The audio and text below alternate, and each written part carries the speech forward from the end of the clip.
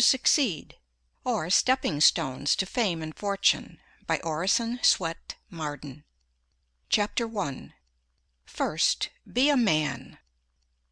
The great need at this hour is manly men. We want no goody-goody piety, we have too much of it. We want men who will do right, though the heavens fall, who believe in God, and who will confess Him. Rev. W.J. Dawson. All the world cries, "Where is the man who will save us? We want a man." Don't look so far for this man, you have him at hand. This man, it is you, it is I, it is each one of us. How to constitute oneself a man?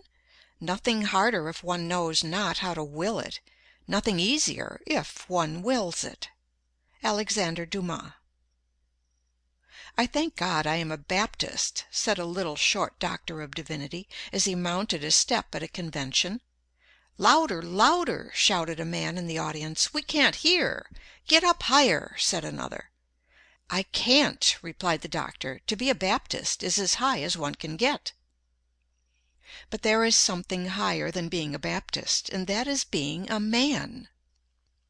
Rousseau says, "According to the order of nature, men being equal, their common vocation is the profession of humanity, and whoever is well educated to discharge the duty of a man cannot be badly prepared to fill any of those offices that have a relation to him. It matters little to me whether my pupil be designed for the army, the pulpit, or the bar. To live is the profession I would teach him. When I have done with him, it is true he will be neither a soldier, a lawyer, nor a divine. Let him first be a man. Fortune may remove him from one rank to another, as she pleases, he will always be found in his place." "First of all," replied the boy James A. Garfield, when asked what he meant to be, "I must make myself a man. If I do not succeed in that, I can succeed in nothing."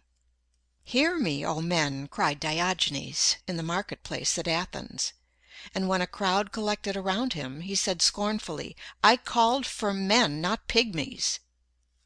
One great need of the world today is for men and women who are good animals. To endure the strain of our concentrated civilization, the coming man and woman must have an excess of animal spirits. They must have a robustness of health. Mere absence of disease is not health. It is the overflowing fountain, not the one half full, that gives life and beauty to the valley below. Only he is healthy who exults in mere animal existence, whose very life is a luxury, who feels a bounding pulse throughout his body, who feels life in every limb, as dogs do when scouring over the field, or as boys do when gliding over fields of ice. Dispense with the doctor by being temperate, the lawyer by keeping out of debt, the demagogue by voting for honest men, and poverty by being industrious. "Nephew," said Sir Godfrey Kneller, the artist, to a Guinea slave trader, who entered the room where his uncle was talking with Alexander Pope, "you have the honor of seeing the two greatest men in the world." "I don't know how great men you may be," said the Guinea man, as he looked contemptuously upon their diminutive physical proportions, "but I don't like your looks. I have often bought a much better man than either of you, all muscles and bones, for 10 guineas. A man is never so happy as when he suffices to himself, and can walk without crutches or a guide. Said Jean Paul Richter, "I have made as much out of myself as could be made of the stuff, and no man should require more." "The body of an athlete and the soul of a sage," wrote Voltaire to Helvetius. "These are what we require to be happy." Although millions are out of employment in the United States, how difficult it is to find a thorough, reliable, self-dependent, industrious man or woman, young or old, for any position, whether as a domestic servant, an office boy, a teacher, a brakeman, a conductor, an engineer, a clerk, a bookkeeper, or whatever we may want. It is almost impossible to find a really competent person in any department, and oftentimes we have to make many trials before we can get a position fairly well filled. It is a superficial age. Very few prepare for their work. Of thousands of young women trying to get a living at typewriting, many are so ignorant, so deficient in the common rudiments even, that they spell badly, use bad grammar, and know scarcely anything of punctuation. In fact, they murder the English language. They can copy, parrot-like, and that is about all. The same superficiality is found in nearly all kinds of business. It is next to impossible to get a first-class mechanic.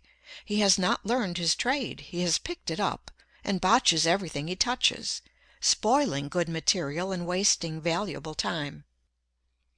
In the professions, it is true, we find greater skill and faithfulness, but usually they have been developed at the expense of mental and moral breadth. The merely professional man is narrow. Worse than that, he is in a sense an artificial man, a creature of technicalities and specialties, removed alike from the broad truth of nature and from the healthy influence of human converse. In society, the most accomplished man of mere professional skill is often a nullity. He has sunk his personality in his dexterity. "The aim of every man," said Humboldt, "should be to secure the highest and most harmonious development of his powers to a complete and consistent whole." Some men impress us as immense possibilities. They seem to have a sweep of intellect that is grand, a penetrative power that is phenomenal. They seem to know everything, to have read everything, to have seen everything. Nothing seems to escape the keenness of their vision. But somehow they are forever disappointing our expectations. They raise great hopes only to dash them. They are men of great promise, but they never pay. There is some indefinable want in their make-up. What the world needs is a clergyman who is broader than his pulpit, who does not look upon humanity with a white neckcloth ideal, and who would give the lie to the saying that the human race is divided into three classes: men, women, and ministers. Wanted, a clergyman who does not look upon his congregation from the standpoint of old theological books and dusty cobweb creeds, but who sees the merchant as in his store, the clerk as making sales, the lawyer pleading before the jury, the physician standing over the sick bed. In other words, who looks upon the great, throbbing, stirring, pulsing, competing, scheming, ambitious, impulsive, tempted mass of humanity as one of their number, who can live with them, see with their eyes, hear with their ears, and experience their sensations. The world has a standing advertisement over the door of every profession, every occupation, every calling: "Wanted, a man." Wanted, a lawyer who has not become the victim of his specialty, a mere walking bundle of precedents. Wanted, a shopkeeper who does not discuss markets wherever he goes. A man should be so much larger than his calling, so broad and symmetrical in his culture, that he would not talk shop in society, that no one would suspect how he gets his living. Nothing is more apparent in this age of specialties than the dwarfing, crippling, mutilating influence of occupations or professions. Specialties facilitate commerce and promote efficiency in the professions, but are often narrowing to individuals. The spirit of the age tends to doom the lawyer to a narrow life of practice, the business man to a mere money-making career. Think of a man, the grandest of God's creations, spending his lifetime standing beside a machine for making screws. There is nothing to call out his individuality, his ingenuity, his powers of balancing, judging, deciding. He stands there year after year until he seems but a piece of mechanism. His powers, from lack of use, dwindle to mediocrity, to inferiority, until finally he becomes a mere part of the machine he tends. Wanted, a man who will not lose his individuality in a crowd, a man who has the courage of his convictions, who is not afraid to say "no," though all the world say "yes." Wanted, a man who, though he is dominated by a mighty purpose, will not permit one great faculty to dwarf, cripple, warp, or mutilate his manhood, who will not allow the overdevelopment of one faculty to stunt or paralyze his other faculties. Wanted, a man who is larger than his calling, who considers it a low estimate of his occupation to value it merely as a means of getting a living. Wanted, a man who sees self-development, education and culture, discipline and drill, character and manhood in his occupation.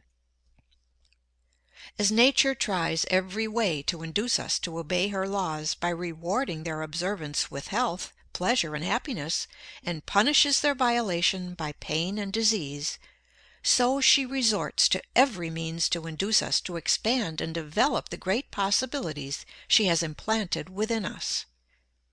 She nerves us to the struggle beneath which all great blessings are buried, and beguiles the tedious marches by holding up before us glittering prizes which we may almost touch, but never quite possess. She covers up her ends of discipline by trial, of character building through suffering, by throwing a splendor and glamour over the future, lest the hard dry facts of the present dishearten us and she fail in her great purpose. How else could Nature call the youth away from all the charms that hang around young life, but by presenting to his imagination pictures of future bliss and greatness, which will haunt his dreams until he resolves to make them real? As a mother teaches her babe to walk by holding up a toy at a distance, not that the child may reach the toy, but that it may develop its muscles and strength, compared with which the toys are mere baubles. So Nature goes before us through life, tempting us with higher and higher toys, but ever with one object in view, the development of the man. In every great painting of the masters there is one idea or figure which stands out boldly beyond everything else. Every other idea or figure on the canvas is subordinate to this idea or figure, and finds its real significance not in itself, but, pointing to the central idea, finds its true expression there. So in the vast universe of God every object of creation is but a guide board with an index finger pointing to the central figure of the created universe, man. Nature writes this thought upon every leaf. She thunders it in every creation. It exhales from every flower. It twinkles in every star. Open thy bosom, set thy wishes wide, and let in manhood, let in happiness. Admit the boundless theater of thought from nothing up to God, which makes a man. Young. End of Chapter 1. Recording by Pamela Krantz.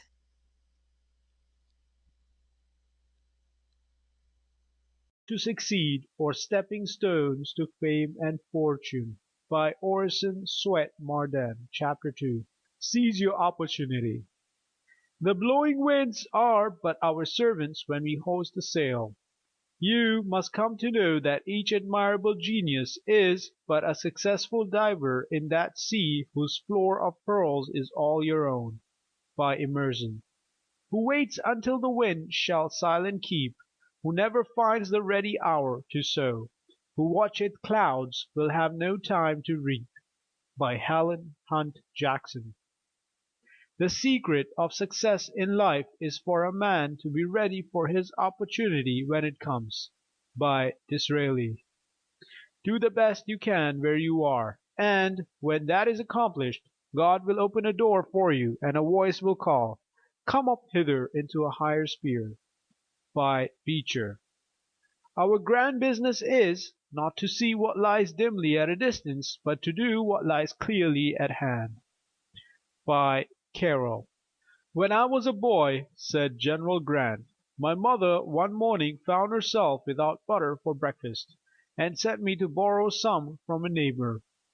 Going into the house without knocking, I overheard a letter read from the son of a neighbor, who was then at West Point, stating that he had failed in examination and was coming back home. I got the butter, took it home, and without waiting for breakfast ran to the office of the congressman for our district. "Mr. Hammer," I said, "will you appoint me to West Point?" "No. Is there, and has 3 years to serve. But suppose he should fail, will you send me?" Mr. Hammer laughed. "If he don't go through, no use for you to try, you lie. Promise me you will give me the chance, Mr. Hammer, anyhow."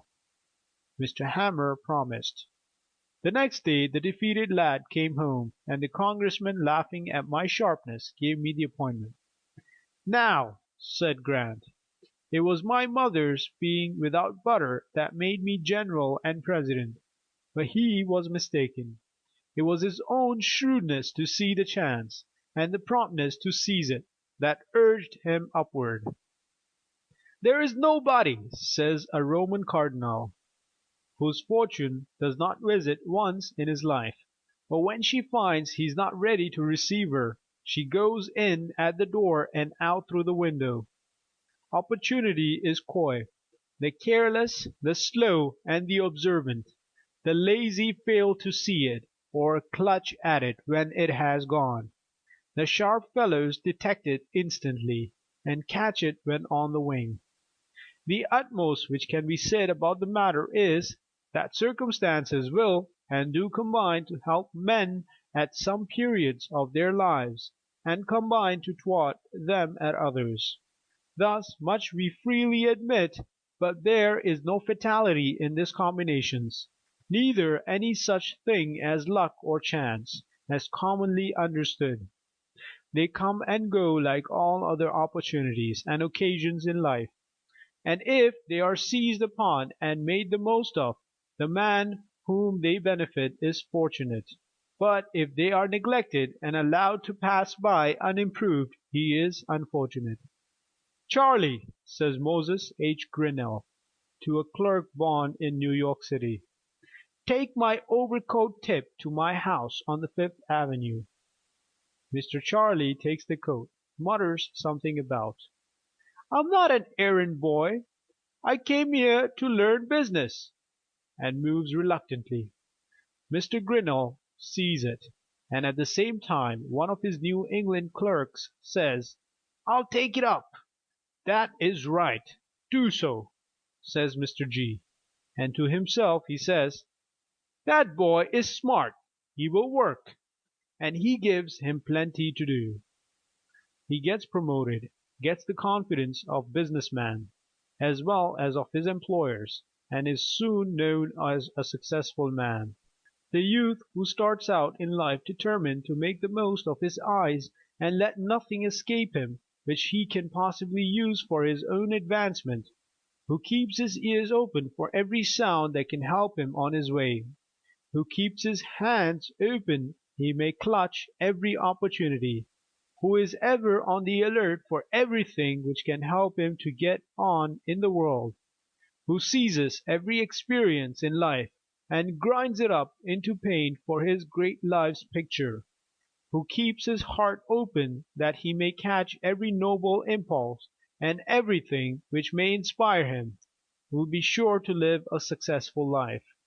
There are no ifs or ands about it. If he has his health, nothing can keep him from success.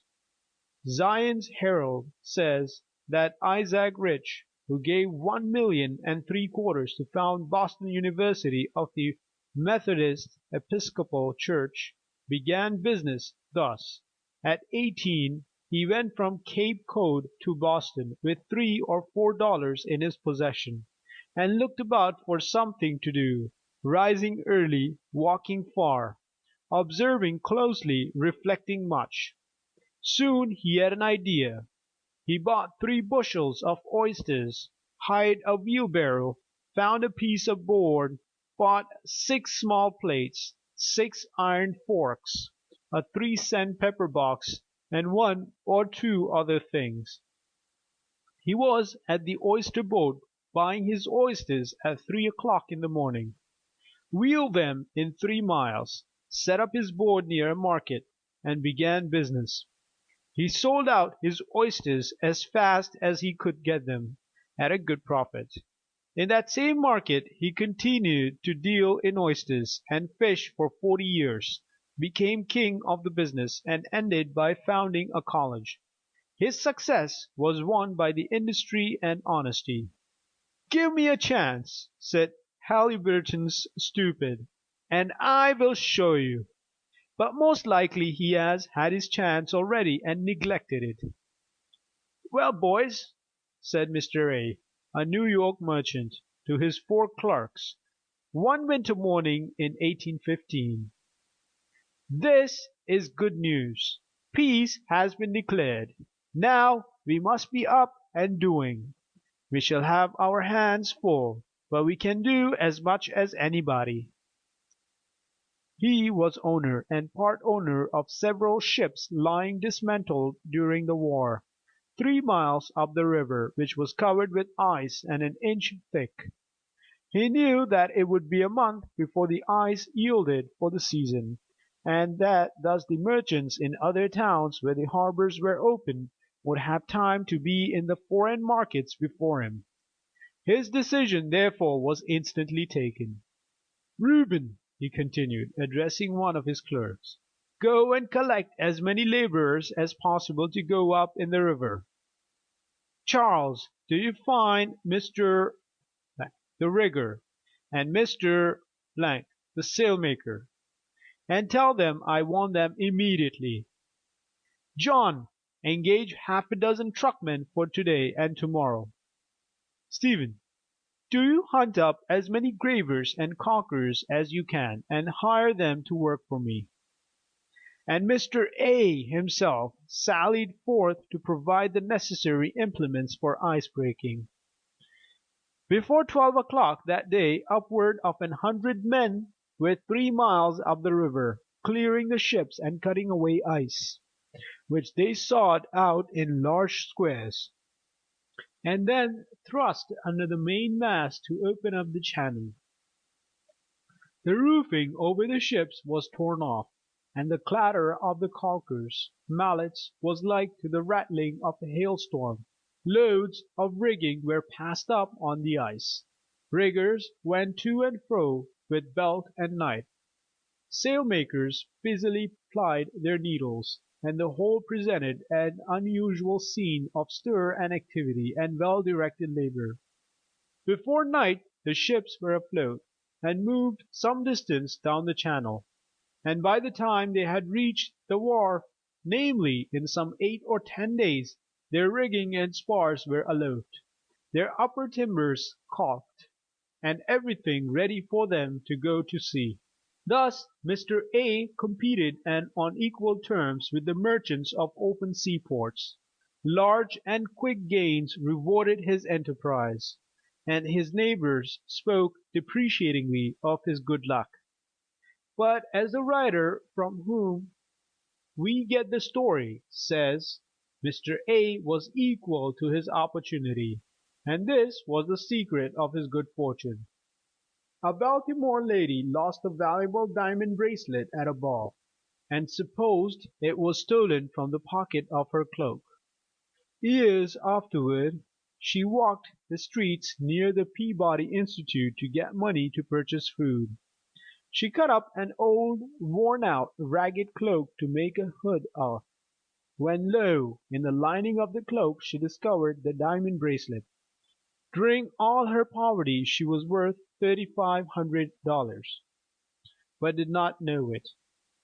Many of us who think we are poor are rich in opportunities if we could only see them, in possibilities all about us, in faculties worth more than diamond bracelets, in power to do good. In our large Eastern cities it has been found that at least 94 out of every 100 found their first fortune at home or near at hand, and in meeting common everyday wants. It is a sorry day for a young man who cannot see any opportunities where he is, but thinks he can do better somewhere else. Several Brazilian shepherds organized a party to go to California to dig gold, and took along a handful of clear pebbles to play checkers with on the voyage. They discovered after arriving at Sacramento, after they had thrown most of the pebbles away, that they were all diamonds. They returned to Brazil only to find that the mines had been taken up by the others and sold to the government. The richest gold and silver mine in Nevada was sold for $42 by the owner, to get money to pay his passage to other mines where he thought he could get rich. Professor Agassiz told the Harvard students of a farmer who owned a farm of hundreds of acres of unprofitable woods and rocks, and concluded to sell out and try some more remunerative business. He studied coal measures and coal oil deposits and experimented for a long time. He sold his farm for $200 and went into the oil business 200 miles away. Only a short time afterward the man who bought the farm discovered a great flood of coal oil, which the farmer had ignorantly tried to drain off. A man was once sitting in an uncomfortable chair in Boston, talking with a friend as to what he could do to help mankind. "I should think it would be a good thing," said the friend, "to begin by getting up an easier and cheaper chair." "I will do it!" he exclaimed, leaping up and examining the chair. He found a great deal of rattan thrown away by the East India merchant ships, whose cargoes were wrapped in it. He began the manufacture of rattan chairs and other furniture, and has astonished the world by what he has done with what was before thrown away. While this man was dreaming about some far-off success, he at that very time had fortune awaiting only his ingenuity and industry. If you want to get rich, study yourself and your own wants. You will find millions of dollars have the same wants, the same demands. The safest business is always connected with men's prime necessities. They must have clothing, dwellings, they must eat. They want comforts, facilities of all kinds, for use and pleasure, luxury, education, culture. Any man who can supply a great want of humanity, improve any methods which men use, supply any demand, or contribute in any way to their well-being, can make a fortune. But it is detrimental to the highest success to undertake anything merely because it is profitable. If the vocation does not supply a human want, if it is not helpful, if it is degrading, if it is narrowing, don't touch it. A selfish vocation never pays. If it belittles the manhood, blights the affections, dwarfs the mental life, chills the charities, and shrivels the soul, don't touch it. Choose that occupation, if possible, which will be the most helpful to the largest number. It is estimated that 5 out of every 7 of the millionaire manufacturers began by making with their own hands the articles on which they made their fortune. One of the greatest hindrances to the advancement and promotion in life is the lack of observation and the disinclination to take pains. A keen, cultivated observation will see a fortune where others see only poverty. An observing man, the eyelets of whose shoes pulled out, but who could ill afford to get another pair, said to himself, "I will make a metallic lacing hook, which can be riveted into leather." He succeeded in doing so, and now he is a very rich man. An observing barber in Newark, N.J., thought he could make an improvement on shears for cutting hair, and invented clippers, and became very rich. A Maine man was called from the hayfield to wash out the clothes for his invalid wife. He had never realized that it was to wash before. He invented the washing machine and made a fortune. A man who was suffering terribly with toothache said to himself there must be some way of filling teeth to prevent them from aching. He invented gold filling for teeth. The great things of the world have not been done by men of large means. Want has been the great schoolmaster of the race. Necessity has been the mother of all great inventions. Ericson began the construction of his screw propeller in a bathroom. John Harrison, the great inventor of the marine chronometer, began his career in the loft of an old barn. Parts of the first steamboat ever run in America were set up in the vestry of an old church in Philadelphia by Fitch. McCormick began to make his famous reaper in an old grist mill. The first model dry dock was made in an attic. Clark, the founder of Clark University of Worcester, Massachusetts, began his great fortune by making toy wagons in a horse shed. Opportunities! They crowd around us. Forces of nature plead to be used in the service of man. As lightning for ages tried to attract his attention to electricity, which would do his drudgery and leave him to develop the God-given powers within him. There is power lying latent everywhere, waiting for the observant eye to discover it. First, find out what the people need and then supply that want. An invention to make the smoke go the wrong way in a chimney might be a very ingenious thing, but it would be of no use to humanity. The Patent Office at Washington is full of wonderful devices, ingenious mechanism. Not one in hundreds is of earthly use to the inventor or to the world. And yet how many families have been impoverished and have struggled for years mid want and woe, while the father has been working on useless inventions. These men did not study the wants of humanity. A.T. Stewart, as a boy, lost 87 cents when his capital was $1.50 in buying buttons and thread which people would not purchase. After that he made it a rule never to buy anything which people did not want. The first thing a youth entering the city to make his home there needs to do is make himself a necessity to the person who employs him. According to the Boston Herald, whatever he may have been at home, it counts for nothing until he has done something that makes known the quality of the stuff that is in him. If he shirks work, however humble it may be, the work will soon be inclined to shirk him.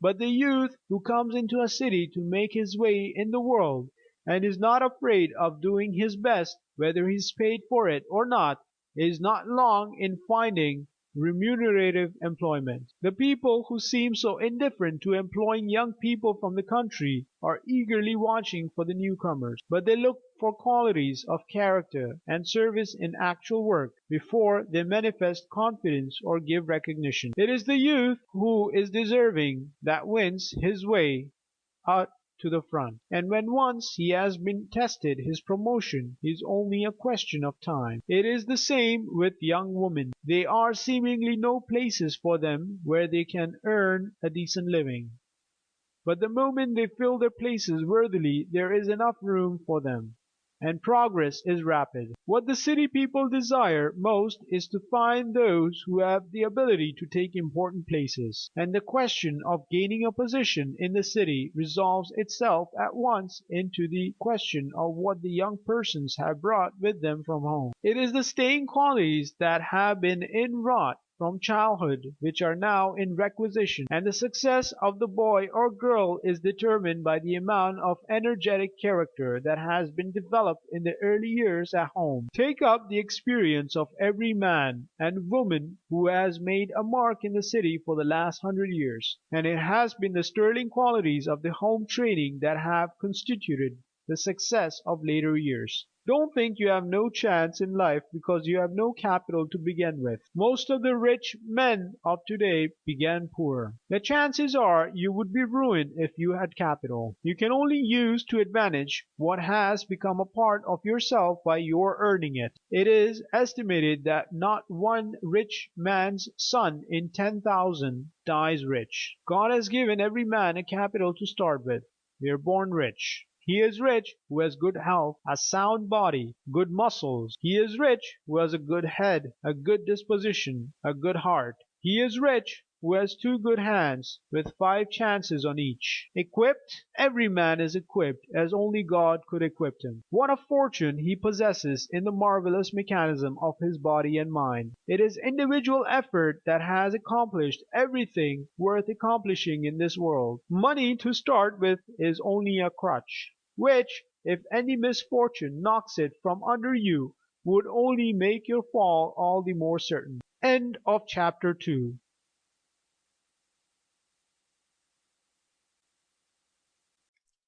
How to Succeed, or Stepping Stones to Fame and Fortune, by Orison, Swett, Marden. Chapter 3. How did he begin? There can be no doubt that the captains of industry today, using that term in its broadest sense, are men who began life as poor boys. Seth Low. Poverty is very terrible, and sometimes kills the very soul within us. But it is the north wind that lashes men into Vikings. It is the soft, luscious south wind which lulls them to lotus dreams. Ouida. 'Tis a common proof that lowliness is young ambition's ladder. Shakespeare. 50 years ago, said Hezekiah Conant, the millionaire manufacturer and philanthropist of Pawtucket, Rhode Island, I persuaded my father to let me leave my home in Dudley, Massachusetts, and strike out for myself. So, one morning in May, 1845, the old farm horse and wagon was hitched up, and, dressed in our Sunday clothes, father and I started for Worcester. Our object was to get me the situation offered by an advertisement in the Worcester County Gazette, as follows: Boy wanted. Wanted immediately. At the Gazette office, a well-disposed boy, able to do heavy rolling. Worcester, May 7. The financial inducements were $30 the first year, $35 the next, and $40 the third year, and board in the employer's family. These conditions were accepted, and I began work the next day.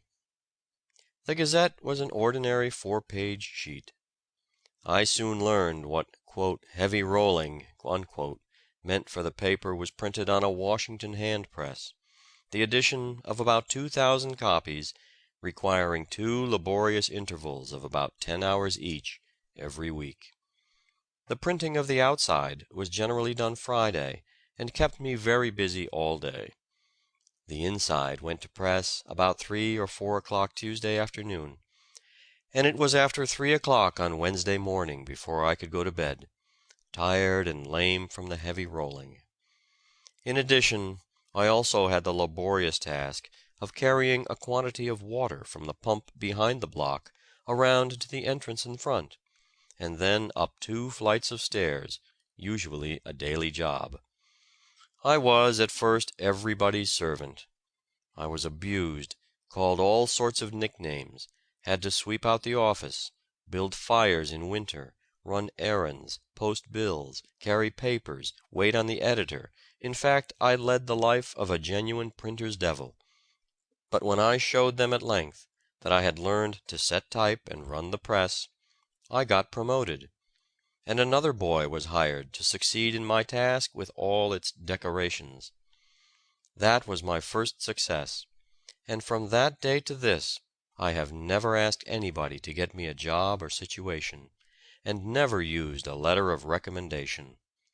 But when an important job was in prospect, the proposed employers were given all facilities to learn of my abilities and character. If some young men are easily discouraged, I hope they may gain encouragement and strength from my story. It is a long, rough road at first, but, like the ship on the ocean, you must lay your course for the place where you hope to land, and take advantage of all favoring circumstances. Don't go about the town any longer in that outlandish rig. Let me give you an order on the store. Dress up a little, Horace. Horace Greeley looked down on his clothes, as if he had never before noticed how seedy they were, and replied, "You see, Mr. Sterrett, my father is on a new place, and I want to help him all I can." He had spent but $6 for personal expenses in 7 months, and was to receive $135 from Judge J. M. Sterrett of the Erie Gazette for substitute work. He retained but $15, and gave the rest to his father, with whom he had moved from Vermont to western Pennsylvania, and for whom he had camped out many a night to guard the sheep from wolves.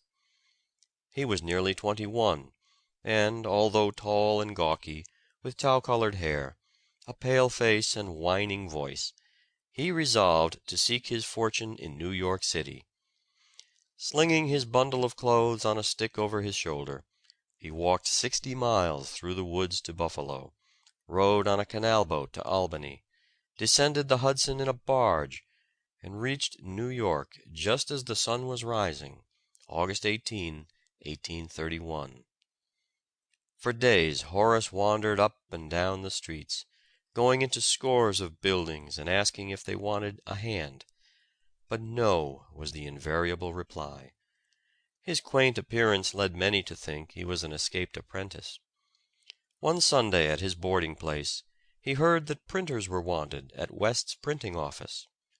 He was at the door at 5 o'clock Monday morning, and asked the foreman for a job at 7. The latter had no idea that the country greenhorn could set type for the Polyglot Testament on which help was needed, but said, "Fix up a case for him, and we'll see if he can do anything." When the proprietor came in, he objected to the newcomer, and told the foreman to let him go when his first day's work was done. That night Horace showed a proof of the largest and most correct day's work that had then been done. In 10 years Horace was a partner in a small printing office. He founded the New Yorker, the best weekly paper in the United States, but it was not profitable. When Harrison was nominated for president in 1840, Greeley started the Log Cabin, which reached the then fabulous circulation of 90,000. But on this paper, at a penny a copy, he made no money. His next venture was the New York Tribune, price 1 cent. To start it, he borrowed $1,000 and printed 5,000 copies of the first number. It was difficult to give them all away. He began with 600 subscribers, and increased the list to 11,000 in 6 weeks. The demand for the Tribune grew faster than new machinery could be obtained to print it. It was a paper whose editor always tried to be right. At the World's Fair in New York in 1853, President Pierce might have been seen watching a young man exhibiting a patent rat trap.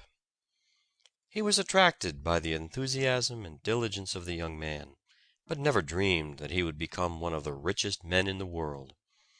It seemed like small business for Jay Gould to be exhibiting a rat trap, but he did it well and with enthusiasm.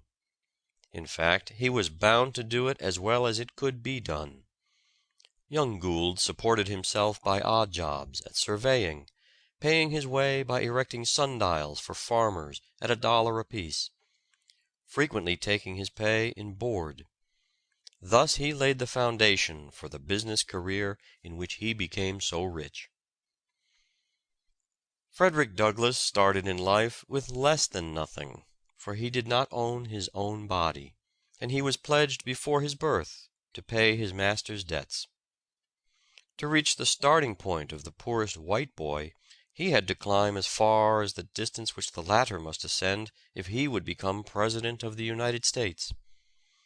He saw his mother but 2 or 3 times, and then in the night, when she would walk 12 miles to be with him an hour, returning in time to go into the field at dawn. He had no chance to study, for he had no teacher, and the rules of the plantation forbade slaves to learn to read and write. But somehow, unnoticed by his master, he managed to learn the alphabet from scraps of paper and patent medicine almanacs, and no limits could then be placed to his career. He put to shame thousands of white boys. He fled from slavery at 21, went north and worked as a stevedore in New York and New Bedford. At Nantucket he was given an opportunity to speak in an anti-slavery meeting, and made so favorable an impression that he was made agent of the Anti-Slavery Society of Massachusetts. While traveling from place to lecture, he would study with all his might. He was sent to Europe to lecture, and won the friendship of several Englishmen, who gave him $750, with which he purchased his freedom. He edited a paper in Rochester, New York, and afterward conducted the New Era in Washington. For several years he was Marshal of the District of Columbia, he became the first colored man in the United States, the peer of any man in the country, and died honored by all in 1895. "What has been done can be done again," said the boy with no chance, who became Lord Beaconsfield, England's great Prime Minister. "I am not a slave, I am not a captive, and by energy I can overcome greater obstacles." Jewish blood flowed in his veins, and everything seemed against him.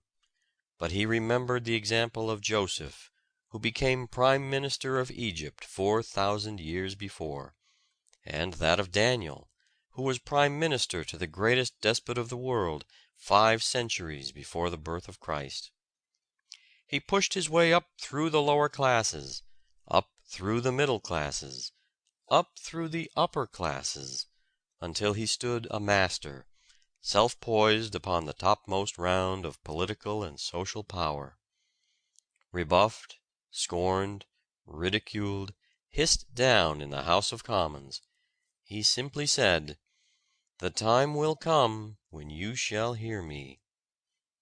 The time did come, and the boy with no chance but a determined will swayed the scepter of England for a quarter of a century.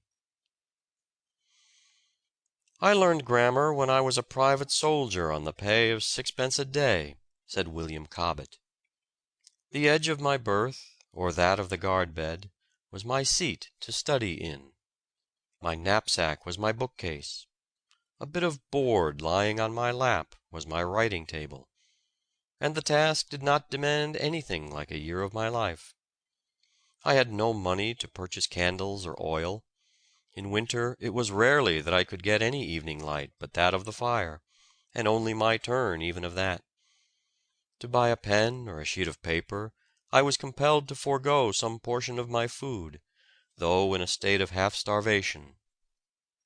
I had no moment of time that I could call my own, and I had to read and write amidst the talking, laughing, singing, whistling, and bawling of at least a half a score of the most thoughtless of men, and that, too, in the hours of their freedom from all control.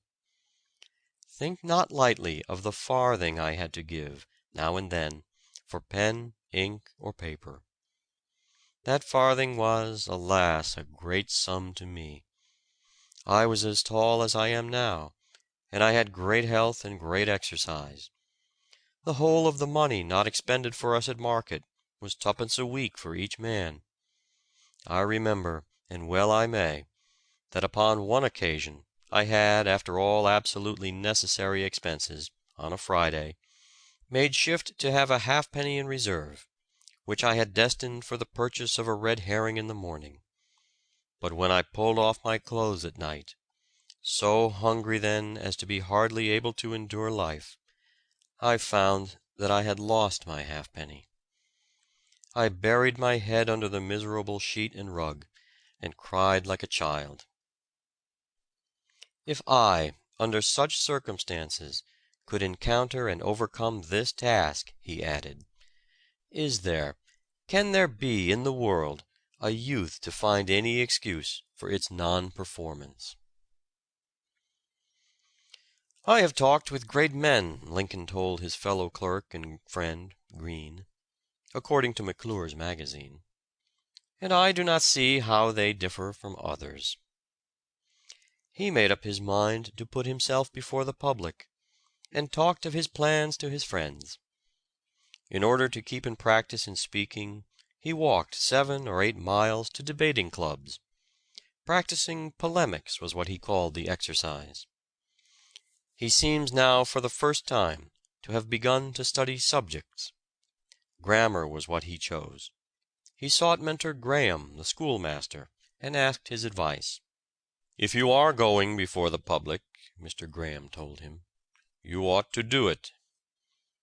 But where could he get a grammar? There was but one in the neighborhood, Mr. Graham said, and that was 6 miles away. Without waiting for more information, the young man rose from the breakfast table, walked immediately to the place, borrowed this rare copy of Kirkham's Grammar, and before night was deep in its mysteries. From that time on, for weeks, he gave every moment of his leisure to mastering the contents of the book. Frequently he asked his friend Green to hold the book while he recited, and when puzzled by a point, he would consult Mr. Graham. Lincoln's eagerness to learn was such that the whole neighborhood became interested. The Greens lent him books. The schoolmaster kept him in mind and helped him as he could, and even the village cooper let him come into his shop and keep up a fire of shavings sufficiently bright to read by at night. It was not long before the grammar was mastered. "Well," Lincoln said to his fellow clerk, Green, "if that's what they call science, I think I'll go at another." He had made another discovery, that he could conquer subjects. The poor and friendless lad, George Peabody, weary, footsore, and hungry, called at a tavern in Concord, New Hampshire, and asked to be allowed to saw wood for lodging and breakfast. Half a century later he called there again, but then George Peabody was one of the greatest millionaire bankers of the world.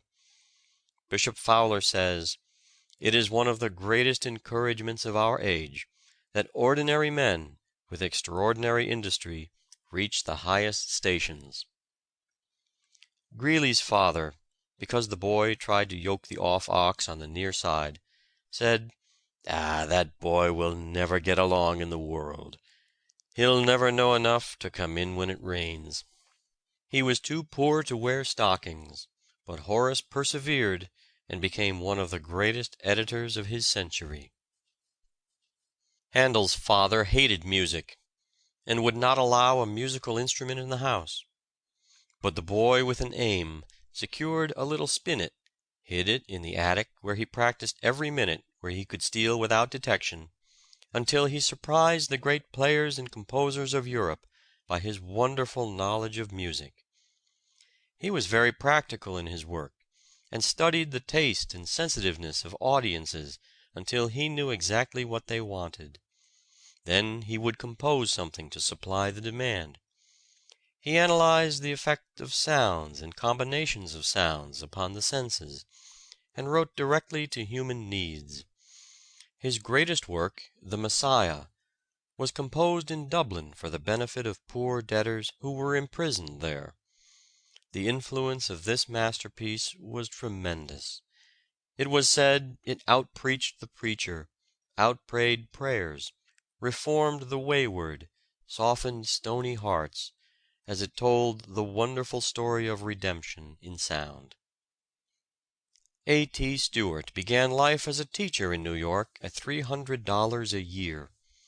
He soon resigned and began that career as a merchant in which he achieved a success almost without precedent. Honesty, one price, cash on delivery, and business on business principles were his invariable rules. Absolute regularity and system reigned in every department. In 50 years he made a fortune of from $30 to $40 million. He was nominated as Secretary of the Treasury in 1869, but it was found that the law forbids a merchant to occupy that position. He offered to resign, or to give the entire profits of his business to the poor of New York, as long as he should remain in office. President Grant declined to accept such an offer. Poor Kepler struggled with constant anxieties, and told fortunes by astrology for a livelihood, saying that astrology, as the daughter of astronomy, ought to keep her mother. But fancy a man of science wasting precious time over horoscopes. "I supplicate you," he writes to Maestlin, "if there is a situation vacant at Tübingen, do what you can to obtain it for me, and let me know the prices of bread and wine and other necessaries of life, for my wife is not accustomed to live on beans." He had to accept all sorts of jobs. He made almanacs and served anyone who would pay him. Who would have predicted that the modest, gentle boy, Raphael, without either riches or noted family, would have worked his way to such renown, or that one of his pictures, but 66¾ inches square, the Mother of Jesus, would be sold to the Empress of Russia for $66,000. His Ansidei Madonna was bought by the National Gallery for $350,000. Think of Michelangelo working for 6 florins a month, and 18 years on St. Peter's for nothing. Dr. Johnson was so afflicted with King's evil that he lost the use of one eye. The youth could not even engage in the pastimes of his mates, as he could not see the gutter without bending his head down near the street. He read and studied terribly.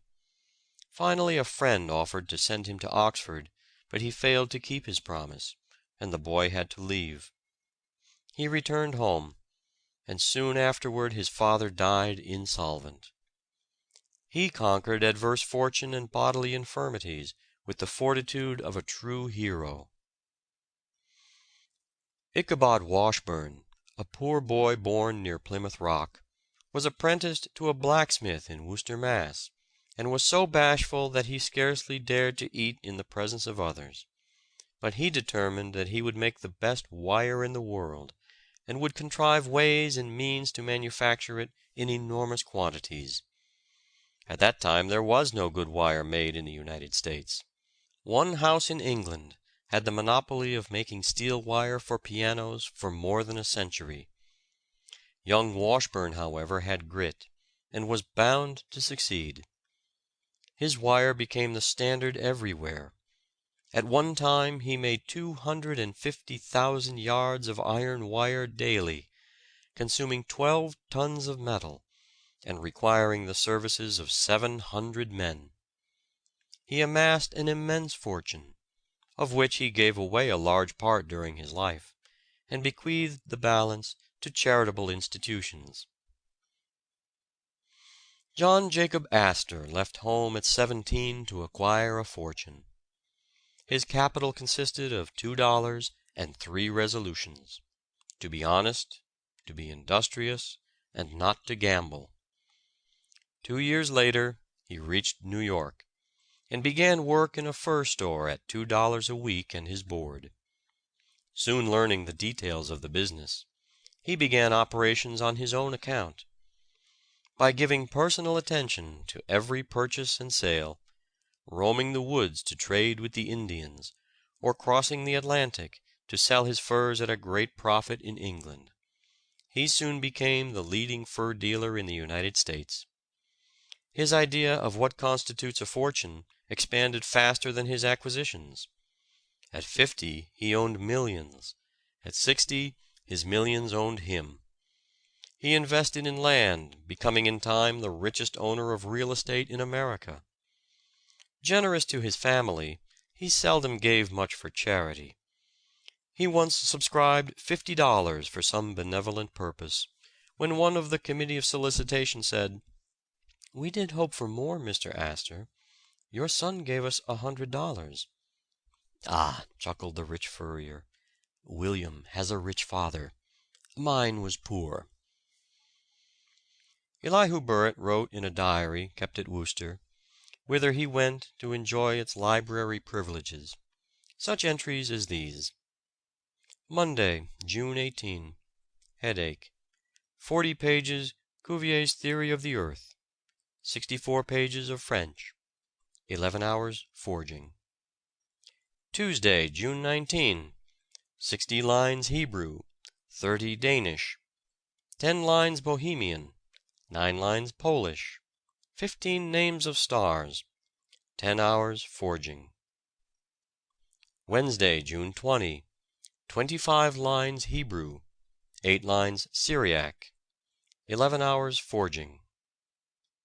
He mastered 18 languages and 32 dialects. He became eminent as the learned blacksmith, and for his noble work in the service of humanity. Edward Everett said of the manner in which this boy with no chance acquired great learning, "It is enough to make one who has had good opportunities for education hang his head in shame." I was born in poverty, said Vice President Henry Wilson. Want sat by my cradle. I know what it is to ask a mother for bread when she has none to give. I left my home at 10 years of age, and served an apprenticeship of 11 years, receiving a month's schooling each year, and at the end of 11 years of hard work, a yoke of oxen and 6 sheep, which brought me $84. I never spent the sum of $1 for pleasure, counting every penny from the time I was born till I was 21 years of age. I know what it is to travel weary miles and ask my fellow men to give me leave to toil.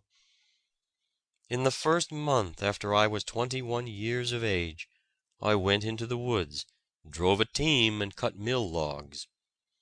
I rose in the morning before daylight and worked hard till after dark, and received the magnificent sum of $6 for the month's work.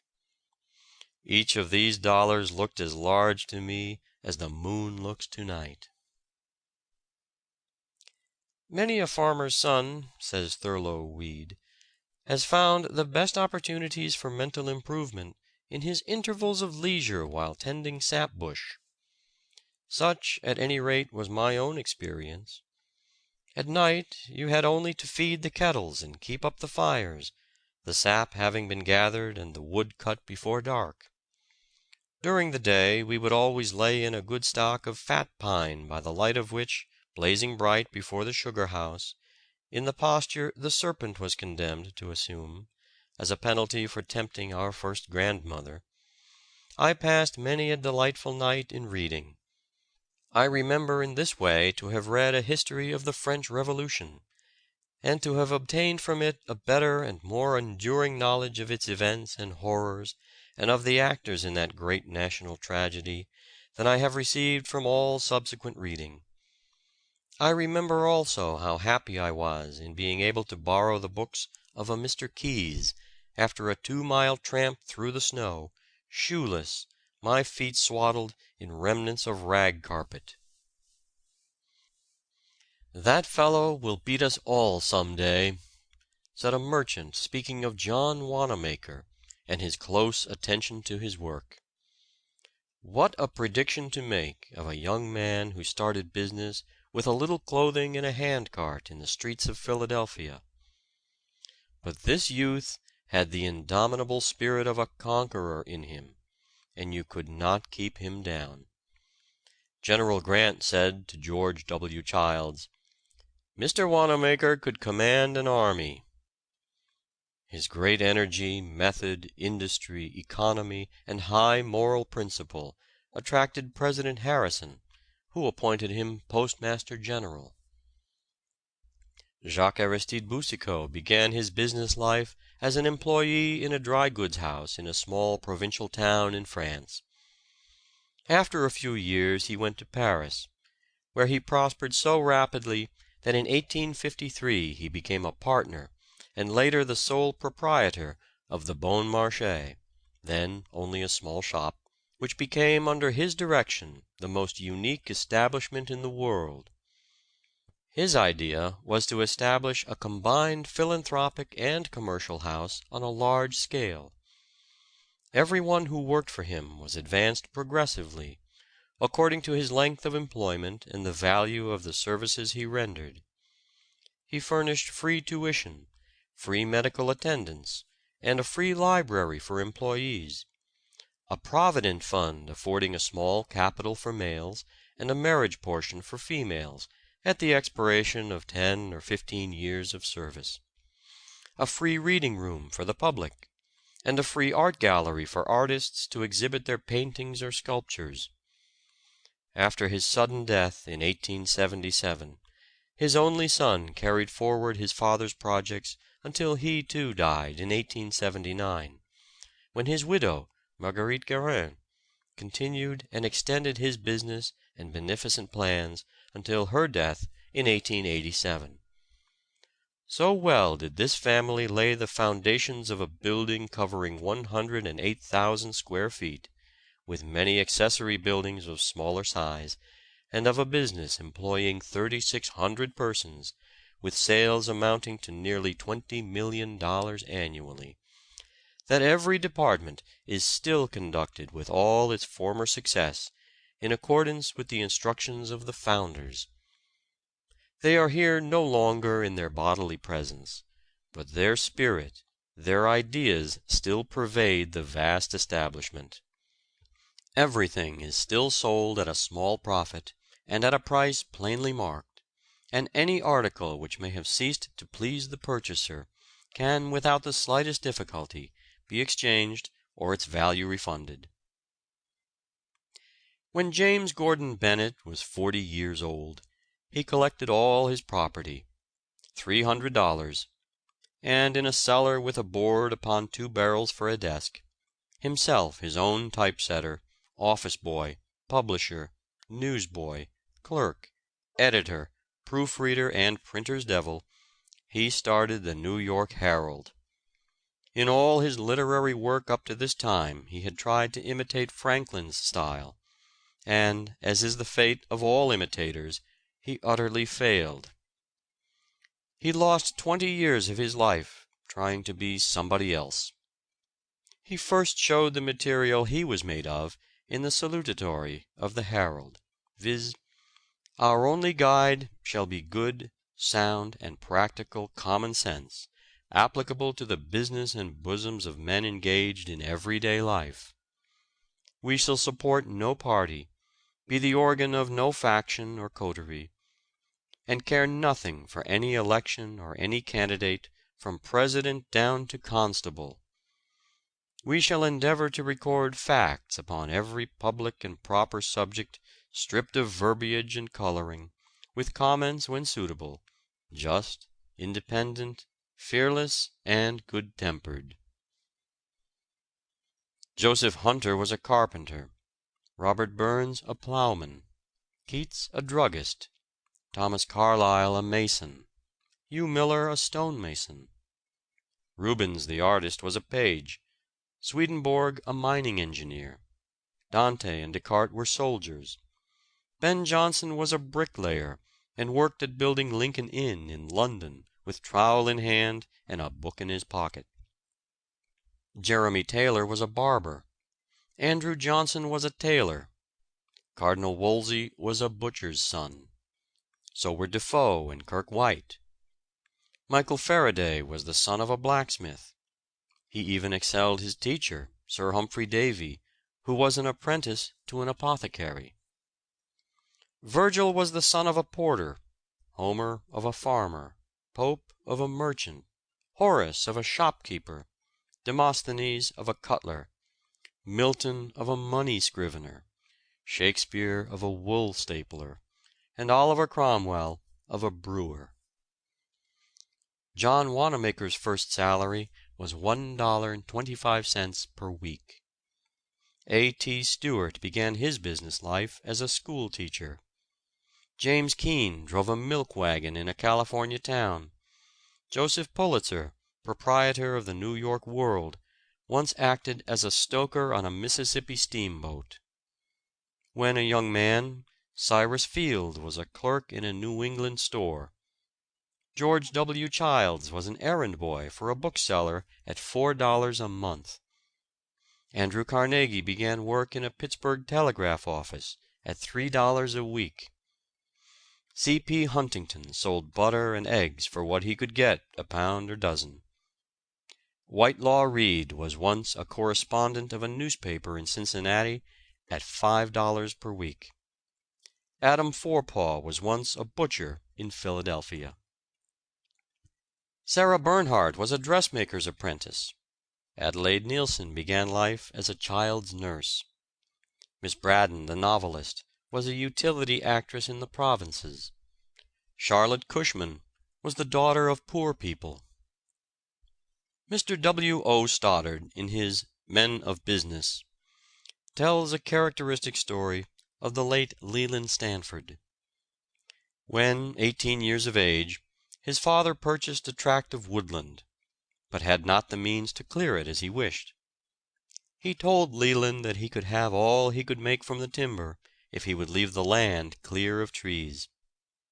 A new market had just then been created for cordwood, and Leland took some money that he had saved, hired other choppers to help him, and sold over 2,000 cords of wood to the Mohawk and Hudson River Railroad at a net profit of $2,600. He used this sum to start him in his law studies, and thus, as Mr. Stoddard says, chopped his way to the bar. It is said that the career of Benjamin Franklin is full of inspiration for any young man. When he left school for good, he was only 12 years of age. At first he did little but read. He soon found, however, that reading alone would not make him an educated man, and he proceeded to act upon this discovery at once. At school he had been unable to understand arithmetic. Twice he had given it up as a hopeless puzzle, and finally left school almost hopelessly ignorant upon the subject. But the printer's boy soon found his ignorance of figures extremely inconvenient. When he was about 14, he took up for the third time the Cocker's arithmetic, which had baffled him at school, and ciphered all through it with ease and pleasure. He then mastered a work upon navigation, which included the rudiments of geometry, and thus tasted, quote, "the inexhaustible charm of mathematics." Unquote. He pursued a similar course, we are told, in acquiring the art of composition, in which, at length, he excelled most of the men of his time. When he was but a boy of 16, he wrote so well that the pieces which he slyly sent to his brother's paper were thought to have been written by some of the most learned men in the colony. Henry Clay, the mill boy of the Slashes, was one of 7 children of a widow too poor to send him to any but a common country school, where he was drilled only in the 3 R's. But he used every spare moment to study without a teacher, and in after years he was a king among self-made men. The most successful man is he who has triumphed over obstacles, disadvantages, and discouragements. It is Goodyear in his rude laboratory, enduring poverty and failure until the pasty rubber is at length hardened. It is Edison biding his time in baggage car and in printing office until that mysterious light and power glows and throbs at his command. It is Carey on his cobbler's bench, nourishing the great purpose that at length carried the message of love to benighted India. These are the cases and examples of true success. End of chapter 3. Recording by David Martin.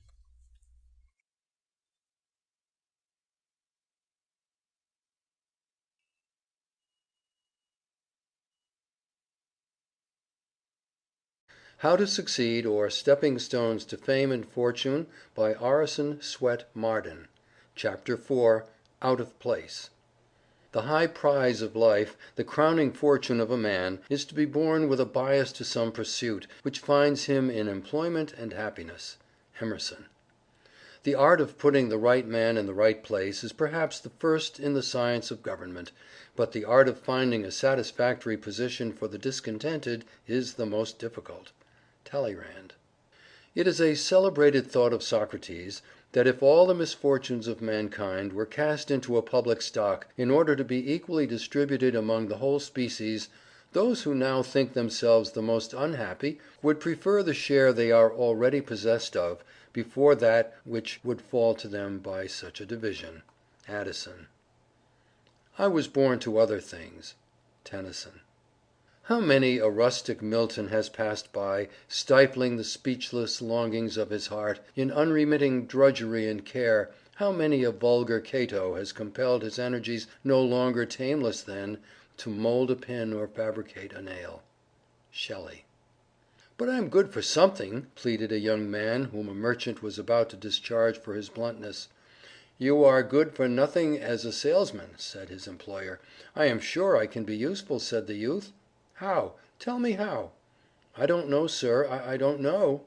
"Nor do I," said the merchant, laughing at the earnestness of his clerk. "Only don't put me away, sir, don't put me away. Try me at something besides selling. I cannot sell, I know I cannot sell." "I know that too," said the principal. "That is what's wrong." "But I can make myself useful somehow," persisted the young man. "I know I can." He was placed in the counting house, where his aptitude for figures soon showed itself, and in a few years he became not only chief cashier in the large store, but an eminent accountant. "Out of an art," says Bulwer, "a man may be so trivial you would mistake him for an imbecile, at best a grown infant. Put him into his art, and how high he soars above you! How quietly he enters into a heaven of which he has become a denizen, and unlocking the gates with his golden key, admits you to follow, an humble reverent visitor." A man out of place is like a fish out of water. Its fins mean nothing, they are only a hindrance. The fish can do nothing but flounder out of its element, but as soon as the fins feel the water they mean something. 52% of our college graduates studied law, not because in many cases they have the slightest natural aptitude for it, but because it is put down as the proper road to promotion. A man never grows in personal power and moral stamina when out of his place. If he grows at all, it is a narrow, one-sided, stunted growth, not a manly growth. Nature abhors the slightest perversion of natural aptitude or deviation from the sealed orders which accompany every soul into this world. A man out of place is not half a man. He feels unmanned, unsexed. He cannot respect himself, hence he cannot be respected. You can enter all kinds of horses for a race, but only those which have natural adaptation for speed will make records. The others will only make themselves ridiculous by their lumbering, unnatural exertions to win. How many truck and family horse lawyers make themselves ridiculous by trying to speed on the law track, where courts and juries only laugh at them. The effort to redeem themselves from scorn may enable them by unnatural exertions to become fairly passable, but the same efforts along the line of their strength or adaptation would make them kings in their line. "Jonathan," said Mr. Chase, when his son told of having nearly fitted himself for college, "thou shalt go down to the machine shop on Monday morning." It was many years before Jonathan escaped from the shop to work his way up to the position of a man of great influence as a United States Senator from Rhode Island. Galileo was sent to the University at Pisa at 17, with the strict injunction not to neglect medical subjects for the alluring study of philosophy or literature. But when he was 18 he discovered the great principle of the pendulum by a lamp left swinging in the cathedral. John Adams' father was a shoemaker, and trying to teach his son the art, gave him some uppers to cut out by a pattern which had a three-cornered hole in it to hang it up by. The future statesman followed the pattern, hole and all.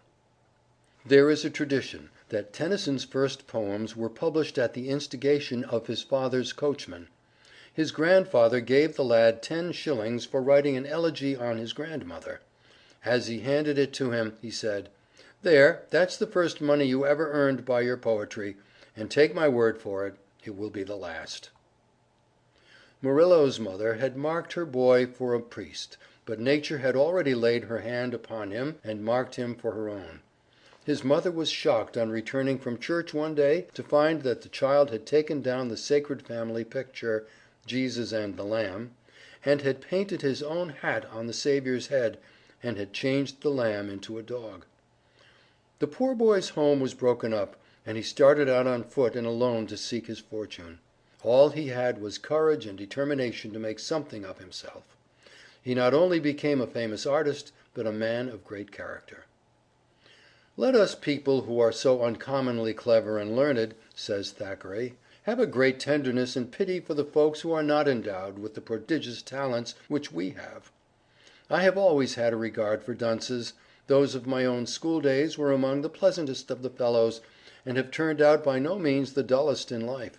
Whereas, many a youth who could turn off Latin hexameters by the yard and construe Greek quite glibly, is no better than a feeble prig now, with not a pennyworth more brains than were in his head before his beard grew." In the winter of 1824, there set in a great flood upon the town of Sidmouth. The tide rose to a terrible height.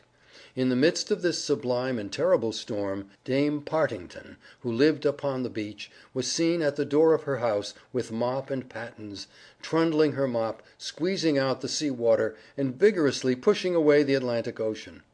The Atlantic was roused. Mrs. Partington's spirit was up, but I need not tell you the contest was unequal. The Atlantic Ocean beat Mrs. Partington. She was excellent as a slop or a puddle, but she should not have meddled with a tempest. How many Dame Partingtons there are, of both sexes, and in every walk of life! The young swan is restless and uneasy until she finds the element she has never before seen. Then, with arched neck, between her white wings mantling proudly, rose her state with oary feet.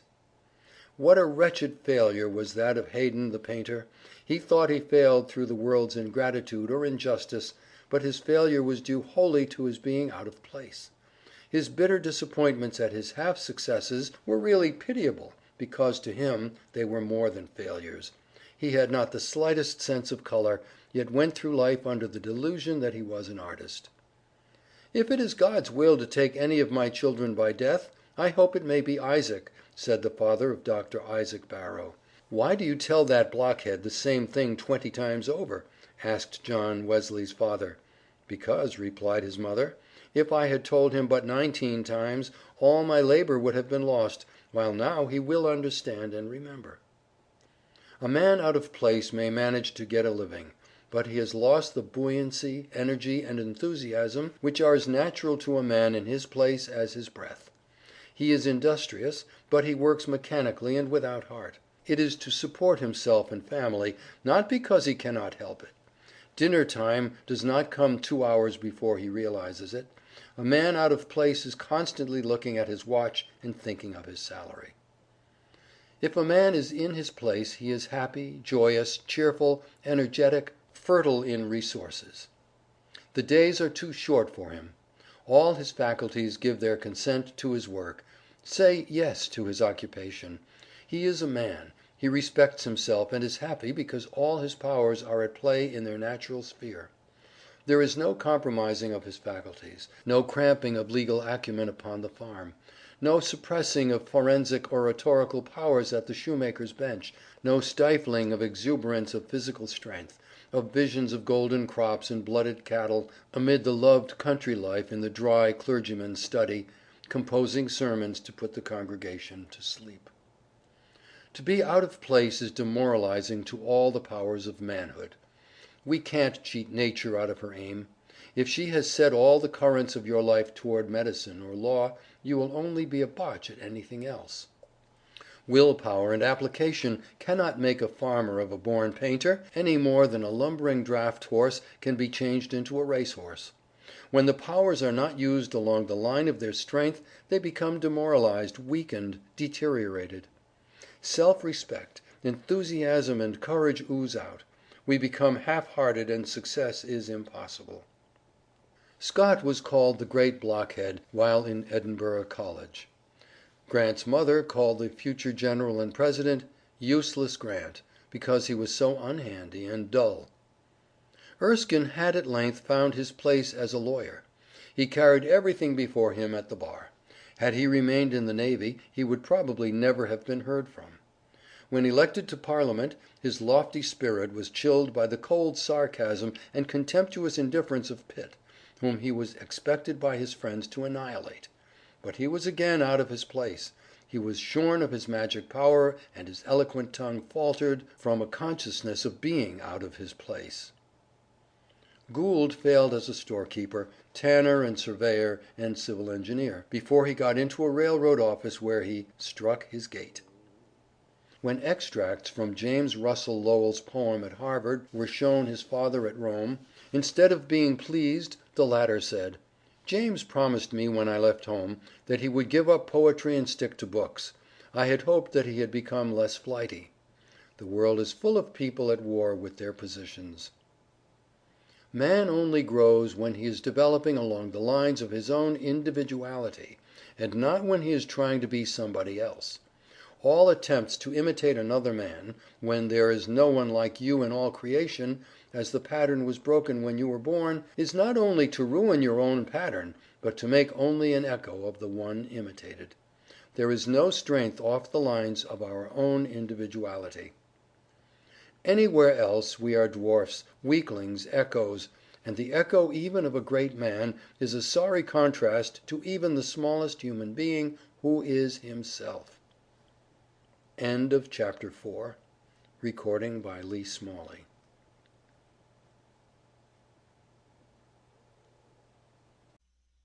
How to Succeed, or Stepping Stones to Fame and Fortune, by Orison, Swett, Marden. Chapter 5. What Shall I Do? No man ever made an ill figure who understood his own talents, nor a good one who mistook them. Swift. Blessed is he who has found his work. Let him ask no other blessing. Carlyle. Whatever you are by nature, keep to it. Never desert your line of talent. Be what nature intended you for, and you will succeed. Be anything else, and you will be 10,000 times worse than nothing. Sydney Smith. He who is false to present duty breaks a thread in the loom, and will find the flaw when he may have forgotten its cause. Beecher. I am glad to think I am not bound to make the world go round, but only to discover and to do, with cheerful heart, the work that God appoints. Jean Ingelow.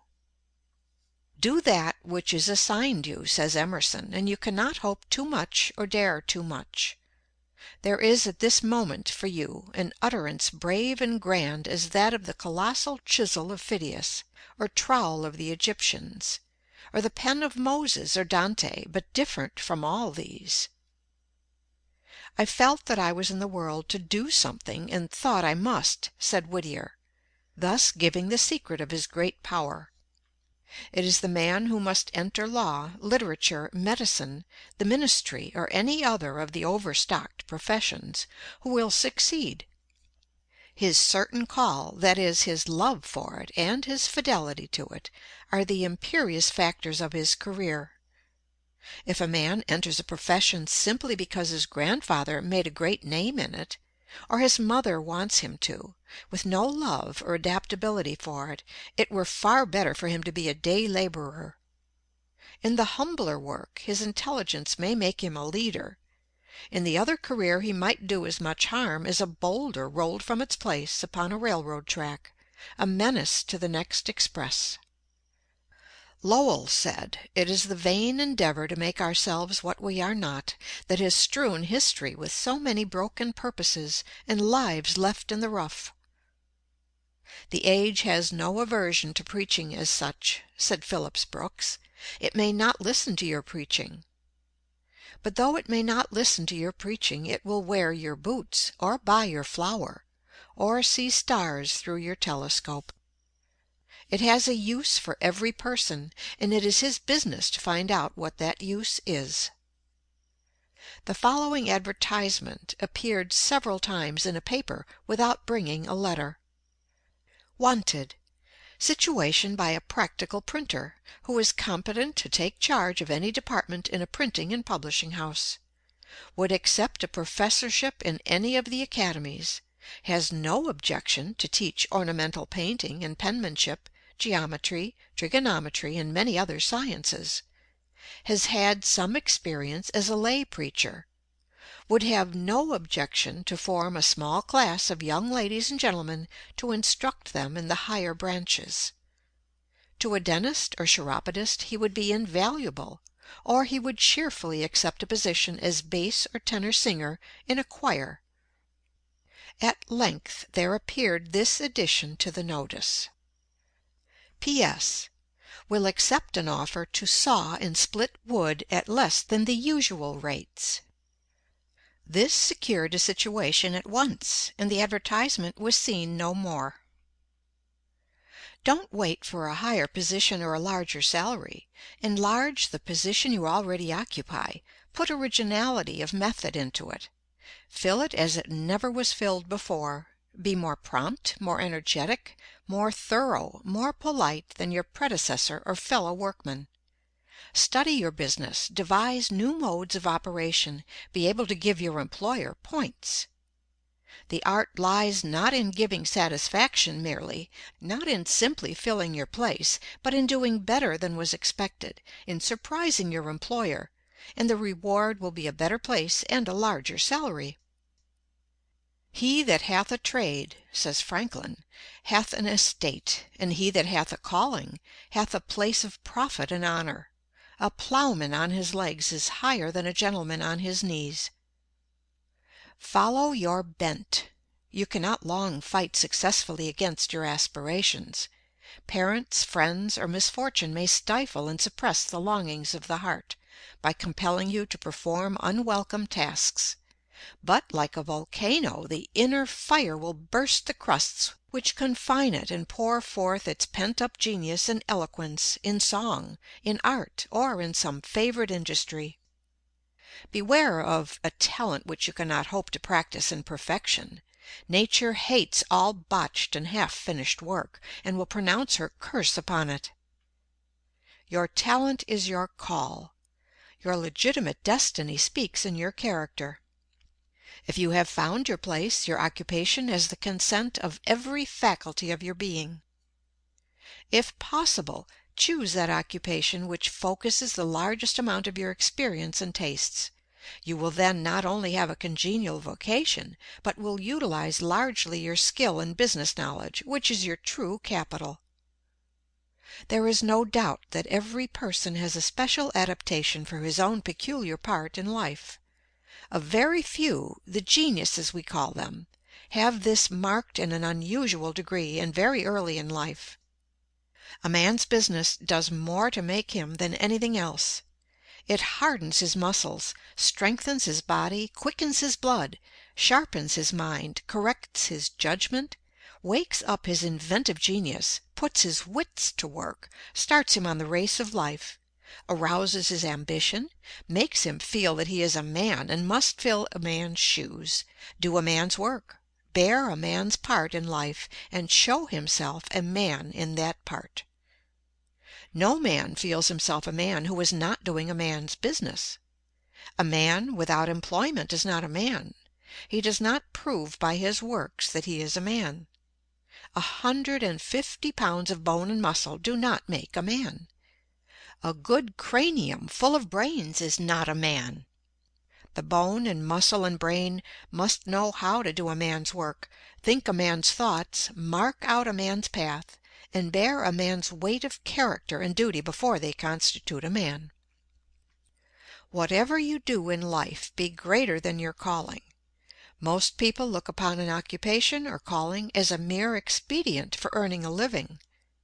What a mean, narrow view to take of what was intended for the great school of life, the great man-developer, the character-builder, that which should broaden, deepen, heighten, and round out into symmetry, harmony, and beauty, all the God-given faculties within us. How we shrink from the task and evade the lessons which were intended for the unfolding of life's great possibilities into usefulness and power, as the sun unfolds into beauty and fragrance the petals of the flower. "Girls, you cheapen yourselves by lack of purpose in life," says Rena L. Miner. "You show commendable zeal in pursuing your studies. Your alertness in comprehending and ability in surmounting difficult problems have become proverbial. 9 times out of 10 you outrank your brothers thus far, but when the end is attained, the goal reached, whether it be the graduating certificate from a graded school or a college diploma, for 9 out of every 10 it might as well be added thereto, dead to further activity, or sleeping until marriage shall resurrect her." Crocheting, placking, dressing, visiting, music, and flirtations make up the sum total for the expense and labor expended for your existence. If forced to earn your support, you are content to stand behind a counter, or teach school term after term in the same grade, while the young men who graduated with you walk up the grades, as up a ladder, to professorship and good salary, from which they swing off into law, physics, or perhaps the legislative firmament, leaving difficulties and obstacles like nebula in their wake. You girls, satisfied with mediocrity, have an eye mainly for the main chance, marriage. If you marry wealthy, which is marrying well according to the modern popular idea, you dress more elegantly, cultivate more fashionable society, leave your thinking for your husband and your minister to do for you, and become in the economy of life but a sentient nonentity. If you are true to the grand passion and accept with it poverty, you bake, brew, scrub, spank the children, and talk with your neighbor over the back fence for recreation, spending the years literally like the horse in a treadmill, all for the lack of a purpose sufficiently potent to convert the latent talent into a gem of living beauty, a creative force which makes all adjuncts secondary, like planets to their central sun. Choose some one course or calling, and master it in all its details. Sleep by it, swear by it, work for it, and if marriage crowns you, it can but add new glory to your labor. Dr. Hall says that the world has urgent need of girls who are mother's right hand, girls who can cuddle the little ones next best to mamma, and smooth out the tangles in the domestic skein when things get twisted, girls whom father takes comfort in for something better than beauty, and the big brothers are proud of for something that outranks the ability to dance or shine in society. Next, we want girls of sense. Girls who have a standard of their own regardless of conventionalities, and are independent enough to live up to it. Girls who simply won't wear a trailing dress on the street to gather up microbes and all sorts of defilement. Girls who don't wear a high hat to the theater, or lacerate their feet with high heels and endanger their health with corsets. Girls who will wear what is pretty and becoming, and snap their fingers at the dictates of fashion when fashion is horrid and silly. And we want good girls, girls who are sweet, right straight out from the heart to the lips, innocent and pure and simple girls, with less knowledge of sin and duplicity and evil doing at 20 than the pert little schoolgirl of 10 has all too often. And we want careful girls and prudent girls who think enough of the generous father who toils to maintain them in comfort, and of the gentle mother who denies herself much that they may have so many pretty things, to count the cost and draw the line between the essentials and non-essentials. Girls who strive to save and not to spend. Girls who are unselfish and eager to be a joy and a comfort in the home, rather than an expense and a useless burden. We want girls with hearts, girls who are full of tenderness and sympathy, with tears that flow for other people's ills, and smiles that light outward their own beautiful thoughts. We have lots of clever girls and brilliant girls and witty girls. Give us a consignment of jolly girls, warm-hearted and impulsive girls, kind and entertaining to their own folks, and with little desire to shine in the garish world. With a few such girls scattered around, life would freshen up for all of us, as the weather does under the spell of summer showers. End of Chapter 5. Recording by Pamela Krantz.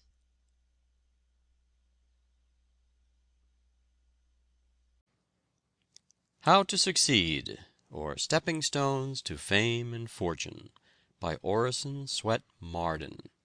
Chapter 6. Will you pay the price? The gods sell anything, and to everybody at a fair price. Emerson. All desire knowledge, but no one is willing to pay the price. Juvenal. There is no royal path which leads to geometry. Euclid. There is no road to success but through a clear, strong purpose. A purpose underlies character, culture, position, attainment of whatever sort. T. T. Munger.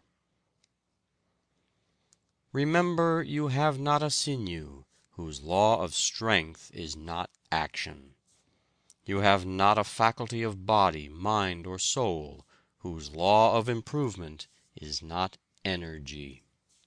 E. B. Hall. We have but what we make, and every good is locked by nature in a granite hand. Sheer labor must unclench. "Oh, if I could thus put a dream on canvas!" exclaimed an enthusiastic young artist, pointing to a most beautiful painting. "Dream on canvas!" growled the master. "It is the 10,000 touches with the brush you must learn to put on canvas that make your dream." "There is but one method of attaining excellence," said Sydney Smith, "and that is hard labor."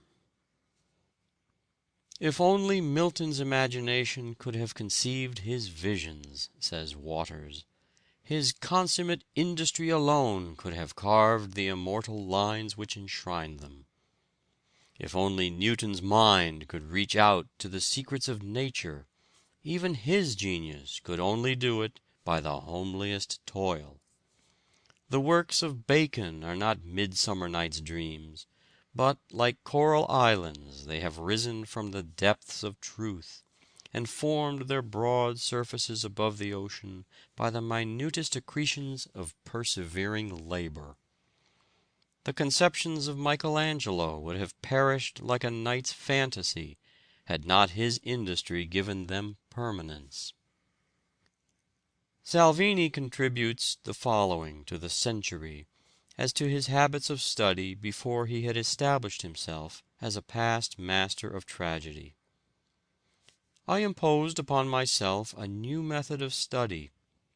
While I was busying myself with the part of Saul, I read and reread the Bible, so as to become impregnated with the appropriate sentiments, manners, and local color.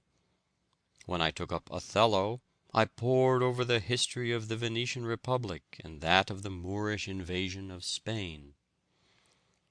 I studied the passions of the Moors, their art of war, their religious beliefs, nor did I overlook the romance of Giraldi Cinthio, in order the better to master that sublime character. I did not concern myself about a superficial study of the words, or of some point of scenic effect, or of greater or less accentuation of certain phrases with a view to win passing applause. A vaster horizon opened out before me, an infinite sea on which my bark could navigate in security, without fear of falling in with reefs." His method was not new, but he considered it so, and gives his opinion in quotation marks. He speaks of characters with which his name is not always associated by writers on the stage, but is correct, I think, in the main. "Many years ago, a little boy entered Harrow School and was put in a class beyond his years, wherein all the other boys had the advantage of previous instruction. His master used to reprove his dullness, but all his efforts could not raise him from the lowest place in the class. The boy finally procured the elementary books which the other boys had studied. He devoted the hours of play and many of the hours of sleep to mastering the elementary principles of these books. This boy was soon at the head of his class, and the pride of Harrow. The statue of that boy, Sir William Jones, stands today in St. Paul's Cathedral, for he lived to be the greatest Oriental scholar of Europe. "What is the secret of success in business?" asked a friend of Cornelius Vanderbilt. "Secret? There is no secret about it," replied the Commodore. "All you have to do is to attend to your business and go ahead. If you would adopt Vanderbilt's method, know your business, attend to it, and keep down expenses until your fortune is safe from business perils. Work or starve is nature's motto, and it is written on the stars and the sod alike. Starve mentally, starve morally, starve physically. It is an inexorable law of nature that whatever is not used dies. Nothing for nothing is her maxim. If we are idle and shiftless by choice, we shall be nerveless and powerless by necessity. The mottos of great men often give us glimpses of the secret of their characters and success. Work, work, work was the motto of Sir Joshua Reynolds, David Wilkie, and scores of other men who have left their mark upon the world. Voltaire's motto was toujours au travail, always at work. Scott's maxim was, never be doing nothing. Michelangelo was a wonderful worker. He even slept in his clothes, ready to spring to his work as soon as he awoke. He kept a block of marble in his bedroom that he might get up in the night and work when he could not sleep. His favorite device was an old man in a go-cart, with an hourglass upon it, bearing this inscription, Ancora imparo, still I'm learning. Even after he was blind, he would ask to be wheeled into the Belvedere to examine the statues with his hands. Cobden used to say, I'm working like a horse without a moment to spare. It was said that Handel, the musician, did the work of a dozen men. Nothing ever daunted him. He feared neither ridicule nor defeat. Lord Palmerston worked like a slave, even in his old age. Being asked when he considered a man in his prime, he replied, 79, that being his own age. Humboldt was one of the world's great workers. In summer he arose at 4 in the morning for 30 years. He used to say work was as much of a necessity as eating or sleeping. Sir Walter Scott was a phenomenal worker. He wrote the Waverley novels at the rate of 12 volumes a year. He averaged a volume every 2 months during his whole working life. What an example is this to the young men of today, of the possibilities of an earnest life. Edmund Burke was one of the most prodigious workers that ever lived. George Stephenson used to work at mealtime, getting out loads of coal while the miners were at dinner, in order that he might earn a few extra shillings to buy a spelling book and an arithmetic. His associates thought he was very foolish, and asked him what good it would do to learn to read and cipher. He told them he was determined to improve his mind. So he studied whenever he could snatch a minute before the engines fire, and in every possible situation, until he had a good, practical, common-sense education. Garibaldi's father decided that Giuseppe should be a minister, because the boy was so sorry for a cricket which lost its leg. Samuel Morse's father concluded that his son would preach well, because he could not keep his head above water in a dangerous attempt to catch bait in the Mystic River. President Dwight told young Morse he would never make a painter, and hinted that he would never amount to much anyway if he did not study more. Although under the teaching of West and Alston in London, he became a tolerable portrait painter, he did not find his sphere until returning from England on a sailing vessel. He heard Professor Jackson explain an electrical experiment in Paris, when the thought of the telegraph flashed into his mind, and he found no rest until he flashed over the wire the first message, "What hath God wrought?" on the experimental line between Baltimore and Washington. This was May 24, 1844. William H. Vanderbilt was by far the wealthiest man in the world. Chauncey M. Depew estimated his fortune at 200 millions. He left his 8 children 10 millions each, except Cornelius and William K., who had 65 millions each. Commodore Vanderbilt, his father, amassed a fortune of $80 millions in his own lifetime, and that too at a time when it was more difficult to make money than it is now. Mr. C. P. Huntington is a good example of a self-made man. His father was a Connecticut farmer. The farm was left to him, but he traded it off for a lot of clocks which he peddled in mining districts for gold dust and nuggets. He and Mark Hopkins formed a partnership and opened a hardware store in California. They united with Leland Stanford in the construction of a railroad, and they all got rich rapidly. Mr. Huntington is one of the greatest railroad operators of the country. He always acted upon the principle that he would control the stock of any road in which he was interested.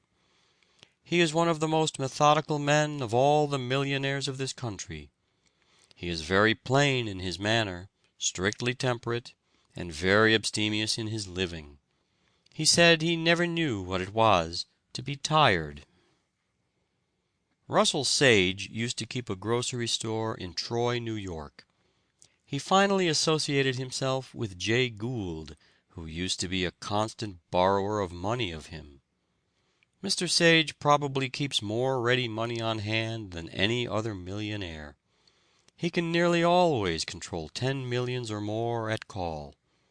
He has never speculated in stocks to any extent. Mr. Sage's word is as good as any bond. He has no taste for ordinary diversions except driving. Philip D. Armour, who has the appearance of a prosperous farmer, was born on a farm near Watertown, New Jersey. He became fired with a desire to see the "boundless West." His mind seemed to run to hogs, and with a financial instinct he made up his mind that there was a fortune in transporting the hogs from where they were so plenty to where there were so few of them and so many to eat them. He could now purchase every hog in the world, and then have money left to buy a railroad or two. Mrs. Hetty Green is probably the richest woman in the world. Her fortune has grown from the little industry of her father in New Bedford, Massachusetts. She has raised the 9 millions left her by her father, and 9 millions left her by her aunt, to 30 millions. She is a woman of great ability and courage. She once took with her $5 millions of securities in a satchel on a streetcar to deposit with her banker on Wall Street. The probabilities are that billionaires will be as plentiful in the 20th century as millionaires are today, through hard work, self-denial, rigid economy, method, accuracy, and strict temperance, for not one of the self-made millionaires are intemperate. John D. Rockefeller never tastes intoxicating liquor. He seems as unvarying in his method and system as the laws of the universe. Jay Gould did not use wine or intoxicating liquor of any kind. Mr. Huntington does not even drink coffee, while William Waldorf Astor merely takes a sip of wine for courtesy's sake. Not one of the leading millionaires uses tobacco, and not one of them is profane. Very rich men are almost always honest in their dealings, so far as their word is concerned. William Waldorf Astor, until recently, has been considered the richest man in the world, but John D. Rockefeller surpasses him now, it is said. The whole wealth of Croesus was little more than the income of this modern Croesus for 1 year. Mr. Rockefeller controls about 80 or 90 millions of capital stock in the Standard Oil Trust. The Standard Oil Company is one of the best managed corporations in the world. 2 centuries and a quarter ago, a little tempest-tossed, weather-beaten bark, barely escaped from the jaws of the wild Atlantic, landed upon the bleakest shore of New England. From her deck disembarked 101 careworn exiles. To the casual observer, no event could seem more insignificant. The contemptuous eye of the world scarcely deigned to notice it. Yet the famous vessel that bore Caesar and his fortunes carried but an ignoble freight compared with that of the Mayflower. Though landed by a treacherous pilot upon a barren and inhospitable coast, they sought neither richer fields nor a more congenial climate, but liberty and opportunity. A lady once asked Turner the secret of his great success. "I have no secret, madam, but hard work. This is a secret that many never learn, and they don't succeed because they fail to learn it. Labor is the genius that changes the world from ugliness to beauty, and the great curse to a great blessing." See Balzac in his lonely garret, toiling, toiling, waiting, waiting amid poverty and hunger, but neither hunger, debt, poverty, nor discouragement could induce him to swerve a hair's breadth from his purpose. He could wait, even while a world scoffed. "Mankind is more indebted to industry than to ingenuity," says Addison. "The gods set up their favors at a price, and industry is the purchaser." Rome was a mighty nation while industry led her people, but when her great conquests of wealth and slaves placed her citizens above work, that moment her glory began to fade, and vice and corruption, induced by idleness, doomed the proud city to an ignominious history. Even Cicero, Rome's great orator, said, "All artisans are engaged in a disgraceful occupation." And Aristotle said, "The best regulated states will not permit a mechanic to be a citizen, for it is impossible for one who lives the life of a mechanic or hired servant to practice a life of virtue. Some were born to be slaves." But fortunately there came a mightier than Rome, Cicero or Aristotle, whose magnificent life and example forever lifted the false ban from labor and redeemed it from disgrace. He gave dignity to the most menial service, and significance to labor. Christ did not say, "Come unto me, all ye pleasure hunters, ye indolent, and ye lazy," but, "Come all ye that labor, and are heavy laden." Columbus was a persistent and practical, as well as an intellectual hero. He went from one state to another, urging kings and emperors to undertake the first visiting of a world which his instructed spirit already discerned in the far-off seas. He first tried his own countrymen at Genoa, but found none ready to help him.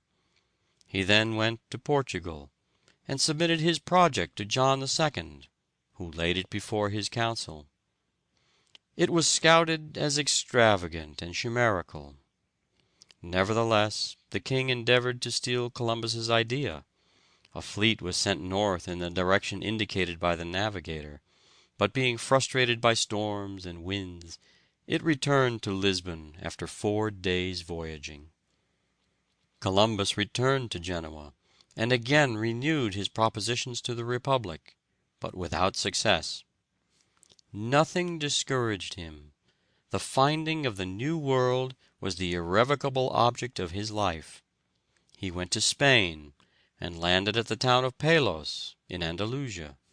He went, by chance, to a convent of Franciscans, knocked at the door, and asked for a little bread and water. The prior gratefully received the stranger, entertained him, and learned from him the story of his life. He encouraged him in his hopes, and furnished him with an admission to the court of Spain, then at Cordova.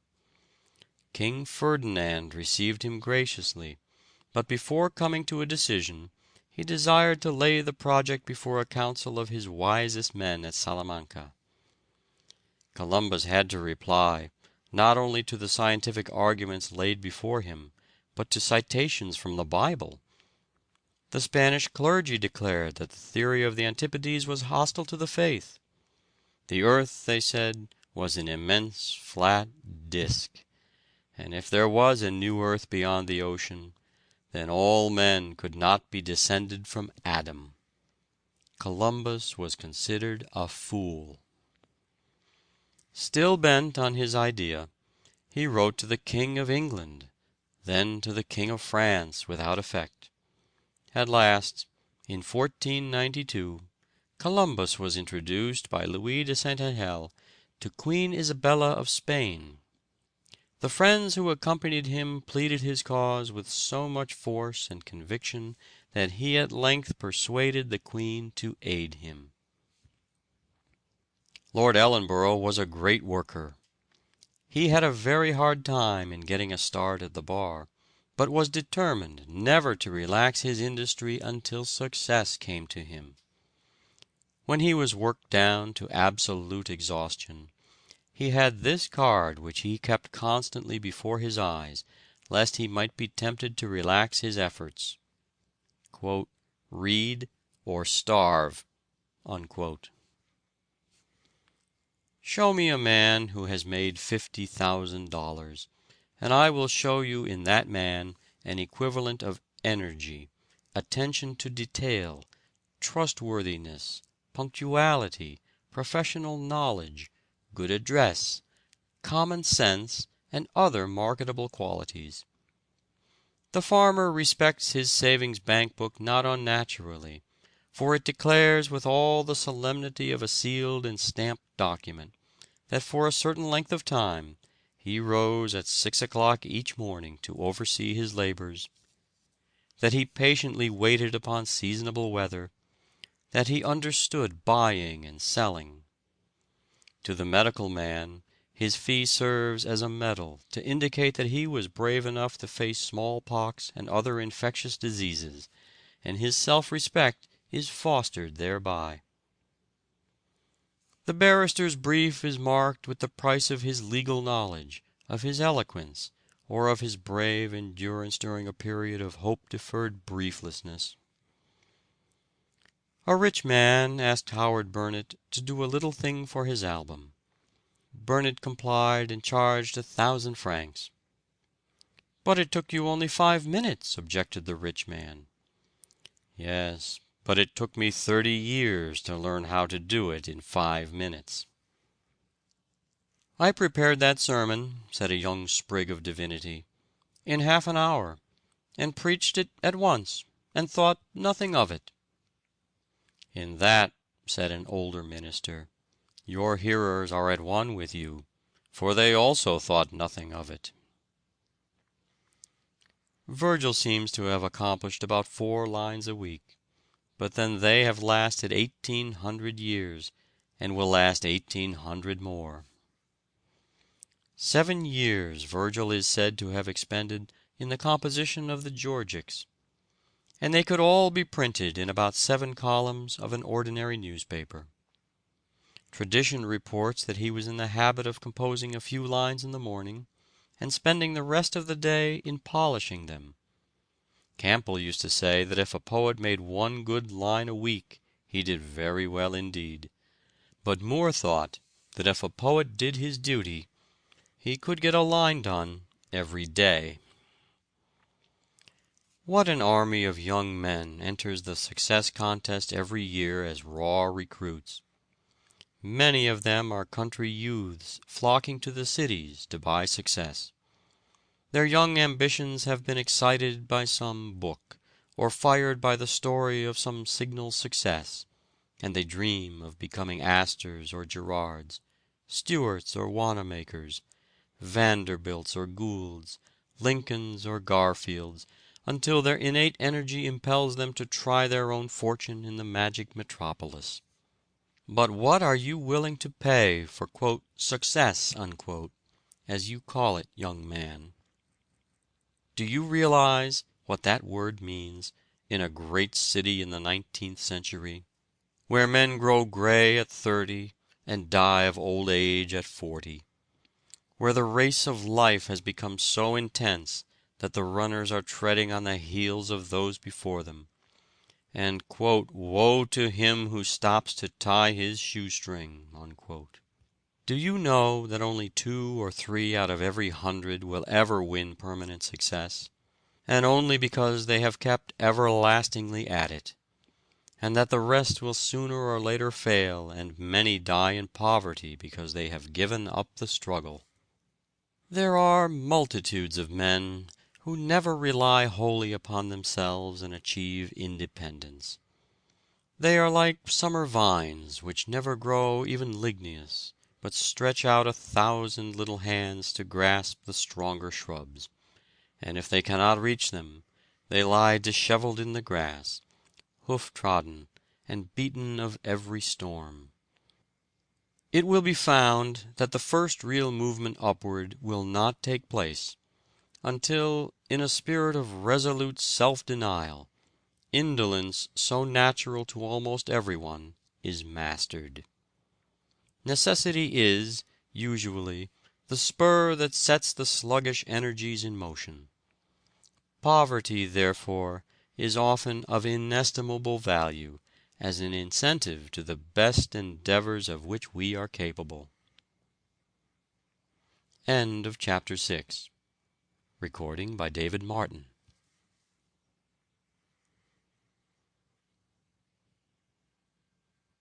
How to Succeed or Stepping Stones to Fame and Fortune by Orison Swett Marden. Chapter 7. Foundation Stones. In all matters, before beginning, a diligent preparation should be made. Cicero.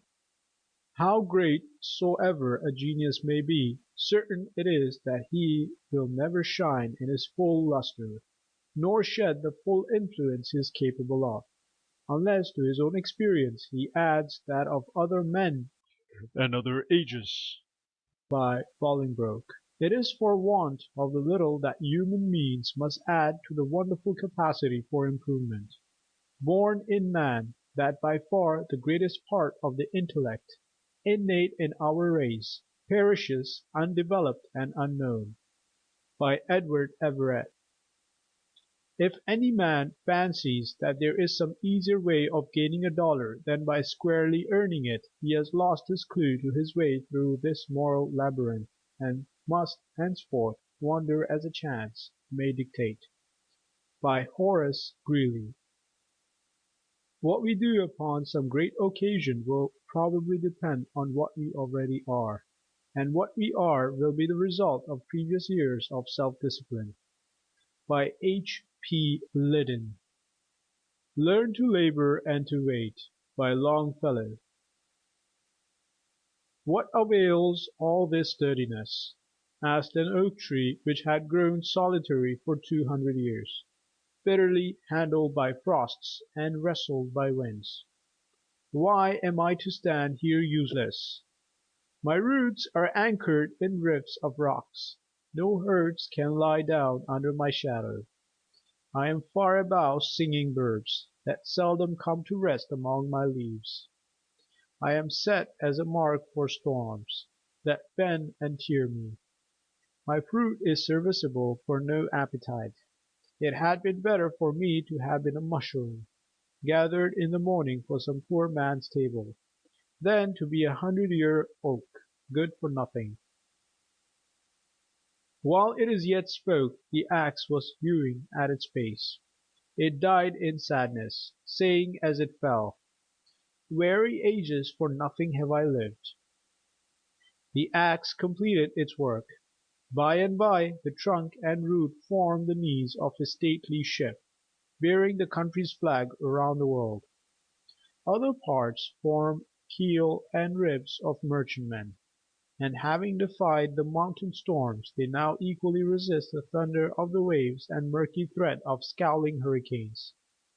Other parts are laid into floors, or wrought into wainscoting, or carved for frames of noble pictures, or fashioned into chairs that embosom the weakness of old age.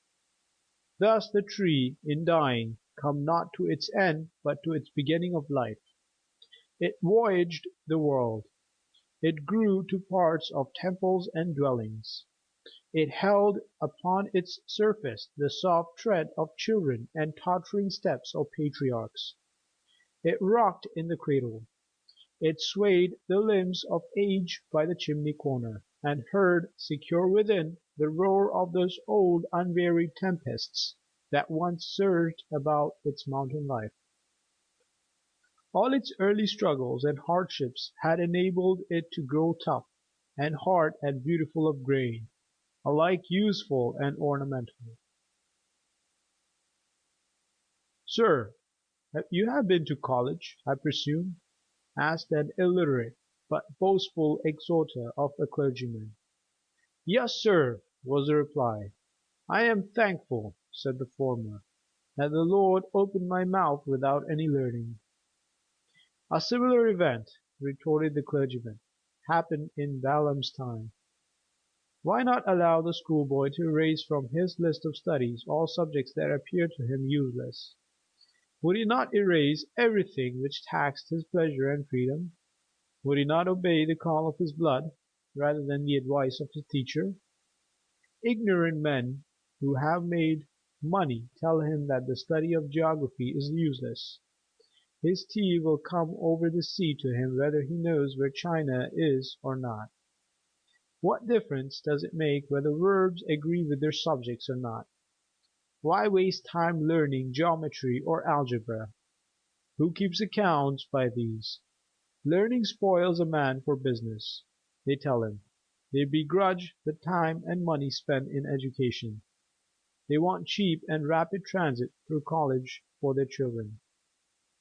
Veneer will answer every practical purpose for them, instead of solid mahogany, or even paint and pine will do. It is said that the editors of the Dictionary of American Biography, who diligently searched the records of living and dead Americans, found 15,142 names worthy of a place in their 6 volumes of Annals of Successful Men, and 5,326, or more than one-third of them, were college-educated men. 1 in 40 of the college-educated attained a success worthy of mention, and but 1 in 10,000 of those not so educated, so that the college-bred man had 250 times the chances for success that the others had. Medical records, it is said, show that but 5% of the practicing physicians of the United States are college graduates, and yet 46% of the physicians who become locally famous enough to be mentioned by those editors come from that small 5% of college-educated persons. Less than 4% of the lawyers were college-bred, yet they furnish more than one-half of all who became successful. Not 1% of the business men of the country were college-educated, yet that small fraction of college-bred men had 17 times the chances of success that their fellow men of business had.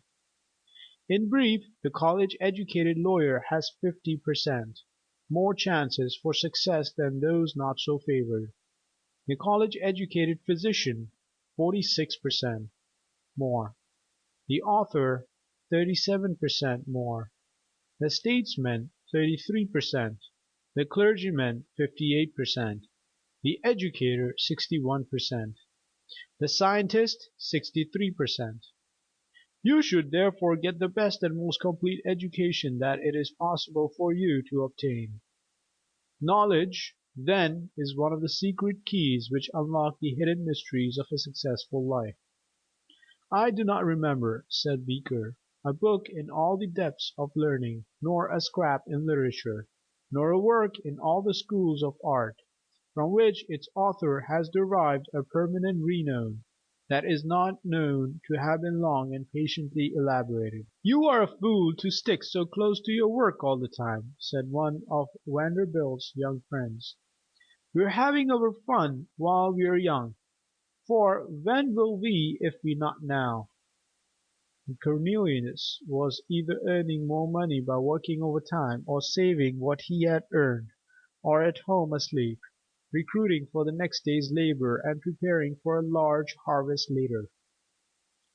Like all successful men, he made finance a study.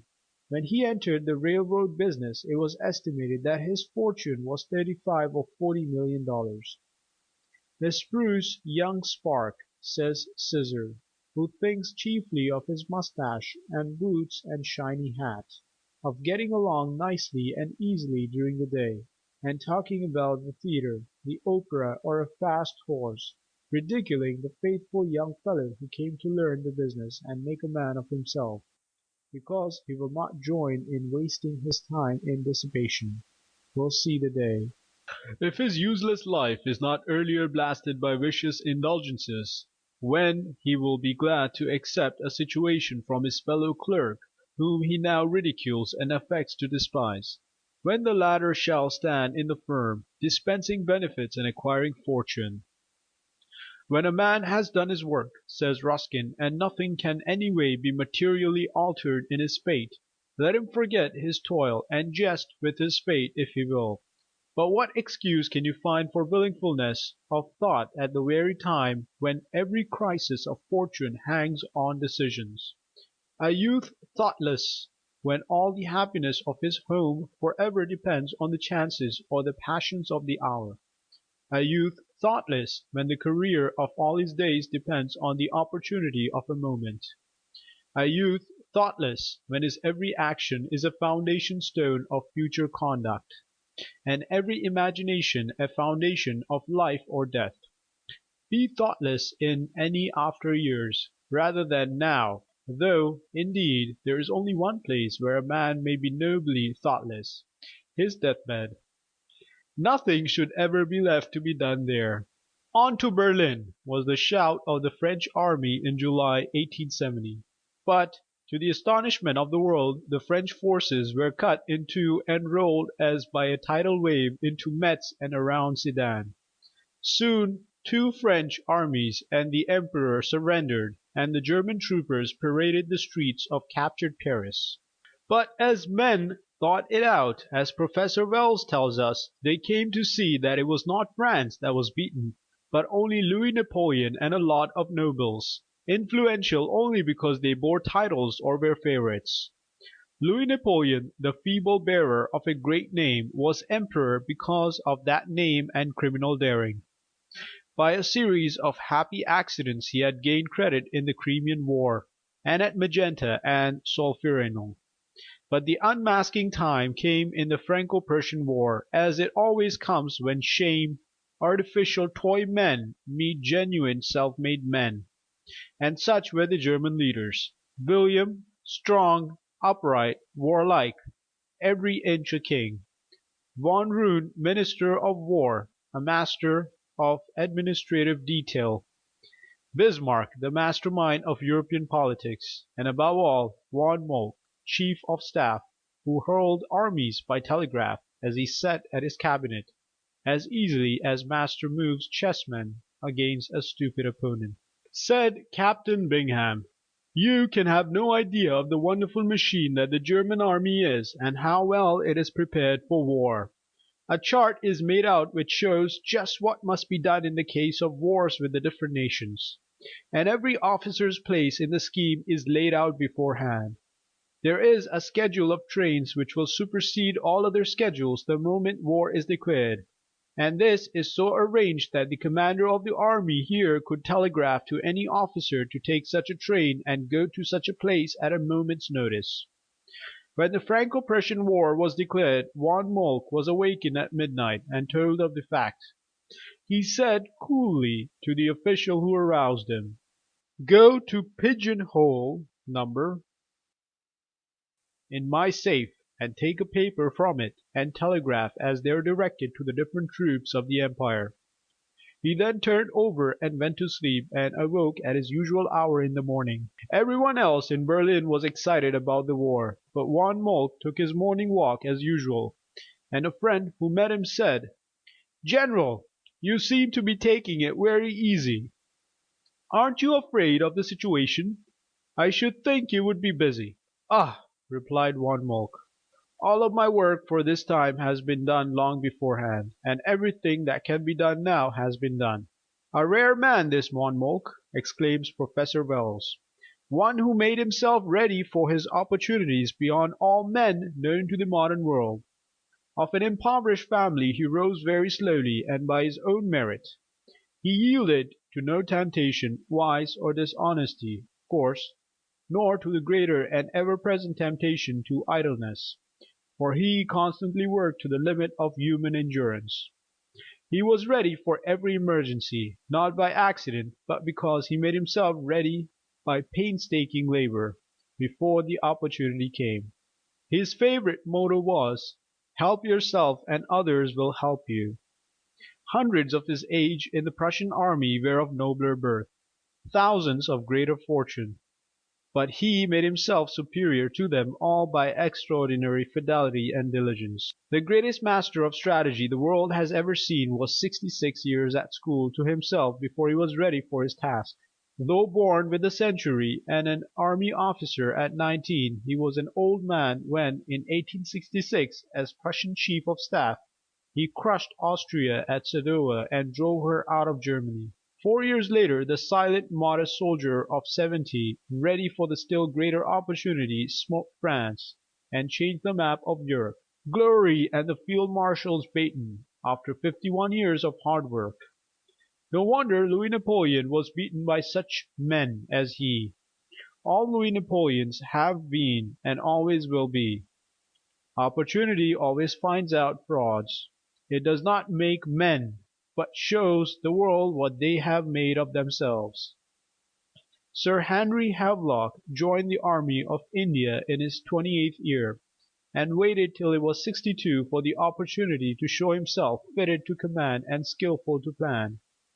During those 34 years of waiting he was busy preparing himself for that march to Lucknow, which was to make him famous as a soldier. Farragut, the Viking of our western clime, who made his mast a throne, began his naval career as a mere boy and was 64 years old before he had an opportunity to distinguish himself. But when the great test of his life came, the reserve of half a century's preparation made him master of the situation. Alexander Hamilton said, "Men give me credit for genius. All the genius I have lies just in this. When I have a subject in hand I study it profoundly. Day and night it is before me. I explore it in all its bearings. My mind becomes pervaded with it. Then the effort which I make the people are pleased to call the fruit of genius. It is the fruit of labor and thought. The law of labor is equally binding on genius and mediocrity." "Fill up the cask! Fill up the cask!" said old Dr. Bellamy, when asked by a young clergyman for advice about the composition of sermons. "Fill up the cask, and then if you tap it anywhere you will get a good stream.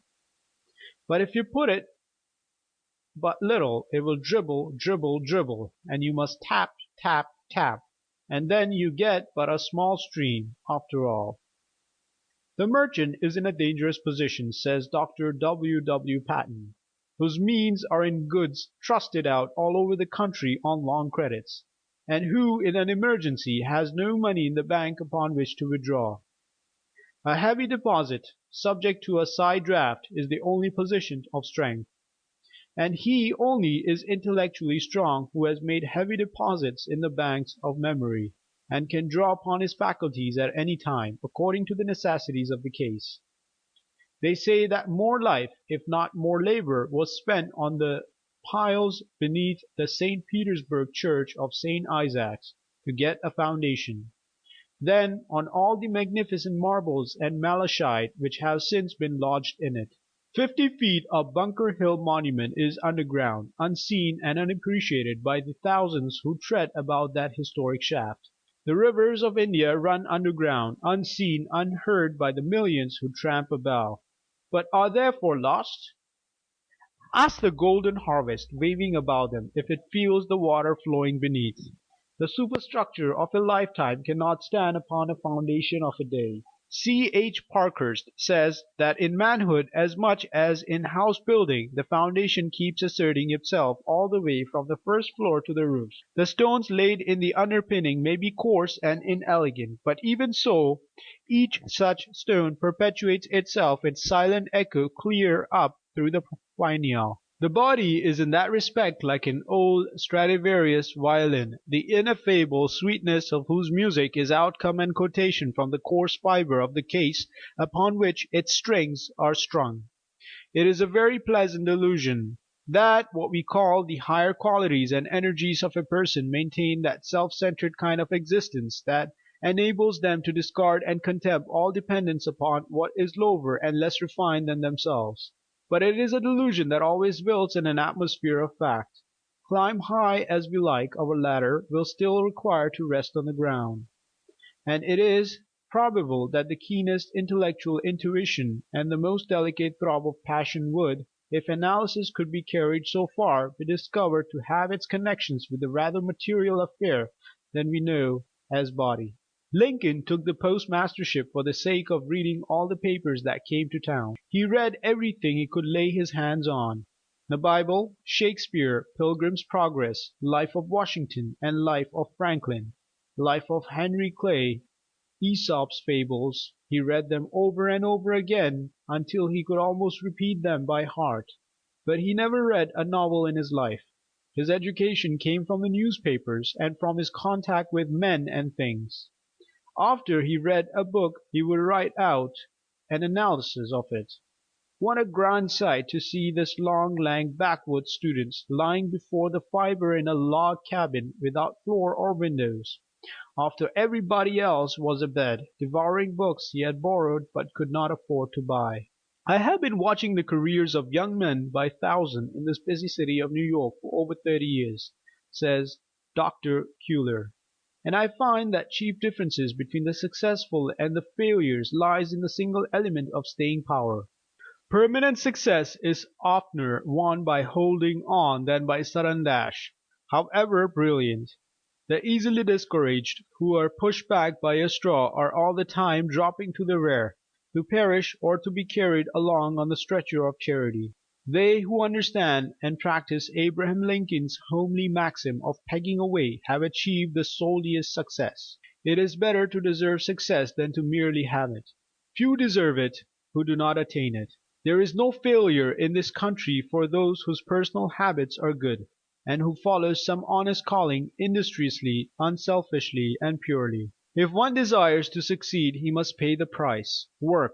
No matter how weak a power may be, rational use will make it stronger. No matter how awkward your movements may be, how obtuse your senses, or how crude your thought, or how unregulated your desires, you may by patient discipline acquire, slowly indeed, but with the infallible certainty, grace and freedom of action, clearness and acuteness of perception, strength and precision of thought and moderation of desire. It would go very far to destroy the absurd and pernicious association of genius and idleness, to show that the greatest poets, orators, statesmen, and historians, men of the most imposing and brilliant talents, have actually labored as hard as the makers of dictionaries and arrangers of indexes. And the most obvious reason why they have been superior to other men is that they have taken more pains. Even the great genius, Lord Bacon, left large quantities of material entitled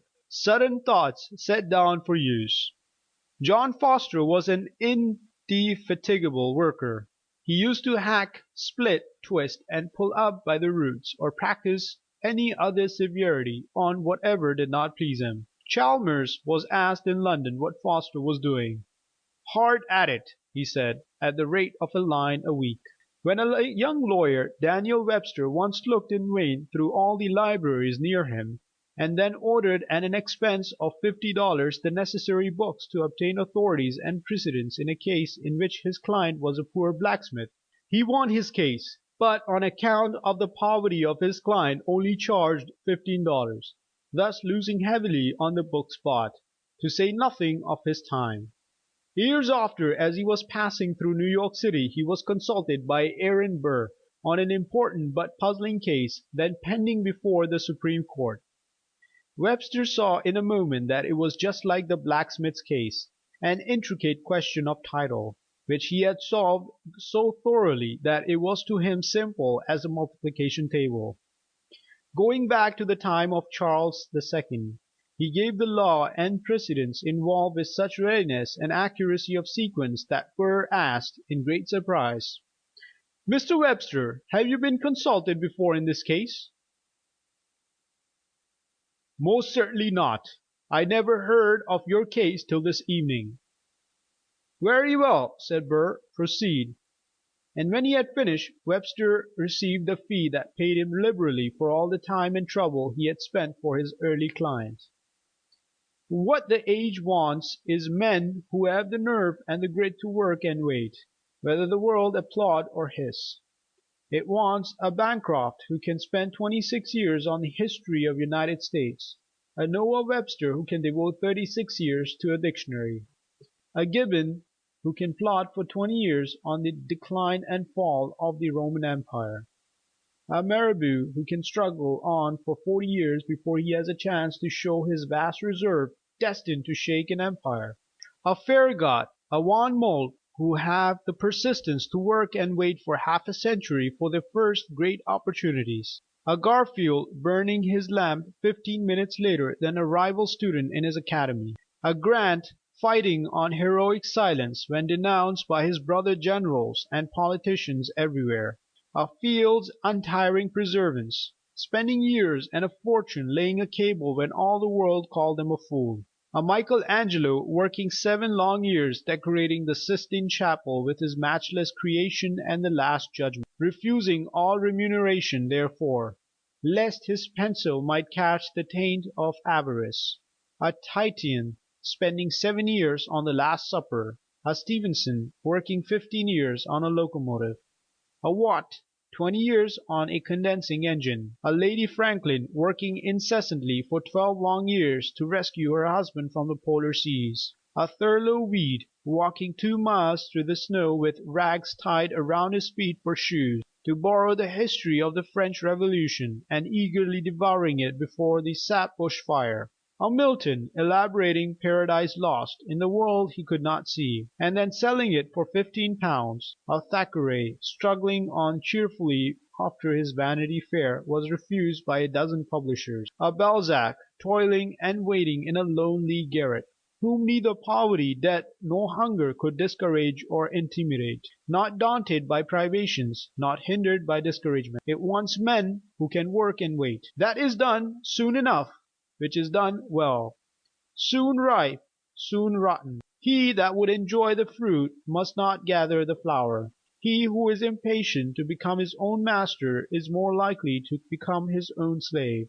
Better believe yourself a dunce and work away than a genius and be idle. 1 year of trained thinking is worth more than a whole college course of mental absorption of vast series of undigested facts. Facility with which the world swallows up the ordinary college graduate who thought he was going to dazzle mankind should bid you pause and reflect. But just as certainly as man was created not to crawl on all fours in the depths of primeval forests, but to develop his mental and moral faculties, just so certainly he needs education, and only by means of it will he become what he ought to become, man in the highest sense of the word. Ignorance is not simply the negation of knowledge, it is the misdirection of the mind. One step in knowledge, says Bulwer, is one step from sin.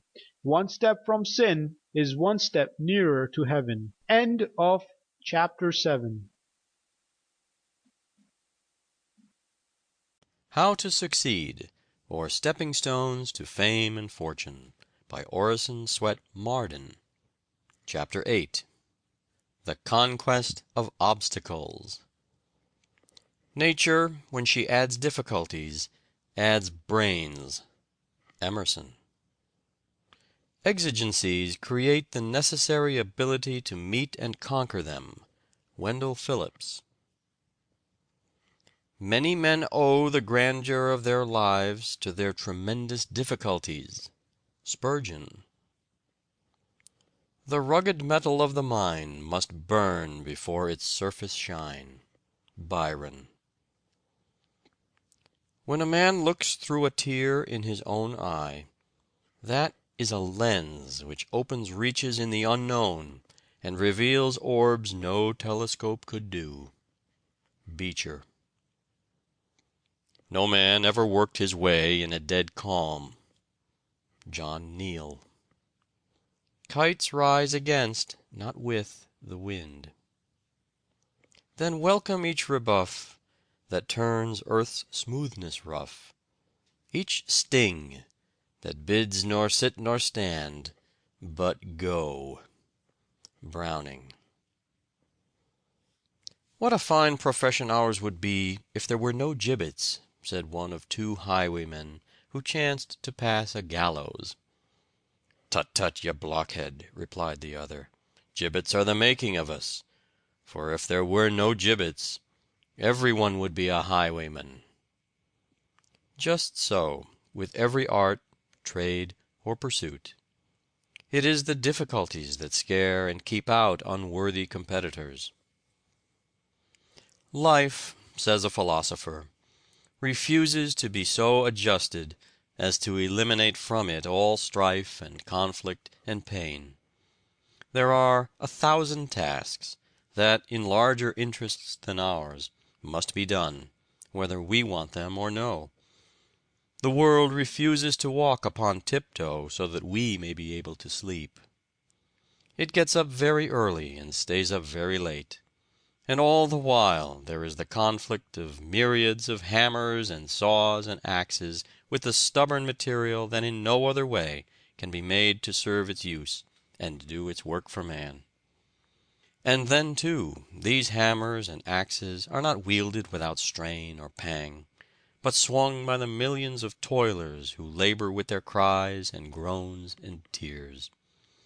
Nay, our temple building, whether it be for God or man, exacts its bitter toll, and fills life with cries and blows. The 1,000 rivalries of our daily business, the fierce animosities when we are beaten, the even fiercer exultation when we have beaten, the crashing blows of disaster, the piercing scream of defeat, these things we have not yet gotten rid of, nor in this life ever will. Why should we wish to get rid of them? We are here, my brother, to be hewed and hammered and planed in God's quarry and on God's anvil for a nobler life to come. Only the muscle that is used is developed. "Troubles are often the tools by which God fashions us for better things," said Beecher. Far up the mountainside lies a block of granite, and says to itself, "How happy am I in my serenity! Above the winds, above the trees, almost above the flight of birds, here I rest age after age, and nothing disturbs me." Yet what is it? It is only a bare block of granite, jutting out of the cliff, and its happiness is the happiness of death. By and by comes the miner, and with strong and repeated strokes he drills a hole in its top, and the rock says, "What does this mean?" Then the black powder is poured in, and with a blast that makes the mountain echo, the block is blown asunder, and goes crashing down into the valley. "Ah!" it exclaims as it falls, "why this rending?"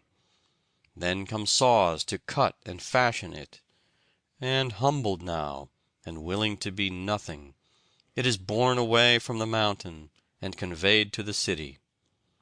Now it is chiseled and polished, till at length, finished in beauty, by block and tackle it is raised, with mighty hoistings, high in the air, to be the top stone on some monument of the country's glory. It is this scantiness of means, this continual deficiency, this constant hitch, this perpetual struggle to keep the head above water and the wolf from the door, that keeps society from falling to pieces. Let every man have a few more dollars than he wants, and anarchy would follow. "Do you wish to live without a trial?" asks a modern teacher. "Then you wish to die but half a man. Without trial you cannot guess at your own strength. Men do not learn to swim on a table. They must go into deep water and buffet the waves. Hardship is the native soil of manhood and self-reliance. Trials are rough teachers, but rugged schoolmasters make rugged pupils. A man who goes through life prosperous, and comes to his grave without a wrinkle, is not half a man. Difficulties are God's errands, and when we are sent upon them, we should esteem it a proof of God's confidence. We should reach after the highest good. Suddenly, with much jarring and jolting, an electric car came to a standstill just in front of a heavy truck that was headed in an opposite direction. The huge truck wheels were sliding uselessly round on the car tracks that were wet and slippery from rain. All the urging of the teamster and the straining of the horses were in vain, until the motorman quietly tossed a shovelful of sand on the track under the heavy wheels, and then the truck lumbered on its way. "Friction is a very good thing," remarked a passenger. There is a beautiful tale of Scandinavian mythology. A hero, under the promise of becoming a demigod, is bidden in the celestial halls to perform 3 test acts of prowess. He is to drain the drinking horn of Thor. Then he must run a race with a courser so fleet that he fairly spurns the ground under his flying footsteps. Then he must wrestle with a toothless old woman, whose sinewy hands, as wiry as eagle claws in the grapple, make his very flesh to quiver. He is victorious in them all. But as the crown of success is placed upon his temples, he discovers for the first time that he has had for his antagonist the 3 greatest forces of nature. He raced with thought. He wrestled with old age. He drank the sea. Nature, like the God of nature, wrestles with us as a friend, not an enemy, wanting us to gain the victory, and wrestles with us that we may understand and enjoy her best blessings. Every greatest and highest earthly good has come to us unfolded and enriched by this terrible wrestling with nature. A curious society still exists in Paris, composed of dramatic authors who meet once a month and dine together.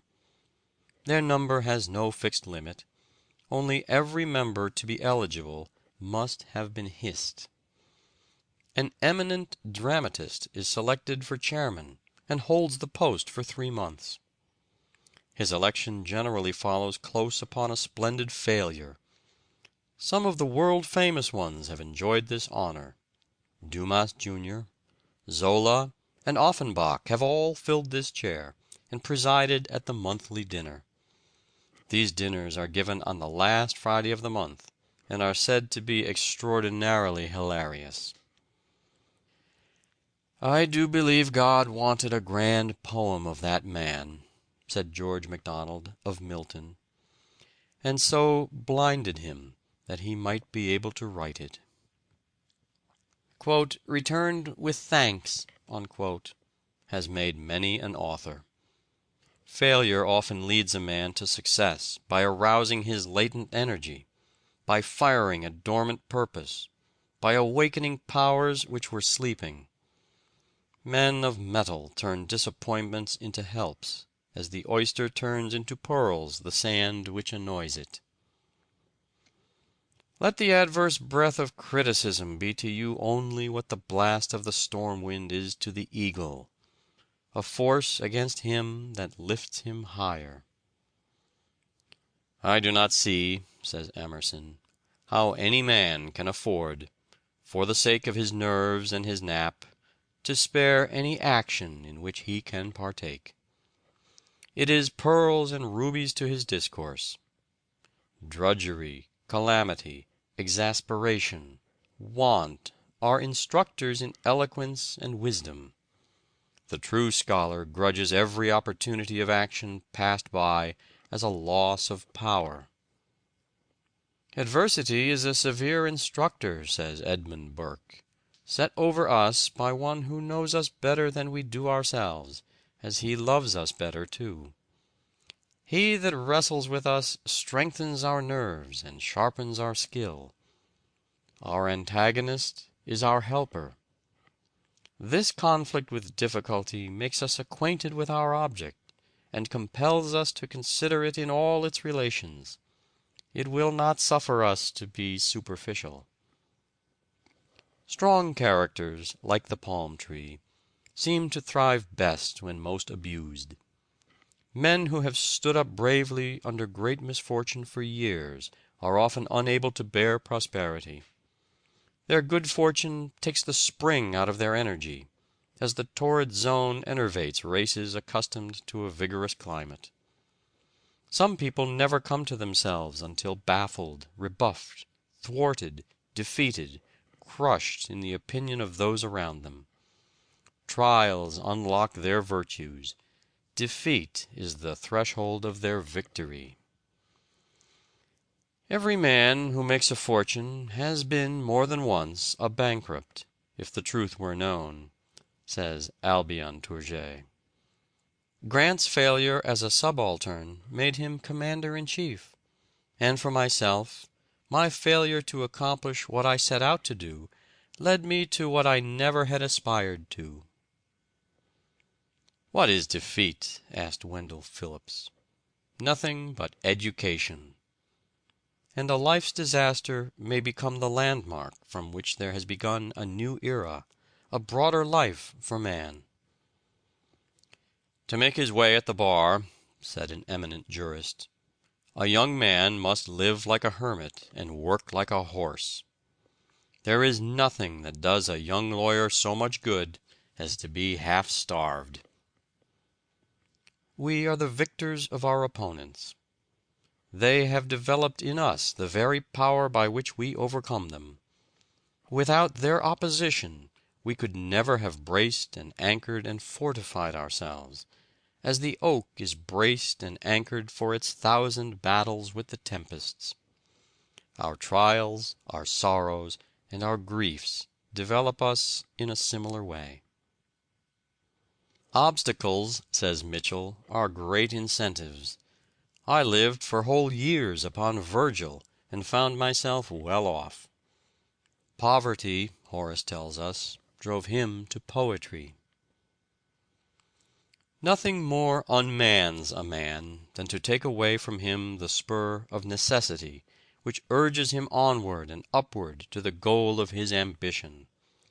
Man is naturally lazy, and wealth induces indolence. The great object of life is development, the unfolding and drawing out of our powers, and whatever tempts us to a life of indolence or inaction, or to seek pleasure merely, whatever furnishes us a crutch when we can develop our muscles better by walking, all helps, guides, props, whatever tempts a life of inaction, in whatever guise it may come, is a curse. I always pity the boy or girl with inherited wealth, for the temptation to hide their talents in a napkin, undeveloped, is very, very great. It is not natural for them to walk when they can ride, to go alone when they can be helped. Quentin Matsys was a blacksmith at Antwerp. When in his 20th year, he wished to marry the daughter of a painter. The father refused his consent. "Wert thou a painter," said he, "she should be thine, but a blacksmith, never." "I will be a painter," said the young man. He applied his new art with so much perseverance that in a short time he produced pictures which gave a promise of the highest excellence. He gained for his reward the fair hand for which he sighed, and rose ere long to a high rank in his profession. Take 2 acorns from the same tree, as nearly alike as possible. Plant one on a hill by itself, and the other in a dense forest, and watch them grow. The oak standing alone is exposed to every storm. Its roots reach out in every direction, clutching the rocks and piercing deep into the earth. Every rootlet lends itself to steady the growing giant, as if in anticipation of fierce conflict with the elements. Sometimes its upward growth seems checked for years, but all the while it has been expending its energy in pushing a root against a large rock to gain a firmer anchorage. Then it shoots proudly aloft again, prepared to defy the hurricane. The gales which sport so rudely with its wide branches find more than their match, and only serve still further to toughen the very minutest fiber from pith to bark. The acorn planted in the deep forest shoots up a weak, slender sapling. Shielded by its neighbors, it feels no need of spreading its roots far and wide for support. Take two boys, as nearly alike as possible. Place one in the country away from the hothouse culture and refinements of the city, with only the district school, the Sunday school, and a few books. Remove wealth and props of every kind, and if he has the right kind of material in him, he will thrive. Every obstacle overcome lends him strength for the next conflict. If he falls, he rises with more determination than before. Like a rubber ball, the harder the obstacle he meets, the higher he rebounds. Obstacles and opposition are but apparatus of the gymnasium in which the fibers of his manhood are developed. He compels respect and recognition from those who have ridiculed his poverty. Put the other boy in a Vanderbilt family. Give him French and German nurses. Gratify every wish. Place him under the tutelage of great masters and send him to Harvard. Give him thousands a year for spending money, and let him travel extensively. The two meet. The city lad is ashamed of his country brother. The plain, threadbare clothes, hard hands, tawny face, and awkward manner of the country boy make sorry contrast with the genteel appearance of the other. The poor boy bemoans his hard lot, regrets that he has, quote, "no chance in life," unquote, and envies the city youth. He thinks that it is a cruel providence that places such a wide gulf between them. They meet again as men, but how changed! It is as easy to distinguish the sturdy, self-made man from the one who has been propped up all his life by wealth, position, and family influence, as it is for the shipbuilder to tell the difference between the plank from the rugged mountain oak and one from the sapling of the forest. If you think there is no difference, place each plank in the bottom of a ship and test them in a hurricane at sea. The athlete does not carry the gymnasium away with him, but he carries the skill and muscle which gave him his reputation. The lessons you learn at school will give you strength and skill in after life, and power just in proportion to the accuracy, the clearness of perception with which you learn your lessons. The school was your gymnasium. You do not carry away the Greek and Latin textbooks, the geometry and algebra into your occupations any more than the athlete carries the apparatus of the gymnasium. But you carry away the skill and the power if you have been painstaking, accurate, and faithful. It is in me, and it shall come out. And it did. For Richard Brinsley Sheridan became the most brilliant, eloquent, and amazing statesman of his day. Yet if his first efforts had been but moderately successful, he might have been content with mere mediocrity. It was his defeats that nerved him to strive for eminence and win it. But it took hard, persistent work in his case to secure it, just as it did in that of so many others. Byron was stung into a determination to go to the top by a scathing criticism of his first book, Hours of Idleness, published when he was but 19 years of age. Macaulay said, "There is scarce an instance in history of so sudden a rise to so dizzy an eminence as Byron reached. In a few years he stood by the side of such men as Scott, Southey, and Campbell. Many an orator like stuttering Jack Curran, or Orator Mum, as he was once called, has been spurred into eloquence by ridicule and abuse. Where the sky is gray and the climate unkindly, where the soil yields nothing save to the diligent hand, and life itself cannot be supported without incessant toil, man has reached his highest range of physical and intellectual development. The most beautiful and the strongest animals, as a rule, have come from the same narrow belt of latitude which has produced the heroes of the world. The most beautiful, as well as the strongest characters, are not developed in warm climates, where a man finds his bread ready-made on trees, and where exertion is a great effort, but rather in a trying climate and on a stubborn soil. It is no chance that returns to the Hindu ryot a penny, and to the American laborer $1, for his daily toil, that makes Mexico with her mineral wealth poor, and New England with its granite and ice rich. It is rugged necessity, it is the struggle to obtain, it is poverty, the priceless spur, that develops the stamina of manhood, and calls the race out of barbarism. Labor found the world a wilderness, and has made it a garden. The law of adaptation by which conditions affect an organism is simple and well known. It is that which calluses the palm of the oarsman, strengthens the waist of the wrestler, fits the back to its burden. It inexorably compels the organism to adapt itself to its conditions, to like them, and so to survive them. As soon as young eagles can fly, the old birds tumble them out, and tear the down and feathers from their nest. The rude and rough experience of the eaglet fits him to become the bold king of birds, fierce and expert in pursuing his prey.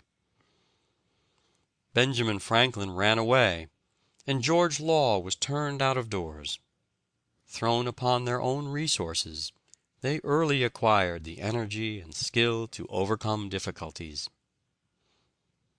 Boys who are bound out, crowded out, kicked out, usually turn out, while those who do not have these disadvantages frequently fail to come out.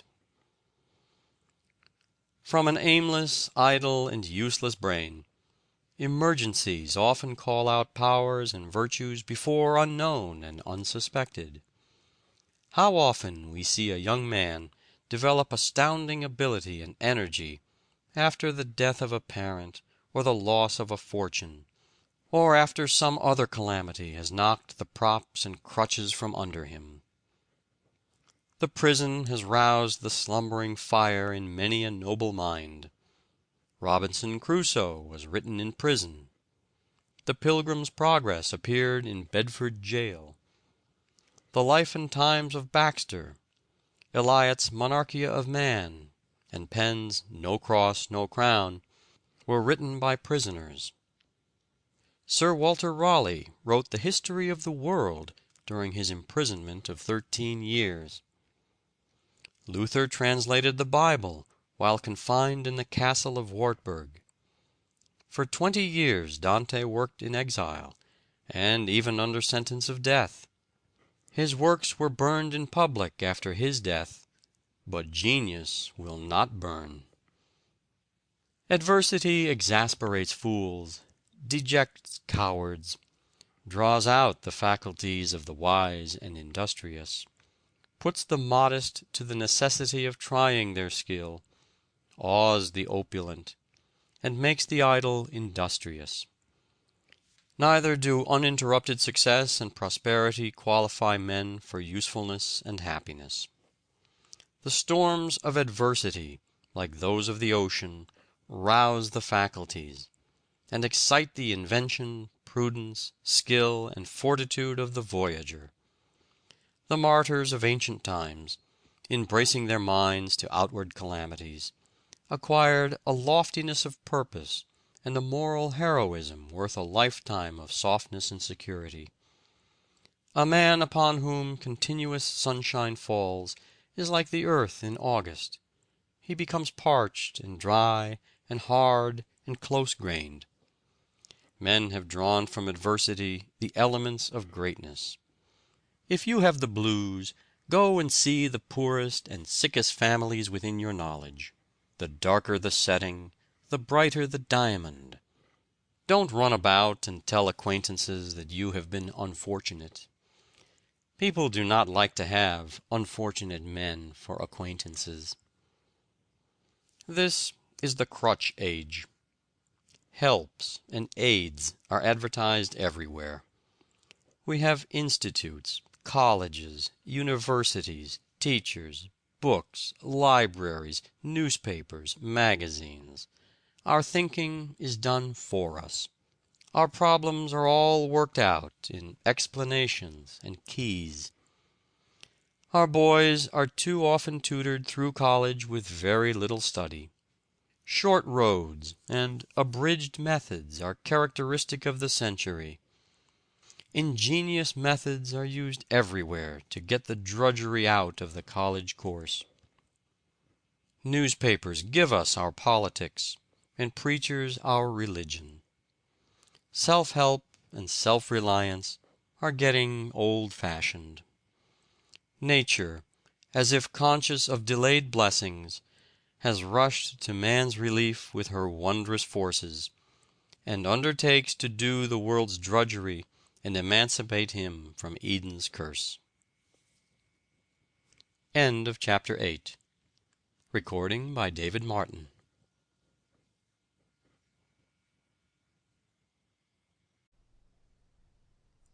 How to Succeed, or Stepping Stones to Fame and Fortune, by Orison, Swett, Marden. Chapter 9. Dead in Earnest. It is the live coal that kindles others, not the dead.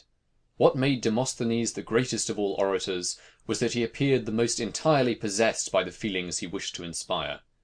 The effect produced by Charles Fox, who, by exaggerations of party spirit, was often compared to Demosthenes, seems to have arisen wholly from this earnestness, which made up for want of almost every grace, both of manner and style. Anonymous.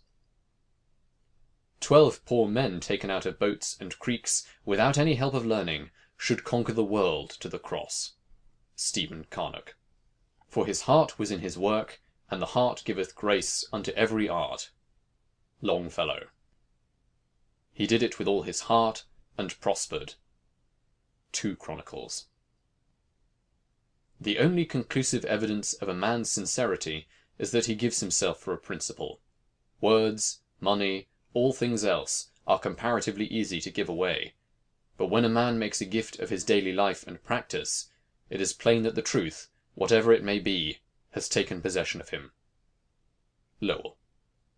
The emotions, says Whipple, may all be included in the single word enthusiasm, or that impulsive force which liberates the mental power from the ice of timidity, as spring loosens the streams from the grasp of winter, and sends them forth in a rejoicing rush. The mind of youth, when impelled by this original strength and enthusiasm of nature, is keen, eager, inquisitive, intense, audacious, rapidly assimilating facts into faculties, and knowledge into power, and, above all, teeming with that joyous fullness of creative life which radiates thoughts as inspiration, and magnetizes as well as informs.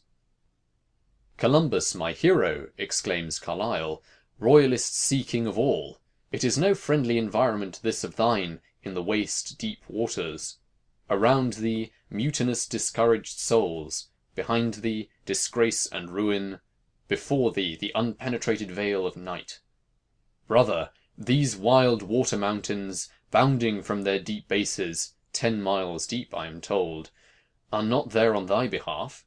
Meseems they have other work than floating thee forward, and the huge winds that sweep from Ursa Major to the tropics and equator, dancing their giant waltz through the kingdoms of chaos and immensity, they care little, about filling rightly or filling wrongly the small shoulder of mutton sails in this cockle skiff of thine.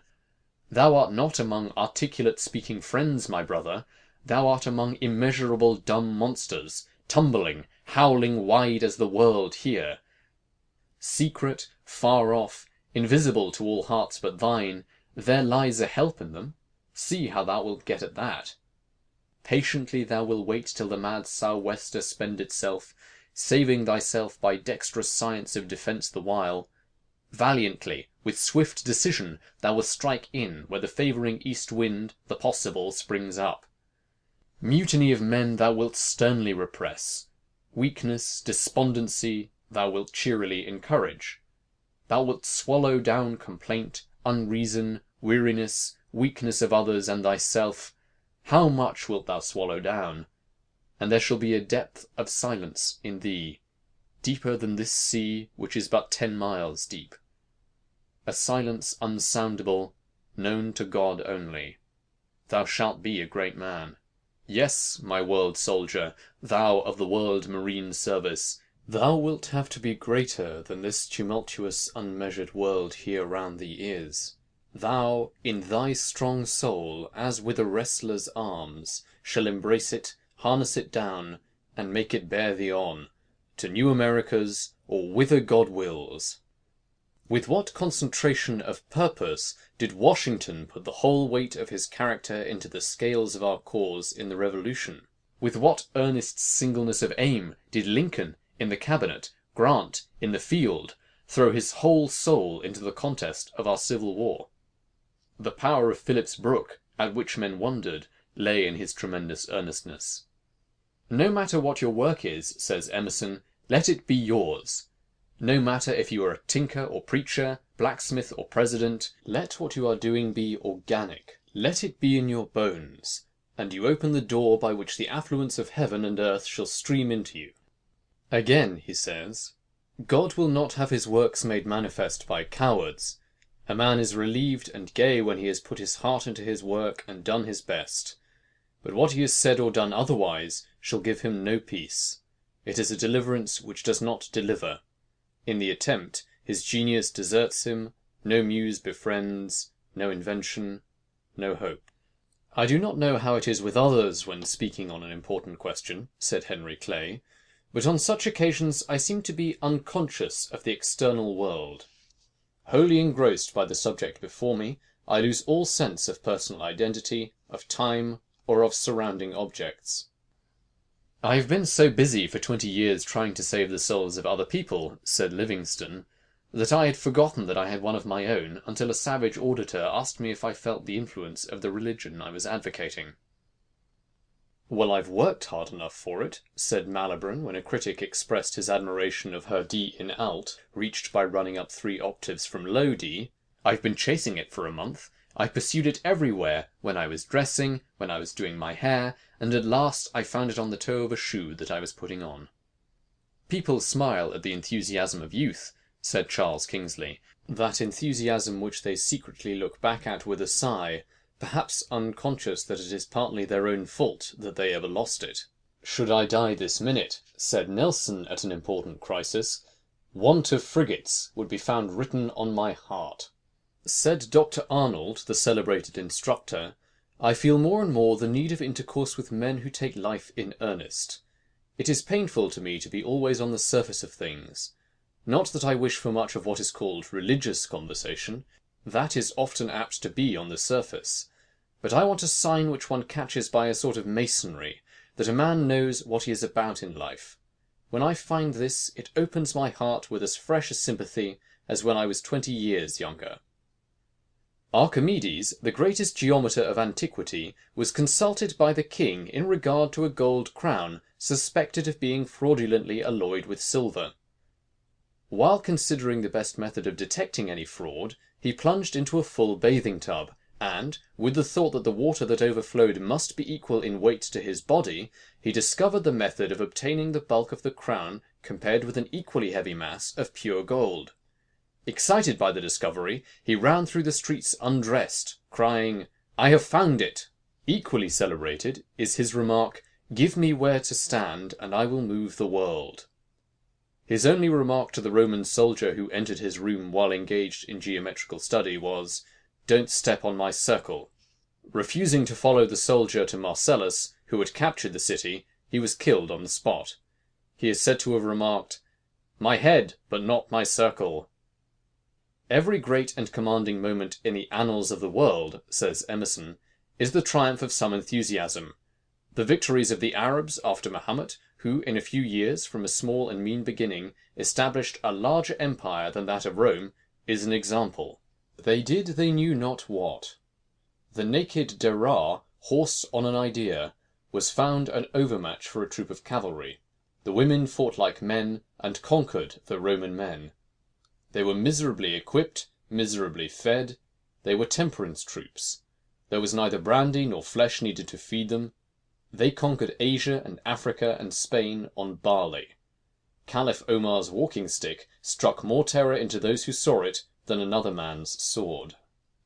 Horace Vernet's enthusiasm and devotion to one idea of his life knew no bounds. He had himself lashed to the mast in a terrible gale on the Mediterranean, when all others on board were seized with terror, and with great delight sketched the towering waves which threatened every minute to swallow the vessel. Several writers tell the story that a great artist, Giotto, about to paint the Crucifixion, induced a poor man to let him bind him upon a cross, in order that he might get a better idea of the terrible scene that he was about to put upon the canvas. He promised faithfully that he would release his model in an hour, but, to the latter's horror, the painter seized a dagger and plunged it into his heart, and while the blood was streaming from the ghastly wound, painted his death agony. Beecher was a very dull boy, and the last member of the family of whom anything was expected. He had a weak memory, and disliked study. He shunned society, and wanted to go to sea. Even when he went to college, many of his classmates stood ahead of him, who have fallen into oblivion. But when he was converted, his whole life changed. He was full of enthusiasm, hopefulness, and zeal. Nothing was too menial for him to undertake to carry his purpose. He chopped wood, built the fire in his little church in Lawrenceburg, Indiana, of only 18 members, cleaned the lamps, swept the floor, and washed the windows. He built the fire, baked, washed when his wife was ill. The pent-up enthusiasm of his ambitious life burst the barriers of his inhospitable surroundings until he blossomed out into America's greatest pulpit orator. When Handel was a little boy, he bought a clavichord, hid it in the attic, and went there at night to play upon it, muffling the strings with small pieces of fine woolen cloth, so that the sound should not waken the family. Michelangelo neglected school to copy drawings which he dared not carry home. Murillo filled the margin of his schoolbook with drawings. Dryden read Polybius before he was 10 years old. Lebrun, when a boy, drew with a piece of charcoal on the walls of the house. Pope wrote excellent verses at 14. Blaise Pascal, the French mathematician, composed at 16 a tract on the conic sections. Professor Agassiz was so enthusiastic in his work, and so loved the fishes, the fowl, and the cattle, that it is said these creatures would die for him to give them their skeletons. His father wanted him to fit for commercial life, but the fish haunted him day and night. Confucius said that he was so eager in the pursuit of knowledge that he forgot his food, and that, in the joys of its attainment, he forgot his sorrows, and that he did not even perceive that old age was coming on. "The boy that tries to make himself useful," said an employer of the errand boy, George W. Childs. "It is this trying to be useful and helpful that promotes us in life." Once when Mr. Harvey, an accomplished mathematician, was in a bookseller's shop, he saw a poor lad of mean appearance enter and write something on a slip of paper and give it to the proprietor. On inquiry, he found this was a poor deaf boy, Kitto, who afterwards became one of the most noted biblical scholars in the world, and who wrote his first book in the poorhouse. He had come to borrow a book. When a lad, he had fallen backwards from a ladder 35 feet upon the pavement, with a load of slates he was carrying to the roof.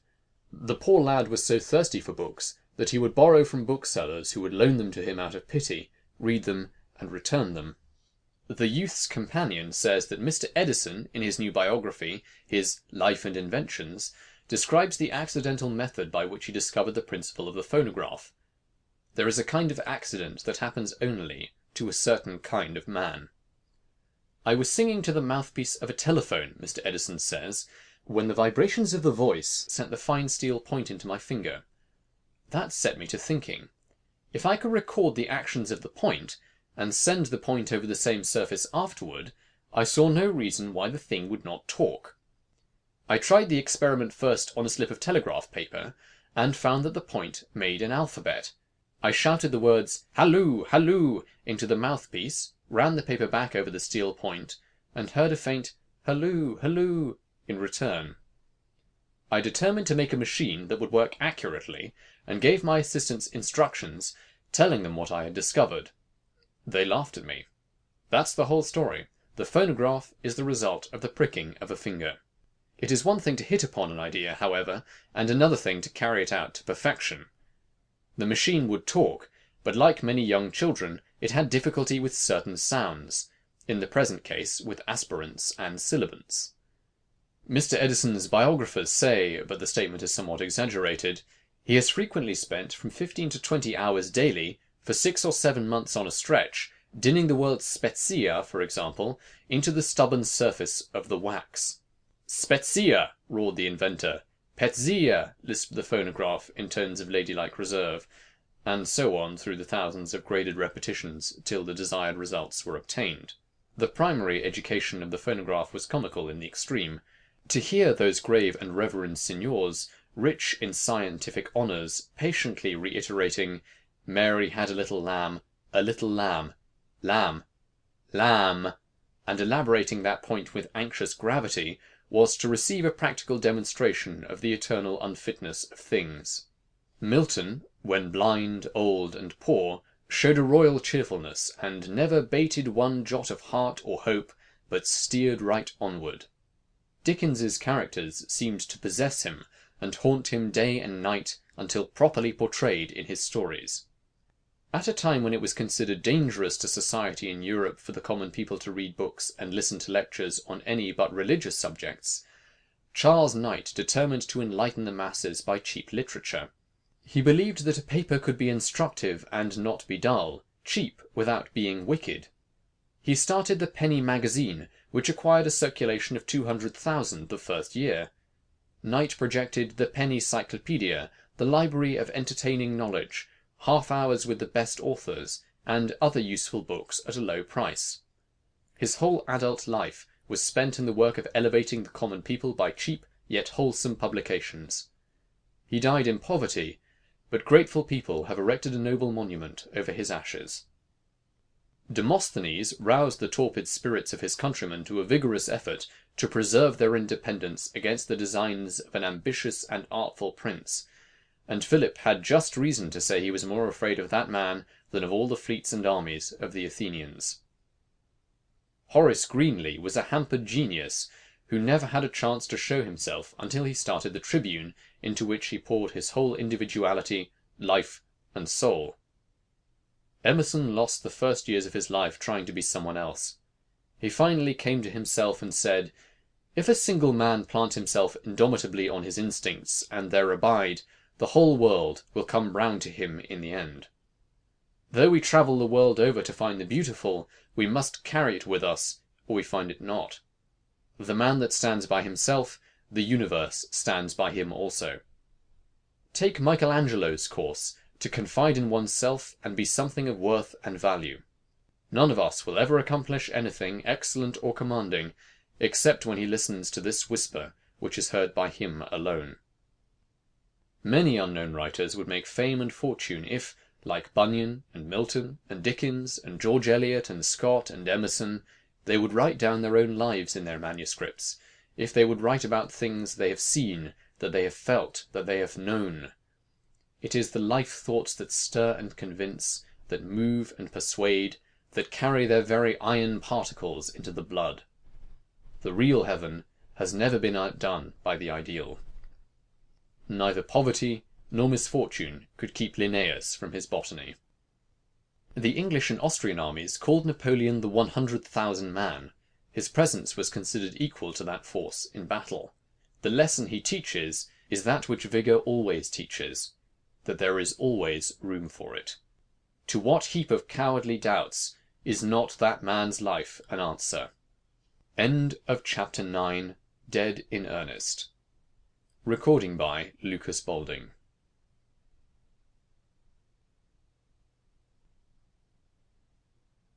How to Succeed, or Stepping Stones to Fame and Fortune, by Orison, Swett, Marden. Chapter 10.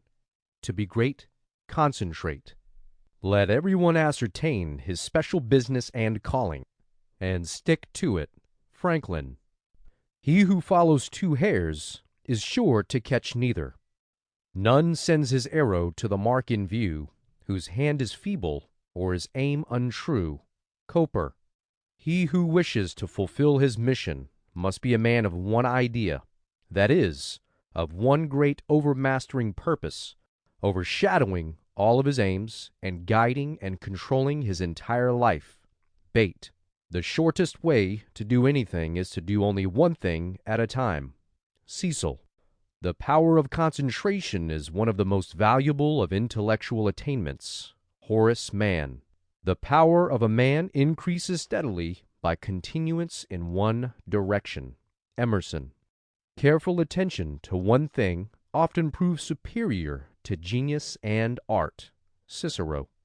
It puffed like a locomotive, said a boy of the donkey engine. It whistled like the steam cars, but it didn't go anywhere. The world is full of donkey engines, of people who can whistle and puff and pull, but they don't go anywhere. They have no definite aim, no controlling purpose. The great secret of Napoleon's power lay in his marvelous ability to concentrate his forces upon a single point. After finding the weak place in the enemy's ranks, he would mass his men and hurl them upon the enemy like an avalanche until he made a breach. What a lesson of the power of concentration there is in that man's life! He was such a master of himself that he could concentrate his powers upon the smallest detail as well as upon an empire. When Napoleon had anything to say, he always went straight to his mark. He had a purpose in everything he did. There was no dilly-dallying nor shilly-shallying. He knew what he wanted to say and said it. It was the same with all of his plans. What he wanted to do, he did. He always hit the bullseye. His great success in war was due largely to his definiteness of aim. He knew what he wanted to do and did it.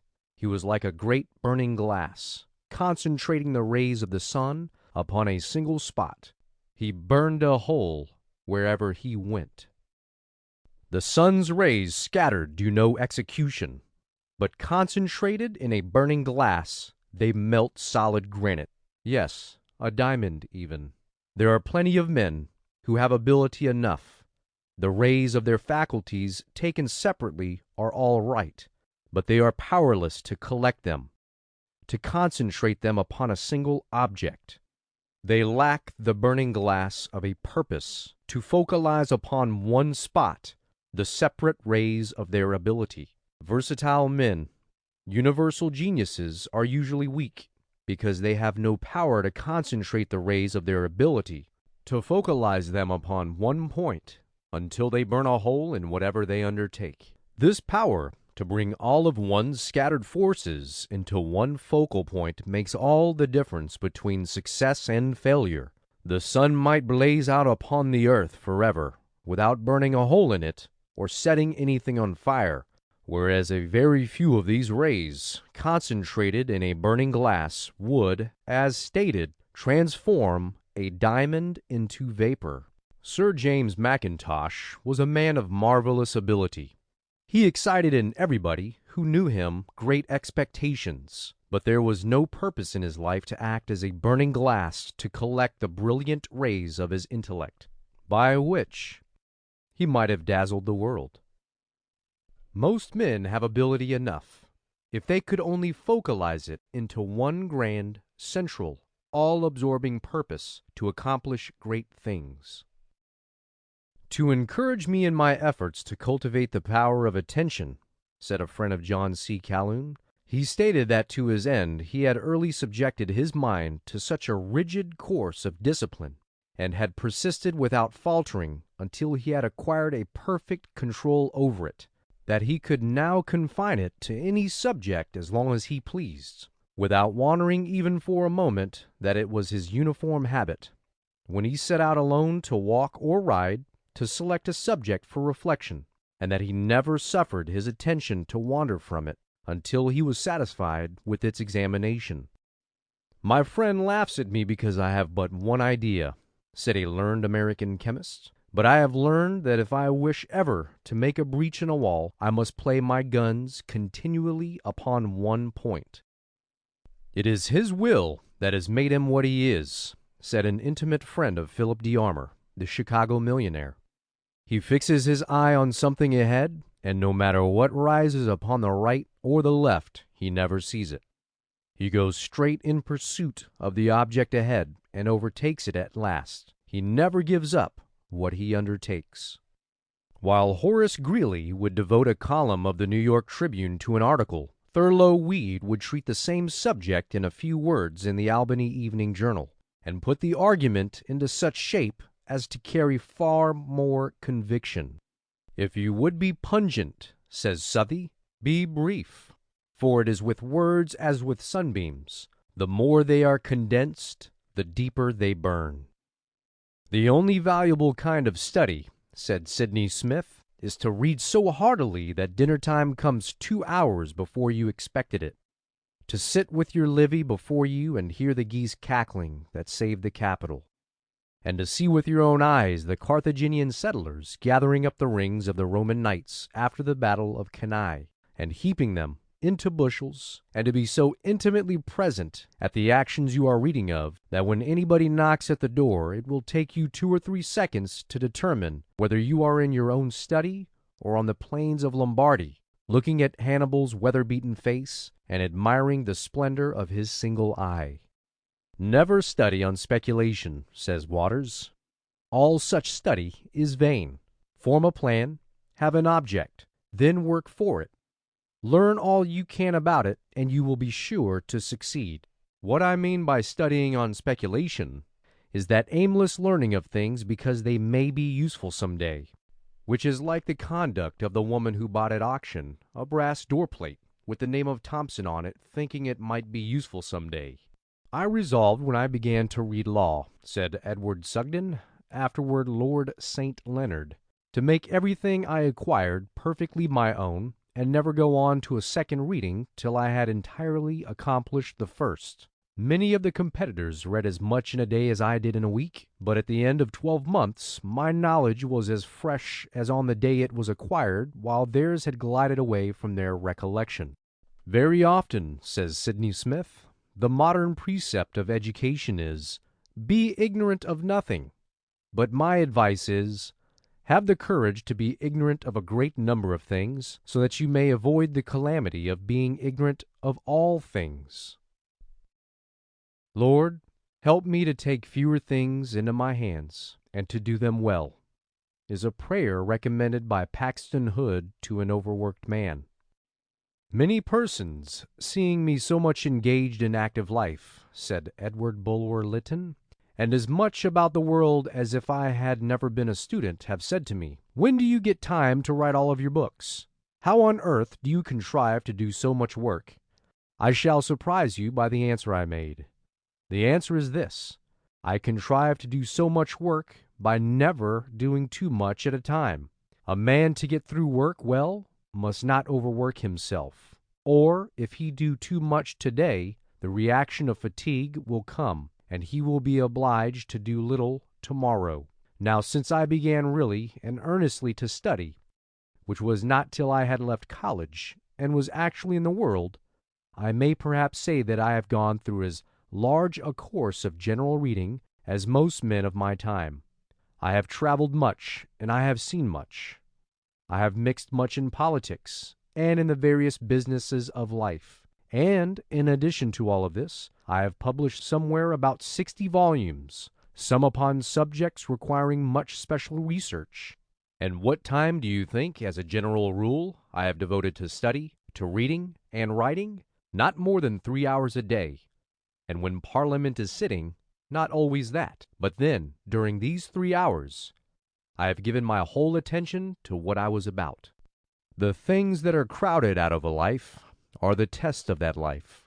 Not what we would like, but what we long for and strive for with all our might we attain. One great cause of failure of young men in business, says Carnegie, is lack of concentration. They are prone to seek outside investments. The cause of many a surprising failure lies in so doing. Every dollar of capital and credit, every business thought, should be concentrated upon the one business upon which a man has embarked. He should never scatter his shot. It is a poor business which would not yield better returns for increased capital than any outside investment. No man or set of men or corporation can manage a businessman's capital as well as he can manage it himself. The rule, "Do not put all your eggs in one basket," does not apply to a man's life work. Put all your eggs in one basket and then watch that basket is the true doctrine, the most valuable rule of all.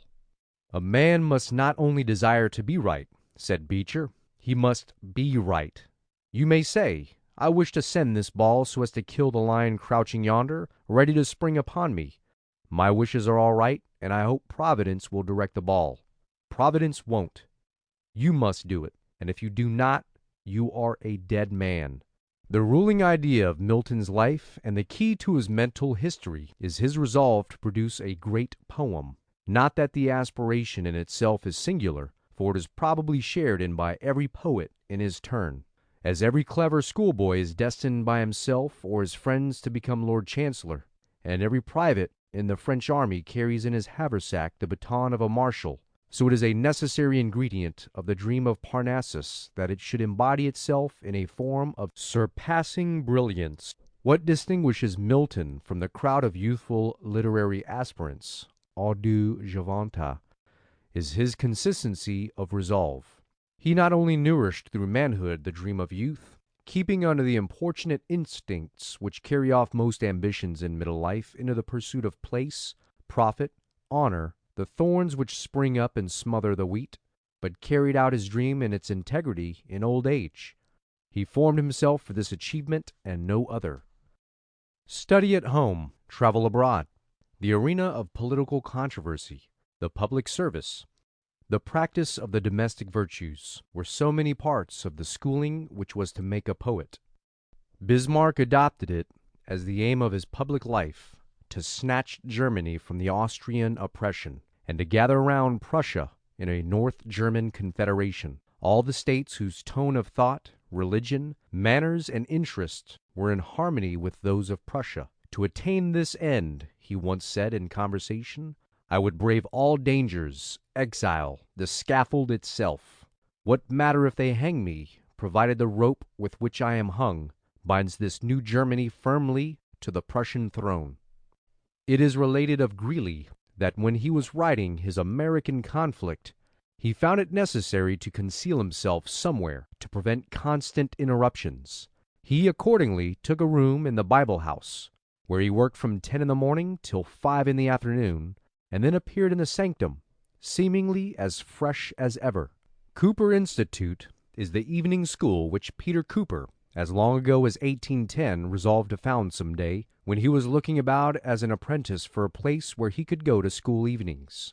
Through all his career in various branches of business, he never lost sight of this object, and as his wealth increased, he was pleased that it brought nearer the realization of his dream.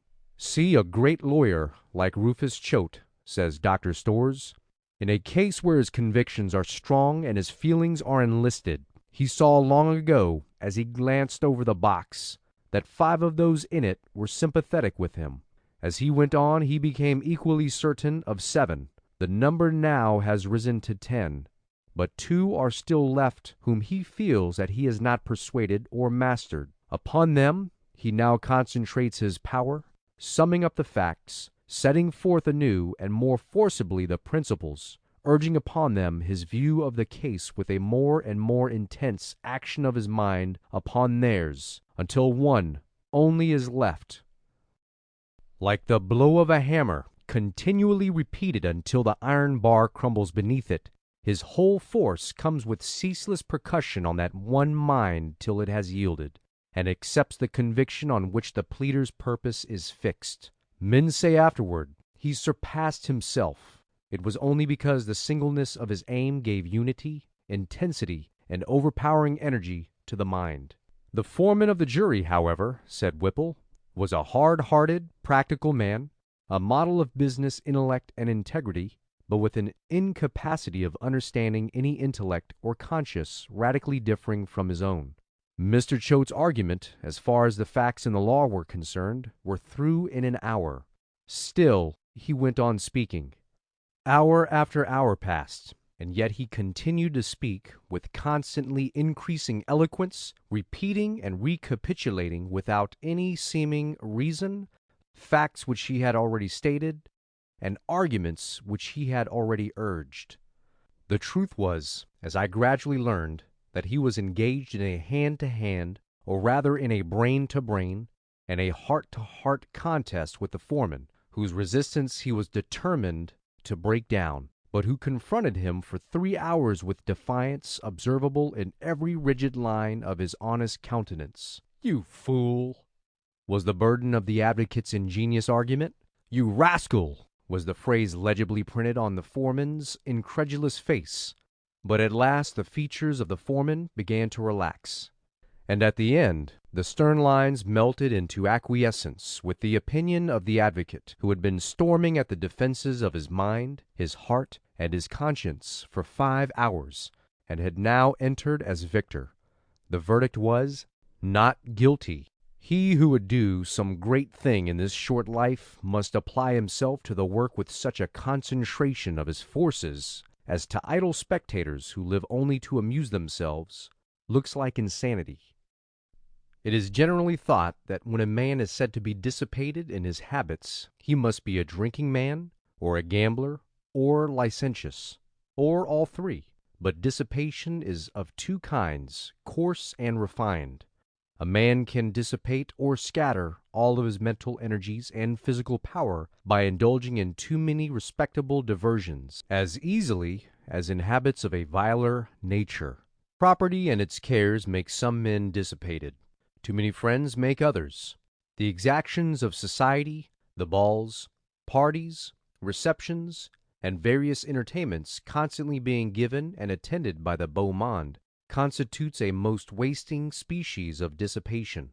Others, again, fritter away all their time and strength in political agitations, or in controversies and gossip. Others in idling with music, or some other one of the fine arts.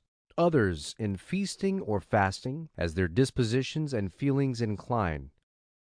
But the man of concentration of purpose is never a dissipated man in any sense, good or bad. He has no time to devote to useless trifling of any kind, but puts in as many strokes of faithful work as possible toward the attainment of some definite good. End of Chapter 10. Recording by Franklin Canfield.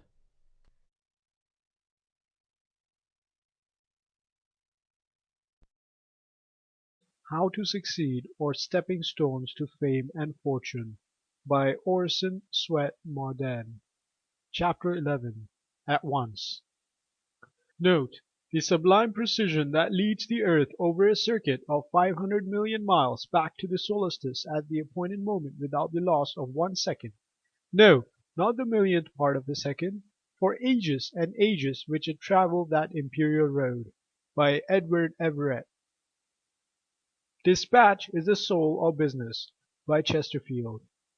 Unfaithfulness in the keeping of an appointment is an act of clear dishonesty. You may as well borrow a person's money as his time. By Horace Mann. By the street of by and by one arrives at the house of never. By Cervantes. The greatest thief this world has ever produced is procrastination, and he is still at large. By H. W. Shaw. "Oh, how I do appreciate a boy who is always on time," says H. C. Bowen. "How quickly you learn to depend on him, and how soon you find yourself entrusting him with weightier matters. The boy who has acquired a reputation for punctuality has made the first contribution to the capital that in after years makes his success a certainty. "Nothing commends a young man so much to his employers," says John Stuart Blackie, "as accuracy and punctuality in the conduct of his business. And no wonder: on each man's exactitude depends the comfortable and easy going of his machine. If the clock goes fitfully, nobody knows the time of day, and if your task is a link in the chain of another man's work, you are his clock, and he ought to be able to rely on you." "The whole period of youth," says Ruskin, "is one essentially of formation, edification, instruction. There is not an hour of it but is trembling with destinies, not a moment of which, once past the appointed work, can never be done again, or the neglected blow struck on the cold iron." "To-morrow, didst thou say?" asked Cotton. "Go to, I will not hear of it. To–morrow. It is a sharper who stakes his penury against thy plenty, who takes thy ready cash and pays thee naught but wishes, hopes, and promises, the currency of idiots. To–morrow! It is a period nowhere to be found in all the hoary registers of time, unless, perchance, in the fool's calendar. Wisdom disclaims the word, nor holds society with those that own it. This fancy's child, and folly is its father, wrought of such stuffs as dreams are, and baseless as the fantastic visions of the evening. Oh, how many a wreck on the road to success could say, 'I have spent all my life in the pursuit of to–morrow, being assured that to–morrow has some vast benefit or other in store for me.' I give it as my deliberate and solemn conviction," said Dr. Fitch, "that the individual who is tardy in meeting an appointment will never be respected or successful in life. If a man has no regard for the time of other men," said Horace Greeley, "why should he have for their money? What is the difference between taking a man's hour and taking his $5? There are many men to whom each hour of business day is worth more than $5. A man who keeps his time will keep his word. In truth, he cannot keep his word unless he does keep his time." When the Duchess of Sutherland came late, keeping the court waiting, the Queen, who was always vexed by tardiness, presented her with her own watch, saying, "I am afraid yours does not keep good time." "Then you must get a new watch, or I another secretary," replied Washington, when his secretary excused the lateness of his attendance by saying that his watch was too slow. "I have generally found that a man who is good at an excuse is good for nothing else," said Franklin to a servant who was always late, but always ready with an excuse. "One of the best things about school and college life is that the bell which strikes the hour for rising, for recitations, or for lectures, teaches habits of promptness. Every young man should have a watch which is a good timekeeper.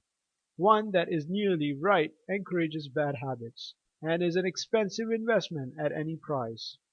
Wear threadbare clothes if you must, but never carry an inaccurate watch. 5 minutes behind time has ruined many a man and many a firm."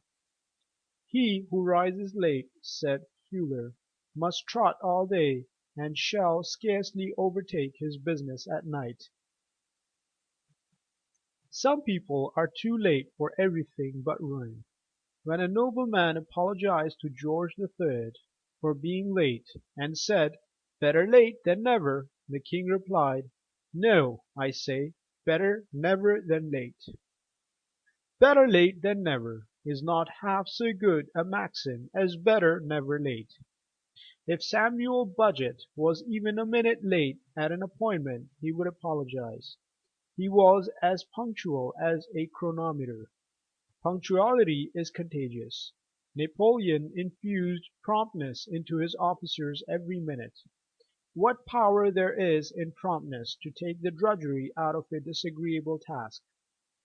"A singular mischance has happened to some of our friends," said Hamilton. At the instant when he ushered them into existence, God gave them work to do, and he also gave them a competency of time, so much that if they began at the right moment and wrought with sufficient vigor, their time and their work would end together. But a good many years ago a strange misfortune befell them. A fragment of their allotted time was lost.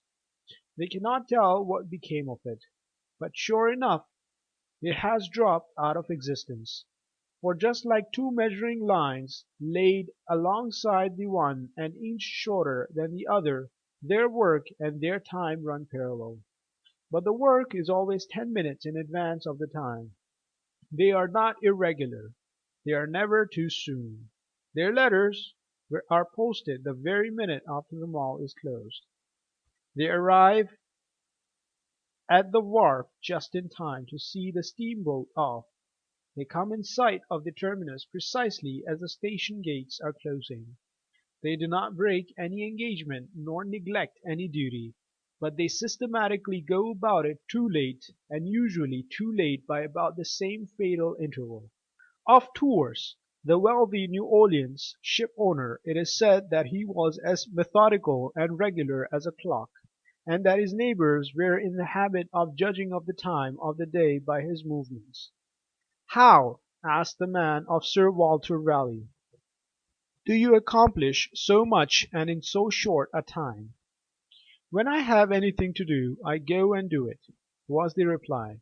The man who always acts promptly, even if he makes occasional mistakes, will succeed when a procrastinator will fail, even if he have a better judgment.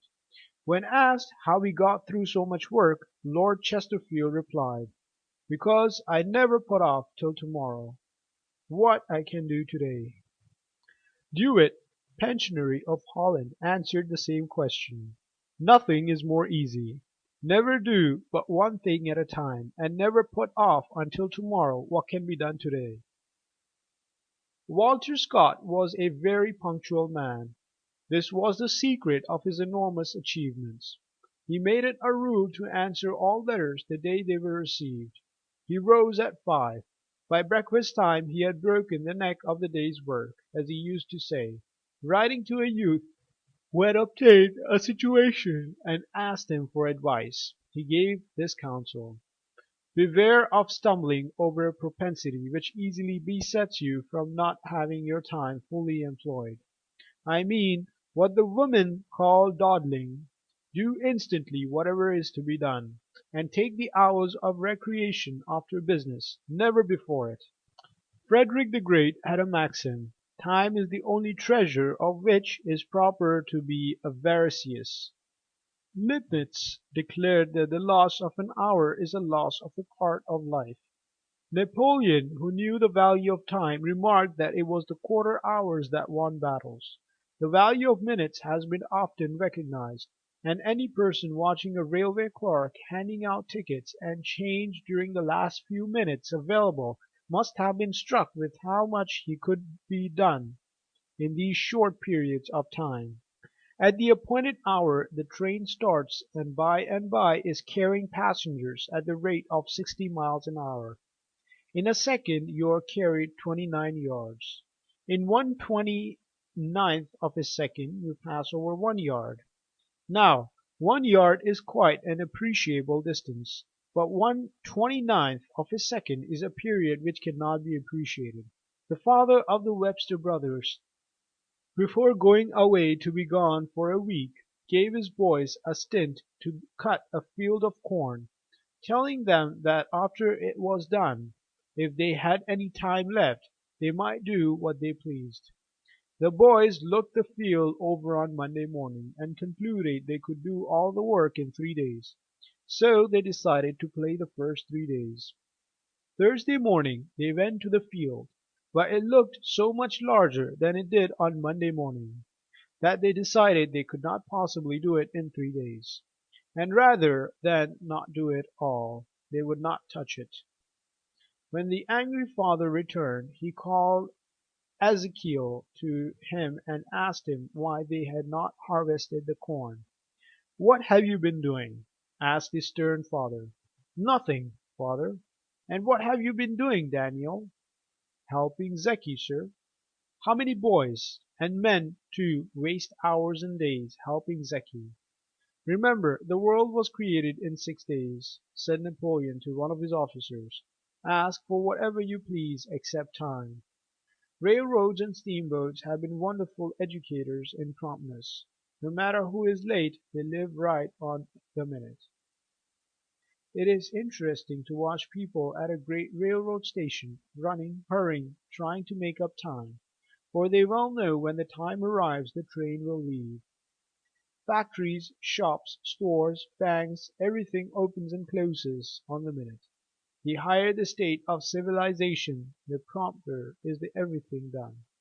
In countries without railroads, as in Eastern countries, everything is behind time. Everybody is indolent and lazy. The world knows that the prompt man's bills and notes will be paid on the day they were due, and will trust him.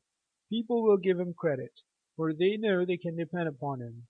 But lack of promptness will shake confidence almost as quickly as downright dishonesty. The man who has a habit of dawdling or listlessness will show it in everything he does.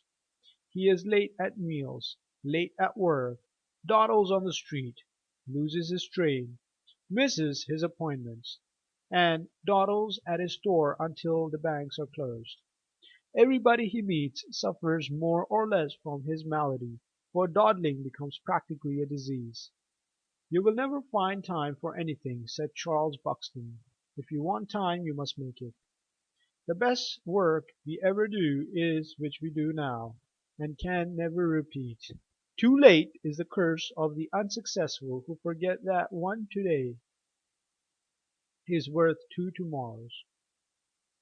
Time accepts no sacrifice. It admits of neither redemption nor atonement. It is the true avenger. Your enemy may become your friend, your injurer may do you justice, but time is inexorable, and has no mercy. Then stay the present instant, dear Horatio, imprint the marks of wisdom on its wings. This of more worth than kingdoms, far more precious than all the crimson treasures of life's fountain. Oh, let it not elude thy grasp, but, like the good old patriarch upon record, hold the fleet angel fast until he bless thee. By Nathaniel Cotton. End of chapter 11.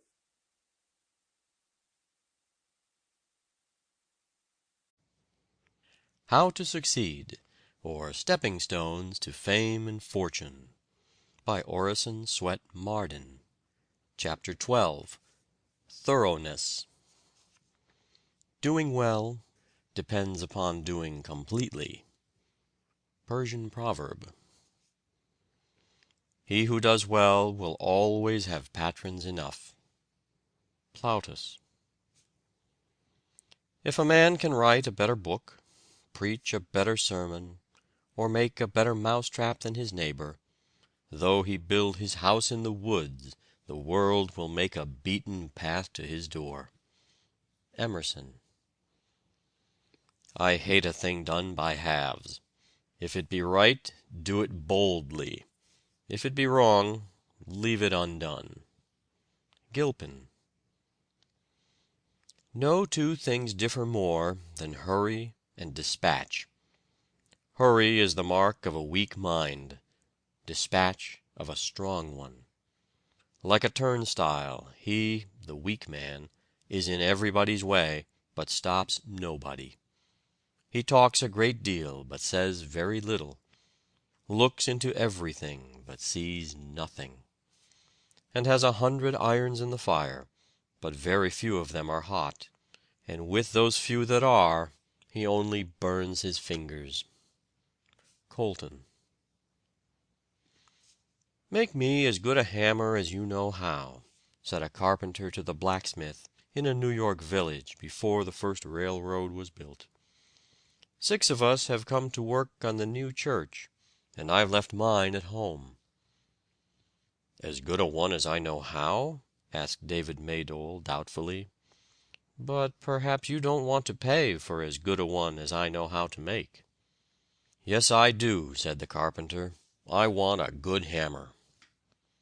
It was indeed a good hammer that he received, the best, probably, that had ever been made.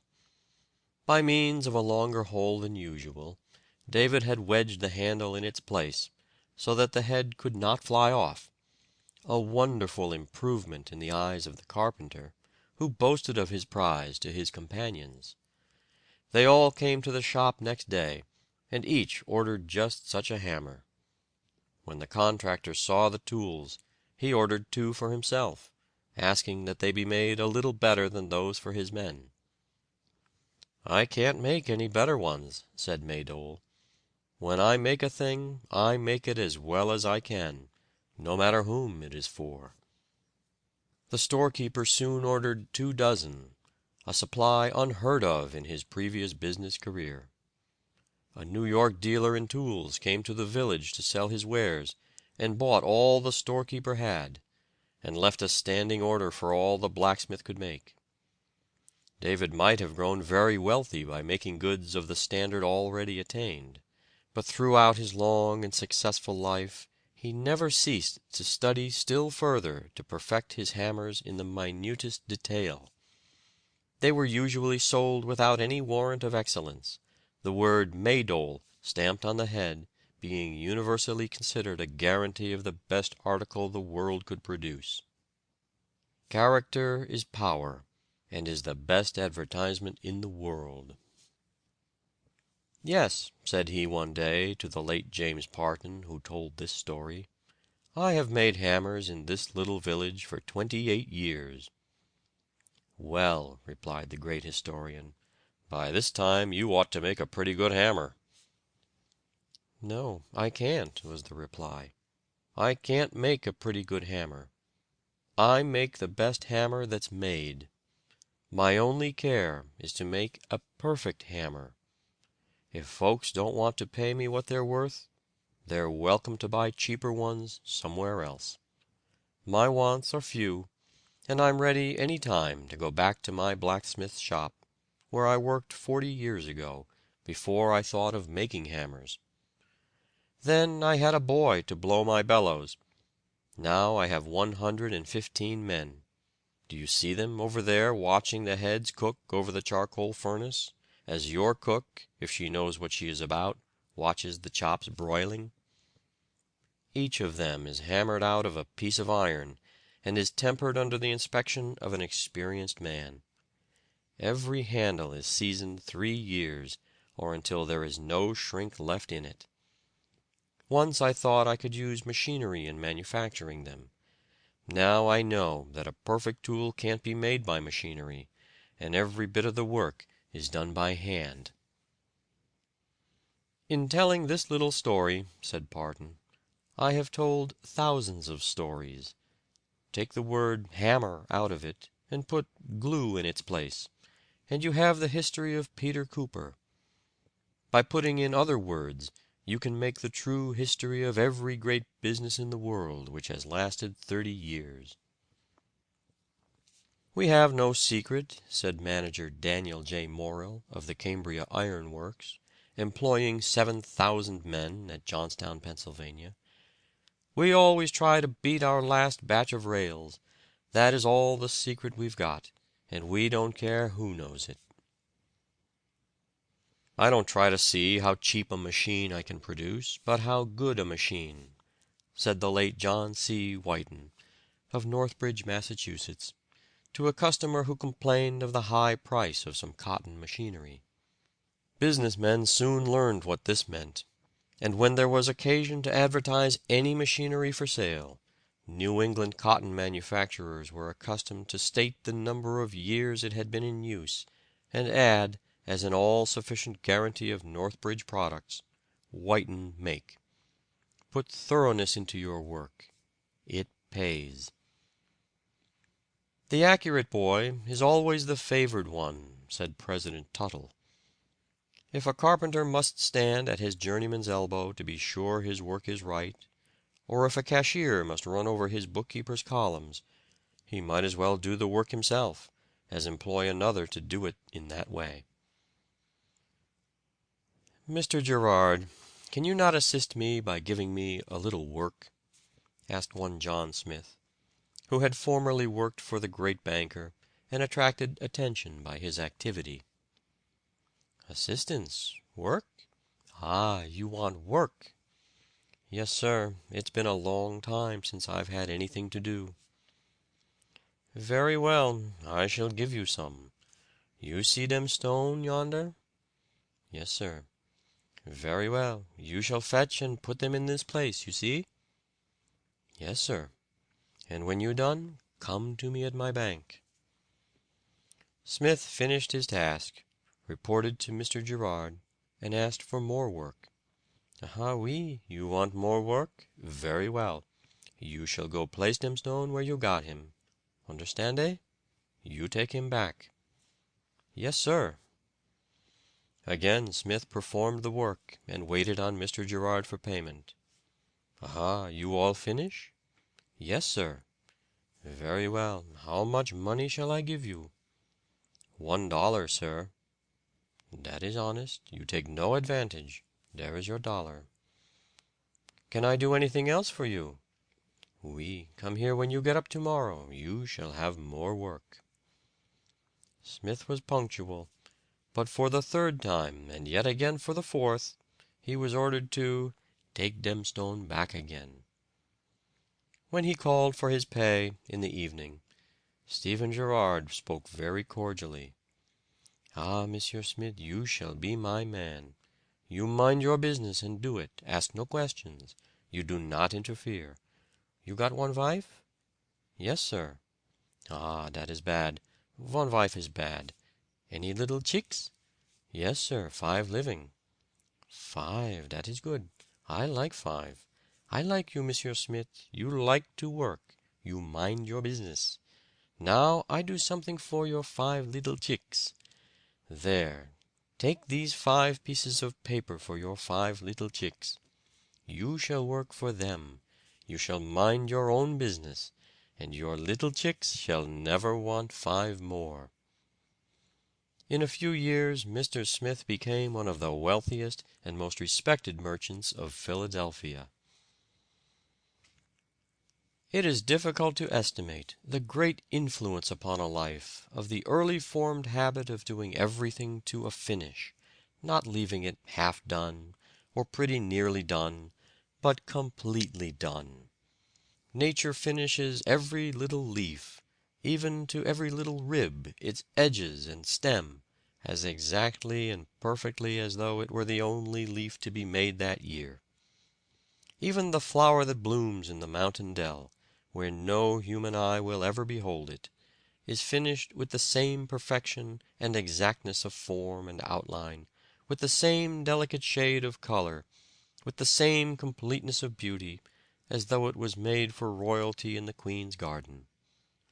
Perfection to the finish is a motto which every youth should adopt. "How did you attain such excellence in your profession?" was asked of Sir Joshua Reynolds. "By observing one simple rule, namely to make each picture the best," he replied. The discipline of being exact is uplifting. Progress is never more rapid than it is when we are studying to be accurate. The effort educates all the powers. Arthur Helps says, "I do not know that there is anything, except it be humility, which is so valuable as an incident of education as accuracy, and accuracy can be taught.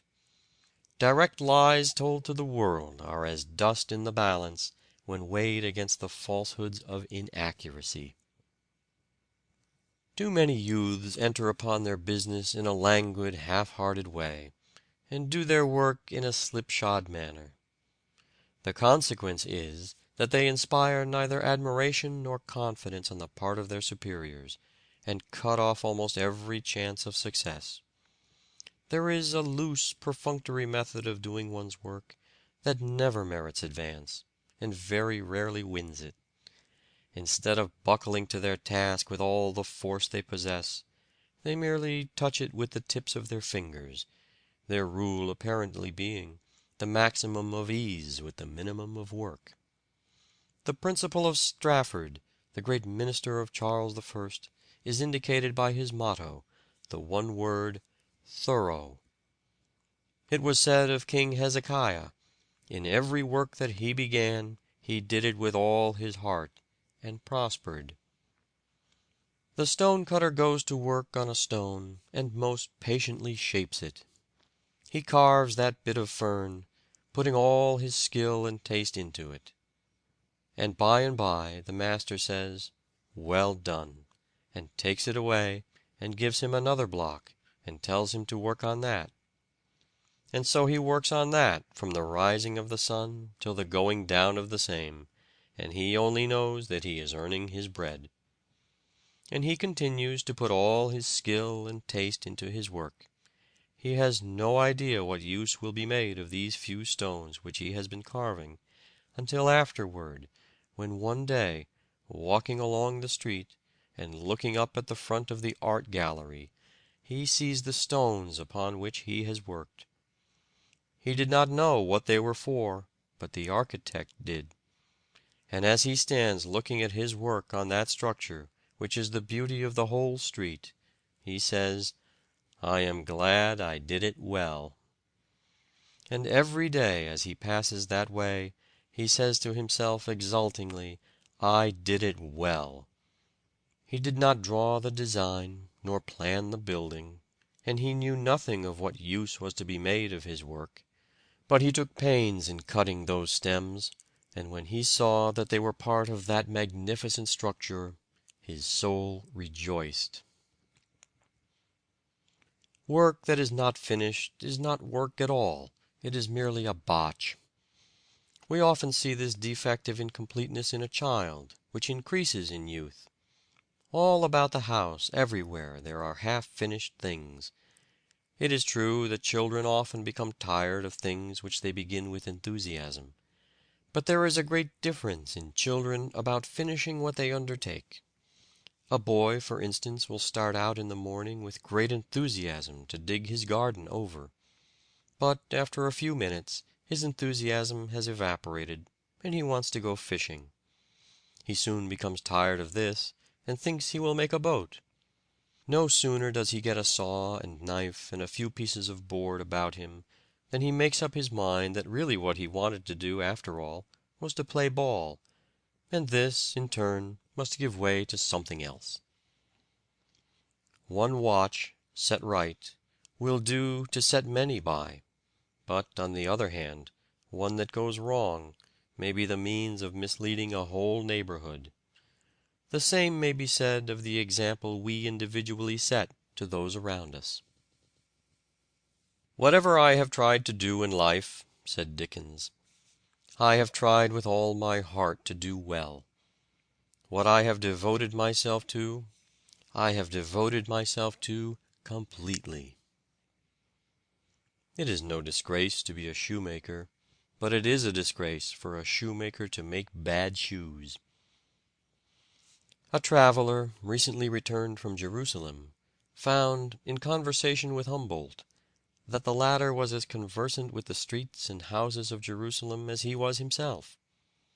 On being asked how long it was since he had visited it, the aged philosopher replied, "I have never been there, but I expected to go 60 years since, and I prepared myself." So noted for excellency was everything bearing the brand of George Washington, that a barrel of flour marked "George Washington, Mount Vernon," was exempted from the customary inspection in the West India ports.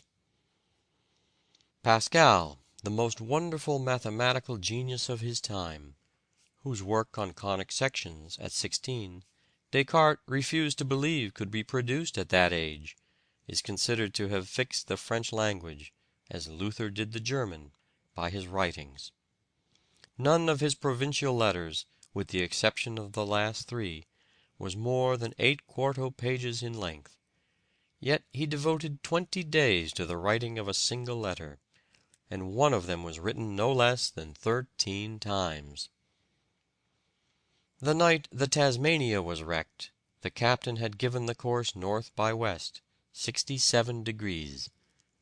He had taken account of eddies and currents. The second officer, overlooking these, had ordered the helmsman to make it north by west 57 degrees, but to bring the ship around so gently that the captain wouldn't know it. Hence her destruction. Reverend Mr. Maley, of the Ohio Conference of the Methodist Church, had the habit of greatly exaggerating anything he talked about. His brethren at conference told him that this habit was growing on him, and rendering him unpopular in the ministry. Mr. Maley heard them patiently, and then said, "Brethren, I am aware of the truth of all you have said, and have shed barrels of tears over it."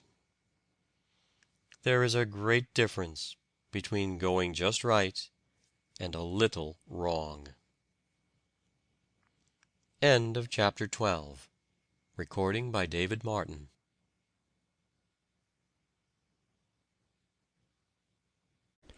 How to Succeed, or Stepping Stones to Fame and Fortune by Orison, Swett, Marden. Chapter 13. Trifles. In the elder days of art, builders wrought with greatest care, each minute an unseen part, for the gods see everywhere. Longfellow. Think not a trifle, though it small appear, small sans the mountain, moments make the year, and trifles life. Young. The smallest hair throws its shadow. Goethe. He that despiseth small things shall fall little by little. Ecclesiastes.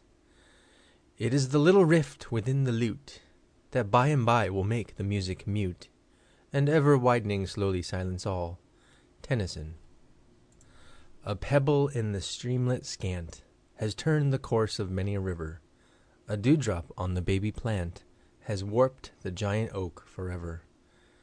It is the close observation of little things which is the secret of success in business, in art, in science, and in every pursuit of life. Smiles. Only, but then the onlys make up the mighty all. My rule of conduct has been that whatever is worth doing at all is worth doing well, said Nicolas Poussin, the great French painter. When asked the reason why he had become so eminent in a land of famous artists, he replied, "Because I have neglected nothing." Do little things now, says a Persian proverb, so shall big things come to thee by and by, asking to be done. God will take care of the great things if we do not neglect the little ones. A gentleman advertised for a boy to assist him in his office, and nearly 50 applicants presented themselves to him. Out of the whole number, he in a short time selected one and dismissed the rest. "I should like to know," said a friend, "on what ground you selected that boy, who had not a single recommendation." "You are mistaken," said the gentleman. "He had a great many. He wiped his feet when he came in, and closed the door after him, showing that he was careful. He gave up his seat instantly to that lame old man, showing that he was kind and thoughtful. He took off his cap when he came in, and answered my questions promptly and respectfully, showing that he was polite and gentlemanly. He picked up the book, which I had purposely laid upon the floor, and replaced it on the table, while all the rest stepped over it, or shoved it aside, and he waited quietly for his turn, instead of pushing and crowding, showing that he was honest and orderly. When I talked to him, I noticed that his clothes were carefully brushed, his hair in nice order, and his teeth as white as milk. And when he wrote his name, I noticed that his fingernails were clean, instead of being tipped with jet, like that handsome little fellow's, in the blue jacket. Don't you call those letters of recommendation? I do, and I would give more for what I can tell about a boy by using my eyes 10 minutes than for all the fine letters he can bring me. Least of all seeds, greatest of all harvests, seems to be one of the great laws of nature. All life comes from microscopic beginnings. In nature there is nothing small. The microscope reveals as great a world below as the telescope above. All of nature's laws govern the smallest atoms, and a single drop of water is a miniature ocean. "I cannot see that you have made any progress since my last visit," said a gentleman to Michelangelo. "But," said the sculptor, "I have retouched this part, polished that, softened that feature, brought out the muscle, given some expression to this lip, more energy to that limb, etc." "But they are trifles," exclaimed the visitor. "It may be so," replied the great artist, "but trifles make perfection, and perfection is no trifle. That infinite patience which made Michelangelo spend a week in bringing out a muscle in a statue with more vital fidelity to truth, or Gerhard Dow a day in giving the right effect to a dewdrop on a cabbage leaf, makes all the difference between success and failure." "Of what use is it?" people ask with a sneer when Franklin told of his discovery that lightning and electricity are identical. "What is the use of a child?" replied Franklin. "It may become a man." In the earliest days of cotton spinning, the small fibers would stick to the bobbins and make it necessary to stop and clear the machinery. Although this loss of time reduced the earnings of the operatives, the father of Robert Peel noticed that one of his spinners always drew full pay, as his machine never stopped. "How is this, Dick?" asked Mr. Peel one day. "The onlookers tell me your bobbins are always clean." "Aye, that they be," replied Dick Ferguson. "How do you manage it, Dick?" "Why, you see, Mr. Peel," said the workman, "it is sort of a secret. If I told you, you'd be as wise as I am." "That's so," said Mr. Peel, smiling. "But I'd give you something to know. Could you make all of the looms work as smoothly as yours?" "Every one of 'em, mister," replied Dick. "Well, what shall I give you for your secret?" asked Mr. Peel, and Dick replied, "Give me a quart of ale every day, as I'm in the mills, and I'll tell thee all about it." "Agreed," said Mr. Peel, and Dick whispered very cautiously in his ear, "Chalk your bobbins." That was the whole secret, and Mr. Peel soon shot ahead of all of his competitors, for he made his machines that would chalk their own bobbins. Dick was handsomely rewarded with money instead of beer. His little idea saved the world millions of dollars.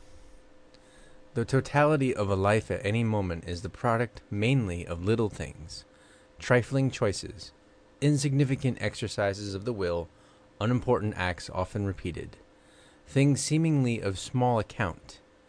These are the thousand tiny sculptors that are carving away constantly at the rude block of our life, giving it shape and feature. Indeed, the formation of character is much like the work of an artist in stone. The sculptor takes a rough, unshapen mass of marble, and with strong, rapid strokes of mallet and chisel, quickly brings into view the rude outline of his design. But after the outline appears, then comes hours, days, perhaps even years of patient, minute labor. A novice might see no change in the statue from one day to another, for though the chisel touches the stone 1,000 times, it touches as lightly as the fall of a raindrop, but each touch leaves a mark. The smallest thing becomes respectable when regarded as the commencement of what has advanced or is advancing into magnificence. The crude settlement of Romulus would have remained an insignificant circumstance, and might have justly sunk into oblivion if Rome had not at length commanded the world. Beecher says that men, in their property, are afraid of conflagrations and lightning strokes. But if they were building a wharf in Panama, 1,000,000 madrepores, so small that only the microscope could detect them, would begin to bore the piles down under the water. There would be neither noise nor foam, but in a little while, if a child did but touch the post, over it would fall as if a saw had cut it through. Men think, with regard to their conduct, that if they were to lift themselves up gigantically and commit some crashing sin, they should never be able to hold up their heads, but they will harbor in their souls little sins, which are piercing and eating them away to inevitable ruin. Lichens, of themselves of little value, prepare the way for important vegetation. They deposit, in dying, an acid which wears away the rock and prepares the mold necessary for the nourishment of superior plants. It was but a tiny rivulet trickling down the embankment that started the terrible Johnstown flood and swept thousands into eternity. One noble heroic act has elevated a nation. Franklin's whole career was changed by a torn copy of Cotton Mather's essays to do good. Taking up a stone to throw at a turtle was the turning point in Theodore Parker's life. As he raised the stone, something within him said, "Don't do it." And he didn't. He went home and asked his mother what it was in him that said, "Don't." She told him it was conscience. Small things become great when a great soul sees them. A child, when asked why a certain tree grew crooked, answered, "Somebody trod upon it when it was a little fellow." By gnawing through a dike, even a rat may drown a nation. A little boy in Holland saw water trickling from a small hole near the bottom of a dike.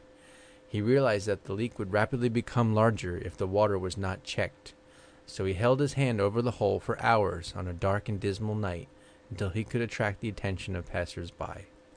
His name is still held in grateful remembrance in Holland. We may tell which way the wind blew before the deluge by marking the ripple and cupping of the rain in the petrified sand now preserved forever. We tell the very path by which gigantic creatures, whom man never saw, walked to the river's edge to find their food. The tears of Virgilia and Volumnia saved Rome from the Volscians, when nothing else could move the vengeful heart of Coriolanus. Not even Helen of Troy, it is said, was beautiful enough to spare the tip of her nose, and if Cleopatra's had been an inch shorter, Mark Antony would never have become infatuated with her wonderful charms, and the blemish would have changed the history of the world. Anne Boleyn's fascinating smile split the great Church of Rome in twain, and gave a nation an altered destiny. Napoleon, who feared not to attack the proudest monarchs in their capitals, shrank from the political influence of one independent woman in private life, Madame de Staël. It was a little thing for a cow to kick over a lantern left in a shanty, but it laid Chicago in ashes, and rendered homeless 100,000 people. The discovery of glass was due to a mere accident, the building of a fire on the sand.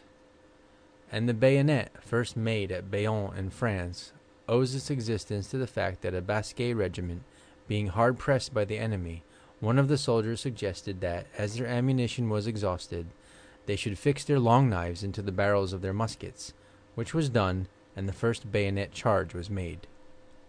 A jest led to a war between two great nations. The presence of a comma in a deed lost to the owner of an estate $5,000 a month for 8 months.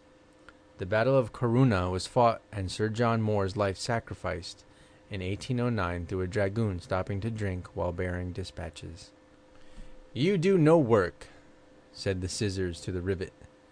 "Where would your work be," said the rivet to the scissors, "if I didn't keep you together?" Every day is a little life, and our whole life but a day repeated.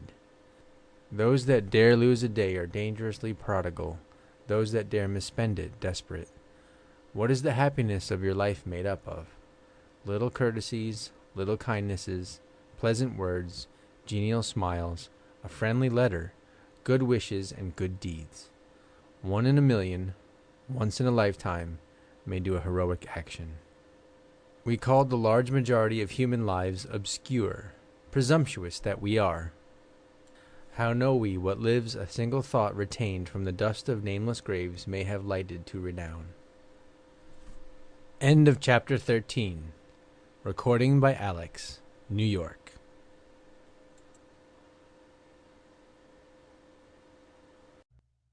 How to Succeed, or Stepping Stones to Fame and Fortune, by Orison, Swett, Marden. Chapter 14. Courage. Quit yourselves like men. 1 Samuel 4:9.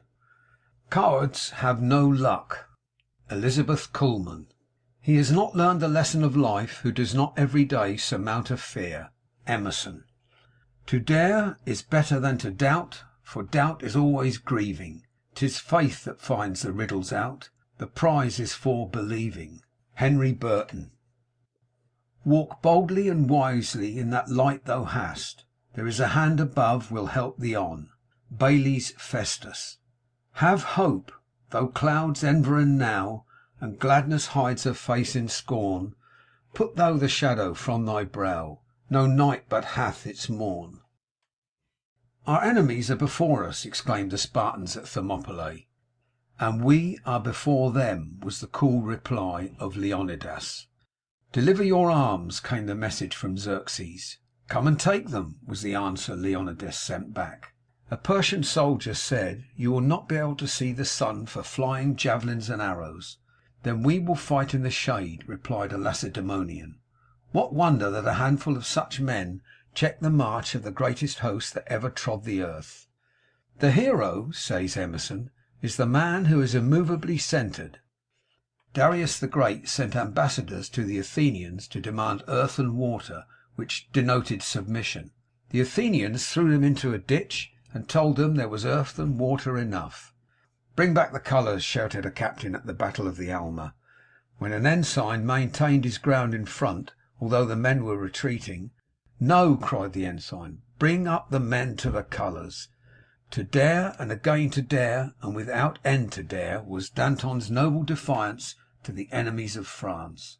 Shakespeare says, "He is not worthy of the honeycomb that shuns the hives because the bees have stings." "It is a bad omen," said Eric the Red, when his horse slipped and fell on the way to his ship, moored on the coast of Greenland, in readiness for a voyage of discovery. "Ill fortune would be mine should I dare venture now upon the sea." So he returned to his house, but his young son, Leif, decided to go, and with a crew of 35 men sailed southward in search of the unknown shore upon which Captain Biarni had been driven by a storm while sailing in another Viking ship 2 or 3 years before. The first land that they saw was probably Labrador, a barren, rugged plain. Leif called this country Helluland, or the land of flat stones. Sailing onward many days, he came to a low level coast thickly covered with woods, on account of which he called the country Markland, probably the modern Nova Scotia. Sailing onward, they came to an island which they named Vinland, on account of the abundance of delicious wild grapes in the woods. This was in the year 1000. Here is where the city of Newport, R.I., stands. They spent many months, and then returned to Greenland with their vessel loaded with grapes and strange kinds of wood. The voyage was successful, and no doubt Eric was sorry he had been frightened by the bad omen. Not every vessel that sails from Tashish will bring back the gold of Ophir, but shall it therefore rot in the harbour? No, give it sails to the wind. Men who have dared have moved the world, often before reaching the prime of life. It is astonishing what daring to begin and perseverance have enabled even youths to achieve. Alexander, who ascended the throne at 20, had conquered the whole known world before dying at 33. Julius Caesar captured 800 cities, conquered 300 nations, and defeated 3 million men, became a great orator and one of the greatest statesmen known, and still was a young man. Washington was appointed adjutant general at 19. He was sent at 21 as an ambassador to treat with the French, and won his first battle as a colonel at 22. Lafayette was made a general of the whole French army at 20. Charlemagne was a master of France and Germany at 30. Condé was only 22 when he conquered at Rocroi. Galileo was but 18 when he saw the principle of the pendulum in the swinging lamp in the cathedral at Pisa. Peel was in Parliament at 21. Gladstone was in Parliament before he was 22, and at 24 he was a Lord of the Treasury. Elizabeth Barrett Browning was proficient in Greek and Latin at 12. De Quincey at 11. Robert Browning wrote at 11 poetry of no mean order. Cowley, who sleeps in Westminster Abbey, published a volume of poems at 15.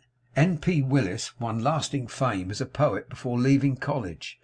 Macaulay was a celebrated author before he was 23. Luther was but 29 when he nailed his famous thesis to the door of the bishop and defied the Pope. Nelson was a lieutenant in the British Navy before he was 20. He was but 47 when he received his death wound at Trafalgar. Charles XII was only 19 when he gained the Battle of Narva. At 36, Cortes was the conqueror of Mexico. At 32, Clive had established the British power in India.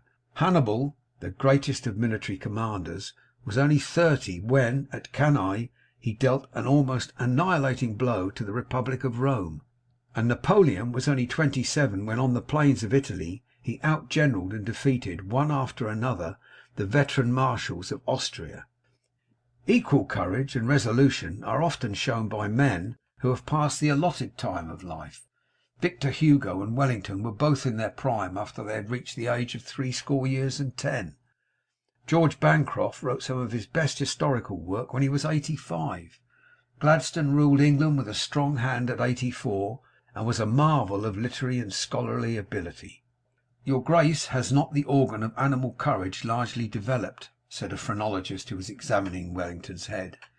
You are right, replied the Iron Duke, and but for my sense of duty I should have retreated in my first fight.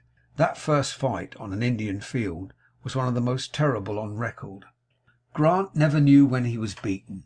When told that he was surrounded by the enemy at Belmont, he quietly replied, well then, we must cut our way out.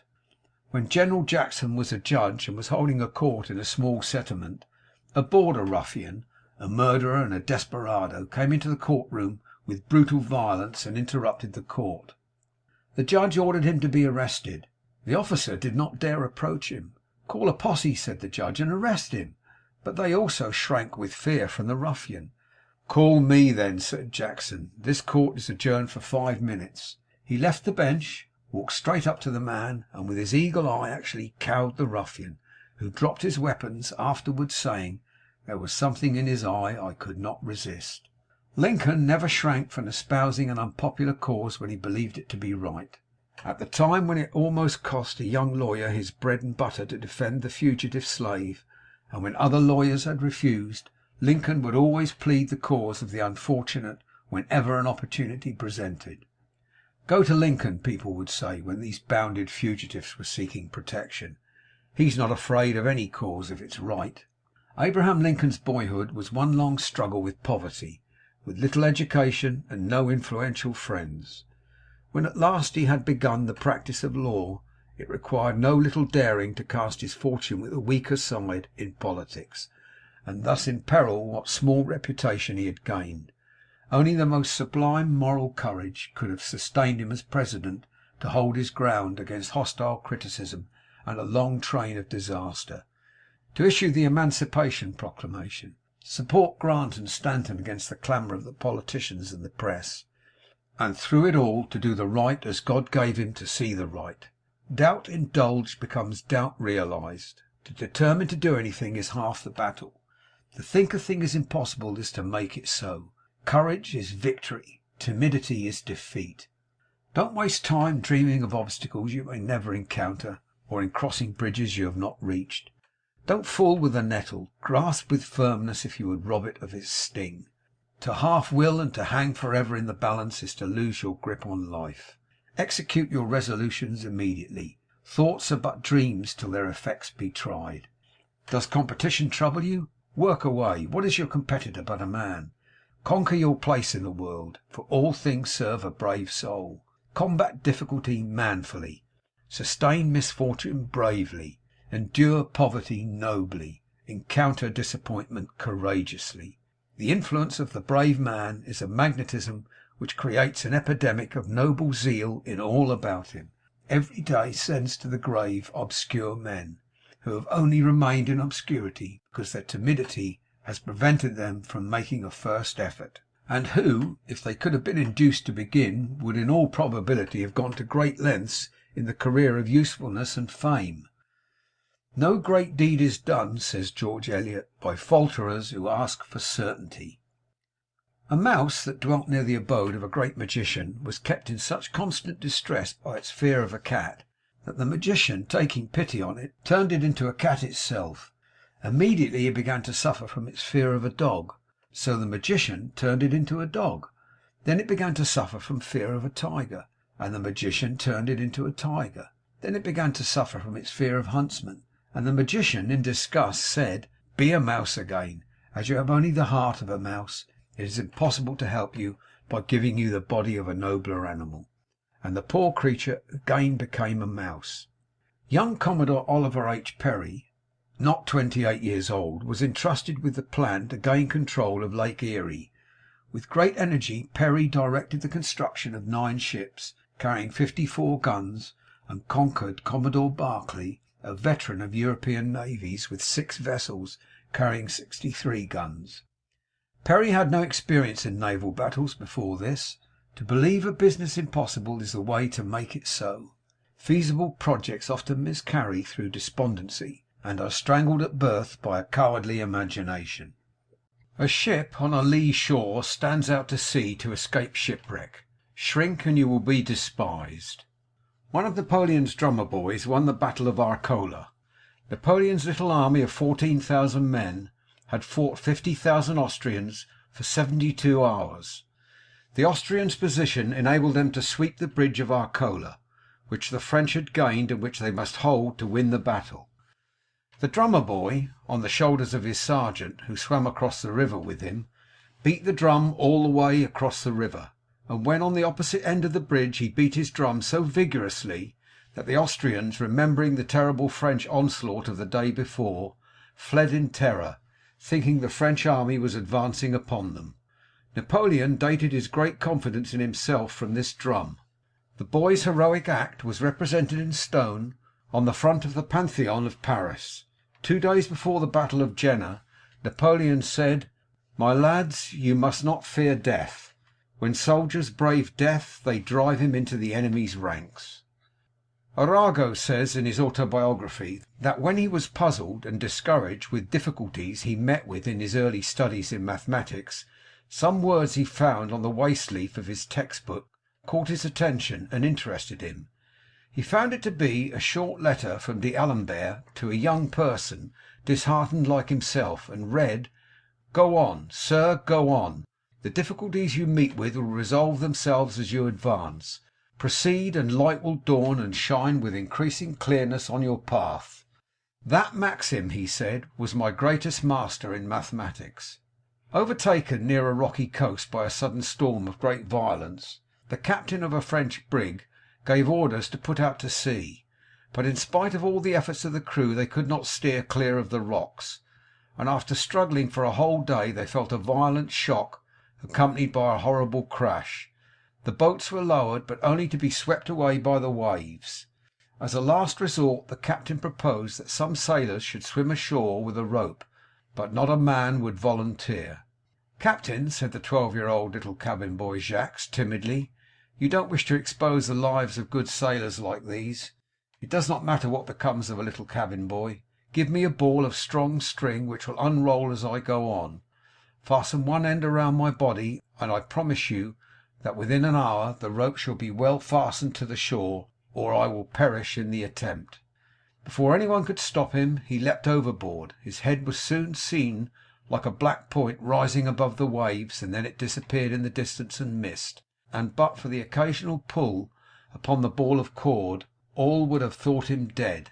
At length it fell as if slackened, and the sailors looked at one another in silence, when a quick violent pull, followed by a second and a third, told that Jacques had reached the shore. A strong rope was fastened to the cord and pulled to the shore, and by its aid many of the sailors were rescued. In 1833 Miss Prudence Crandall, a Quaker schoolmistress of Canterbury, Con, opened her school to negro children as well as to whites. The whole place was thrown into an uproar. Town meetings were called to denounce her. The most vindictive and inhuman measures were taken to isolate the school from the support of the townspeople. Stores and churches were closed against teacher and pupils. Public conveyances were denied them. Physicians would not attend them. Miss Crandall's own friends dared not visit her. The house was assailed with rotten eggs and stones, and finally set on fire. Yet the cause was righteous, and the opposition proved vain and fruitless. Public opinion is often radically wrong. Staunch old Admiral Farragut, he of the true heart and the iron will, said to another officer of the navy, "Dupont, do you know why you didn't get into Charleston with your ironclads?" "Oh, was it because the channel was so crooked?" "No, Dupont, it was not that." "Well, the rebel fire was perfectly horrible." "Yes, but it wasn't that." "Well, what was it then?" "It was because you didn't believe you could go in."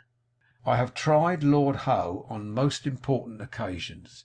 He never asked me how he was to execute any service entrusted to his charge, but always went straight forward and did it. So answered Sir Edward Hawke, when his appointment of Howe for some peculiarly responsible duty was criticised on the ground that Howe was the junior admiral in the fleet. There is a tradition among the Indians that Manitou was travelling in the invisible world, and came upon a hedge of thorns, then saw wild beasts glare upon him from the thicket, and after a while stood before an impassable river. As he determined to proceed, the thorns turned out phantoms, the wild beasts powerless ghosts, and the river only a shadow. When we march on, obstacles disappear. Many distinguished foreign and American statesmen were present at a fashionable dinner party where wine was freely poured, but Schuyler Colfax, then Vice President of the United States, declined to drink from the proffered cup. "Colfax does not drink?" sneered a senator who had already taken too much. "You are right," said the Vice President. "I dare not." A Western party recently invited the surviving Union and Confederate officers to give account of the bravest act observed by each during the Civil War. Colonel Thomas W. Higginson said that at a dinner at Beaufort, S.C., where wine flowed freely and ribald jests were bandied, Dr. Minor, a slight, boyish fellow who did not drink, was told that he could not go until he had drunk a toast, told a story, or sung a song. He replied, "I cannot sing, but I will give a toast, although I must drink it in water. It is Our Mothers."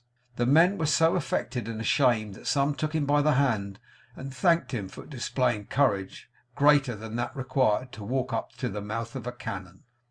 When Grant was in Houston several years ago, he was given a rousing reception.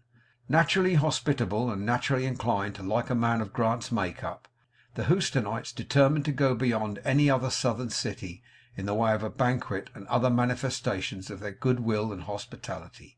They made great preparations for the dinner, the committee taking great pains to have the finest wines that could be procured for the table at night. When the time came to serve the wine, the head waiter first went to Grant. Without a word, the general quietly turned down all the glasses at his plate. This movement was a great surprise to the Texans, but they were equal to the occasion. Without a single word being spoken, every man along the line of the long tables turned his glasses down, and there was not a drop of wine taken that night. Don't be like Uriah Heep, begging everybody's pardon for taking the liberty of being in the world.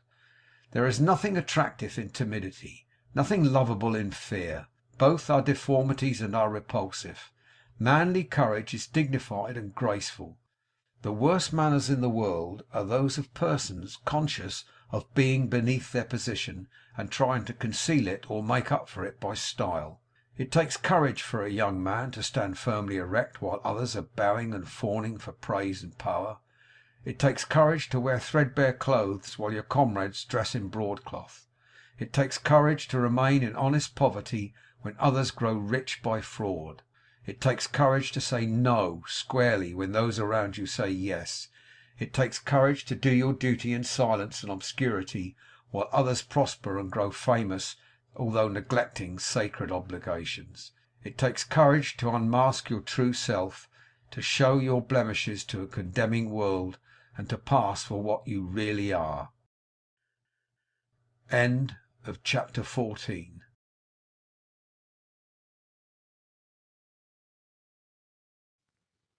How to Succeed, or Stepping Stones to Fame and Fortune, by Orison, Swett, Marden. Chapter 15. Willpower. In the moral world there is nothing impossible if we can bring a thorough will to do it. Wilhelm von Humboldt.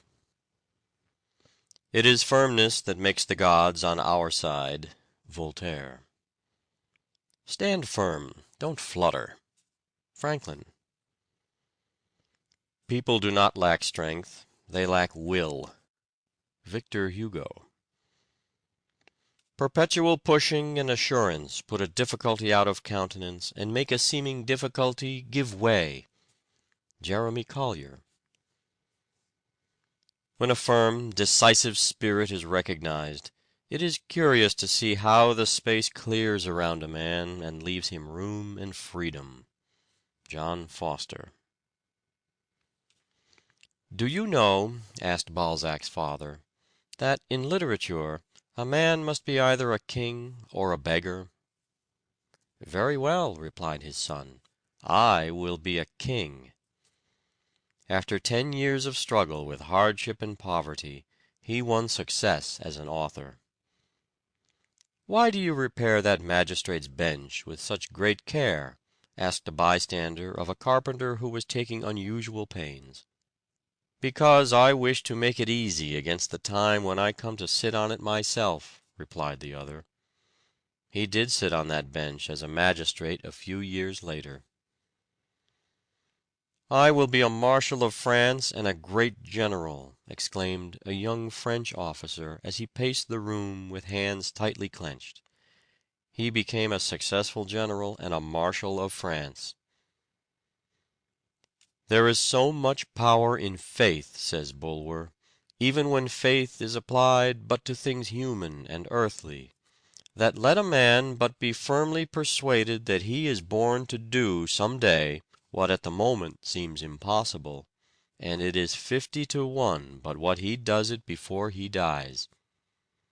There is about as much chance of idleness and incapacity winning real success, or a high position in life, as there would be in producing a Paradise Lost by shaking up promiscuously the separate words of Webster's dictionary, and letting them fall at random on the floor. Fortune smiles upon those who roll up their sleeves and put their shoulders to the wheel, upon men who are not afraid of dreary, dry, irksome drudgery, men of nerve and grit who do not turn aside for dirt and detail. "Is there one whom difficulties dishearten?" asked John Hunter. "He will do little. Is there one who will conquer? That kind of man never fails." "Circumstances," says Milton, "have rarely favored famous men. They have fought their way to triumph through all sorts of opposing obstacles." "We have a half belief," said Emerson, "that the person is possible who can counterpoise all other persons. We believe that there may be a man who is a match for events, one who never found his match, against whom other men being dashed are broken, one who can give you any odds and beat you. The simple truth is that a will strong enough to keep a man continually striving for things not wholly beyond his powers will carry him in time very far toward his chosen goal." At 19, Bayard Taylor walked to Philadelphia, 30 miles, to find a publisher for 15 of his poems.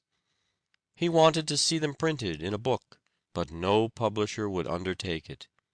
He returned to his home whistling, however, showing that his courage and resolution had not abated. In Europe he was often forced to live on 20 cents a day for weeks on account of his poverty. He returned to London with only 30 cents left. He tried to sell a poem of 1,200 lines, which he had in his knapsack, but no publisher wanted it. Of that time he wrote, "My situation was about as hopeless as it is possible to conceive."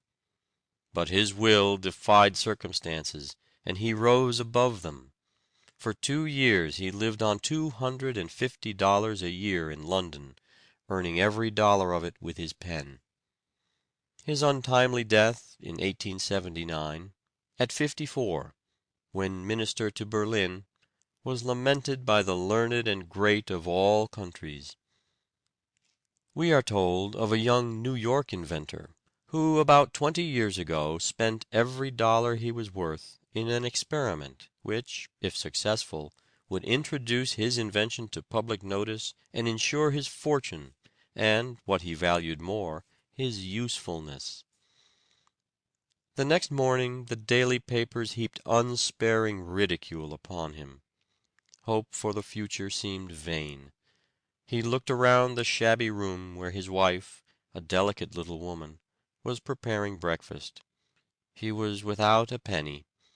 He seemed like a fool in his own eyes.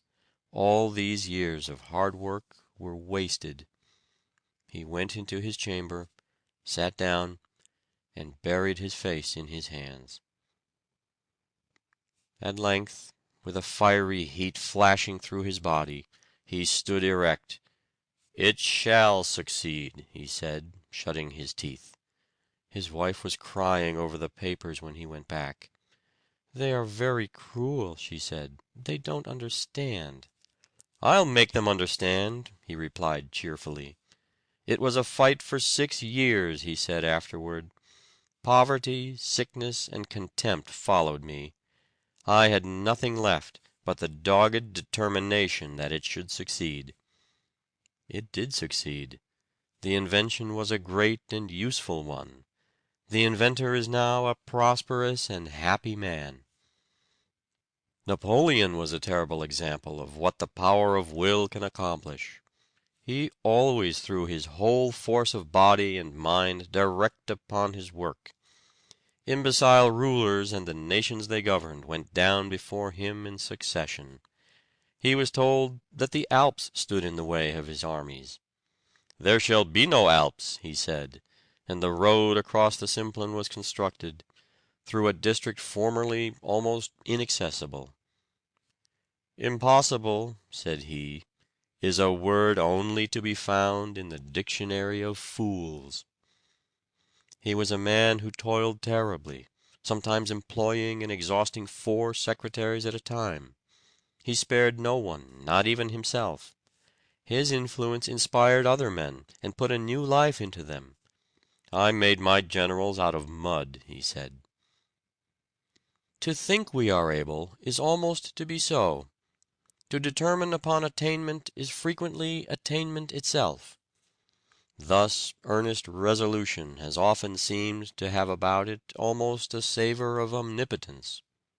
The strength of Suwarrow's character lay in his power of willing, and like most resolute persons, he preached it up as a system. Before Pizarro, d'Almagro, and De Luc obtained any associates, or arms, or soldiers, and with a very imperfect knowledge of the country or the powers they were to encounter, they celebrated a solemn mass in one of the great churches, dedicating themselves to the conquest of Peru. The people expressed their contempt at such a monstrous project, and were shocked at such sacrilege. But these decided men continued the service, and afterward retired for their great preparation, with an entire insensibility to the expressions of contempt. Their firmness was absolutely invincible. The world has deplored the results of this expedition, but there is a great lesson for us in the firmness of decision of its leaders.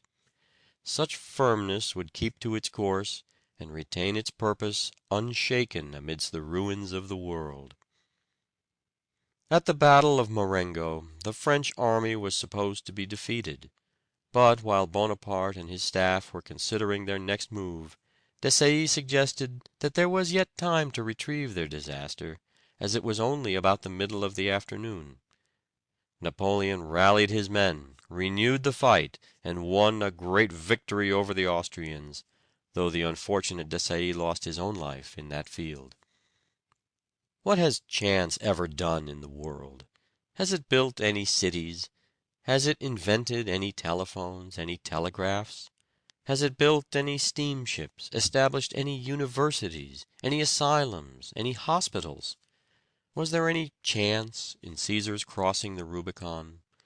What had chance to do with Napoleon's career, with Wellington's, or Grant's, or von Moltke's?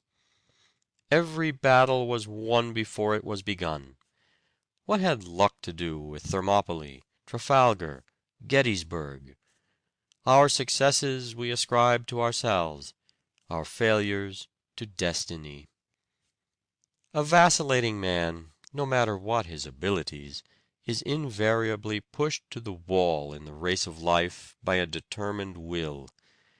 It is he who resolves to succeed, and who at every fresh rebuff begins resolutely again, that reaches the goal.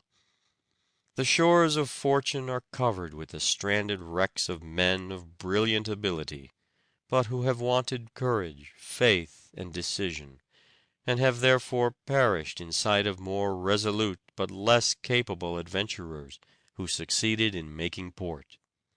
Hundreds of men go to their graves in obscurity, who have been obscure only because they lacked the pluck to make a first effort, and who, could they only have resolved to begin, would have astonished the world by their achievements and successes.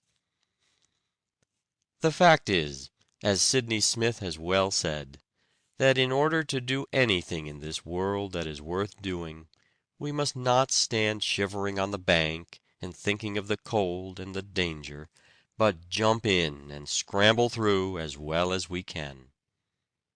Is this not a grand privilege of man, immortal man, that though he may not be able to stir a finger, that though a moth may crush him, that merely by a righteous will he is raised above the stars, that by it he originates a good in the universe which the universe could not annihilate, a good which can defy extinction, though all created energies of intelligence or matter were combined against it. A man whose moral nature is ascendant is not the subject, but the superior of circumstances. He is free, nay, more, he is a king. And though this sovereignty may have been won by many desperate battles, once on the throne, and holding the scepter with a firm grasp, he has a royalty of which neither time nor accident can strip him. What can you do with a man who has an invincible purpose in him, who never knows when he is beaten, and who, when his legs are shot off, will fight on the stumps? Difficulties and opposition do not daunt him. He thrives on persecution. It only stimulates him to more determined endeavor. Give a man the alphabet and an iron will, and who shall place bounds to his achievements? Imprison a Galileo for his discoveries in science, and he will experiment with the straw in his cell. Deprive Euler of his eyesight, and he but studies harder upon mental problems, thus developing marvelous powers of mathematical calculation. Lock up the poor Bedford tinker in jail, and he will write the finest allegory in the world, or will leave his imperishable thoughts upon the walls of his cell. Burn the body of Wycliffe and throw the ashes into the Severn, but they will be swept to the ocean, which will carry them, permeated with his principles, to all lands. The world always listens to a man with a will in him. You might as well snub the sun as such men as Bismarck and Grant. Hope would storm the castle of despair. It gives courage when despondency would give up the battle of life. He is the best doctor who can implant hope and courage in the human soul. So he is the greatest man who can inspire us to the grandest achievements. Our remedies oft in ourselves do lie, which we ascribe to heaven. The fated sky gives us free scope, and only backward pulls our slow designs when we ourselves are dull. How much I could do if I only tried. End of chapter 15. Recording by David Marden.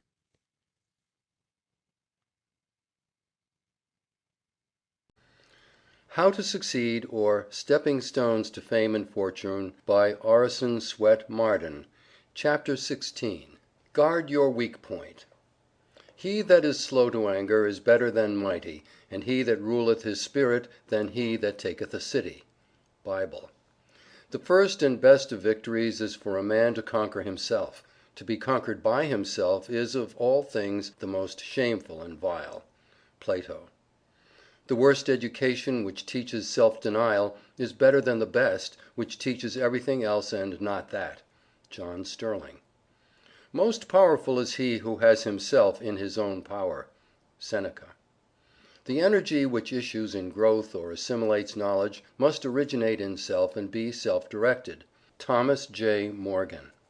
The foes with which they waged their strife were passion, self, and sin. The victories that laureled life were fought and won within. Edward H. Duart. "I'll sign it after a while," a drunkard would reply when repeatedly urged by his wife to sign the pledge, "but I don't like to break off at once. The best way is to get used to a thing."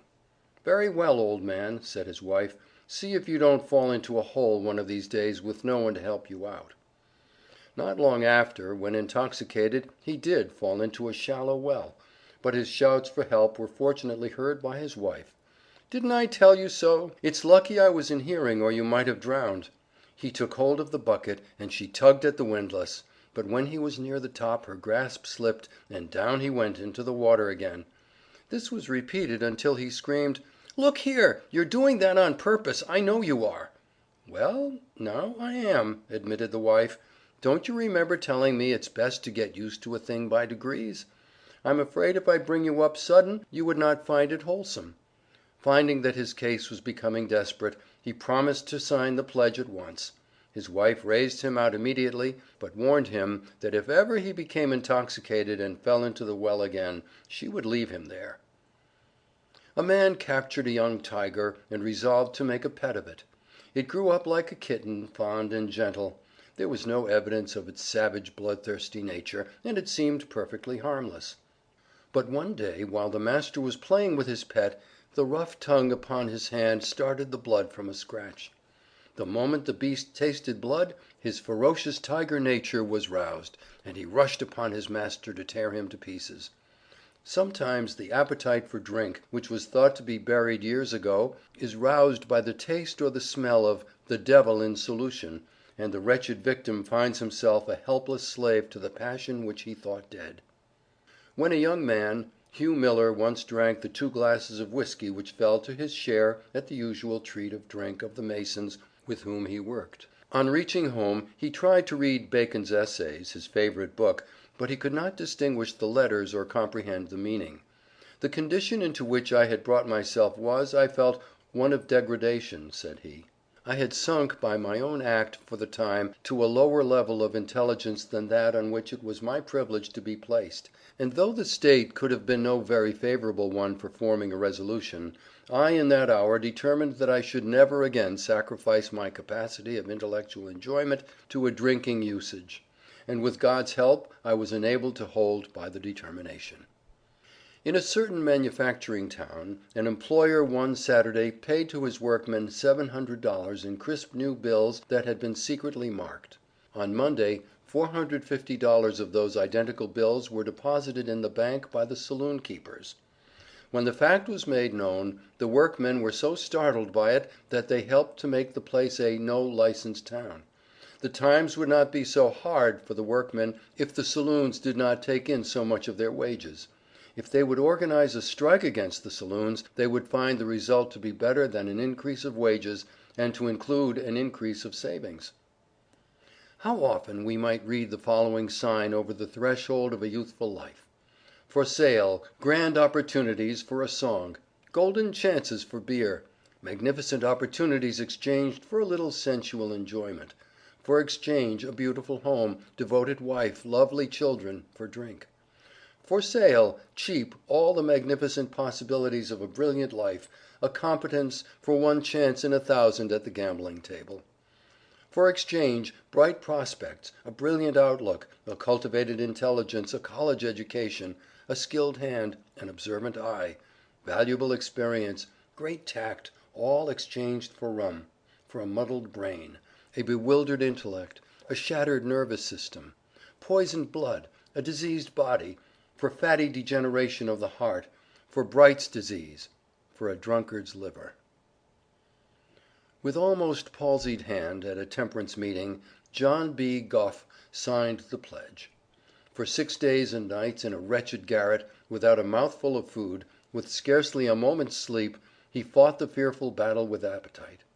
Weak, famished, almost dying, he crawled into the sunlight, but he had conquered the demon which had almost killed him. Gough used to describe the struggles of a man who tried to leave off using tobacco.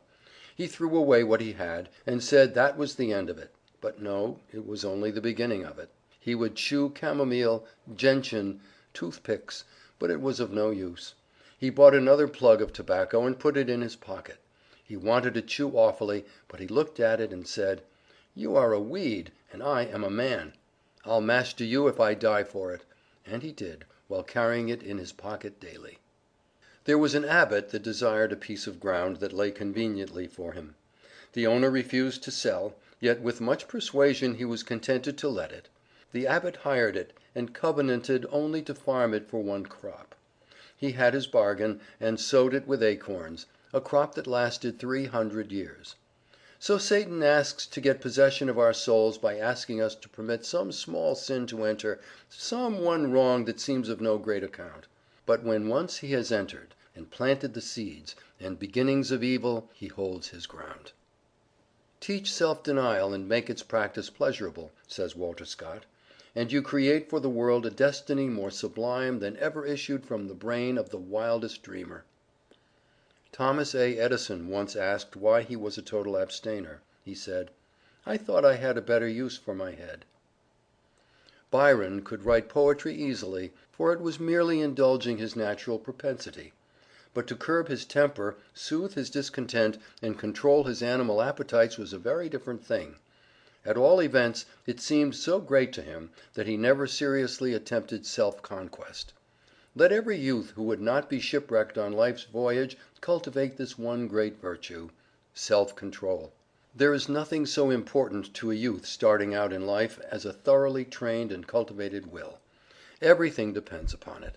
If he has it, he will succeed. If he does not have it, he will fail. The first and best of victories, says Plato, is for a man to conquer himself. To be conquered by himself is, of all things, the most shameful and vile.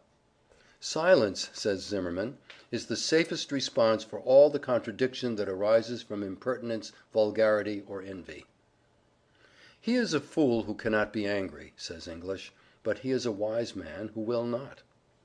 Seneca, one of the greatest of the ancient philosophers, said that we should every night call ourselves to account.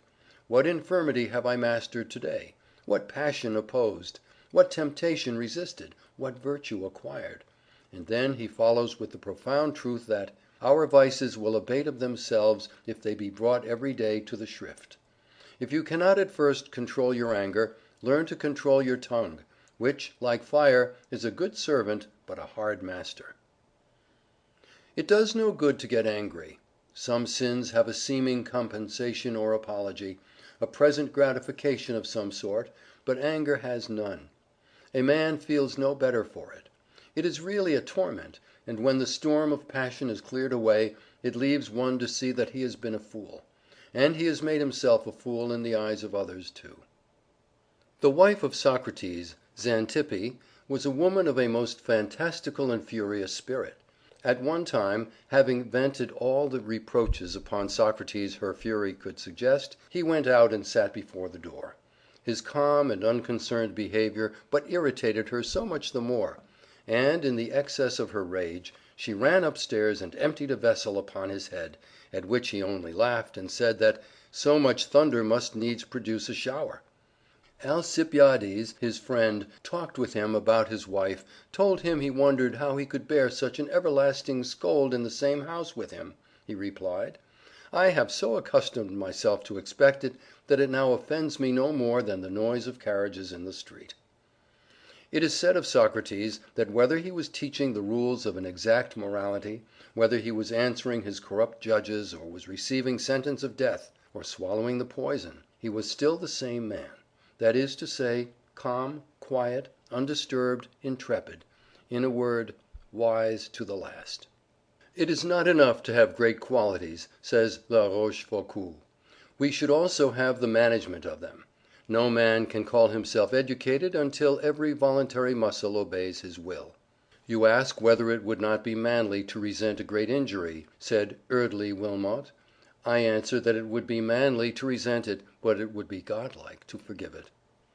He who, with strong passions, remains chaste, he who, keenly sensitive, with manly power of indignation in him, can be provoked, and yet restrain himself and forgive, these are strong men, the spiritual heroes. To feel provoked or exasperated at a trifle, when the nerves are exhausted, is perhaps natural to us in our imperfect state. But why put into the shape of speech the annoyance which, once uttered, is remembered, which may burn like a blistering wound, or rankle like a poisoned arrow? If a child be crying, or a friend capricious, or a servant unreasonable, be careful what you say. Do not speak while you feel the impulse of anger, for you will be almost certain to say too much, to say more than your cooler judgment will approve, and to speak in a way that you will regret. Be silent until the sweet by and by, when you will be calm, rested, and self-controlled. But self-respect must be accompanied by self-conquest, or our strong feelings may prove but runaway horses. He who would command others must first learn to obey, and he who would command his own powers must learn to be submissive to the still, small voice within. Discipline the passions, curb pride and impatience, restrain all hasty impulses. Deny yourself the gratification of any desire not sanctioned by reason. Shame and its consequent degradation follow the loss of our own good opinion rather than the esteem of others. Too many yield in the perpetual conflict between temptation to gratify the coarser appetites and aspiration for the good, the true, and the beautiful. Voices unheard by those around us whisper, "Don't," but too often self-respect is lost, the will lies prostrate, and the debauch goes on. Such battles must be fought by all. Be ours the victory born of self-control, aided by that heaven which always helps him who prays while putting his own shoulder to the wheel. No man had a better heart or more thoroughly hated oppression than Edmund Burke. He possessed neither experience in affairs, nor a tranquil judgment, nor the rule over his own spirit, so that his genius, under the impulse of his bewildering passions, wrought much evil to his country and to Europe, even while he rendered noble service to the cause of commercial freedom, to Ireland and to America. Burns could not resist the temptation to utter his clever sarcasms at another's expense, and one of his biographers had said that he made 100 enemies for every 10 jokes he made. But Burns could no more control his appetite than his tongue. Thus thoughtless follies laid him low, and stained his name. Xantus, the philosopher, told his servant that on the morrow he was going to have some friends to dine, and asked him to get the best thing he could find in the market. The philosopher and his guests sat down the next day at the table. They had nothing but tongue, 4 or 5 courses of tongue cooked in this way and tongue cooked in that way, and the philosopher lost his patience, and said to his servant, "Didn't I tell you to get the best thing in the market?" He said, "I did get the best thing in the market. Isn't the tongue the organ of sociality, the organ of eloquence, the organ of kindness, the organ of worship?" Then Xantus said, "Tomorrow I want you to get the worst thing in the market." And on the morrow the philosopher sat at the table, and there was nothing there but tongue. 4 or 5 courses of tongue in this shape and tongue in that shape, and the philosopher again lost his patience, and said, "Didn't I tell you to get the worst thing in the market?" The servant replied, "I did, for isn't the tongue the organ of blasphemy, the organ of defamation, the organ of lying?" "I can reform my people," said Peter the Great, "but I cannot reform myself." He forbade all Russians to wear beards, and to quell the insurrection which resulted. He had 8,000 revolters beheaded. With a hatchet he began the ghastly work. He had his own son beheaded. He who cannot resist temptation is not a man. He is wanting in the highest attributes of humanity. The honor and nobleness of the old knight errantry consisted in defending the innocence of men and protecting the chastity of women against the assaults of others. But the true and nobler knighthood protects the property and the character, the innocence and the chastity of others against one's self. We should all be posted upon our weak points, for after all there are many emergencies in life when these weak points, not our strong ones, will measure our manhood and our strength. Many a woman whom a mouse would frighten out of her wits would not shrink from assisting in terrible surgical operations in our city or war hospitals, and many an officer and soldier who would walk up to the cannon's mouth without a tremor in battle would not dare to say his soul was his own in a society parlor. Many a great statesman has quailed before the ringer of scorn of a fellow congressman, and has been completely cowed by a hiss from the gallery or a ridiculing paragraph in a newspaper. We all have tender spots, weak spots, and a man can never know his strength who does not study his weaknesses. Violent passions and ardent feelings are seldom found united with complete self-command. but when they are, they form the strongest possible character, for there is all the power of clear thought and cool judgment impelled by the resistless energy of feeling. This combination Washington possessed, for in his impetuosity there was no foolish rashness, and in his passion no injustice. Besides, whatever violence there might be within, the explosion seldom came to the surface, and when it did it was arrested at once by the stern mandate of his will. He never lost the mastery of himself in any emergency, and in ruling his spirit showed himself greater than in taking a city. It is one of the astonishing things in his life that, amid the perfect chaos of feeling into which he was thrown, amid the distracted counsels and still more distracted affairs that surrounded him, he never once lost the perfect equilibrium of his own mind. The contagion of fear and doubt and despair could not touch him. He did not seem susceptible to the common influences which affect men. His soul, poised on its own center, reposed calmly there through all the storms that beat for 7 years on his noble breast. The ingratitude and folly of those who should have been his allies, the insults of his foes, and the frowns of fortune never provoked him into a rash act, or deluded him into a single error. Horace Mann says that there must be a time when the vista of the future, with all its possibilities of glory and of shame, first opens to the vision of youth. Then he is summoned to make his choice between truth and treachery, between honor and dishonor, between purity and profligacy, between moral life and moral death. And as he doubts or balances between the heavenward or hellward course, as he struggles to rise or consents to fall, is there in all the universe of God a spectacle of higher exaltation or of deeper pathos? Within him are the appetites of a brute and the attributes of an angel. And when these meet in council to make up the roll of his destiny and seal his fate, shall the beast hound out the seraph? Shall the young man, now conscious of the largeness of his sphere and of the sovereignty of his choice, wed the low ambitions of the world, and seek, with their emptiness, to fill his immortal desires? Because he has a few animal wants that must be supplied, shall he become all animal, epicure and an inebriate, and blasphemously make it the first doctrine of his catechism, the chief end of man, to glorify his stomach and enjoy it? Because it is the law of self-preservation that he shall provide for himself, and the law of religion that he shall provide for his family, when he has one, must he, therefore, cut away all the bonds of humanity that bind him to his race, forswear charity, crush down every prompting of benevolence, and if he can have the palace of equipage of the prince and the table of a sybarite, become a blind man and a deaf man and a dumb man when he walks the streets where hunger moans and nakedness shivers? The strong man is the one who ever keeps himself under strict discipline, who never once allows the lower to usurp the place of the higher in him, who makes his passions his servants and never allows them to be his master, who is ever led by his mind and not by his inclinations. He drills and disciplines his desires, and keeps the roots of his life underground, and never allows them to interfere with his character. He is never the slave of his inclinations, nor the sport of impulse. He is the commander of himself, and heads his ship due north even in the wildest tempests of passion. He is never the slave of his strongest desire.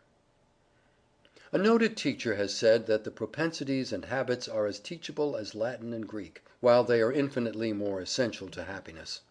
We are very largely the creatures of our wills. By constantly looking on the bright side of things, by viewing everything hopefully, by setting the face as a flint every hour of every day toward all that is harmonious and beautiful in life, and refusing to listen to the discord or to look at the ugly side of life, by constantly directing the thought toward what is noble, grand and true, we can soon form habits which will develop into a beautiful character, a harmonious and well-rounded life. We are creatures of habit, and by knowing the laws of its formation we can, in a little while, build up a network of habit about us, which will protect us from most of the ugly, selfish, and degrading things of life. In fact, the only real happiness and unalloyed satisfaction we get out of life is the product of self-control. It is the great guardian of all the virtues, without which none of them is safe. It is the sentinel which stands on guard at the door of life, to admit friends and exclude enemies. "I call that mind free," says Channing, which jealously guards its intellectual rights and powers, which calls no man master, which does not content itself with a passive or hereditary faith, which opens itself to light whencesoever it may come, which receives new truth as an angel from heaven, which, whilst consulting others, inquires still more of the oracle within itself, and uses instruction from abroad, not to supersede, but to quicken and exalt its own energies. I call that mind free which is not passively framed by outward circumstances, which is not swept away by the torrent of events, which is not the creature of accidental impulse, but which bends events to its own improvement, and acts from an inward spring, from immutable principles which it has deliberately espoused. I call that mind free which protects itself against the usurpations of society, which does not cower to human opinion, which feels itself accountable to a higher tribunal than man's, which respects a higher law than fashion, which respects itself too much to be the slave or tool of the many or the few. I call that mind free, which, through confidence in God and in the power of virtue, has cast off all fear but that of wrongdoing, which no menace or peril can enthrall, which is calm in the midst of tumults, and possesses itself though all else be lost. I call that mind free which resists the bondage of habit, which does not mechanically repeat itself and copy the past, which does not live on its old virtues, which does not enslave itself to precise rules, but which forgets what is behind, listens for new and higher monitions of conscience, and rejoices to pour itself forth in fresh and higher exertions. I call that mind free which is jealous of its own freedom, which guards itself from being merged in others, which guards its empire over itself as nobler than the empire of the world. End of chapter 16. Recording by Lee Smalley.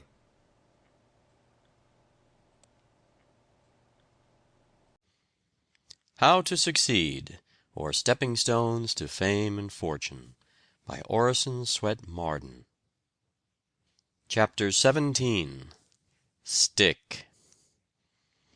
Patience is the courage of the conqueror. It is the virtue par excellence of man against destiny, of the one against the world, and of the soul against matter. Therefore this is the courage of the gospel, and its importance, in a social view, its importance to races and institutions, cannot be too earnestly inculcated. Bulwer. Perpetual pushing and assurance put a difficulty out of countenance, and make a seeming impossibility give way. Jeremy Collier.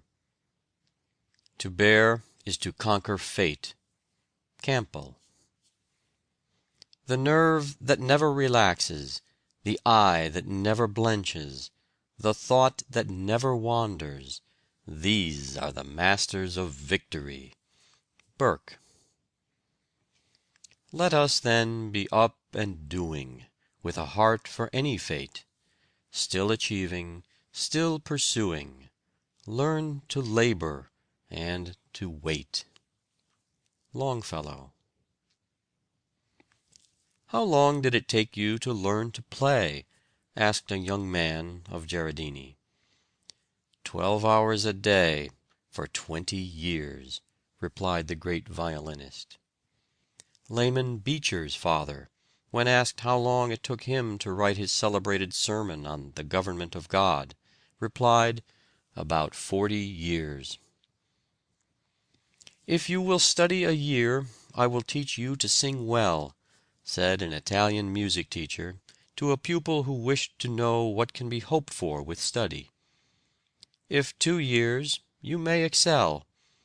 If you will practice the scale constantly for 3 years, I will make you the best tenor in Italy. If for 4 years, you may have the world at your feet. Perceiving that Caffarelli had a fine tenor voice and unusual talent, a teacher offered to give him a thorough musical education free of charge, provided the pupil would promise never to complain of the course of instruction given. The first year the master gave nothing but the scales, compelling the youth to practice them over and over again. The second year it was the same, the third, and the fourth, the conditions of the bargain being the only reply to any question in relation to a change from such monotonous drill. The fifth year the teacher introduced chromatics and thorough bass, and at its close, when Caffarelli looked for something more brilliant and interesting, the master said, "Go, my son, I can teach you nothing more. You are the first singer of Italy and of the world." The mastery of scales and diatonics gave him power to sing anything. "Keep at the helm," said President Porter. "Steer your own ship, and remember that the great art of commanding is to take a fair share of the work. Strike out, assume your own position. Put potatoes in a cart over a rough road, and the small ones go to the bottom." "Never depend upon your genius," said John Ruskin in the words of Joshua Reynolds. "If you have talent, industry will improve it. If you have none, industry will supply the deficiency." "The only merit to which I lay claim," said Hugh Miller, "is that of patient research. A merit in which whoever wills may rival or surpass me. And this humble faculty of patience, when rightly developed, may lead to more extraordinary development of ideas than even genius itself."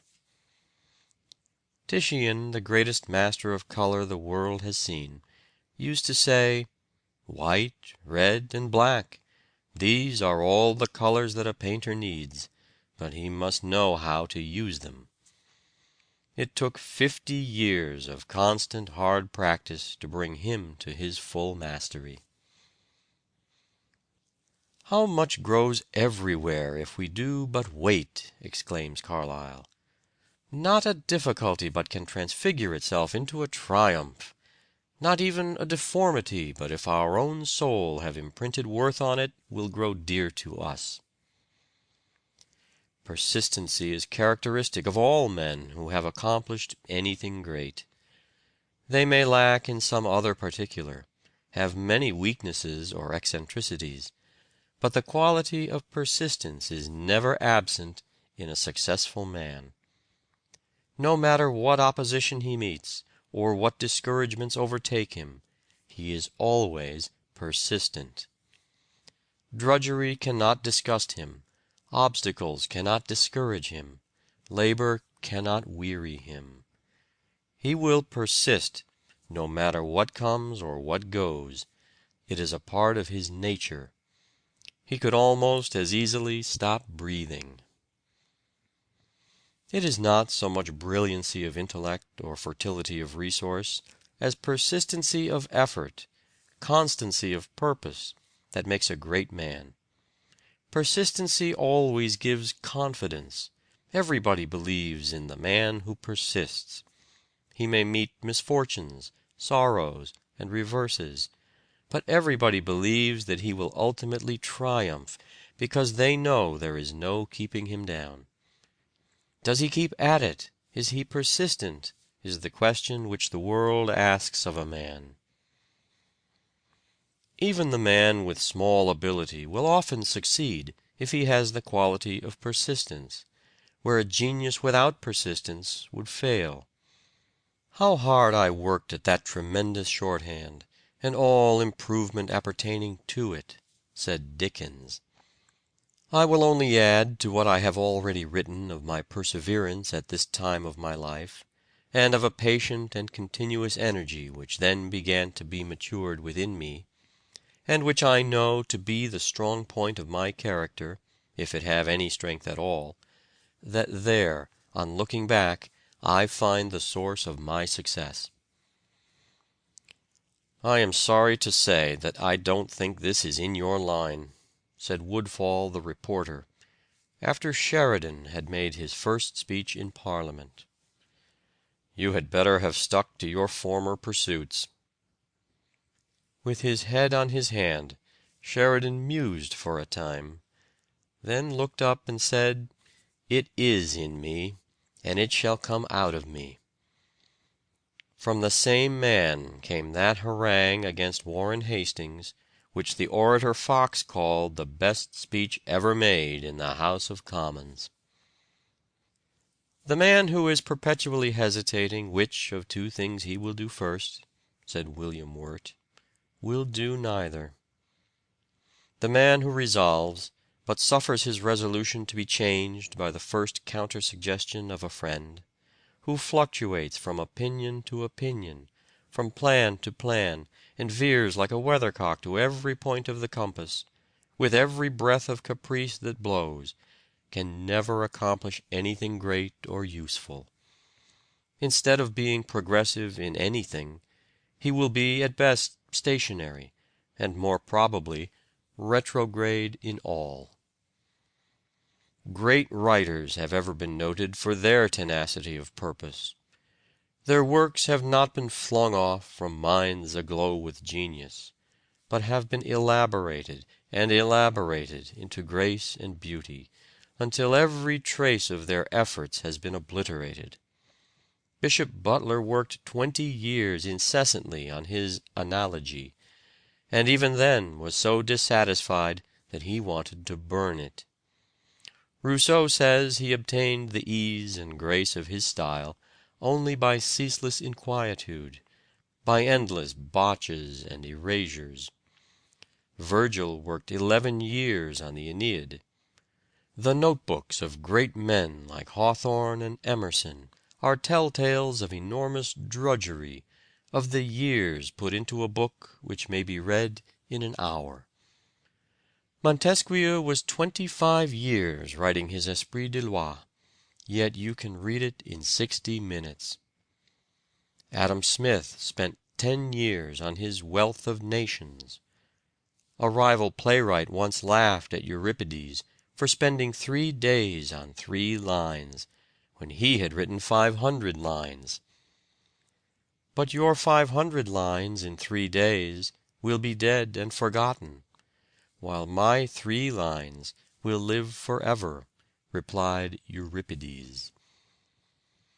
Sir Fowell Buxton thought he could do as well as others if he devoted twice as much time and labor as they did. Ordinary means and extraordinary application have done most of the great things in the world. Defoe offered the manuscript of Robinson Crusoe to many booksellers, and all but one refused it. Addison's first play, Rosamond, was hissed off the stage, but the editor of the Spectator and Tatler was made of stern stuff, and was determined that the world should listen to him, and it did. David Livingstone said, "Those who have never carried a book through the press can form no idea of the amount of toil it involves. The process has increased my respect for authors 1,000-fold. I think I would rather cross the African continent again than undertake to write another book." "For the statistics of the Negro population of South America alone," says Robert Dale Owen, "I examined more than 150 volumes." Another author tells us that he wrote paragraphs and whole pages of his book as many as 50 times. It is said of one of Longfellow's poems that it was written in 4 weeks, but that he spent 6 months in correcting and cutting it down. Bulwer declared that he had written some of his briefer productions as many as 8 or 9 times before their publication. One of Tennyson's pieces was rewritten 50 times. John Owen was 20 years on his commentary on the Epistle to the Hebrews. Gibbon on his Decline and Fall 20 years, and Adam Clarke on his commentary 26 years. Carlyle spent 15 years on his Frederick the Great. A great deal of time is consumed in reading before some books are prepared. George Eliot read 1,000 books before she wrote Daniel Deronda. Alison read 2,000 before he completed his history. It is said of another that he read 20,000 and wrote only 2 books. Virgil spent several years on the Georgics, which could be printed in 2 columns of an ordinary newspaper. "Generally speaking," said Sidney Smith, "the life of all truly great men has been a life of intense and incessant labor.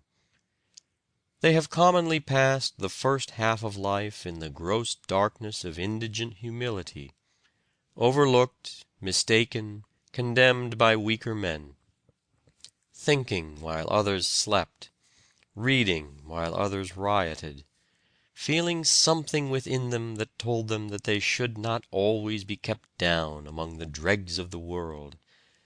And then, when their time has come, and some little accident has given them their first occasion, they have burst out into the light and glory of public life, rich with the spoils of time, and mighty in all the labors and struggles of the mind."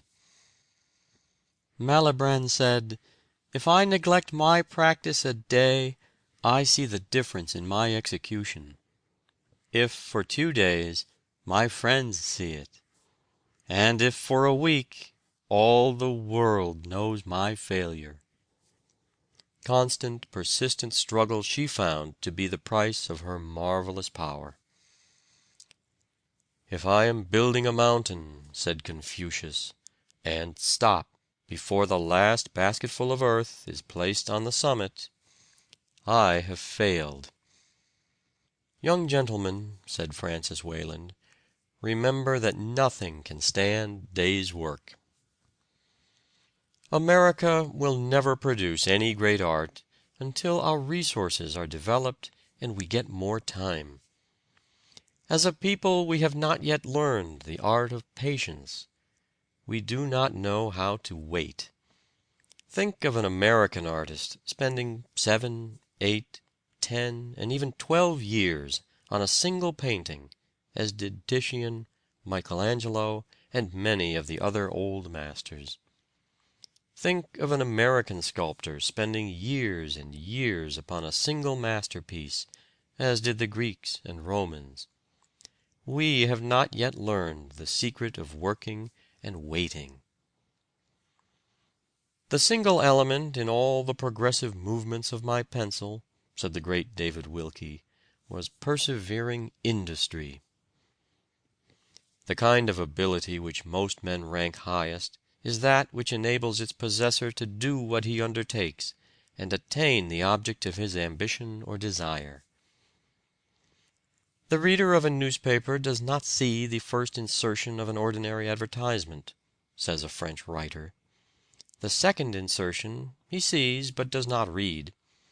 The third insertion he reads. The fourth insertion he looks at the price.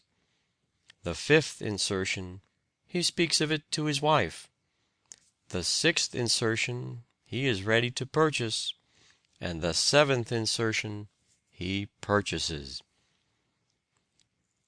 The large fees which make us envy the great lawyer or doctor are not remuneration for the few minutes' labor of giving advice, but for the mental stores gathered during the precious spare moments of many a year while others were sleeping or enjoying holidays.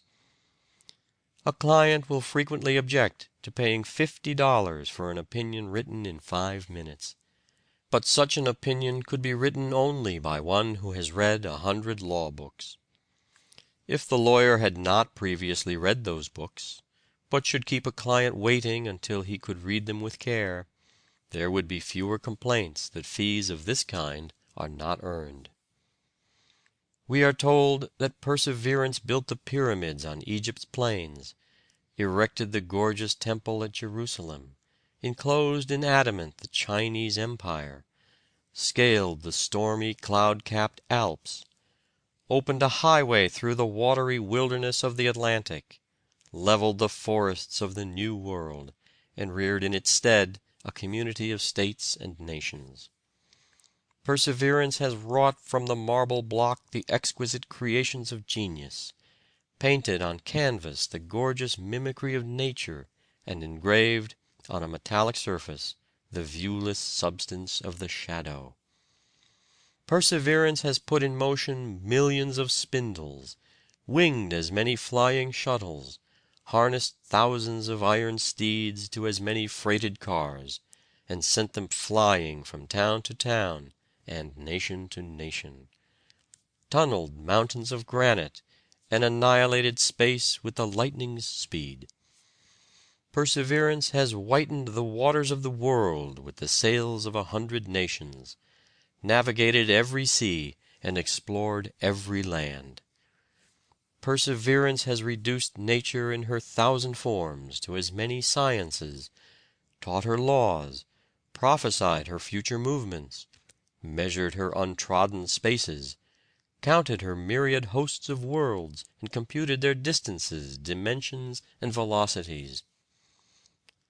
Whoever is resolved to excel in painting, or indeed in any other art, said Reynolds, must bring all his mind to bear upon that one object from the moment that he rises till he goes to bed.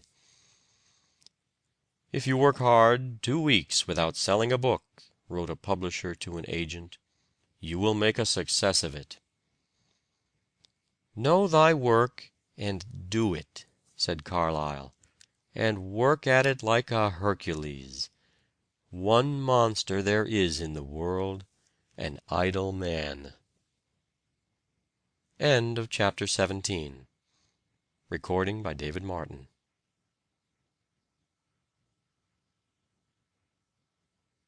How to Succeed, or Stepping Stones to Fame and Fortune, by Orison, Swett, Marden. Chapter 18. Save. If you want to test a young man and ascertain whether nature made him for a king or a subject, give him $1,000 and see what he will do with it. If he is born to conquer and command, he will put it quietly away till he is ready to use it as opportunity offers. If he is born to serve, he will immediately begin to spend it in gratifying his ruling propensity. Parton. The man who builds and lacks wherewith to pay, provides a home from which to run away. Young. Buy what thou hast no need of, and ere long thou shalt sell thy necessaries. For age and want save while you may. No morning sun lasts a whole day. Franklin. Whatever be your talents, whatever be your prospects, never speculate away on a chance of a palace that which you might need as a provision against the workhouse. Bulwer. What do you do with all these books? Oh, that library is my 1 cigar a day, was the response. What do you mean? Mean? Just this. When you bothered me about being a man and learning to smoke, I'd just been reading about a young fellow who bought books with money that others would have spent in smoke, and I thought I'd try and do the same. You remember, I said I should allow myself 1 cigar a day. Yes.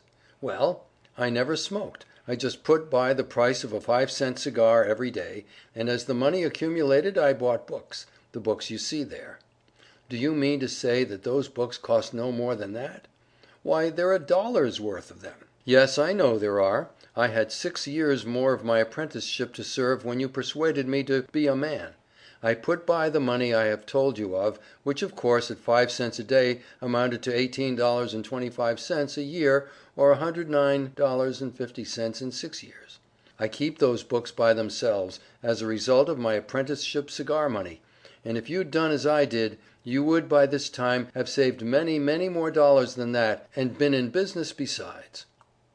If a man will begin at the age of 20 and lay by 26 cents every working day, investing at 7% compound interest, he will have $32,000 when he is 70 years old.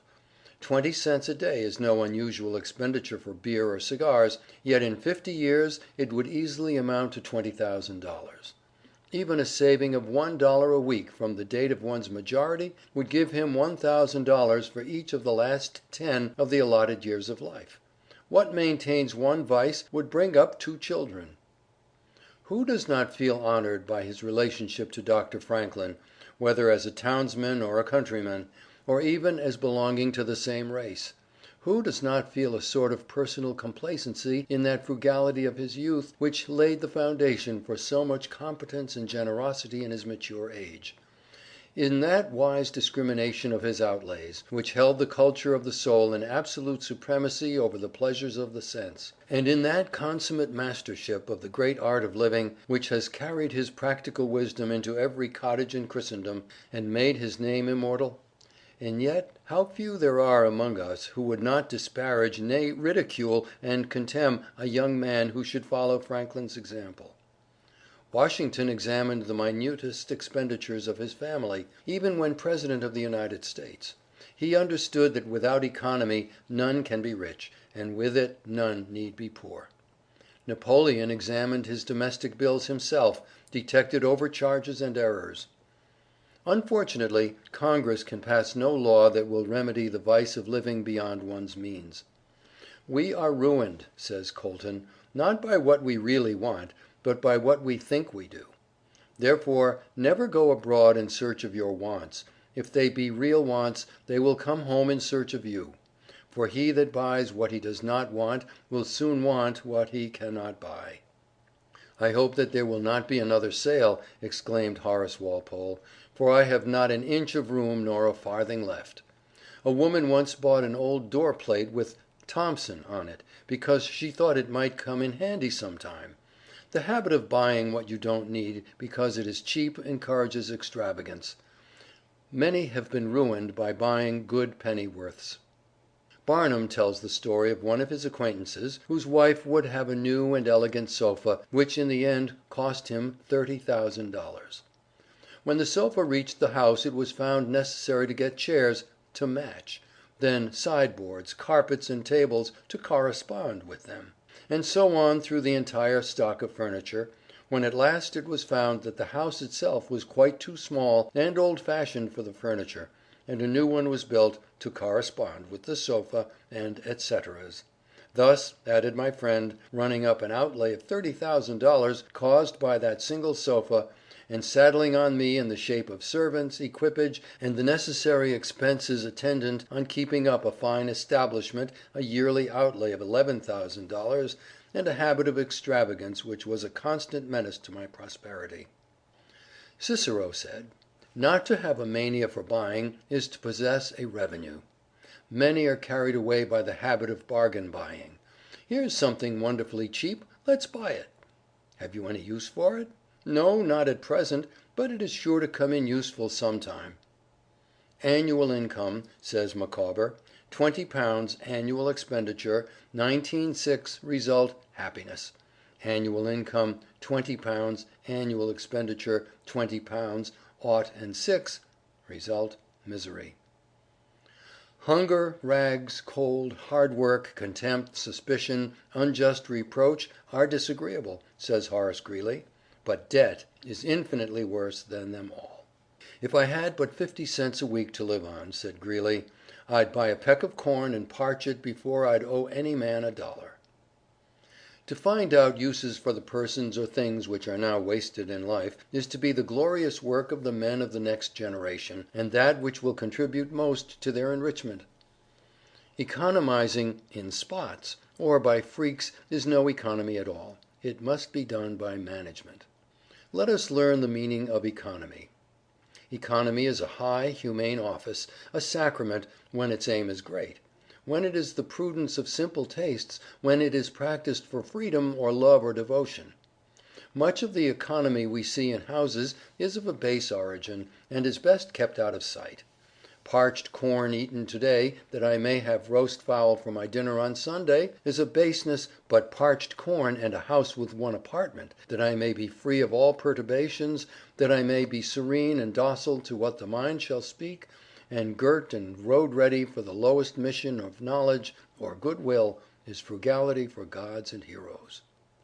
Like many other boys, P.T. Barnum picked up pennies driving oxen for his father. But unlike many other boys, he would invest these earnings in knickknacks which he would sell to others on every holiday, thus increasing his pennies to dollars.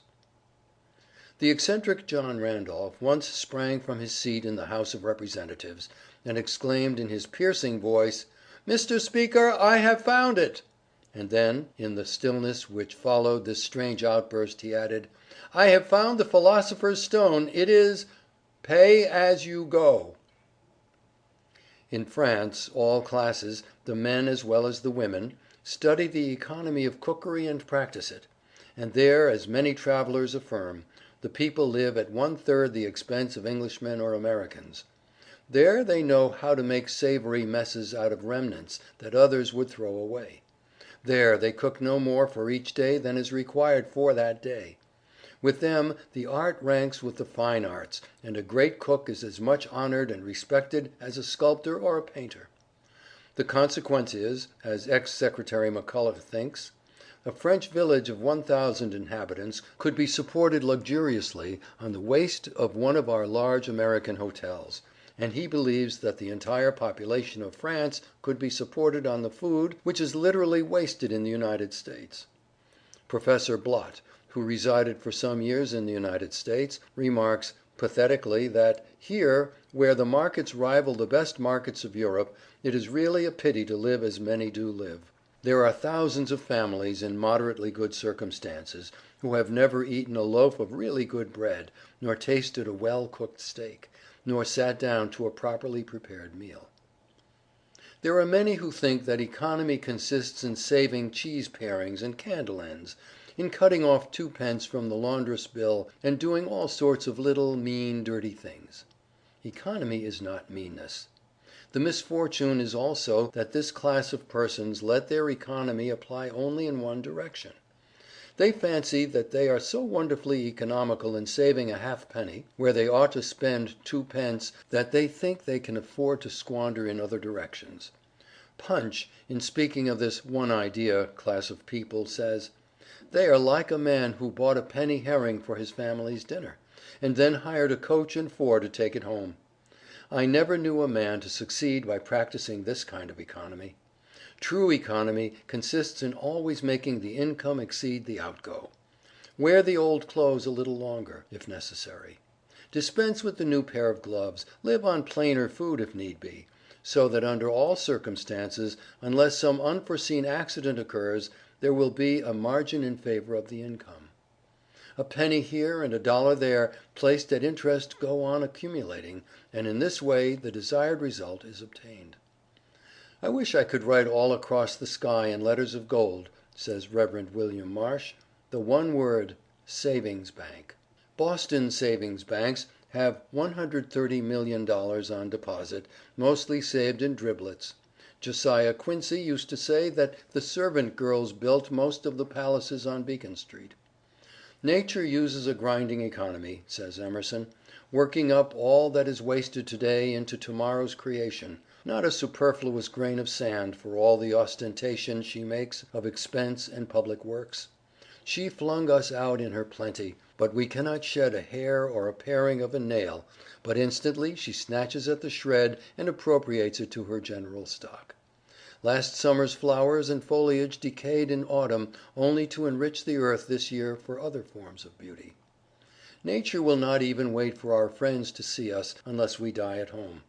The moment the breath has left the body, she begins to take us to pieces, that the parts may be used again for other creations.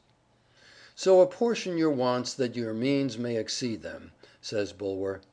"With £100 a year I may need no man's help. I may at least have my crust of bread and liberty.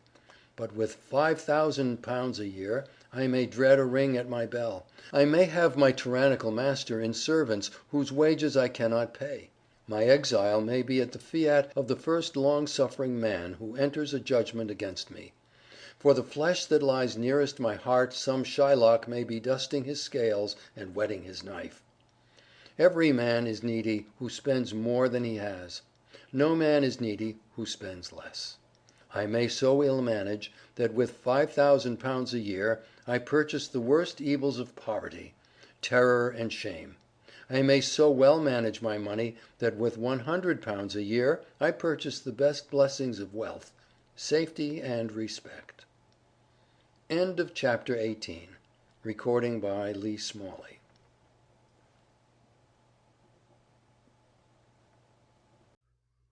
How to Succeed, or Stepping Stones to Fame and Fortune, by Orison, Swett, Marden. Chapter 19. Live Upward. Do what thou dost, as if the stake were heaven, and this thy last deed ere the judgment day. If you wish to reach the highest, begin at the lowest. Publius Sirius. What is a man, if his chief good and market of his time be but to sleep and feed? A beast, no more. Sure, he that made us with such large discourse, looking before and after, gave us not that capability and godlike reason to rust in us unused. Shakespeare. Ambition is a spur that makes man struggle with destiny. It is heaven's own incentive to make purpose great and achievement greater. Anonymous. Not failure, but low aim is crime. Endeavour to be first in thy calling, whatever it may be. Neither let anyone go before thee in well doing. Oh, may I join the choir invisible of those immortal dead who live again, in minds made better by their presence, live in pulses stirred to generosity, in deeds of daring rectitude, in scorn for miserable aims that end with self, in thoughts sublime that pierce the night like stars, and with their mild persistent urge man's search to vaster issues. George Eliot. Alexander, Caesar, Charlemagne, and myself have founded empires, said Napoleon to Montholon at St. Helena. But upon what did we rest the creations of our genius? Upon force. Jesus Christ alone founded his empire on love, and at this moment millions of men would die for him. I die before my time, and my body will be given back to worms. Such is the fate of him who has been called the great Napoleon. What an abyss between my deep misery and the eternal kingdom of Christ, which is proclaimed, loved, and adored, and which is extended over the whole earth. Call you this dying? Is it not rather living? The death of Christ is the death of a God. No true man can live a half-life, says Philip Brooks, when he has genuinely learnt that it is a half-life. The other half, the higher half, must haunt him. Ideality, says Horace Mann, is only the avant courier of the mind, and where that in a healthy and normal state goes, I hold it to be a prophecy that realization can follow. If the certainty of future fame bore Milton rejoicing through his blindness, or cheered Galileo in his dungeon, writes Bulwer, what stronger and holier support shall not be given to him who has loved mankind as his brothers and devoted his labours to their cause, who has not sought but relinquished his own renown, who has braved the present censures of men for their future benefit, and trampled upon glory in the energy of benevolence. Will there not be for him something more powerful than fame to comfort his sufferings and to sustain his hopes? If I live, wrote Rufus Choate in his diary in September of 1844, all blockheads which are shaken at certain mental peculiarities shall know and feel a reasoner, a lawyer, and a man of business. I have read that none of the humbler races have the muscle by which man turns his eye upward, though I am not anatomist enough to be sure of the fact. Show me a contented slave, says Burke, and I will show you a degraded man. They truly are faithful, says one writer, who devote their entire lives to amendment. General Grant said of the Chinese wall, I believe that the labour expended on this wall could have built every railroad in the United States, every canal and highway, and most, if not all, of our cities.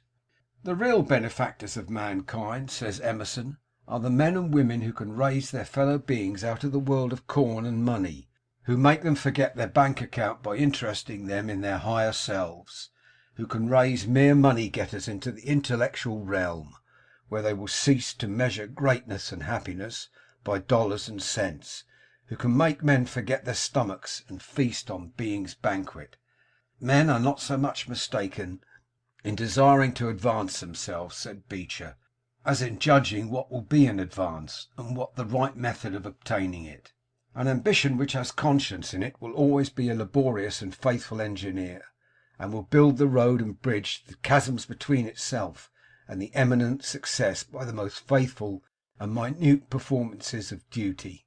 The liberty to go higher than we are is given only when we have fulfilled amply the duty of our present sphere. Thus men are to rise upon their performances and not upon their discontent. And this is the secret and golden meaning of the command to be content in whatever sphere we are placed. It is not to be the content of indifference, of indolence, of unambitious stupidity, but the content of industrious fidelity. When men are building the foundations of vast structures, they must needs labour far below the surface, and in disagreeable conditions. But every course of stone which they lay raises them higher, and at length, when they reach the surface, they have laid such solid work under them that they need not fear now to carry up their walls through towering stories till they overlook the whole neighbourhood. A man proves himself fit to go higher who shows that he is faithful where he is. A man that will not do well in his present place because he longs to be higher is fit neither to be where he is or yet above it. He is already too high and should be put lower. Do that which is assigned thee, and thou canst not hope too much or dare too much. What a man does that he has, in himself, in his might, don't waste life on doubts and fears. Spend yourself on the work before you, well assured that the performance of this hour's duties will be the best preparation for the hours or ages that follow it. Tradition says that when Solomon received the gift of an emerald vase from the Queen of Sheba, he filled it with an elixir which he only knew how to prepare, one drop of which would prolong life indefinitely. A dying criminal begged for a drop of the precious fluid, but Solomon refused to prolong a wicked life. When good men asked for it, they were refused, or failed to obtain it when promised, as the king would forget or prefer not to open the vase to get but a single drop. When at last the king became ill and bade his servants bring the vase, he found that the contents had all evaporated. So it is often with our hope, our faith, our ambition, our aspiration. A man cannot aspire if he looks down. God has not created us with aspirations and longings for heights to which we cannot climb. Live upward. The unattained still beckons us towards the summit of life's mountains, into the atmosphere where great souls live and breathe and have their being. Even hope is but a promise of the possibility of its own fulfilment. Life should be lived in earnest. It is no idle game, no farce to amuse and be forgotten. It is a stern reality, fuller of duties than the sky of stars. You cannot have too much of that yearning which we call aspiration, for even though you do not attain your ideal, the efforts you make will bring nothing but blessing, while he who fails of attaining mere worldly goals is too often eaten up with the canker worm of disappointed ambition. To all will come a time when the love of glory will be seen to be but a splendid delusion, riches empty, rank vain, power dependent, and all outward advantages without inward peace a mere mockery of wretchedness. The wisest men have taken care to uproot selfish ambition from their breasts. Shakespeare considered it so near a vice as to need extenuating circumstances to make it a virtue. Who has not noticed the power of love in an awkward, crabbed, shiftless, lazy man? He becomes gentle, chaste in language, energetic. Love brings out the poetry in him. It is only an idea, a sentiment, and yet what magic it has wrought! Nothing we can see has touched the man, yet he is entirely transformed. Not less does ambition completely transform a human being, for a woman thirsting for fame can work where a man equally resolute would faint.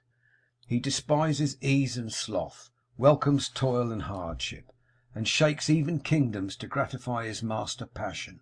Mere ambition has impelled many a man to a life of eminence and usefulness. Its higher manifestation, aspiration, has led him beyond the stars. If the aim be right, the life in its details cannot be far wrong.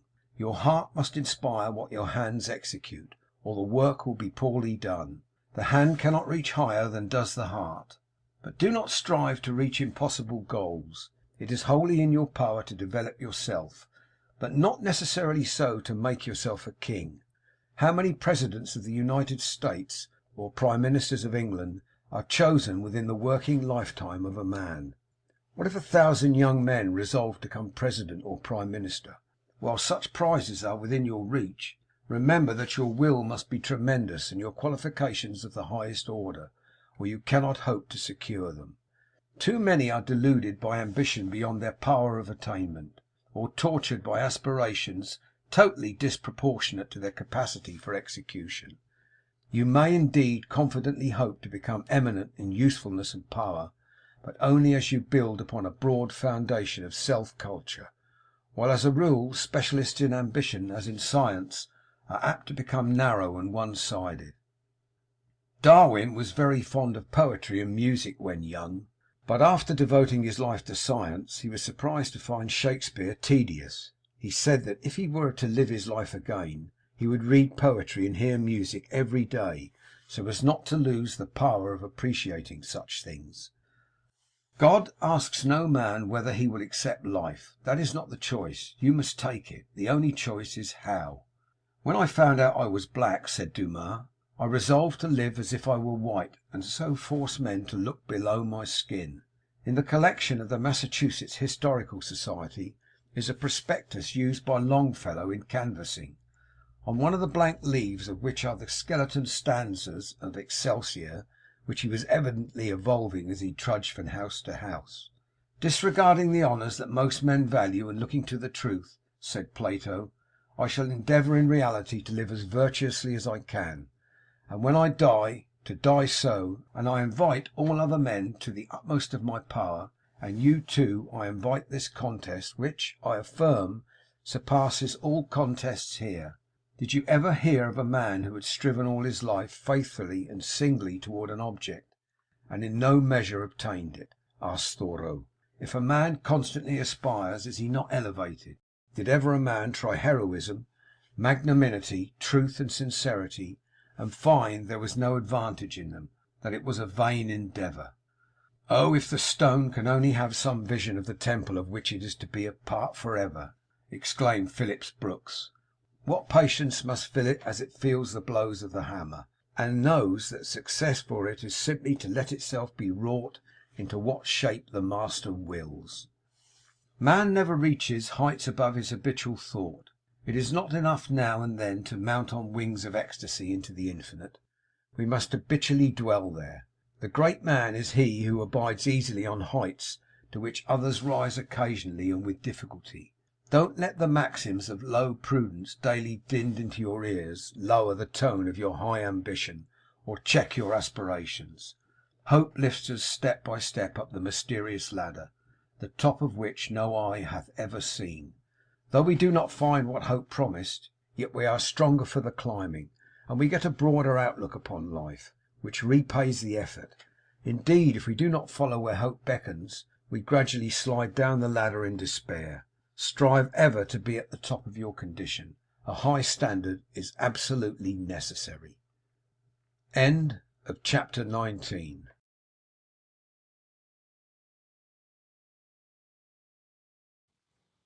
How to Succeed, or Stepping Stones to Fame and Fortune, by Orison Swett Marden. Chapter 20. Sand. I shall show the cinders of my spirits through the ashes of my chance. Shakespeare. Perseverance is a virtue that wins each godlike act, and plucks success even from the spear-proofed crest of rugged danger. William Harvard. Never say fail again. Richelieu.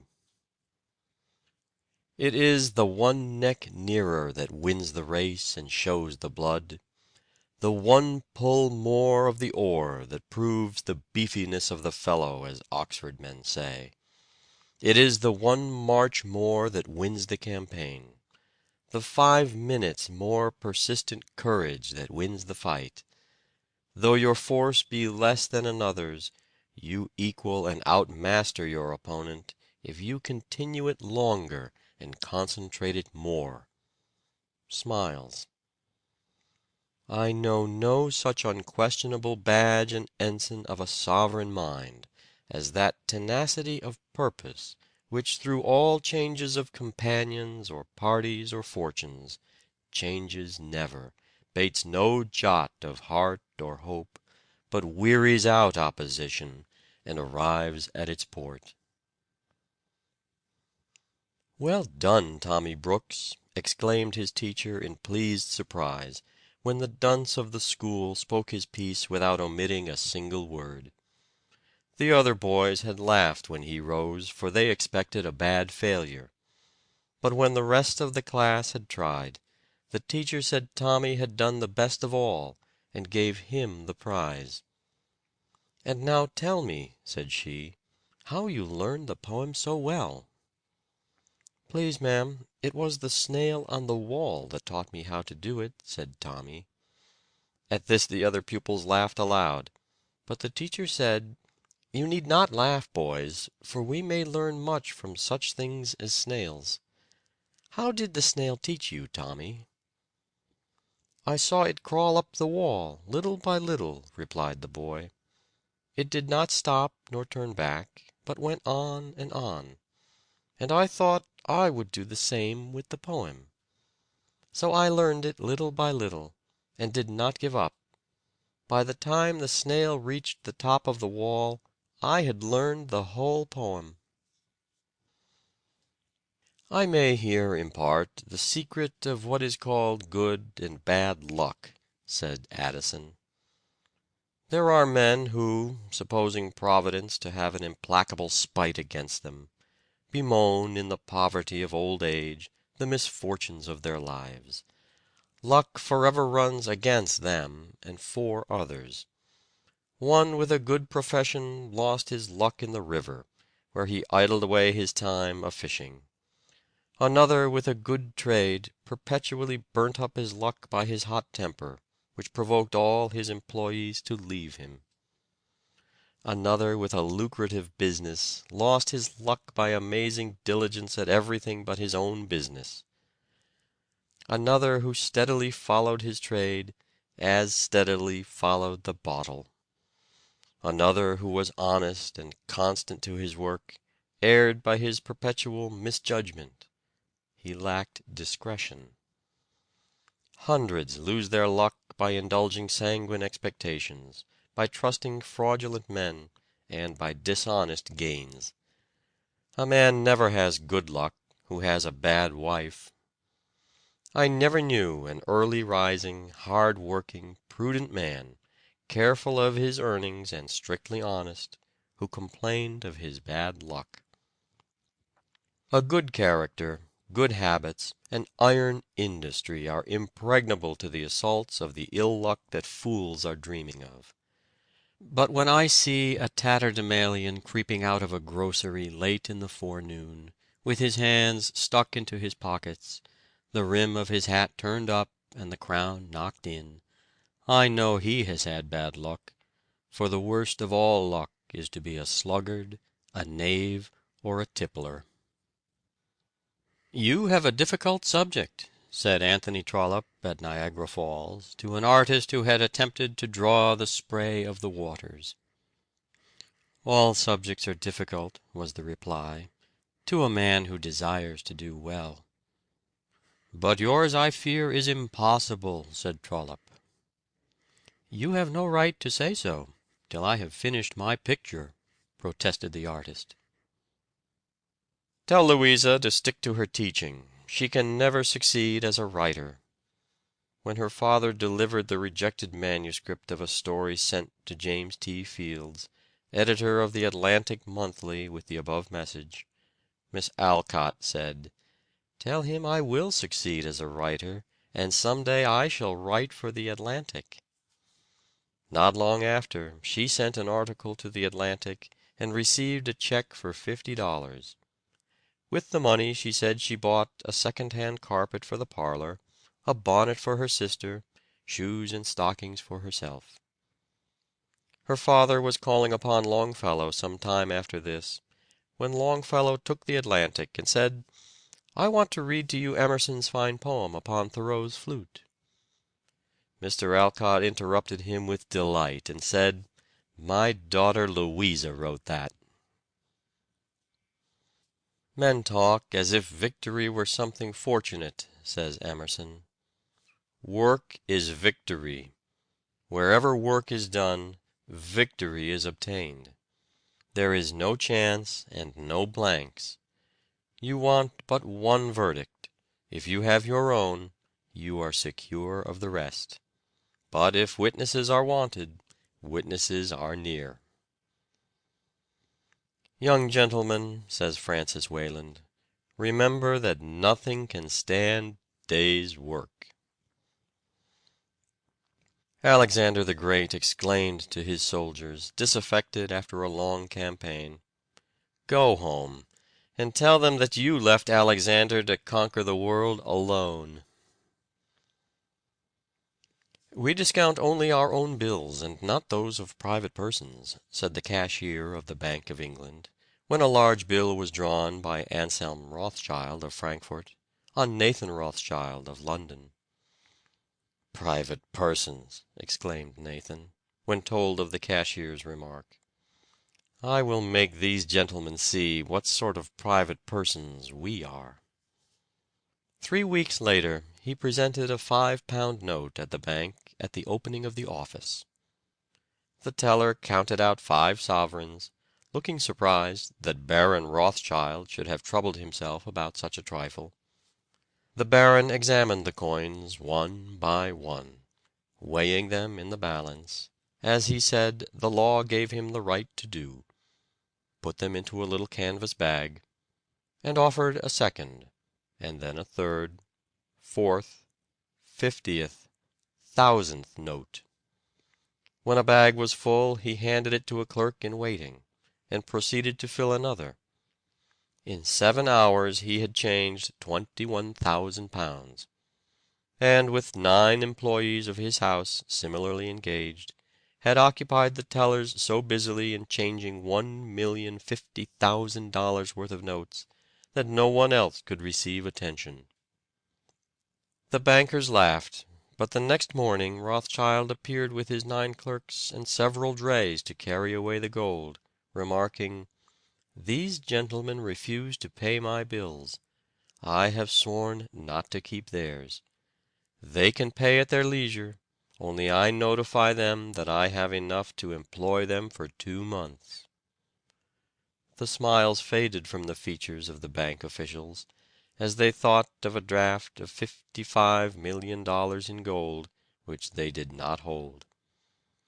Next morning notice was given in the newspapers that the Bank of England would pay Rothschild's bills as well as its own. "Well," said Barnum to a friend in 1841, "I am going to buy the American Museum." "Buy it!" exclaimed the astonished friend, who knew that the showman had not a dollar. "What do you intend buying it with?" "Brass," was the prompt reply, "for silver and gold have I none." Everyone interested in public entertainments in New York knew Barnum, and knew the condition of his pocket.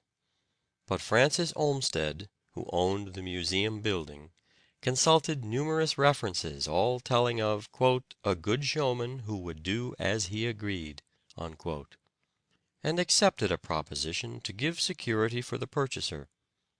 Mr. Olmsted was to appoint a money taker at the door, and credit Barnum toward the purchase with all above expenses, and an allowance of $50 per month to support his wife and 3 children. Mrs. Barnum gladly assented to the arrangement, and offered, if need be, to cut down the household expenses to a little more than $1 a day. Some 6 months later Mr. Olmsted happened to enter the ticket office at noon, and found Barnum eating for dinner a few slices of bread and some corned beef. "Is this the way you eat your dinner?" he asked. "I have not eaten a warm dinner since I bought the museum, except on the Sabbath, and I intend never to eat another until I get out of debt." "Ah, you are safe, and will pay for the museum before the year is out," said Mr. Olmsted, slapping the young man approvingly on the shoulder. He was right, for in less than a year Barnum had paid every cent out of the profits of the establishment. A noted philosopher said, "The favors of fortune are like steep rocks. Only eagles and creeping things mount to the summit." Lord Campbell, who became Chief Justice and Lord Chancellor of England, and amassed a large fortune, began life as a drudge in a printing office. A little observation shows us that, as a rule, the men who accomplish the most in the world are the most useful and sensible members of society, the men who are depended upon most in emergencies, the men of backbone and stamina, the bone and sinew of their communities, the men who can always be relied upon, who are healthiest and happiest, are, as a rule, of ordinary mental caliber and medium capacity, but with persistent and untiring industry, these are they, after all, who carry the burdens and reap the prizes of life. It is the men and women who keep everlastingly at it, who do not believe themselves geniuses, but who know that if they ever accomplish anything great, they must do it by common drudgery and persistent industry, and with an unwavering aim in one pursuit. Those who believe themselves geniuses are apt to scatter their efforts and thus fritter away their great energies without accomplishing anything in proportion to their high promise. Often the men who promise the most pay the least. Mrs. Frank Leslie often refers to the time she lived in her carpetless attic while striving to pay her husband's obligations. She has fought her way successfully through 9 lawsuits and has paid the entire debt. She manages her 10 publications entirely herself, signs all checks and money orders, makes all contracts, looks over all proofs, and approves the make-up of everything before it goes to press. She has developed great business ability which no one dreamed she possessed. A little boy was asked how he learned to skate.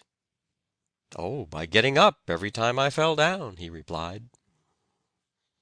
The boy Thorwaldsen, whose father died in the poorhouse, and whose education was so scanty that he had to write his letters over many times before they could be posted, by his indomitable perseverance, tenacity, and grit, fascinated the world with the genius which neither his discouraging father, poverty, nor hardship could repress. "It is all very well," said Charles J. Fox, "to tell me that a young man has distinguished himself by a brilliant first speech. He may go on, or he may be satisfied with his first triumph. But show me a man who has not succeeded at first, and nevertheless has gone on, and I will back that young man to do better than most of those who have succeeded at the first trial." It was the last 3 days of the first voyage of Columbus that told. All his years of struggle and study would have availed nothing if he had yielded to the mutiny. It was all in those 3 days. But what days! "Often defeated in battle," said Macaulay of Alexander the Great, "he was always successful in war." He might have said the same of Washington, and, with appropriate changes, of all who win great triumphs of any kind. One of the greatest preachers of modern times, Lacordaire, failed again and again. Everybody said he would never make a preacher, but he was determined to succeed, and in 2 years from his humiliating failures he was preaching in Notre Dame to immense congregations. Orange Judd was a remarkable example of success through grit. He earned corn by working for farmers, carried it on his back to mill, brought back the meal to his room, cooked it himself, milked cows for his pint of milk per day, and lived on mush and milk for months together. He worked his way through Wesleyan University, and took a 3 years postgraduate course at Yale. Oh, the triumphs of this indomitable spirit of the conqueror! This it was that enabled Franklin to dine on a small loaf in the printing office with a book in his hand. It helped Locke to live on bread and water in a Dutch garret. It enabled Gideon Lee to go barefoot in the snow, half-starved and thinly clad. It sustained Lincoln and Garfield on their hard journeys from the log cabin to the White House. The very reputation of being strong-willed, plucky, and indefatigable is of priceless value. It often cows enemies, and dispels at the start opposition to one's undertakings which would otherwise be formidable. When you get into a tight place and everything goes against you, till it seems as if you could not hold on a minute longer, said Harriet Beecher Stowe, never give up then, for that's just the place and time that the tide'll turn. Never despair, says Burke, but if you do, work on in despair. Once, when Marshal Ney was going into battle, looking down at his knees which were smiting together, he said, "You may well shake. You would shake worse yet if you knew where I am going to take you." "Go it, William," an old boxer was overheard saying to himself in the midst of a fight. "At him again. Never say die." A striking incident is related of the early experience of George Law, who in his day was one of the most conspicuous financiers and capitalists of New York City. When he was a young man, he went to New York, poor and friendless. One day he was walking along the streets, hungry, not knowing where his next meal would come from, and passed a new building in course of erection. Through some accident one of the hod carriers fell from the structure and dropped dead at his feet. Young Law, in his desperation, applied for the job to take the dead man's place, and the place was given him. He went to work, and this was how one of the wealthiest and shrewdest New York businessmen got his start. See young Disraeli, sprung from a hated and persecuted race, without opportunity, pushing his way up through the middle classes, up through the upper classes, until he stands self-poised upon the topmost round of political and social power. Scoffed, ridiculed, rebuffed, hissed from the House of Commons, he simply says, "The time will come when you will hear me." The time did come, and the boy with no chance swayed the scepter of England for a quarter of a century. If impossibilities ever exist, popularly speaking, they ought to have been found somewhere between the birth and the death of Kitto, that deaf pauper and master of Oriental learning. But Kitto did not find them there. In the presence of his decision and imperial energy, they melted away. Kitto begged his father to take him out of the poorhouse, even if he had to subsist like the Hottentots. He told him that he would sell his books and pawn his handkerchief, by which he thought he could raise about 12 shillings. He said he could live upon blackberries, nuts, and field turnips, and was willing to sleep on a hayrick. Here was real grit. What were impossibilities to such a resolute will? Patrick Henry voiced that decision which characterized the great men of the Revolution when he said, "Is life so dear, or peace so sweet, as to be purchased at the price of chains and slavery? Forbid it, Almighty God! I know not what course others may take, but as for me, give me liberty or give me death." Look at Garrison reading this advertisement in a Southern paper. $5,000 will be paid for the head of W.L. Garrison by the governor of Georgia. Behold him again. A broadcloth mob is leading him through the streets of Boston by a rope. He is hurried to jail. See him return calmly and unflinchingly to his work, beginning at the point at which he was interrupted. Note this heading in The Liberator, the type of which he set himself in an attic on State Street in Boston. "I am in earnest. I will not equivocate. I will not excuse. I will not retreat a single inch. And I will be heard." Was Garrison heard? Ask a race set free largely by his efforts. Even the gallows erected in front of his own door did not daunt him.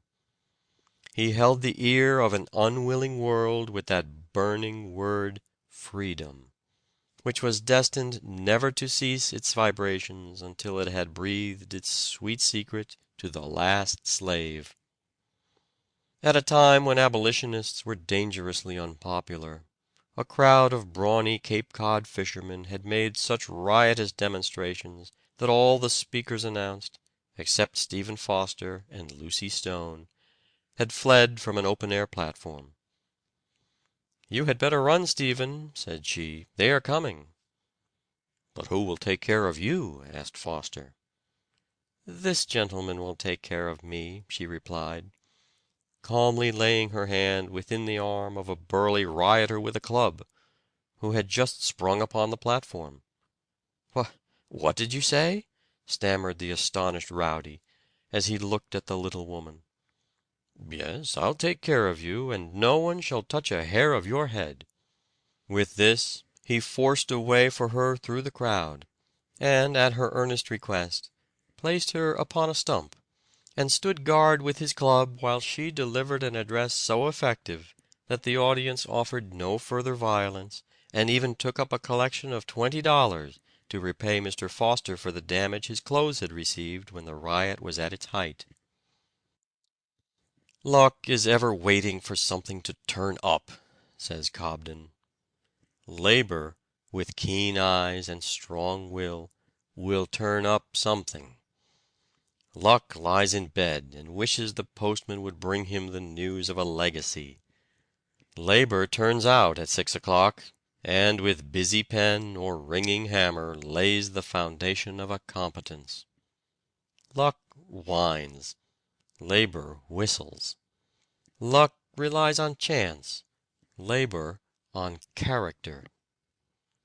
There is no luck, for all practical purposes, to him who is not striving, and whose senses are not all eagerly attent.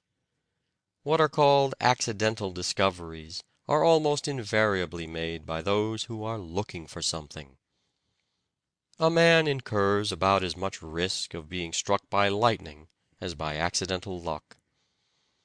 There is perhaps an element of luck in the amount of success which crowns the efforts of different men, but even here it will usually be found that the sagacity with which the efforts are directed, and the energy with which they are prosecuted, measure pretty accurately the luck contained in the results achieved. Apparent exceptions will be found to relate almost wholly to single undertakings, while in the long run the rule will hold good. Two pearl divers, equally expert, dive together and work with equal energy.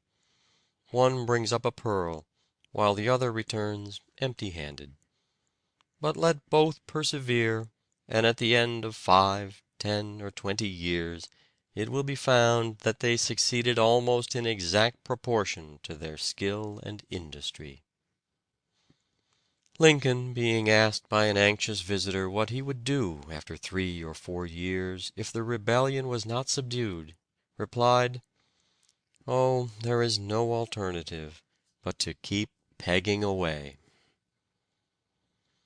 "It is in me, and it shall come out," said Sheridan, when told that he would never make an orator, as he had failed in his first speech in Parliament. He became known as one of the foremost orators of his day. It takes great courage to fight a lost cause when there is no hope even of victory. To contest every inch of ground with as much persistency and enthusiasm as if we were assured of victory, this is true courage.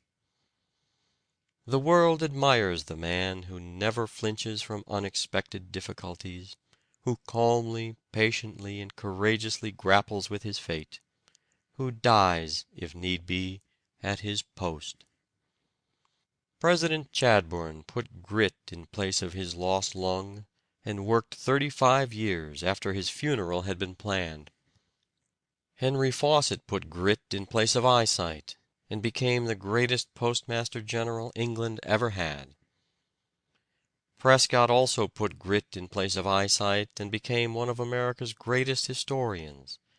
Francis Parkman put grit in place of health and eyesight, and became the greatest historian of America in his line. Thousands of men have put grit in place of health, eyes, ears, hands, legs, and yet have achieved marvelous success. Indeed, most of the great things of the world have been accomplished by grit and pluck. You cannot keep a man down who has these qualities. He will make stepping stones out of his stumbling blocks, and lift himself to success. Grit and pluck are not always exhibited only by poor boys who have no chance, for there are many notable examples of pluck, persistence, and real grit among youth in good circumstances, who never have to fight their way to their own loaf. Mr. Mifflin, who has recently become the head of the celebrated publishing firm of Houghton, Mifflin and Company, is a notable example of persistency, push, and grit. After graduating at Harvard and traveling abroad, he was determined, although not obliged, to work for a living, to get a position at the Riverside Press in Cambridge. He called upon the late Mr. Houghton and asked him for a situation. Mr. Houghton told him that he had no opening, and that even if he had, he did not believe that a graduate from Harvard, who had money and who had traveled abroad, would ever be willing to begin at the bottom and do the necessary drudgery for boy's pay.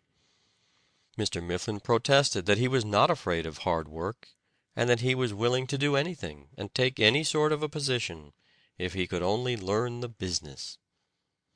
But Mr. Houghton would not give him any encouragement. Again and again Mr. Mifflin came to the Riverside Press and pressed his suit, but to no purpose. Mr. Mifflin persuaded his father to intercede for him, but Mr. Houghton succeeded in convincing him that it would be very unwise for his son to attempt it. But young Mifflin was determined not to give up.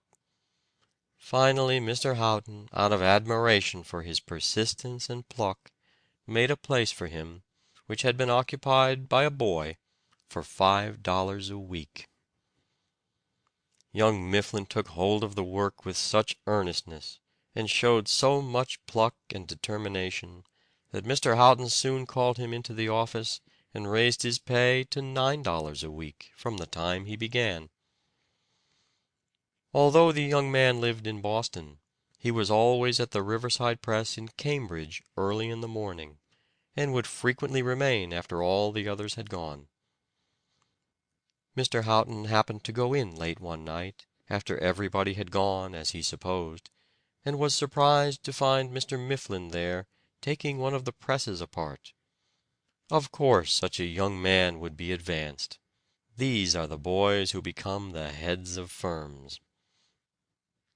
It is victory after victory with the soldier, lesson after lesson with the scholar, blow after blow with the laborer, crop after crop with the farmer, picture after picture with the painter, and mile after mile with the traveler, that secures what all so much desire: success.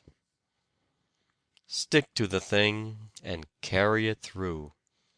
Believe you were made for the place you fill, and that no one else can fill it as well. Put forth your whole energies. Be awake, electrify yourself, go forth to the task. Only once learn to carry a thing through in all its completeness and proportion, and you will become a hero. You will think better of yourself. Others will think better of you. The world in its very heart admires the stern, determined doer. End of chapter 20.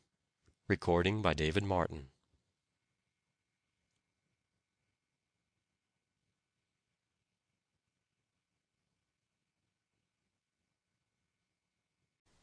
How to Succeed, or Stepping Stones to Fame and Fortune, by Orison, Swett, Marden. Chapter 21. Above Rubies. The best way to settle the quarrel between capital and labor is by allopathic doses of Peter Cooperism. Talmage. In the sublimest flights of the soul, rectitude is never surmounted, love is never outgrown. Emerson. One ruddy drop of manly blood the surging sea outweighs. Virtue alone outbuilds the pyramids. Her monuments shall last when Egypt's fall. Young. He believed that he was born, not for himself, but for the whole world. Lucan. Wherever man goes to dwell, his character goes with him. African proverb. The spirit of a single mind makes that of multitudes take one direction, as roll the waters to the breathing wind. Byron. No, say what you have to say in her presence too, said King Cleomenes of Sparta, when his visitor, Anastagoras, asked him to send away his little daughter, Gorgo, 10 years old, knowing how much harder it is to persuade a man to do wrong when his child is at his side. So Gorgo sat at her father's feet and listened while the stranger offered more and more money if Cleomenes would aid him to become king in a neighboring country. She did not understand the matter, but when she saw her father look troubled and hesitate, she took hold of his hand and said, "Papa, come away. Come, or this strange man will make you do wrong." The king went away with the child, and saved himself and his country from dishonor. Character is power, even in a child. When grown to womanhood, Gorgo was married to the hero Leonidas. One day a messenger brought a tablet sent by a friend who was a prisoner in Persia, but the closest scrutiny failed to reveal a single word or line on the white waxen surface, and the king and all his noblemen concluded that it was sent as a jest. "Let me take it," said Queen Gorgo, and, after looking it all over, she exclaimed, "There must be some writing underneath the wax." They scraped away the wax and found a warning to Leonidas from the Grecian prisoner, saying that Xerxes was coming with his immense host to conquer all Greece. Acting on this warning, Leonidas and the other kings assembled their armies and checked the mighty host of Xerxes, which is said to have shaken the earth as it marched. I fear John Knox's prayers more than an army of 10,000 men, said Mary, Queen of Scotland. The man behind the sermon, said William M. Evarts, is the secret of John Hall's power. In fact, if there is not a man with a character behind it, nothing about it is of the slightest consequence. Thackeray says, "Nature has written a letter of credit upon some men's faces, which is honored wherever presented. You cannot help trusting such men. Their very presence gives confidence. There is a promise to pay in their very faces which gives confidence, and you prefer it to another man's endorsement. Character is credit." In the great monetary panic of 1857, a meeting was called of the various bank presidents of New York City. When asked what percentage of specie had been drawn during the day, some replied 50%, some even as high as 75%. But Moses Taylor of the City Bank said, "We had in the bank this morning $400,000. This evening, $470,000. While other banks were badly run, the confidence in the City Bank under Mr. Taylor's management was such that people had deposited in that institution what they had drawn from other banks. Character gives confidence. "There is no such thing as a small country," said Victor Hugo. "The greatness of a people is no more affected by the number of its inhabitants than the greatness of an individual is measured by his height." "It is the nature of party in England," said John Russell, "to ask the assistance of men of genius, but to follow the guidance of men of character." "A handful of good life," says George Herbert, "is worth a bushel of learning." "I have read," Emerson says, "that they who listened to Lord Chatham felt that there was something finer in the man than anything which he said. It has been complained of Carlyle that when he has told all his facts about Mirabeau, they do not justify his estimate of the latter's genius. The Gracchi, Agis, Cleomenes, and others of Plutarch's heroes do not in the record of facts equal their own fame. Sir Philip Sidney and Sir Walter Raleigh are men of great figure and of few deeds. We cannot find the smallest part of the personal weight of Washington in the narrative of his exploits.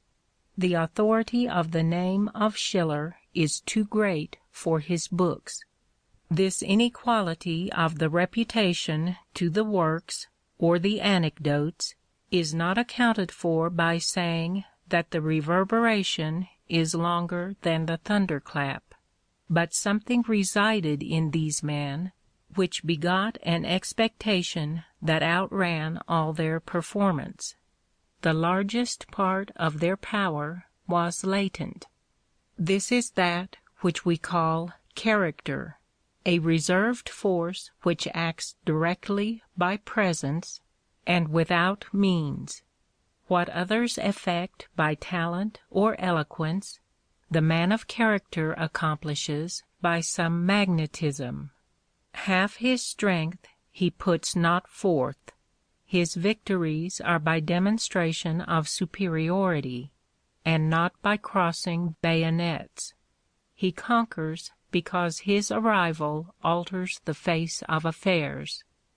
O Iole, how didst thou know that Hercules was a god? Because, answered Iole, I was content the moment my eyes fell on him. When I beheld Theseus, I desired that I might see him offer battle, or at least drive his horses in a chariot race. But Hercules did not wait for a contest. He conquered whether he stood or walked or sat or whatever else he did. Show me, said Omar the Caliph to Amru the warrior, the sword with which you have fought so many battles and slain so many infidels. Ah, replied Amru, the sword without the arm of the master is no sharper nor heavier than the sword of Pharezdak the poet.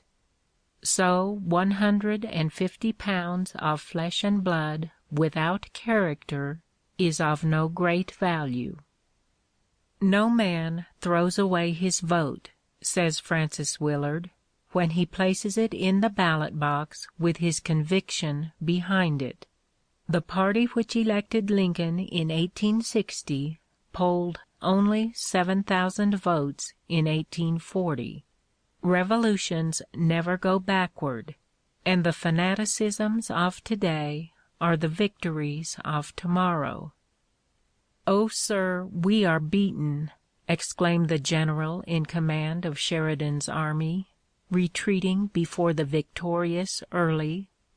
"No, sir," replied the indignant Sheridan. "You are beaten, but this army is not beaten." Drawing his sword, he waved it above his head, and pointed it at the pursuing host, while his clarion voice rose above the horrid din in a command to charge once more. The lines paused, turned, and with the ocean's mighty swing, when heaving to the tempest's wing, they hurled them on the foe, and the Confederate army was wildly routed. When the war with France seemed imminent, in 1798, President Adams wrote to George Washington, then a private citizen in retirement at Mount Vernon, "We must have your name, if you will permit us to use it. There will be more efficacy in it than in many an army. Character is power." When Pope Paul IV heard of the death of Calvin, he exclaimed with a sigh, "Ah, the strength of that proud heretic lay in riches? No. Honors? No. But nothing could move him from his course. Holy Virgin, with two such servants, our Church would soon be mistress of both worlds." 1800 years ago, when night closed over the city of Pompeii, a lady sat in her house nursing her son of 10 years of age. The child had been ill for some days. His form was wasted, his little limbs were shrunk, and we may imagine with what infinite anxiety she watched every motion of the helpless one, whose existence was so dear. What did take place we know with an exactness very remarkable. That distant mountain, which reared its awful head on the shore of the bay, Vesuvius, was troubled that same night with an eruption, and threw into the air such clouds of pumice stones that the streets and squares of Pompeii became filled, and gradually the stones grew higher and higher until they reached the level of the windows. There was no chance of escape then by the doors, and those who attempted to get away stepped out of their first-floor windows and rushed over the sulphurous stones. A short distance only, for they were quickly overpowered by the poisonous vapors and fell dead.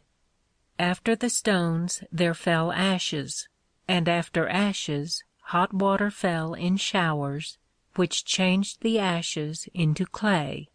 Those who ran out of their houses during the fall of stones were utterly consumed, while those who waited until the ashes began to fall perished likewise, but their bodies were preserved by the ashes and water which fell upon them.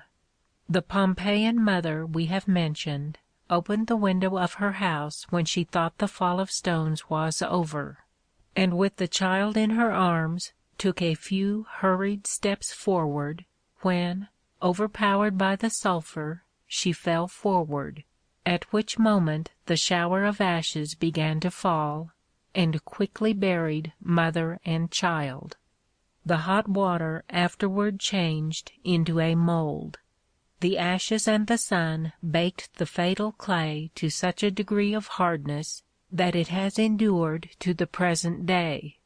A short time ago, the spot where mother and child lay was found, liquid plaster of Paris was poured into the mold formed by the bodies, and then the mold was broken up, leaving the plaster cast whole. Thus, one touching incident in the terrible tragedy of 18 centuries ago has been preserved for the admiration and respect of posterity. The arms and legs of the child showed a contraction and emaciation which could only result from illness. Of the mother, only the right arm was preserved. She fell upon the ashes, and the remaining portion of her body was consumed, but the right hand still clasped the legs of the child. On her arm were 2 gold bracelets, and on her fingers were 2 gold rings, one set with an emerald, the other with a cut amethyst. This touching illustration of a mother's love now rests in the museum of the celebrated city. "I was sitting with Grant once," says General Fisk, "when a major general entered, dressed in the uniform of his rank, who said, 'Boys, I have a good story to tell you. I believe there are no ladies present.' Grant said, 'No, but there are gentlemen present.'" Mr. George W. Childs, in referring to this trait, said, "Another great trait of his character was his purity in every way. I never heard him express or make an indelicate allusion in any way or shape. There is nothing I ever heard that man say that could not be repeated in the presence of women." The writer has heard of several incidents illustrating his answer to impure stories. On one occasion, when Grant formed one of a dinner party of American gentlemen in a foreign city, conversation drifted into references to questionable affairs, when he suddenly rose and said, "Gentlemen, please excuse me, I will retire." When Attila, flushed with conquest, appeared with his barbarian horde before the gates of Rome in 452, Pope Leo alone of all the people dared go forth and try to turn his wrath aside. A single magistrate followed him. The Huns were awed by the fearless majesty of the unarmed old man, and led him before their chief, whose respect was so great that he agreed not to enter the city, provided a tribute should be paid to him. Wellington said that Napoleon's presence in the French army was equivalent to 40,000 additional soldiers, and Richter said of the invincible Luther, "His words were half battles."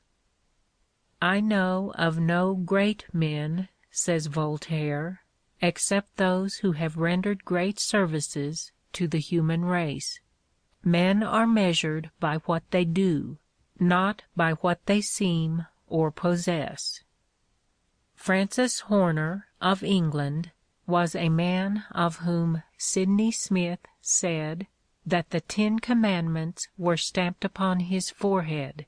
The valuable and peculiar light in which Horner's history is calculated to inspire every right-minded youth is this: he died at the age of 38, possessed of greater influence than any other private man, and admired, beloved, trusted, and deplored by all except the heartless and the base. No greater homage was ever paid in Parliament to any deceased member. How was this attained? By rank? He was the son of an Edinburgh merchant. By wealth? Neither he nor any of his relatives ever had a superfluous sixpence. By office? He held but one, and that for only a few years, of no influence, and with very little pay. By talents? His were not splendid, and he had no genius. Cautious and slow, his only ambition was to be right. By eloquence? He spoke in calm, good taste, without any of the oratory that either terrifies or seduces. By any fascination of manner? His was only correct and agreeable. By what was it, then? Merely by sense, industry, good principles, and a good heart, qualities which no well-constituted mind need ever despair of attaining. It was the force of his character that raised him, and this character was not impressed on him by nature, but formed, out of no peculiarly fine elements, by himself. There were many in the House of Commons of far greater ability and eloquence, but no one surpassed him in the combination of an adequate portion of these with moral worth. Horner was born to show what moderate powers, unaided by anything whatever except culture and goodness, may achieve, even when these powers are displayed amidst the competitions and jealousies of public life. 100 years hence, what difference will it make whether you were rich or poor, a peer or a peasant? But what difference may it not make whether you did what was right or what was wrong? At a large dinner party given by Lord Stratford after the Crimean War, it was proposed that everyone should write on a slip of paper the name which appeared most likely to descend to posterity with renown. When the papers were opened, every one of them contained the name of Florence Nightingale. Professor Blackie of the University of Edinburgh said to a class of young men, "Money is not needful. Power is not needful. Liberty is not needful. Even health is not the one thing needful. But character alone is that which can truly save us. And if we are not saved in this sense, we certainly must be damned. It has been said that when poverty is your inheritance, virtue must be your capital." Hence it was, said Franklin, speaking of the influence of his known integrity of character, that I had so much weight with my fellow citizens. I was but a bad speaker, never eloquent, subject to much hesitation in my choice of words, hardly correct in language, and yet I generally carried my point. When a man's character is gone, all is gone. All peace of mind, all complacency in himself is fled forever. He despises himself. He is despised by his fellow men. Within is shame and remorse. Without, neglect and reproach. He is of necessity a miserable and useless man. He is so, even though he be clothed in purple and fine linen, and fare sumptuously every day. It is better to be poor, it is better to be reduced to beggary, it is better to be cast into prison, or condemned to perpetual slavery, than to be destitute of a good name, or endure the pains and the evils of a conscious worthlessness of character. The time is soon coming when, by the common consent of mankind, it will be esteemed more honorable to have been John Pounds, putting new and beautiful souls into the ragged children of the neighborhood while he mended his father's shoes, than to have sat upon the British throne. The time now is when, if Queen Victoria, in one of her magnificent progresses through her realms, were to meet that more than American queen, Miss Dix, in her circumnavigation of charity among the insane, the former should kneel and kiss the hand of the latter, and the ruler over more than 100 millions of people should pay homage to the angel whom God has sent to the maniac. At your age, said to a youth an old man who had honorably held many positions of trust and responsibility, both position and wealth appear enduring things, but at mine a man sees that nothing lasts but character. Several eminent clergymen were discussing the qualities of self-made men. They each admitted that they belonged to that class, except a certain bishop, who remained silent, and was intensely absorbed in the repast.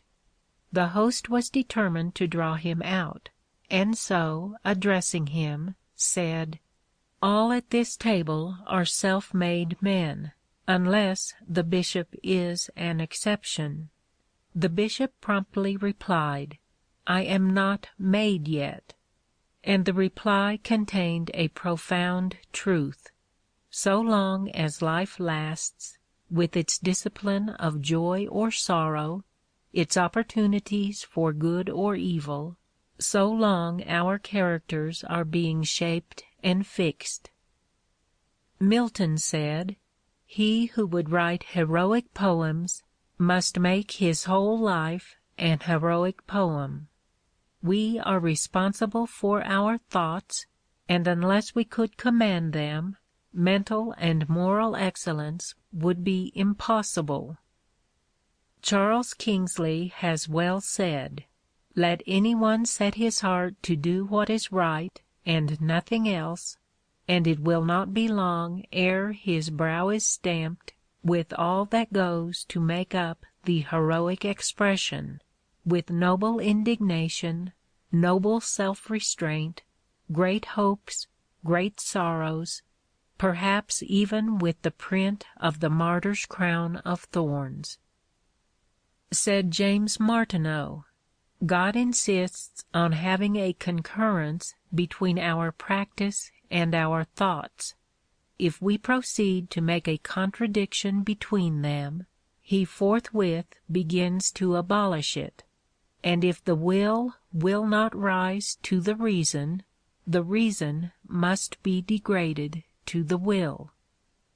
"When I say, in conducting your understanding," says Sidney Smith, "love knowledge with a great love, with a vehement love, with a love coeval with life, what do I say but love innocence, love virtue, love purity of conduct, love that which, if you are rich and great, will vindicate the blind fortune which has made you so, and make them call it justice; love that which, if you are poor, will render your poverty respectable, and make the proudest feel that it is unjust to laugh at the meanness of your fortunes; love that which will comfort you, adorn you, and never quit you, which will open to you the kingdom of thought, and all the boundless regions of conception,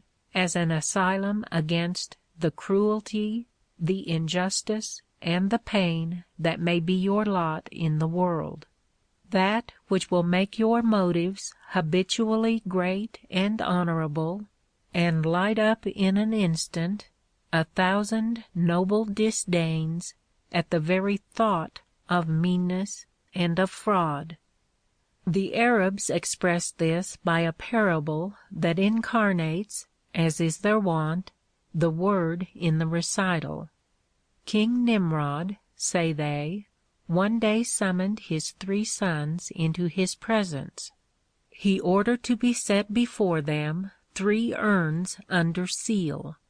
One of the urns was of gold, another of amber, and the third of clay. The king bade the eldest of his sons choose among the urns that which appeared to him to contain the treasure of greatest price. The eldest chose the vase of gold, on which was written the word Empire. He opened it and found it full of blood. The second chose the amber vase, whereon was written the word Glory. He opened it and found it contained the ashes of the great men who had made a sensation in the world. The third son took the only remaining vase, the one of clay. He found it quite empty, but on the bottom the potter had written the word God. "Which of these vases weighs the most?" asked the king of the courtiers. The men of ambition replied it was the vase of gold; the poets and conquerors, the amber one; the sages, that it was the empty vase, because a single letter of the name of God weighs more than the entire globe. We are of the opinion of the sages. We believe the greatest things are great, but in the proportion of divinity they contain. Although genius always commands admiration, says Smiles, character most secures respect.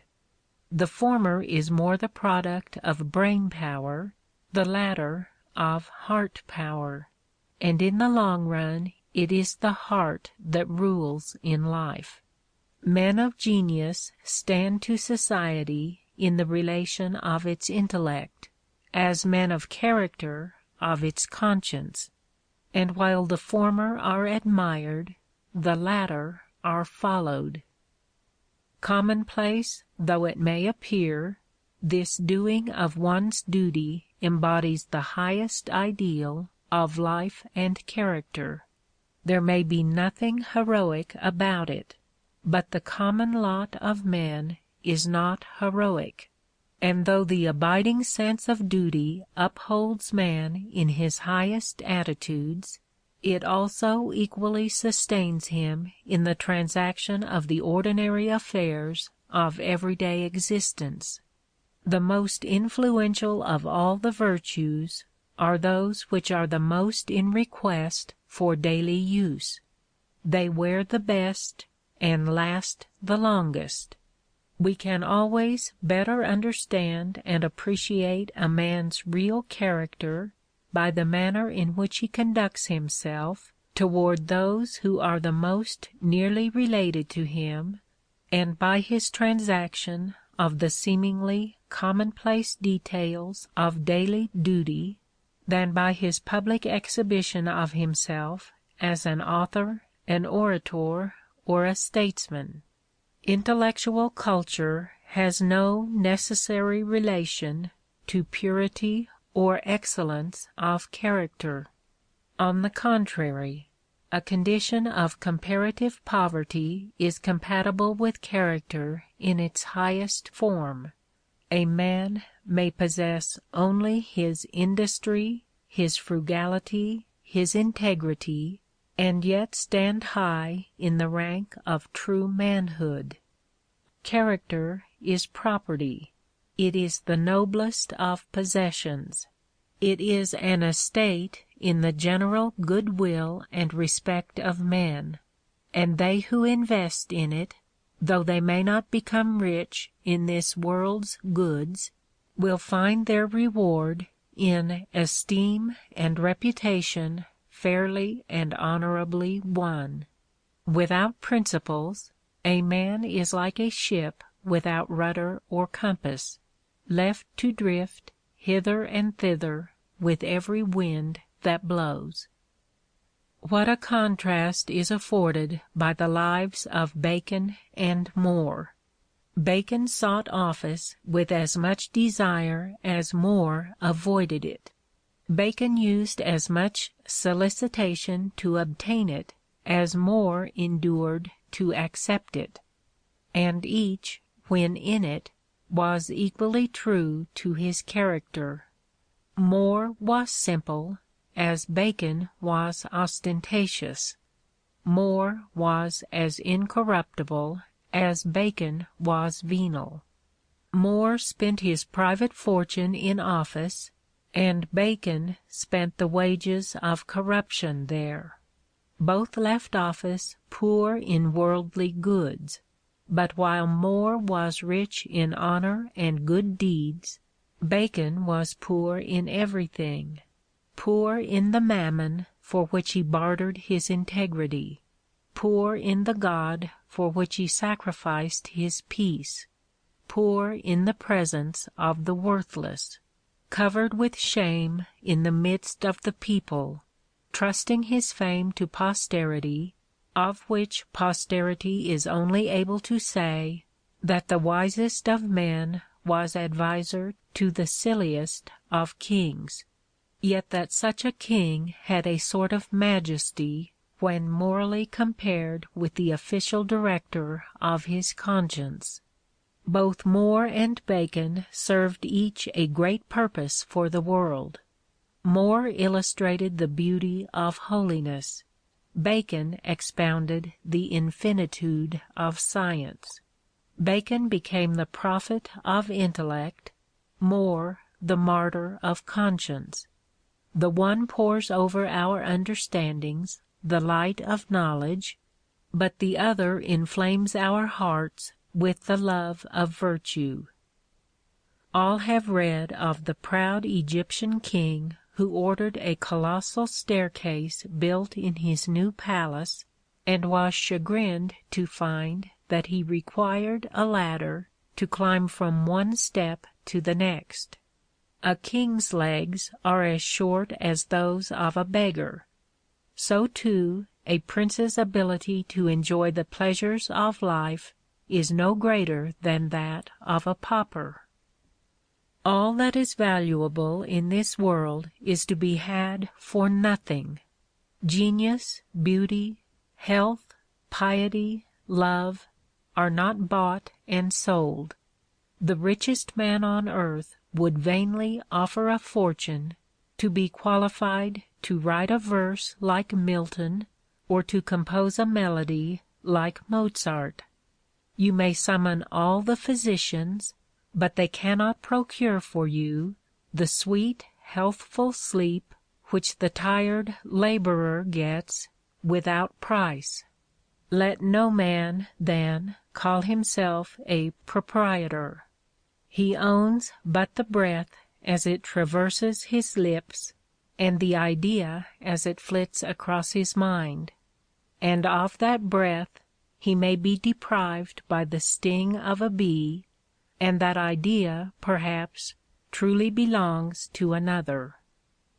We live in deeds, not years; in thoughts, not breaths; in feelings, not in figures on a dial.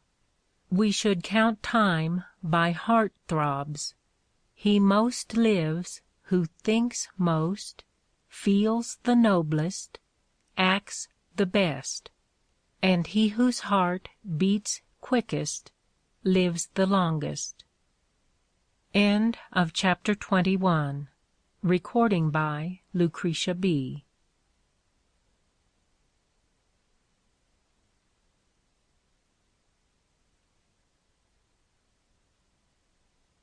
How to Succeed, or Stepping Stones to Fame and Fortune, by Orison, Swett, Marden. Chapter 22. Moral Sunshine.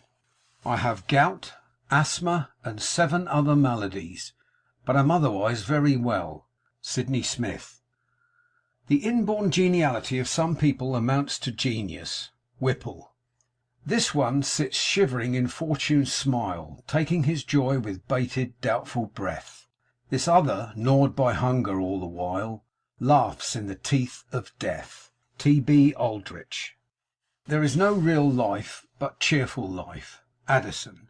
Next to the virtue, the fun in this world is what we can least spare. Agnes Strickland. Joy in one's work is the consummate tool. Phillips Brooks. Joy is the mainspring in the whole of endless nature's calm rotation. Joy moves the dazzling wheels that roll in the great timepiece of creation. Schiller. He is as stiff as a poker, said a friend of a man who could never be coaxed or tempted to smile. Stiff as a poker, exclaimed another. Why, he would set an example to a poker. Even Christians are not celebrated for entering into the joy of their Lord. We are told that Pascal would not permit himself to be conscious of the relish of his food.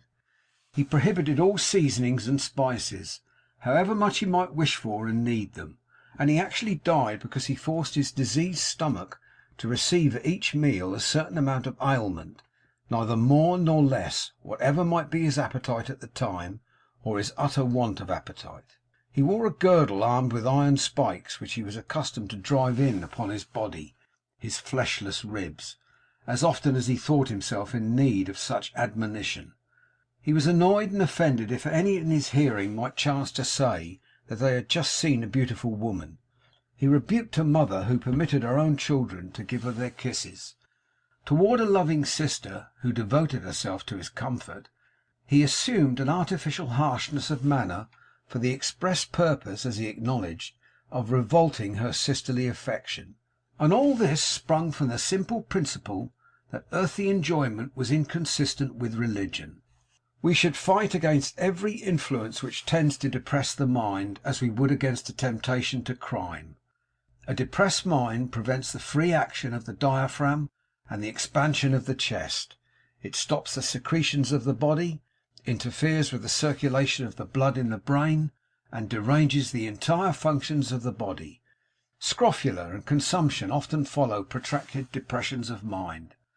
That fateful murmur which is heard in the upper lobes of the lungs in the first stages of consumption often follows depressed spirits after some great misfortune or sorrow.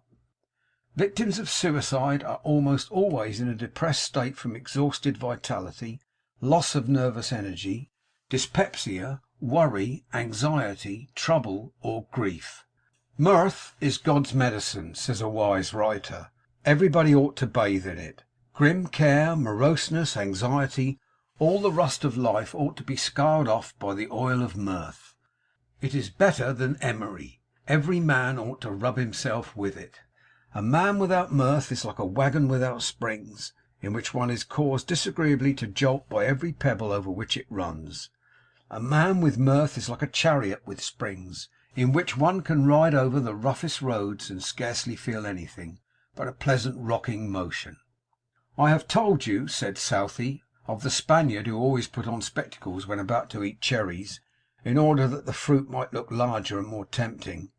In like manner, I make the most of my enjoyments, and though I do not cast my eyes away from my troubles, I pack them in as a small compass as I can for myself, and never let them annoy others. We all know the power of good cheer to magnify everything. Travellers are told by the Icelanders, who live amid the cold and desolation of almost perpetual winter, that Iceland is the best land the sun shines upon. You are on the shady side of 70, I expect, was asked of an old man. No, was the reply. I am on the sunny side, for I am on the side nearest to glory. A cheerful man is preeminently a useful man. He does not cramp his mind, nor take half views of men and things. He knows that there is much misery, but that misery need not be the rule of life.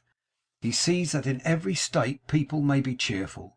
The lambs skip, birds sing and fly joyously, puppies play, kittens are full of joyance, the whole air full of careering and rejoicing insects, that everywhere the good outbalances the bad, and that every evil has its compensating balm.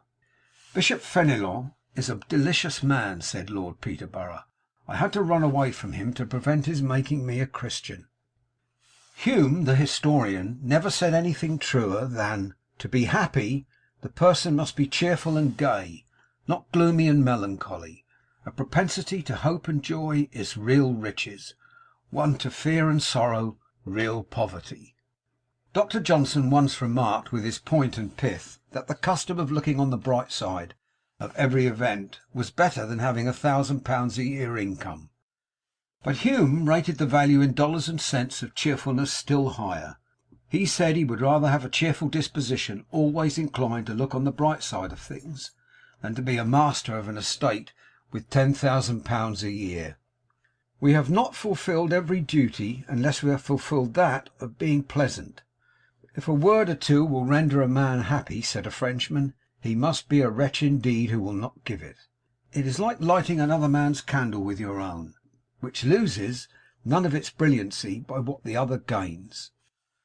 The sensible young man, in theory at least, chooses for his wife one who will be able to keep his house, to be the mother of sturdy children, one who will of all things meet life's experiences with a sweet temper.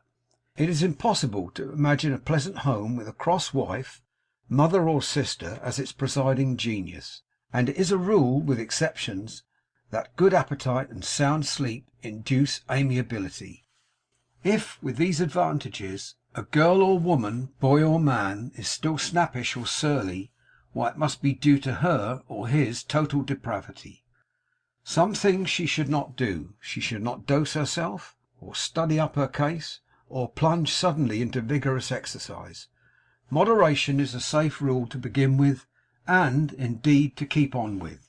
Moderation in study, in work, in exercise, in everything except fresh air, good simple food and sleep.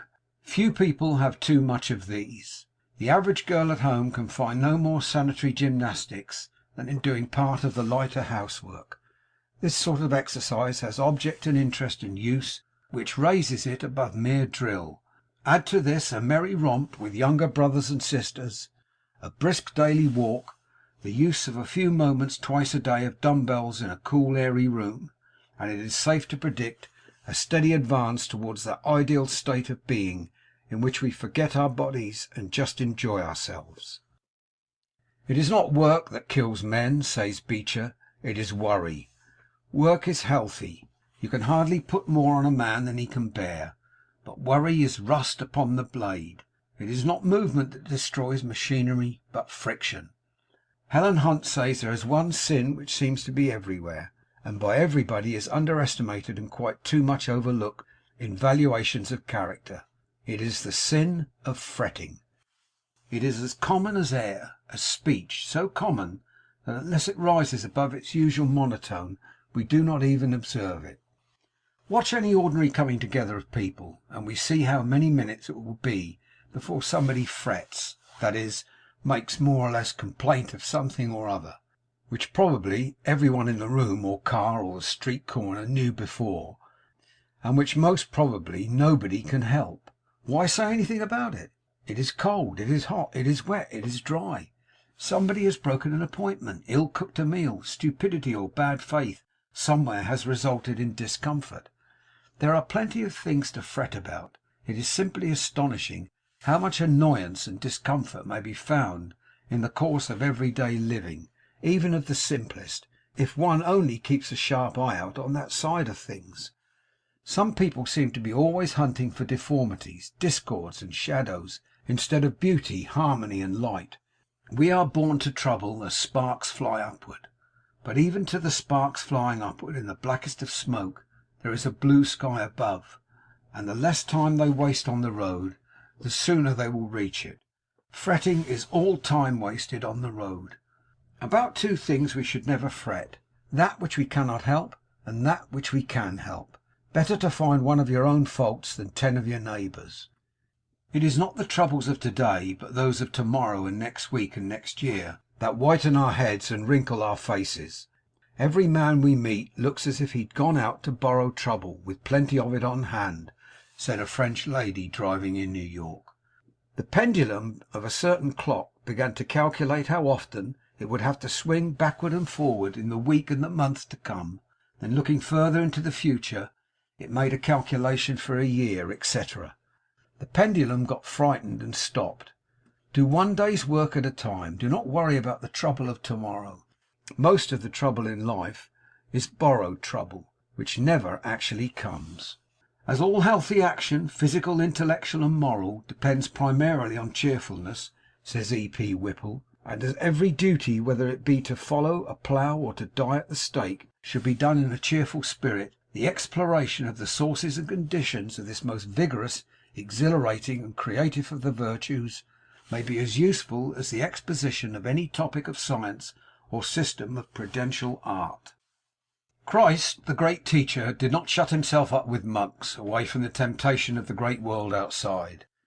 He taught no long-faced, gloomy theology. He taught the gospel of gladness and good cheer. His doctrines are touched with the sunlight and flavoured with the flowers of the fields.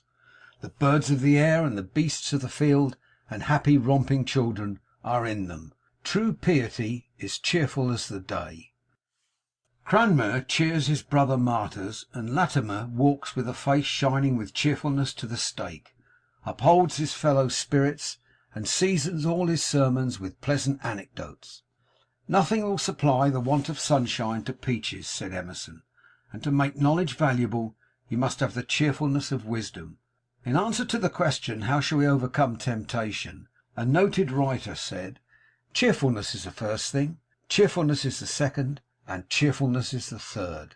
A habit of cheerfulness, enabling one to transmute apparent misfortunes into real blessings, is a fortune to a young man or young woman just crossing the threshold of active life. He who has formed a habit of looking at the bright, happy side of things, who sees the glory in the grass, the sunshine in the flowers, sermons in stones, and good in everything, has a great advantage over the chronic dyspeptic, who sees no good in anything. His habitual thought sculptures his face into beauty, and touches his manner with grace. We often forget that the priceless charm which will secure to us all of these desirable gifts is within our reach. It is the charm of a sunny temper, a talisman more potent than station, more precious than gold, more to be desired than fine rubies. It is an aroma whose fragrance fills the air with the odours of paradise. It is from these enthusiastic fellows, says an admirer, that you hear, what they fully believe, bless them, that all countries are beautiful, all dinners grand, all pictures superb, all mountains high, all women beautiful. When such a one has come back from his country trip after a hard year's work, he has always found the cosiest of nooks, the cheapest houses, the best of landladies, the finest views, and the best dinners. But with the other the case is indeed altered. He has always been robbed. He has positively seen nothing. His landlady was a harpy. His bedroom was unhealthy, and the mutton was so tough that he could not get his teeth through it. He goes on to talk of the sun in his glory, says Isaac Walton, the fields, the meadows, the streams which they have seen, the birds which they have heard. He asks, what would the blind and deaf give to see and hear what they have seen? Of Lord Robert's sunshiny face, Rogers said, he always comes to breakfast like a man upon whom some sudden good fortune has fallen. But oh, for the glorious spectacles worn by the good-natured man! Oh, for those wondrous glasses, finer than the Claude Lorraine glass, which throws a sunlit view over everything, and makes the heart glad with little things, and thankful for small mercies. Such glasses had honest Isaac Walton, who, coming in from a fishing expedition on the River Lee, burst out in such grateful little talks as this: let us, as we walk home under the cool shade of this honeysuckle hedge, mention some of the thoughts and joys that have possessed my soul since we two met, and that our present happiness may appear the greater, and we more thankful for it. I beg you to consider with me how many do at this very time lie under the torment of the gout or the toothache, and this we have been free from. And let me tell you that every misery I miss is a new blessing. The hypochondriac who nurses his spleen never looks forward cheerfully, but lounges in his invalid chair and croaks like a raven, foreboding woe. Ah, says he, you will never succeed. These things always fail. The thug of India, whose prayer is a homicide, and whose offering is the body of a victim, is melancholy. The Fijian, waiting to smash the skull of a victim and to prepare a bacola for his gods, is gloomy as fear and death. The melancholy of the Eastern Jews after their black fast, and the ill temper of monks and nuns after their Fridays and Wednesdays, is very observable. It is the recompense which a proud nature takes out of the world for its selfish sacrifice. Melancholia is the black bile which the Greeks presumed overran and pervaded the bodies of such persons, and fasting does undoubtedly produce this. I once talked with a Rosicrucian about the great secret, said Addison. He talked of it as a spirit that lived in an emerald and converted everything that was near it to the highest perfection. It gives lustre to the sun, said he, and water to the diamond. It irradiates every metal, and enriches lead with the property of gold. It brightens smoke into flame, flame into light, and light into glory. A single ray dissipates pain and care from the person on whom it falls. Then I found his great secret was content. My crown is in my heart, not on my head, not decked with diamonds and Indian stones, nor to be seen. My crown is called content. A crown it is that seldom kings enjoy. Shakespeare. Yet with a heart that's ever kind, a gentle spirit gay, you've spring perennial in your mind, and round you make a May. Thackeray. End of chapter 22.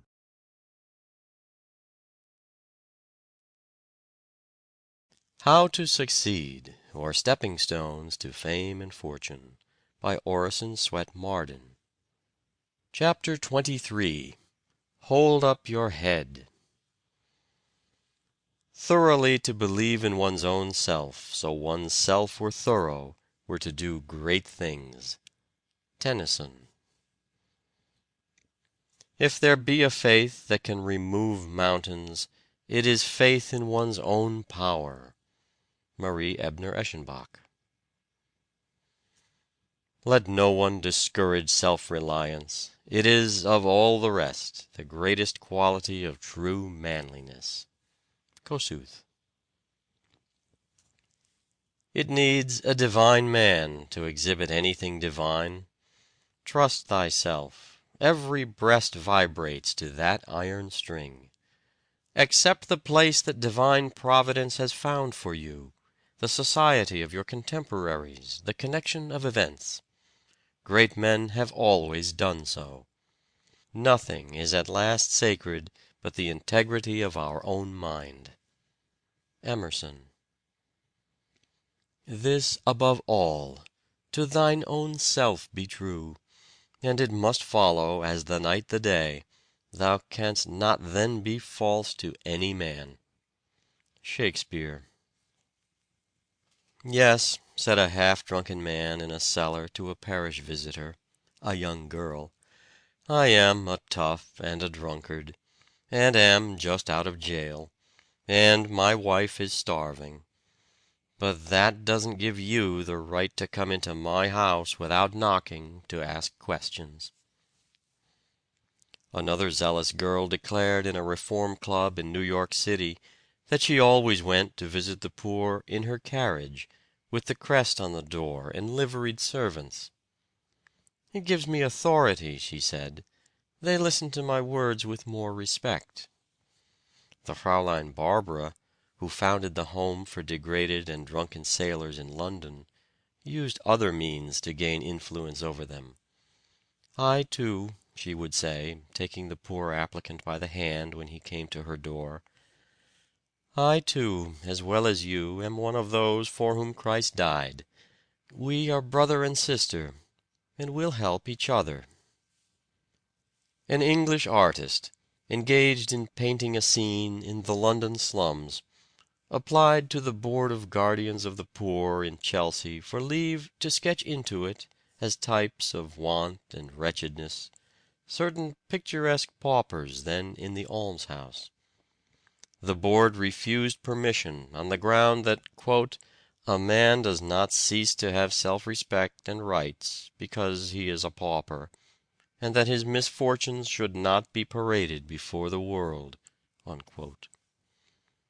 The incident helps to throw light on the vexed problem of the intercourse of the rich with the poor. Kind but thoughtless people, who take up the work of, quote, slumming, unquote, intent upon elevating and reforming the needy classes, are apt to forget that these unfortunates have self-respect and rights and sensitive feelings. But I am not derided, said Diogenes, when someone told him he was derided. Only those are ridiculed who feel the ridicule and are discomposed by it. Dr. Franklin used to say that if a man makes a sheep of himself, the wolves will eat him. Not less true is it that if a man is supposed to be a sheep, wolves will very likely try to eat him.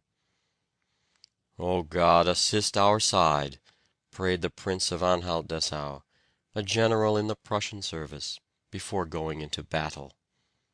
At least, avoid assisting the enemy, and leave the result to me. If a man possesses the consciousness of what he is, said Schelling, he will soon also learn what he ought to be. Let him have a theoretical respect for himself, and a practical will soon follow. A person under the firm persuasion that he can command resources virtually has them.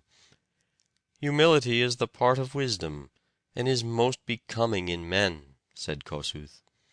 But let no one discourage self-reliance. It is, of all the rest, the greatest quality of true manliness. Froude wrote, a tree must be rooted in the soil before it can bear flowers or fruit. A man must learn to stand upright upon his own feet, to respect himself, to be independent of charity or accident. It is on this basis only that any superstructure of intellectual cultivation worth having can possibly be built.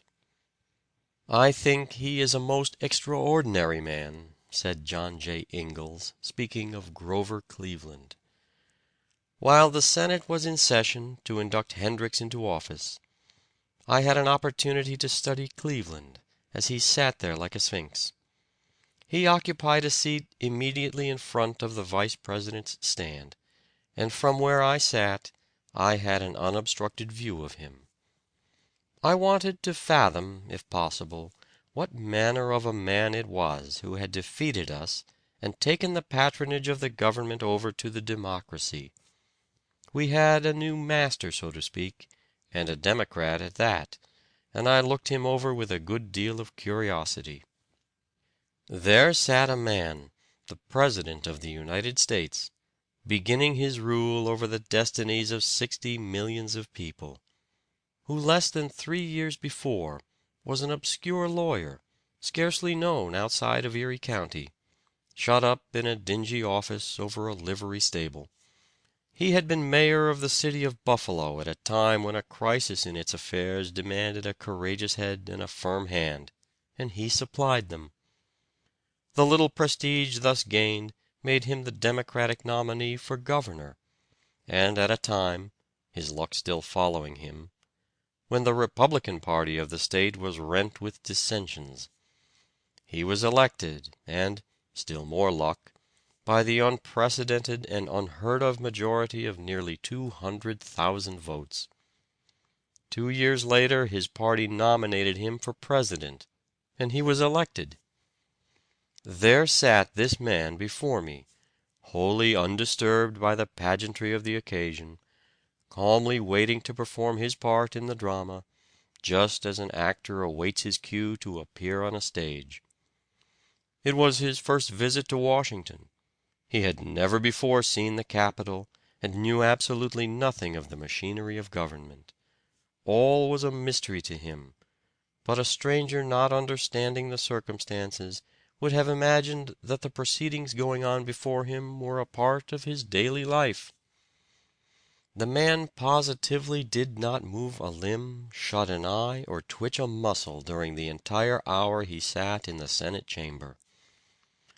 Nor did he betray the faintest evidence of self-consciousness or emotion. And as I thought of the dingy office over the livery stable but 3 years before, he struck me as a remarkable illustration of the possibilities of American citizenship. But the most marvelous exhibition of the man's nerve and of the absolute confidence he has in himself was yet to come. After the proceedings in the Senate chamber, Cleveland was conducted to the east end of the Capitol to take the oath of office and deliver his inaugural address. He wore a close-buttoned Prince Albert coat, and between the buttons he thrust his right hand, while his left he carried behind him. In this position he stood until the applause which greeted him had subsided, when he began his address. I looked for him to produce a manuscript, but he did not, and as he progressed in clear and distinct tones, without hesitation, I was amazed. With 60 millions of people, yes, with the entire civilized world looking on, this man had the courage to deliver an inaugural address making him President of the United States as coolly and as unconcernedly as if he were addressing a ward meeting. It was the most remarkable spectacle this or any other country has ever beheld. Believe in yourself.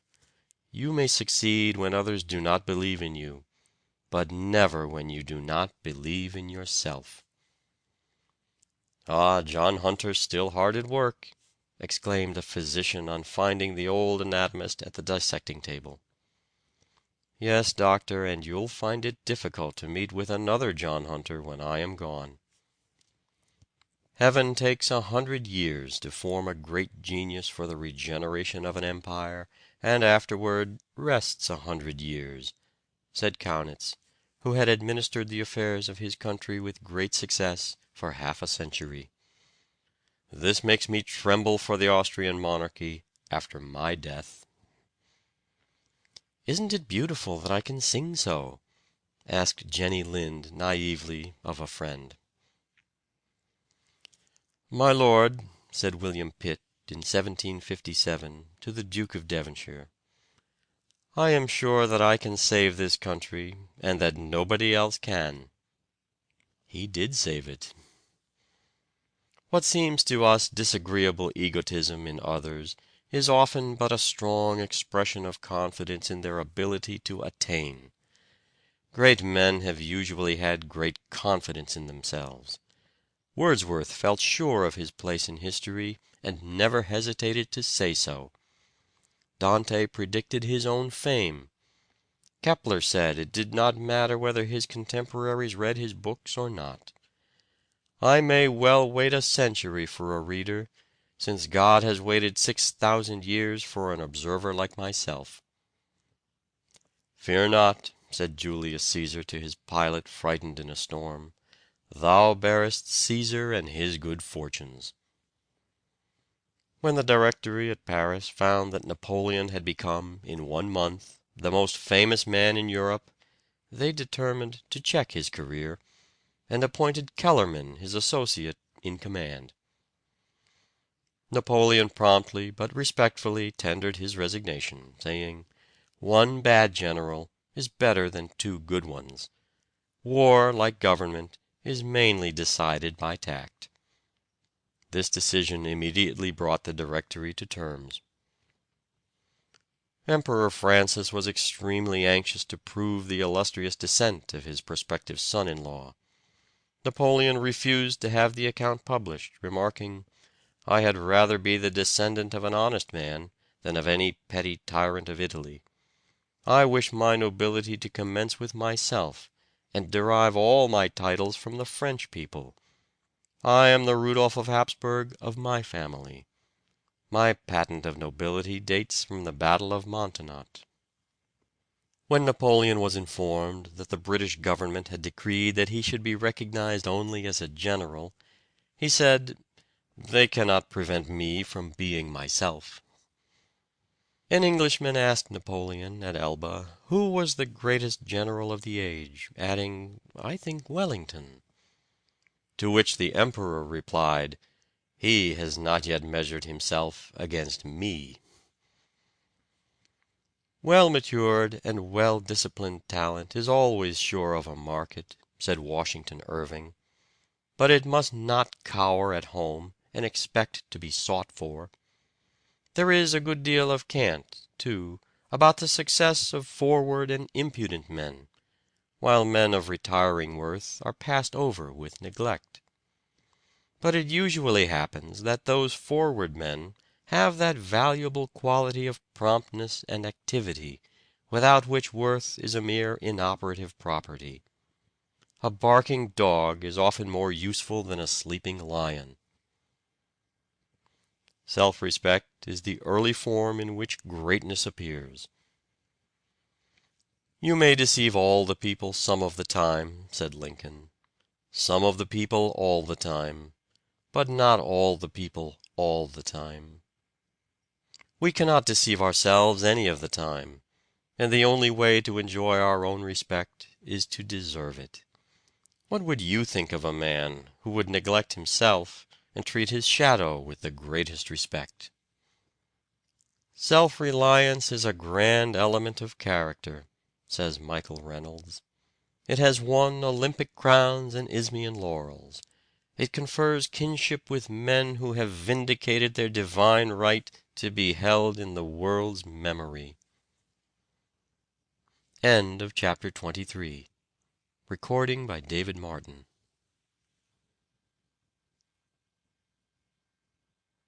How to Succeed, or Stepping Stones to Fame and Fortune, by Orison Swett Marden. Chapter 24. Books and Success. Ignorance is the curse of God, knowledge the wing wherewith we fly to heaven. Shakespeare. Prefer knowledge to wealth, for the one is transitory, the other perpetual. Socrates. If a man empties his purse into his head, no man can take it away from him. An investment in knowledge always pays the best interest. Franklin. My early and invincible love of reading I would not exchange for the treasures of India. Gibbon. If the crowns of all the kingdoms of the empire were laid down at my feet in exchange for my books and my love of reading, I would spurn them all. Fénelon. Who of us can tell what he had been had Cadmus never taught the art that fixes into form the thought, had Plato never spoken from his cell, or his high harp blind Homer never strung? Bulwer. When friends grow cold, and the converse of intimates languishes into vapid civility and commonplace, these only continue the unaltered countenance of happier days, and cheer us with that true friendship which never deceived hope nor deserted sorrow. Washington Irving. Do you want to know, asks Robert Collier, how I managed to talk to you in this simple Saxon? I read Bunyan, Crusoe, and Goldsmith when I was a boy, morning, noon, and night. All the rest was task work. These were my delight, with the stories in the Bible, and with Shakespeare, when at last the mighty master came within our doors. The rest were as senna to me. These were like a well of pure water, and this is the first step I seem to have taken of my own free will toward the pulpit. I took to these as I took to milk, and, without the least idea of what I was doing, got the taste for simple words into the very fibre of my nature. There was day school for me until I was 8 years old, and then I had to turn in and work 13 hours a day. From the days when we used to spell out Crusoe and old Bunyan, there had grown up in me a devouring hunger to read books. It made small matter what they were, so they were books. Half a volume of an old encyclopedia came along, the first I had ever seen. How many times I went through that I cannot even guess.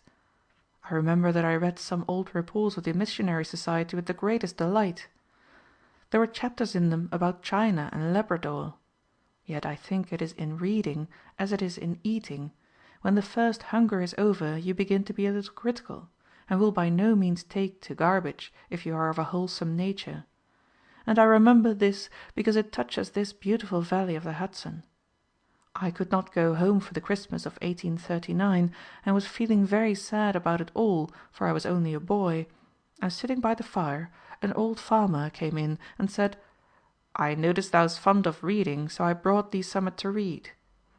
It was Irving's Sketch Book. I had never heard of the work. I went at it, and was as them that dream. No such delight had touched me since the old days of Crusoe.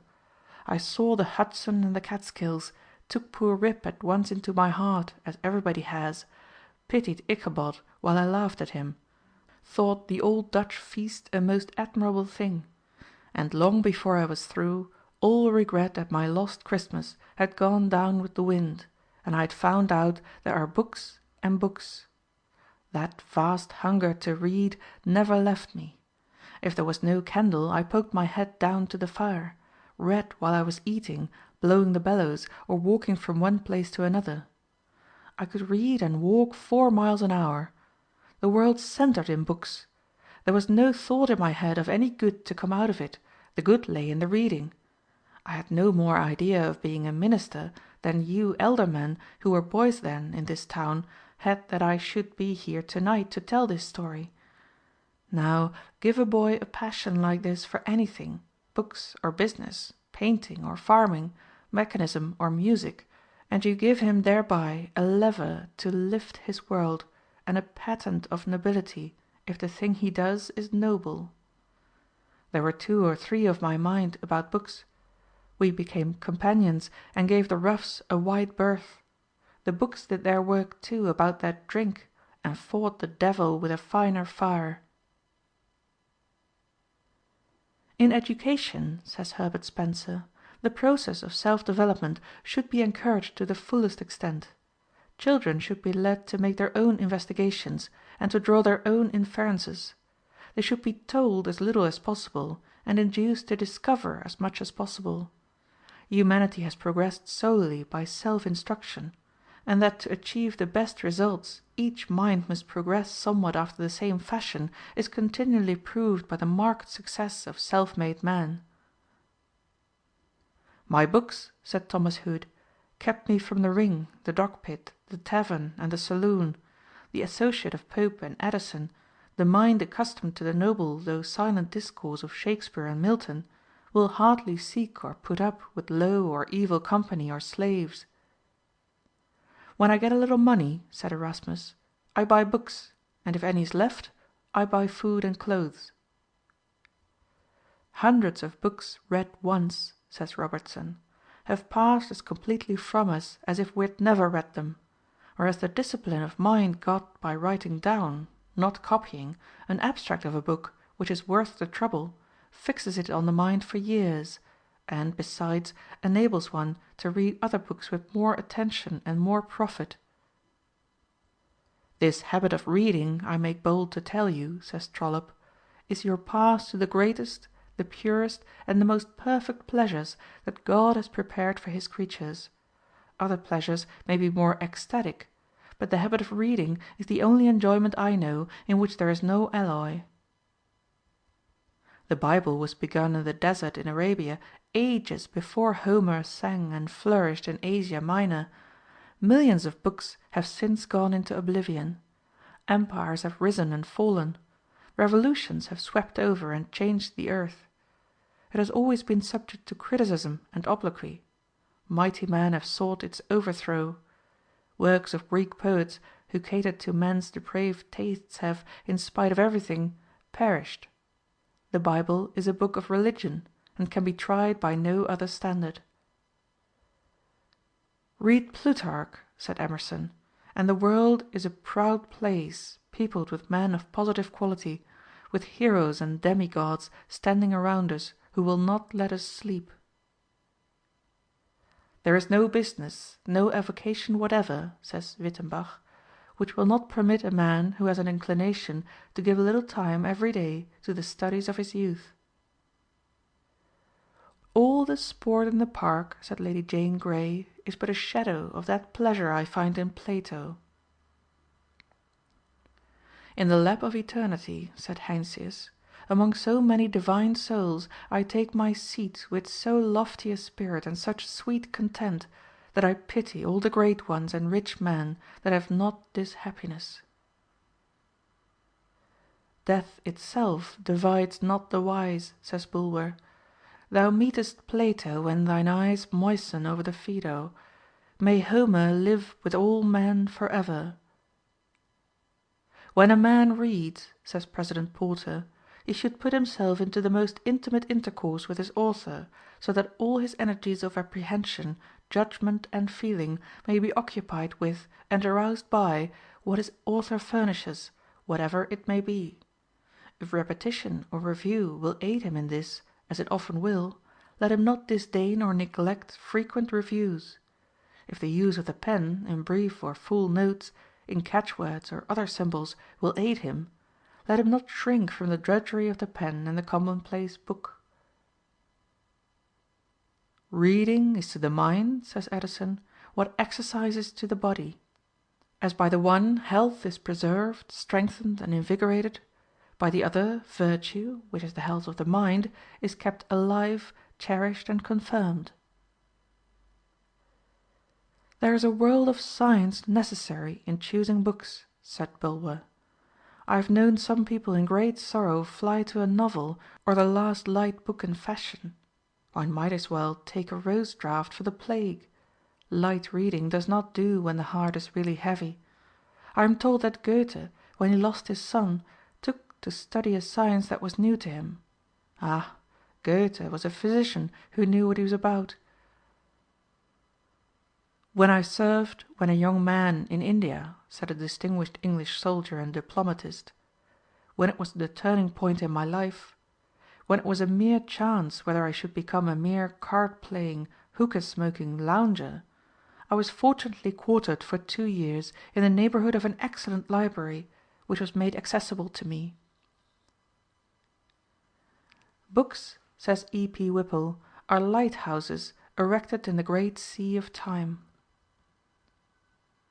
As a rule, said Benjamin Disraeli, the most successful man in life is the man who has the best information. You get into society in the widest sense, says Geikie, in a great library, with the huge advantage of needing no introductions and not dreading repulses. From that great crowd you can choose what companions you please, for in the silent levees of the immortals there is no pride, but the highest is at the service of the lowest, with a grand humility. You may speak freely with any without a thought of your inferiority, for books are perfectly well bred and hurt no one's feelings by any discriminations. Sir William Waller observed, "In my study I am sure to converse with none but wise men, but abroad it is impossible for me to avoid the society of fools." It is the glorious prerogative of the empire of knowledge, says Webster, that what it gains it never loses. On the contrary, it increases by the multiple of its own power. All its ends become means, all its attainments help to new conquests. At this hour, 500 years since their creation, says De Quincey, the tales of Chaucer, never equaled on this earth for their tenderness and for life of picturesqueness, are read familiarly by many in the charming language of their natal day, and by others in the modernization of Dryden, of Pope, and Wordsworth. At this hour, 1,800 years since their creation, the pagan tales of Ovid, never equaled on this earth for the gaiety of their movement and the capricious graces of their narrative, are read by all Christendom.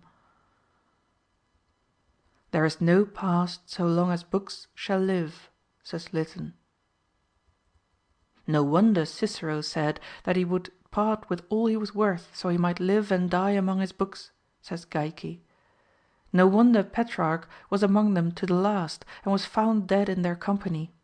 It seems natural that Bede should have died dictating, and that Leibnitz should have died with a book in his hand, and Lord Clarendon at his desk. Buckle's last words, "My poor book," tell a passion that forgot death, and it seemed only a fitting farewell when the tears stole down the manly cheeks of Scott as they wheeled him into his library when he had come back to Abbotsford to die. Southey, white-haired, a living shadow, sitting stroking and kissing the books he could no longer open or read, is altogether pathetic. No entertainment is so cheap as reading, says Mary Wortley Montagu, nor any pleasure so lasting. Good books elevate the character, purify the taste, take the attractiveness out of low pleasures, and lift us upon a higher plane of thinking and living. It is not easy to be mean directly after reading a noble and inspiring book. The conversation of a man who reads for improvement or pleasure will be flavored by his reading, but it will not be about his reading. Perhaps no other thing has such power to lift the poor out of his poverty, the wretched out of his misery, to make the burden-bearer forget his burden, the sick his sufferings, the sorrower his grief, the downtrodden his degradation, as books. They are friends to the lonely, companions to the deserted, joy to the joyless, hope to the hopeless, good cheer to the disheartened, a helper to the helpless. They bring light into darkness and sunshine into shadow. 25 years ago, when I was a boy, said Rev. J. A. James, a schoolfellow gave me an infamous book which he lent me for only 15 minutes. At the end of that time it was returned to him, but that book has haunted me like a spectre ever since. I have asked God on my knees to obliterate that book from my mind, but I believe that I shall carry down with me to the grave the spiritual damage I received during those 15 minutes. Did Homer and Plato and Socrates and Virgil ever dream that their words would echo through the ages and aid in shaping men's lives in the 19th century? They were mere infants when on earth in comparison with the mighty influence and power they now yield. Every life on the American continent has in some degree been influenced by them. Christ, when on earth, never exerted 1/1,000,000th part of the influence he wields today. While he reigns supreme in few human hearts, he touches all more or less, the atheist as well as the saint. On the other hand, Who shall say how many crimes were committed the past year by wicked men buried long ago? Their books, their pictures, their terrible examples live in all they reach and incite to evil deeds. How important, then, is the selection of books which are to become a part of your being. Knowledge cannot be stolen from us. It cannot be bought or sold. We may be poor, and the sheriff may come and sell our furniture, or drive away our cow, or take our pet lamb, and leave us homeless and penniless.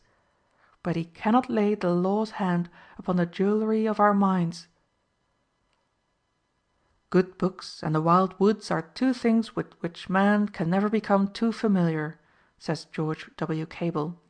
The friendship of trees is a sort of self-love, and is very wholesome. All intimate nature is but a mirror, and it is greater far to have the sense of beauty than it is to be only its insensible depository. The books that inspire imagination, whether in truth or fiction, that elevate the thoughts, are the right kind to read. Our emotions are simply the vibrations of our soul. The moment fiction becomes mendacious, it is bad, for it induces us to believe a lie. Fiction, purely as fiction, must be innocent and beautiful, and its beauty must be more than skin deep. Every field of art is a playground, and we are extra pleased when the artist makes that field a gymnasium also. Cotton Mather's Essay to the Good, read by the boy Franklin, influenced the latter's whole life. He advised everybody to read with a pen in hand, and to make notes of all they read. James T. Fields visited Jesse Pomeroy, the boy murderer, in jail. Pomeroy told him he had been a great reader of blood and thunder stories, that he'd read 60 dime novels about scalping and other blood performances, and he thought there was no doubt that these books had put the horrible thoughts into his mind which led to his murderous acts. Many a boy has gone to sea and become a rover for life under the influence of Marryat's novels. Abbott's Life of Napoleon, read at the age of 7 years, sent one boy whom I knew to the army before he was 14. Many a man has committed crime from the leavening, multiplying influence of a bad book read when a boy. The chaplain of Newgate Prison in London, in one of his annual reports to the Lord Mayor, referring to many fine-looking lads of respectable parentage in the city prison, said that he discovered that all these boys without exception had been in the habit of reading those cheap periodicals which were published for the alleged amusement of youth of both sexes. There is not a police court or a prison in this country where similar cases could not be found. One can hardly measure the moral ruin that has been caused in this generation by the influence of bad books.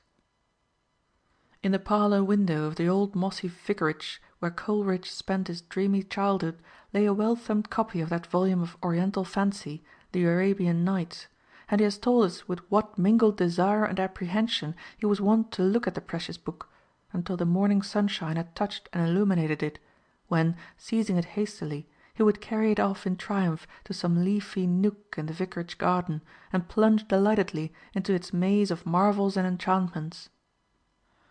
Beecher said that Ruskin's works taught him the secret of seeing, and that no man could ever again be quite the same man or look at the world in the same way after reading him. Samuel Drew said, "Locke's essay on the understanding awakened me from stupor, and induced me to form a resolution to abandon the grovelling views I had been accustomed to maintain." An English tanner, whose leather gained a great reputation, said he should not have made it so good if he had not read Carlyle. The lives of Washington and Henry Clay, which Lincoln borrowed from neighbors in the wilderness, and devoured by the light of the cabin fire, inspired his life. In his early manhood he read Paine's Age of Reason and Volney's Ruins, which so influenced his mind that he wrote an essay to prove the unreliability of the Bible. These two books nearly unbalanced his moral character, but fortunately the books which fell into his hands in after years corrected this evil influence. The trend of many a life for good or ill, for success or failure, has been determined by a single book. The books which we read early in life are those which influence us most. When Garfield was working for a neighbor he read Sinbad the Sailor and the Pirate's Own Book. These books revealed a new world to him, and his mother with difficulty kept him from going to sea. He was fascinated with the sea life which these books pictured to his young imagination. The Voyages of Captain Cook led William Carey to go on a mission to the heathen. The Imitation of Christ and Taylor's Holy Living and Dying determined the character of John Wesley. Shakespeare and the Bible, said John Sharp, made me Archbishop of York. The Vicar of Wakefield awakened the poetical genius in Goethe. I have been the bosom friend of Leander and Romeo, said Lowell. I seem to go behind Shakespeare and to get my intelligence at first hand. Sometimes in my sorrow a line from Spenser steals in upon my memory as if by some vitality and external volition of its own, like a blast from the distant trump of a knight pricking toward the court of Faery, and I am straightway lifted out of that sadness and shadow into the sunshine of a previous and long agone experience. Who gets more enjoyment out of eating, asks Amos R. Wells, the pampered millionaire whose tongue is the wearied host of myriads of sugary, creamy, spicy guests, or the little daughter of the labourer, trotting about all the morning with helpful steps, who has come a long 2 miles with her father's dinner to eat it with him from a tin pail? And who gets the more pleasure out of reading, the satiated fiction glutton, her brain crammed with disordered fragments of countless scenes of adventure, love, and tragedy, impatient of the same old situations, the familiar characters, the stale plots? She, or the girl who is fired with a love for history, say, who wants to know all about the grand old, queer old Socrates, and then about his friends, and then about the times in which he lived, and then about the way in which they all lived, then about the Socratic legacy to the ages? Why will that girl ever be done with the feast?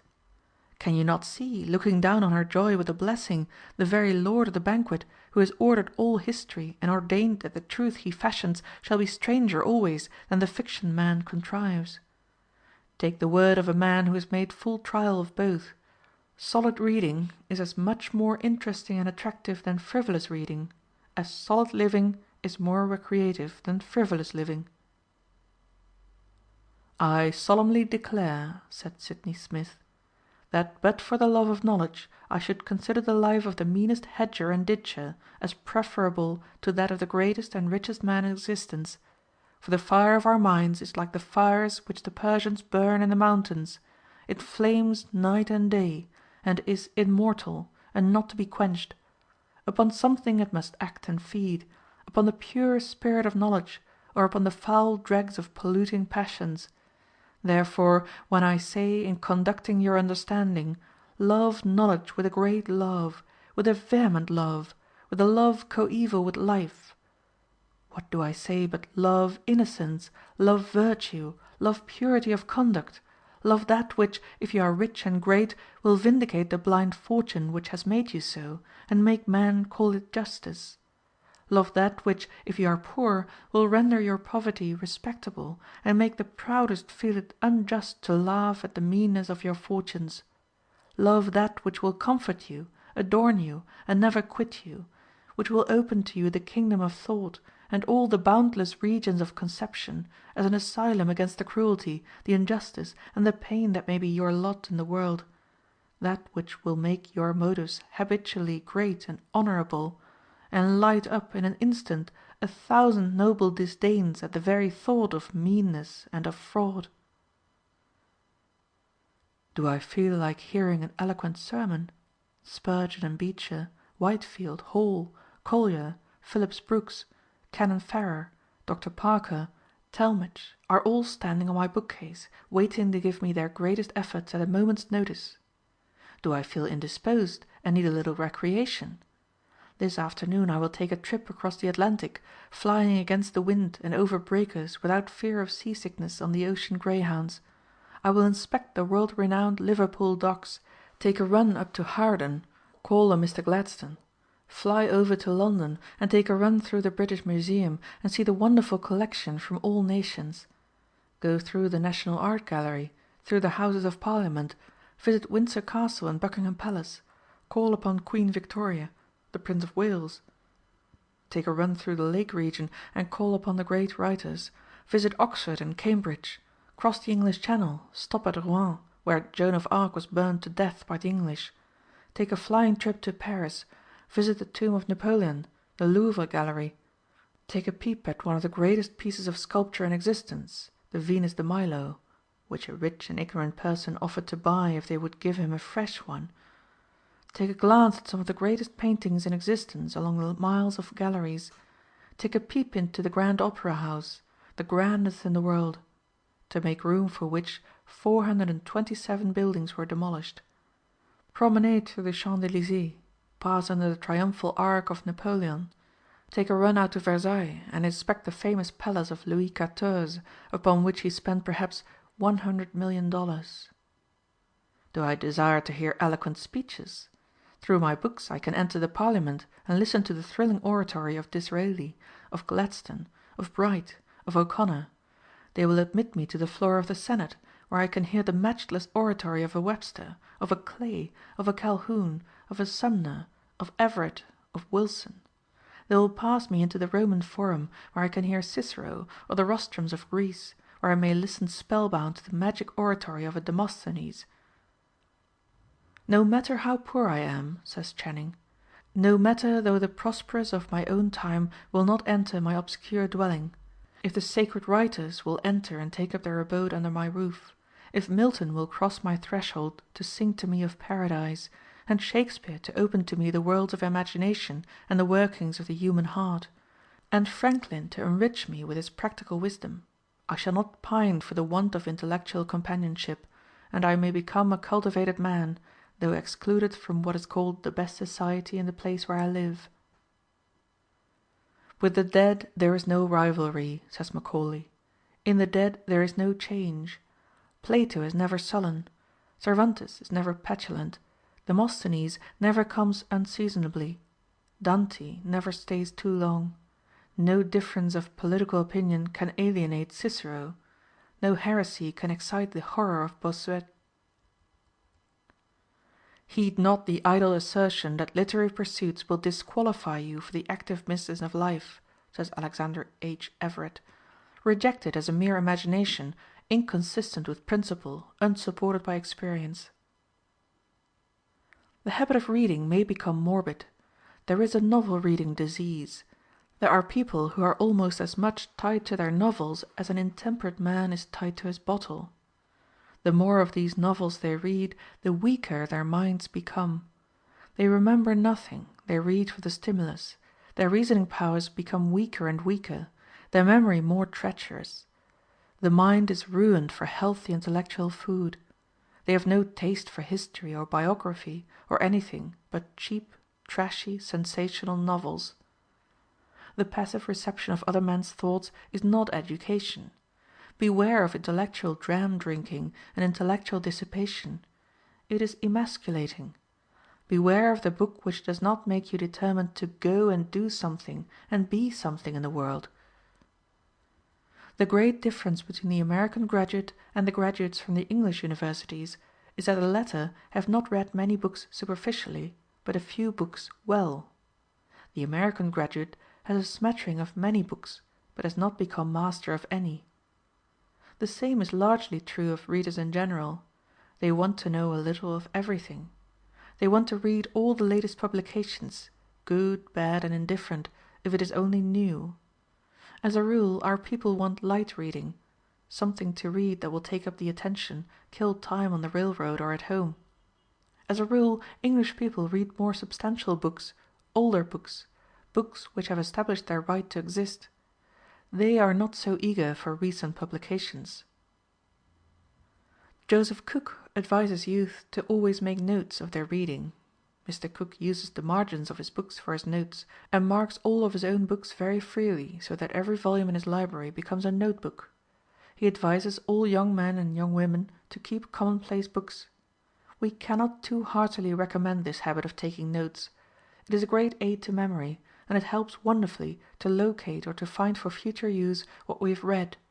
It helps to assimilate and make our own whatever we read. The habit of taking notes of lectures and sermons is an excellent one. One of the greatest aids to education is the habit of writing out an analysis or a skeleton of a book or article after we've read it. also of a sermon or a lecture. This habit has made many a strong, vigorous thinker and writer. In this connection we cannot too strongly recommend the habit of saving clippings from our readings wherever possible of everything which would be likely to assist us in the future. These scrapbooks, indexed, often become of untold advantage, especially if in the line of our work.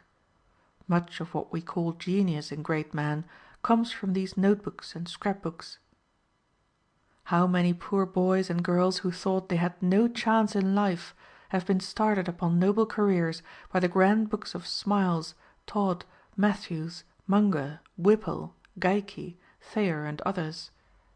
You should bring your mind to the reading of a book or to the study of any subject as you take an axe to the grindstone, not for what you get from the stone, but for the sharpening of the axe. While it is true that the facts learned from books are worth more than the dust from the stone, even in much greater ratio is the mind more valuable than the axe. Bacon says, "Some books are to be tasted, others to be swallowed, and some few to be chewed and digested." That is, some books are to be read only in parts, others to be read, but not curiously, and some few to be read wholly, and with diligence and attention. Reading maketh a full man, conference a ready man, and writing an exact man. And therefore, if a man write little, he had need have a great memory; if he confer little, he had need have a present wit; and if he read little, he had need have much cunning to seem to know that he doth not. Histories make men wise, poets witty, the mathematics subtle, natural philosophy deep, morals grave, logic and rhetoric able to contend. End of chapter 24.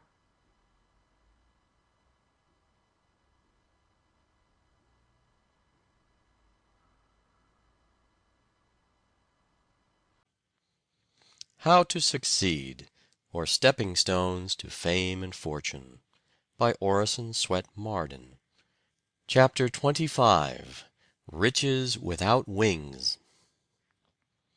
Walk worthy of the vocation wherewith ye are called. Ephesians chapter 4, verse 1. Abundance consists not alone in material possession, but in an uncovetous spirit.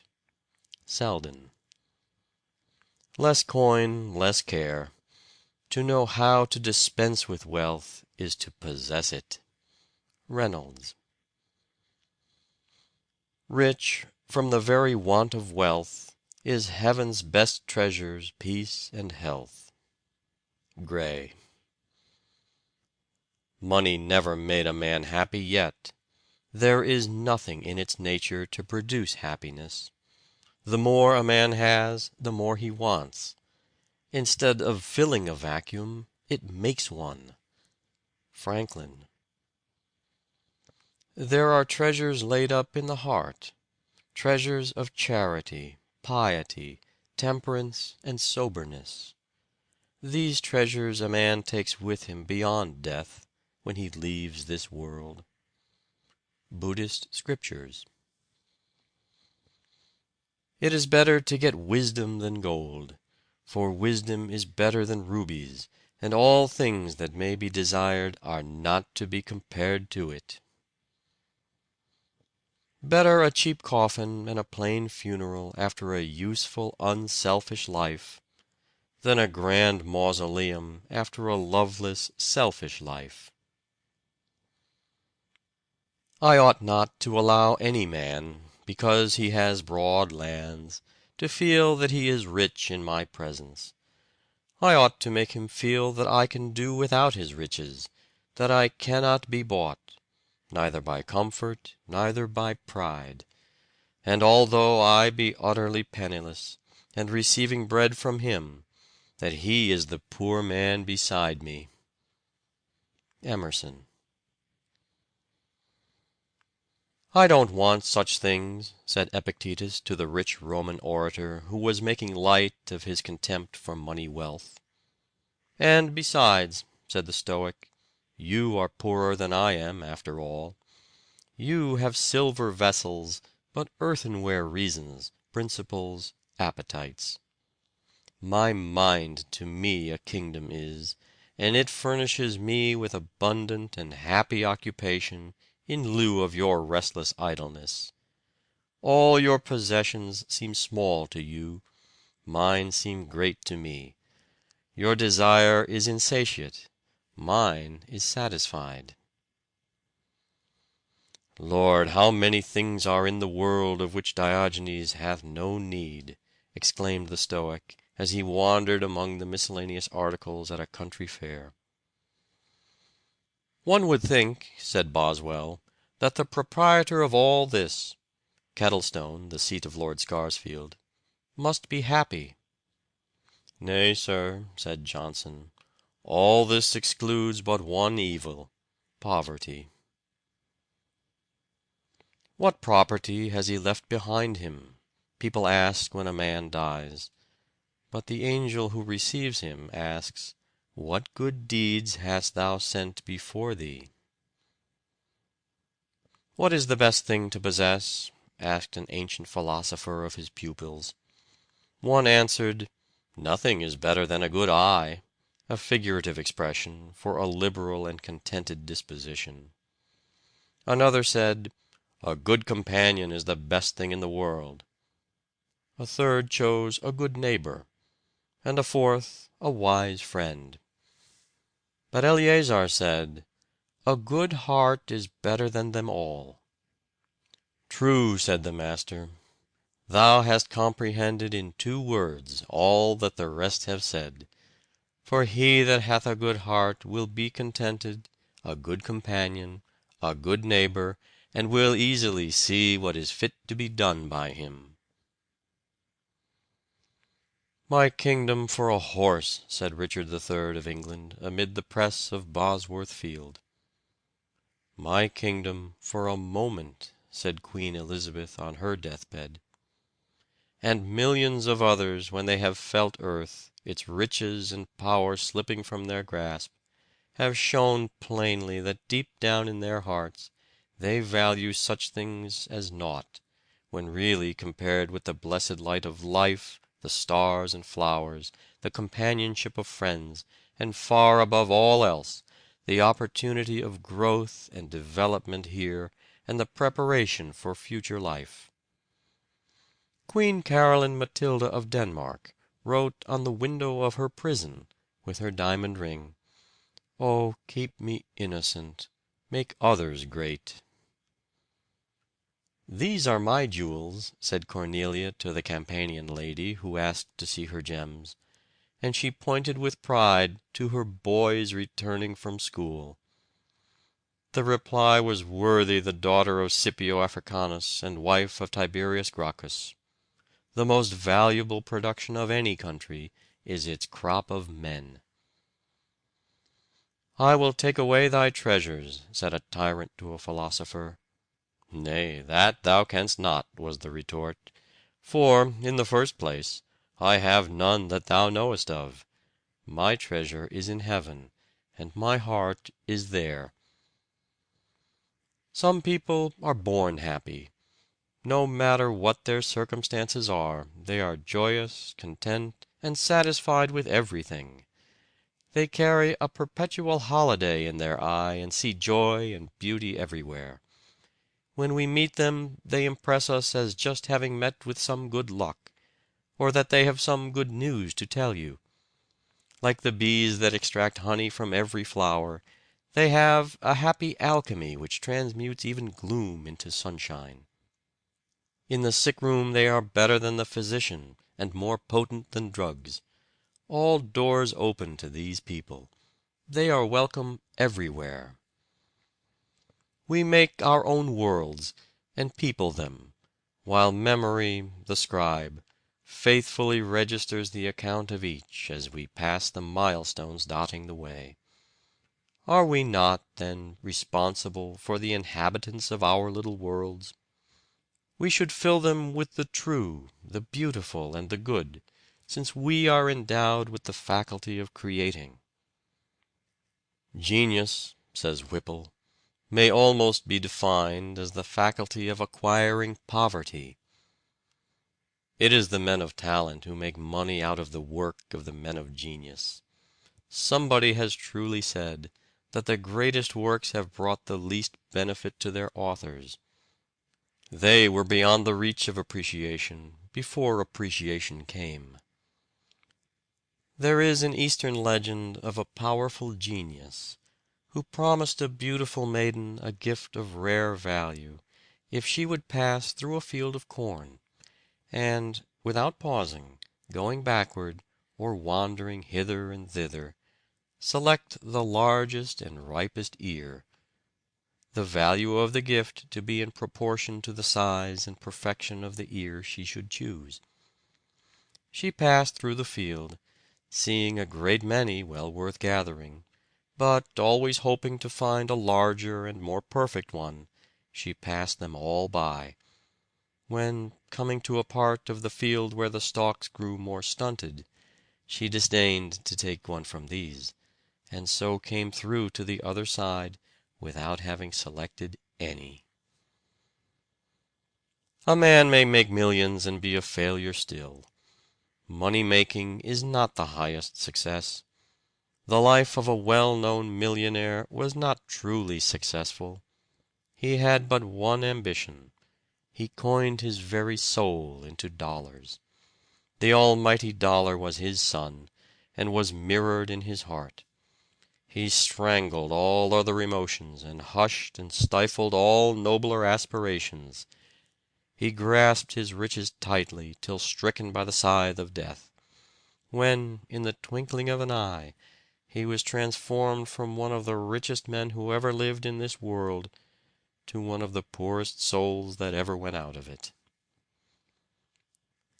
Lincoln always yearned for a rounded wholeness of character, and his fellow lawyers called him, "perversely honest." Nothing could induce him to take the wrong side of a case, or to continue on that side after learning that it was unjust or hopeless. After giving considerable time to a case in which he had received from a lady a retainer of $200, he returned the money, saying, "Madam, you have not a peg to hang your case on." "But you have earned that money," said the lady. "No, no," replied Lincoln, "that would not be right. I can't take pay for doing my duty." Agassiz would not lecture at $500 a night, because he had no time to make money. Charles Sumner, when a senator, declined to lecture at any price, saying that his time belonged to Massachusetts and the nation. Spurgeon would not speak for 50 nights in America at $1,000 a night, because he said he could do better. He could stay in London and try to save 50 souls. All honor to the comparative few in every walk of life, who, amid the strong materialistic tendencies of our age, still speak and act earnestly, inspired by the hope of rewards other than gold or popular favor. These are our truly great men and women. They labor in their ordinary vocations with no less zeal because they give time and thought to higher things. King Midas, in the ancient myth, asked that everything he touched might be turned to gold, for then he thought he would be perfectly happy. His request was granted, but when his clothes, his food, his drink, the flowers he plucked, and even his little daughter whom he kissed, were all changed into yellow metal, he begged that the golden touch might be taken from him. He had learned that many other things are intrinsically far more valuable than all the gold that was ever dug from the earth. The beggarly Homer, who strolled God knows when, in the infancy and barbarism of the world, was richer far than Croesus, and added more wealth to the world than the Rothschilds, the Vanderbilts, and Goulds. An Arab who fortunately escaped death after losing his way in the desert, without provisions, tells of his feelings when he found a bag full of pearls, just as he was about to abandon all hope. "I shall never forget," said he, "the relish and delight that I felt on supposing it to be dried wheat, nor the bitterness and despair I suffered on discovering that the bag contained pearls." It is an interesting fact in this money-getting era that a poor author, or a seedy artist, or a college president with frayed coat sleeves, has more standing in society and has more paragraphs written about him in the papers than many a millionaire. This is due, perhaps, to the malign influence of money-getting, and to the benign effect of purely intellectual pursuits. As a rule, every great success in the money world means the failure and misery of hundreds of antagonists. Every success in the world of intellect and character is an aid and profit to society. Character is a mark cut upon something, and this indelible mark determines the only true value of all people and all their work. Dr. Hunter said, "No man was ever a great man who wanted to be one." Artists cannot help putting themselves and their own characters into their works. The vulgar artist cannot paint a virtuous picture. The gross, the bizarre, the sensitive, the delicate, all come out on the canvas and tell the story of his life. Who would not choose to be a millionaire of deeds, with a Lincoln, a Grant, a Florence Nightingale, a Childs? A millionaire of ideas, with Emerson, with Lowell, with Shakespeare, with Wordsworth. A millionaire of statesmanship, with a Gladstone, a Bright, a Sumner, a Washington. Some men are rich in health, a constant cheerfulness, in a mercurial temperament which floats them over troubles and trials enough to sink a shipload of ordinary men. Others are rich in disposition, family, and friends. There are some men so amiable that everybody loves them, some so cheerful that they carry an atmosphere of jollity about them. Some are rich in integrity and character. "Who is the richest of men?" asked Socrates. "He who is content with the least, for contentment is nature's riches." "Do you know, sir," said a devotee of Mammon to John Bright, "that I am worth 1,000,000 sterling?" "Yes," said the irritated but calm-spirited respondent, "I do, and I know that it is all you are worth." A bankrupt merchant, returning home one night, said to his noble wife, "My dear, I am ruined. Everything we have is in the hands of the sheriff."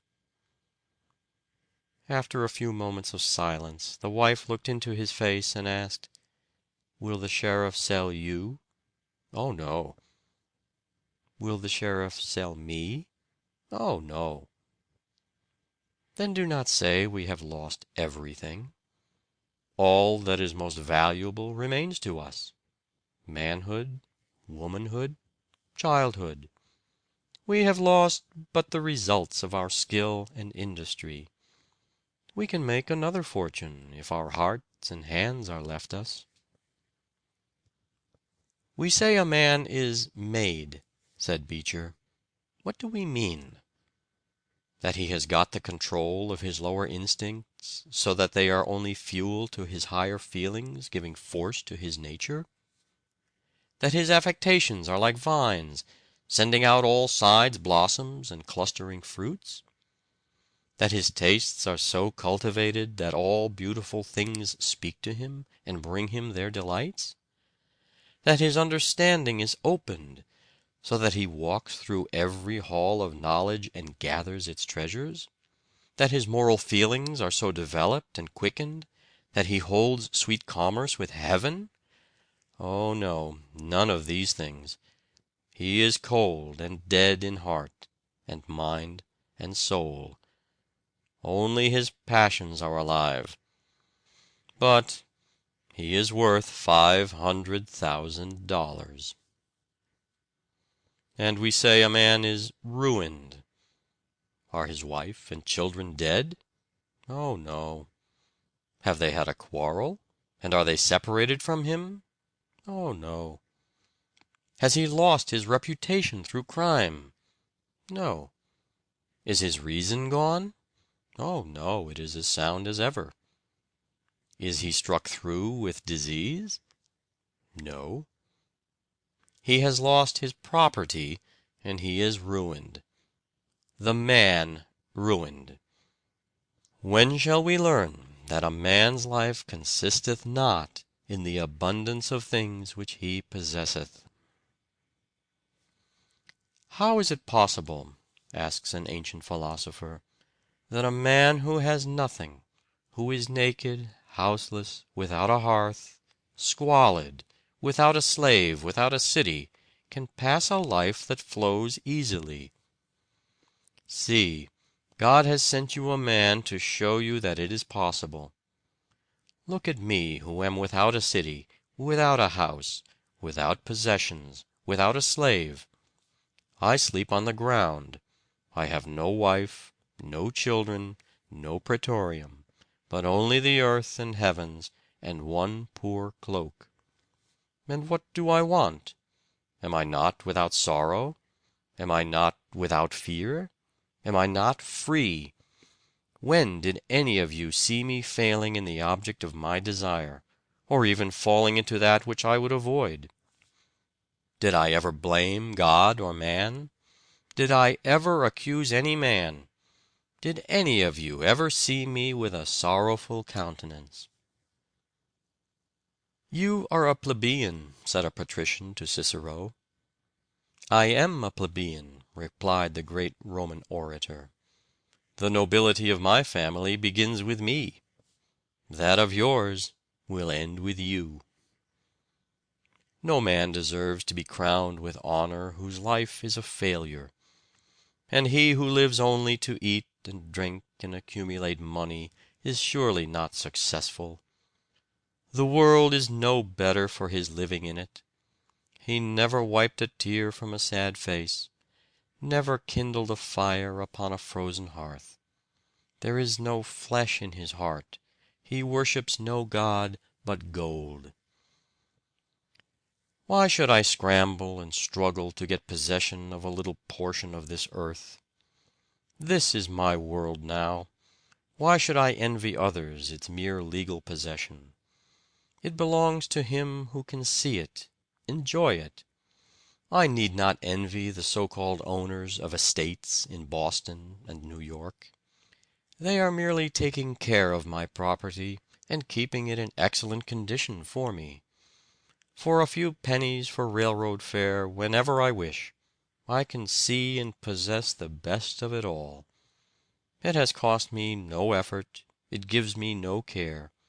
Yet the green grass, the shrubbery, and the statues on the lawns, the finer sculptures and paintings within, are always ready for me whenever I feel a desire to look upon them. I do not wish to carry them home with me, for I could not give them half the care they now receive. Besides, it would take too much of my valuable time, and I should be worrying continually lest they be spoiled or stolen. I have much of the wealth of the world now. It is all prepared for me without any pains on my part. All around me are working hard to get things that will please me, and competing to see who can give them the cheapest. The little I pay for the use of libraries, railroads, galleries, parks, is less than it would cost me to care for the least of all I use. Life and landscape are mine. The stars and flowers, the sea and air, the birds and trees. What more do I want? All the ages have been working for me. All mankind are my servants. I am only required to feed and clothe myself, an easy task in this land of opportunity. There is scarcely an idea more infectious or potent than the love of money.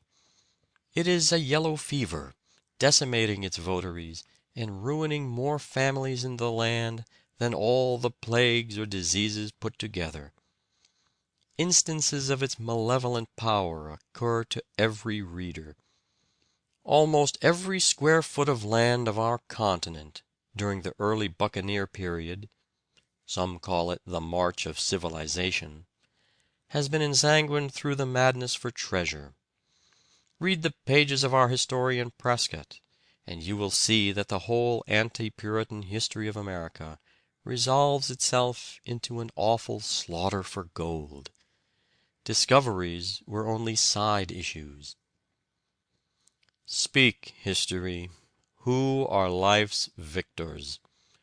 Unroll thy long scroll and say, have they won who first reached the goal, heedless of a brother's rights? And has he lost in life's great race, who stopped to raise a fallen child and place him on his feet again, or to give a fainting comrade care, or to guide or assist a feeble woman? Has he lost who halts before the throne when duty calls, or sorrow, or distress? Is there no one to sing the paean of the conquered who fell in the battle of life, of the wounded, the beaten, who died overwhelmed in the strife? Of the low and humble, the weary and broken-hearted, who strove, and who failed in the eyes of men, but who did their duty as God gave them to see it? We have yet no man who has leaned entirely on his character and eaten angels' food, said Emerson, who, trusting to his sentiments, found life made of miracles, who, working for universal aims, found himself fed, he knew not how, clothed, sheltered, and weaponed, he knew not how, and yet it was done by his own hands. At a time when it was considered dangerous to society in Europe for the common people to read books and listen to lectures on any but religious subjects, Charles Knight determined to enlighten the masses by cheap literature. He believed that a paper might be instructive and not be dull, cheap without being wicked. He started the Penny Magazine, which acquired a circulation of 200,000 the first year. Knight projected the Penny Cyclopedia and the Library of Entertaining Knowledge, half-hours with the best authors, and other useful works at a low price. His whole adult life was spent in the work of elevating the common people by cheap yet wholesome publications. He died in poverty, but grateful people have erected a noble monument over his ashes. How many rich dwellings there are, crowded with every appointment of luxury, that are only glittering caverns of selfishness and discontent. Better a dinner of herbs where love is, than a stalled ox and hatred therewith. No man can tell whether he is rich or poor by turning to his ledger, says Beecher. It is the heart that makes a man rich. He is rich or poor according to what he is, not according to what he has. If our thoughts are great and noble, no mean surroundings can make us miserable. It is the mind that makes the body rich. However it be, it seems to me, 'tis only noble to be good. Kind hearts are more than coronets, and simple faith than Norman blood. Tennyson. Be noble, and the nobleness that lies in other men, sleeping but never dead, will rise in majesty to meet thine own. Lowell. End of chapter 25. Recording by David Marden. End of How to Succeed, or Stepping Stones to Fame and Fortune, by Orison Swett Marden.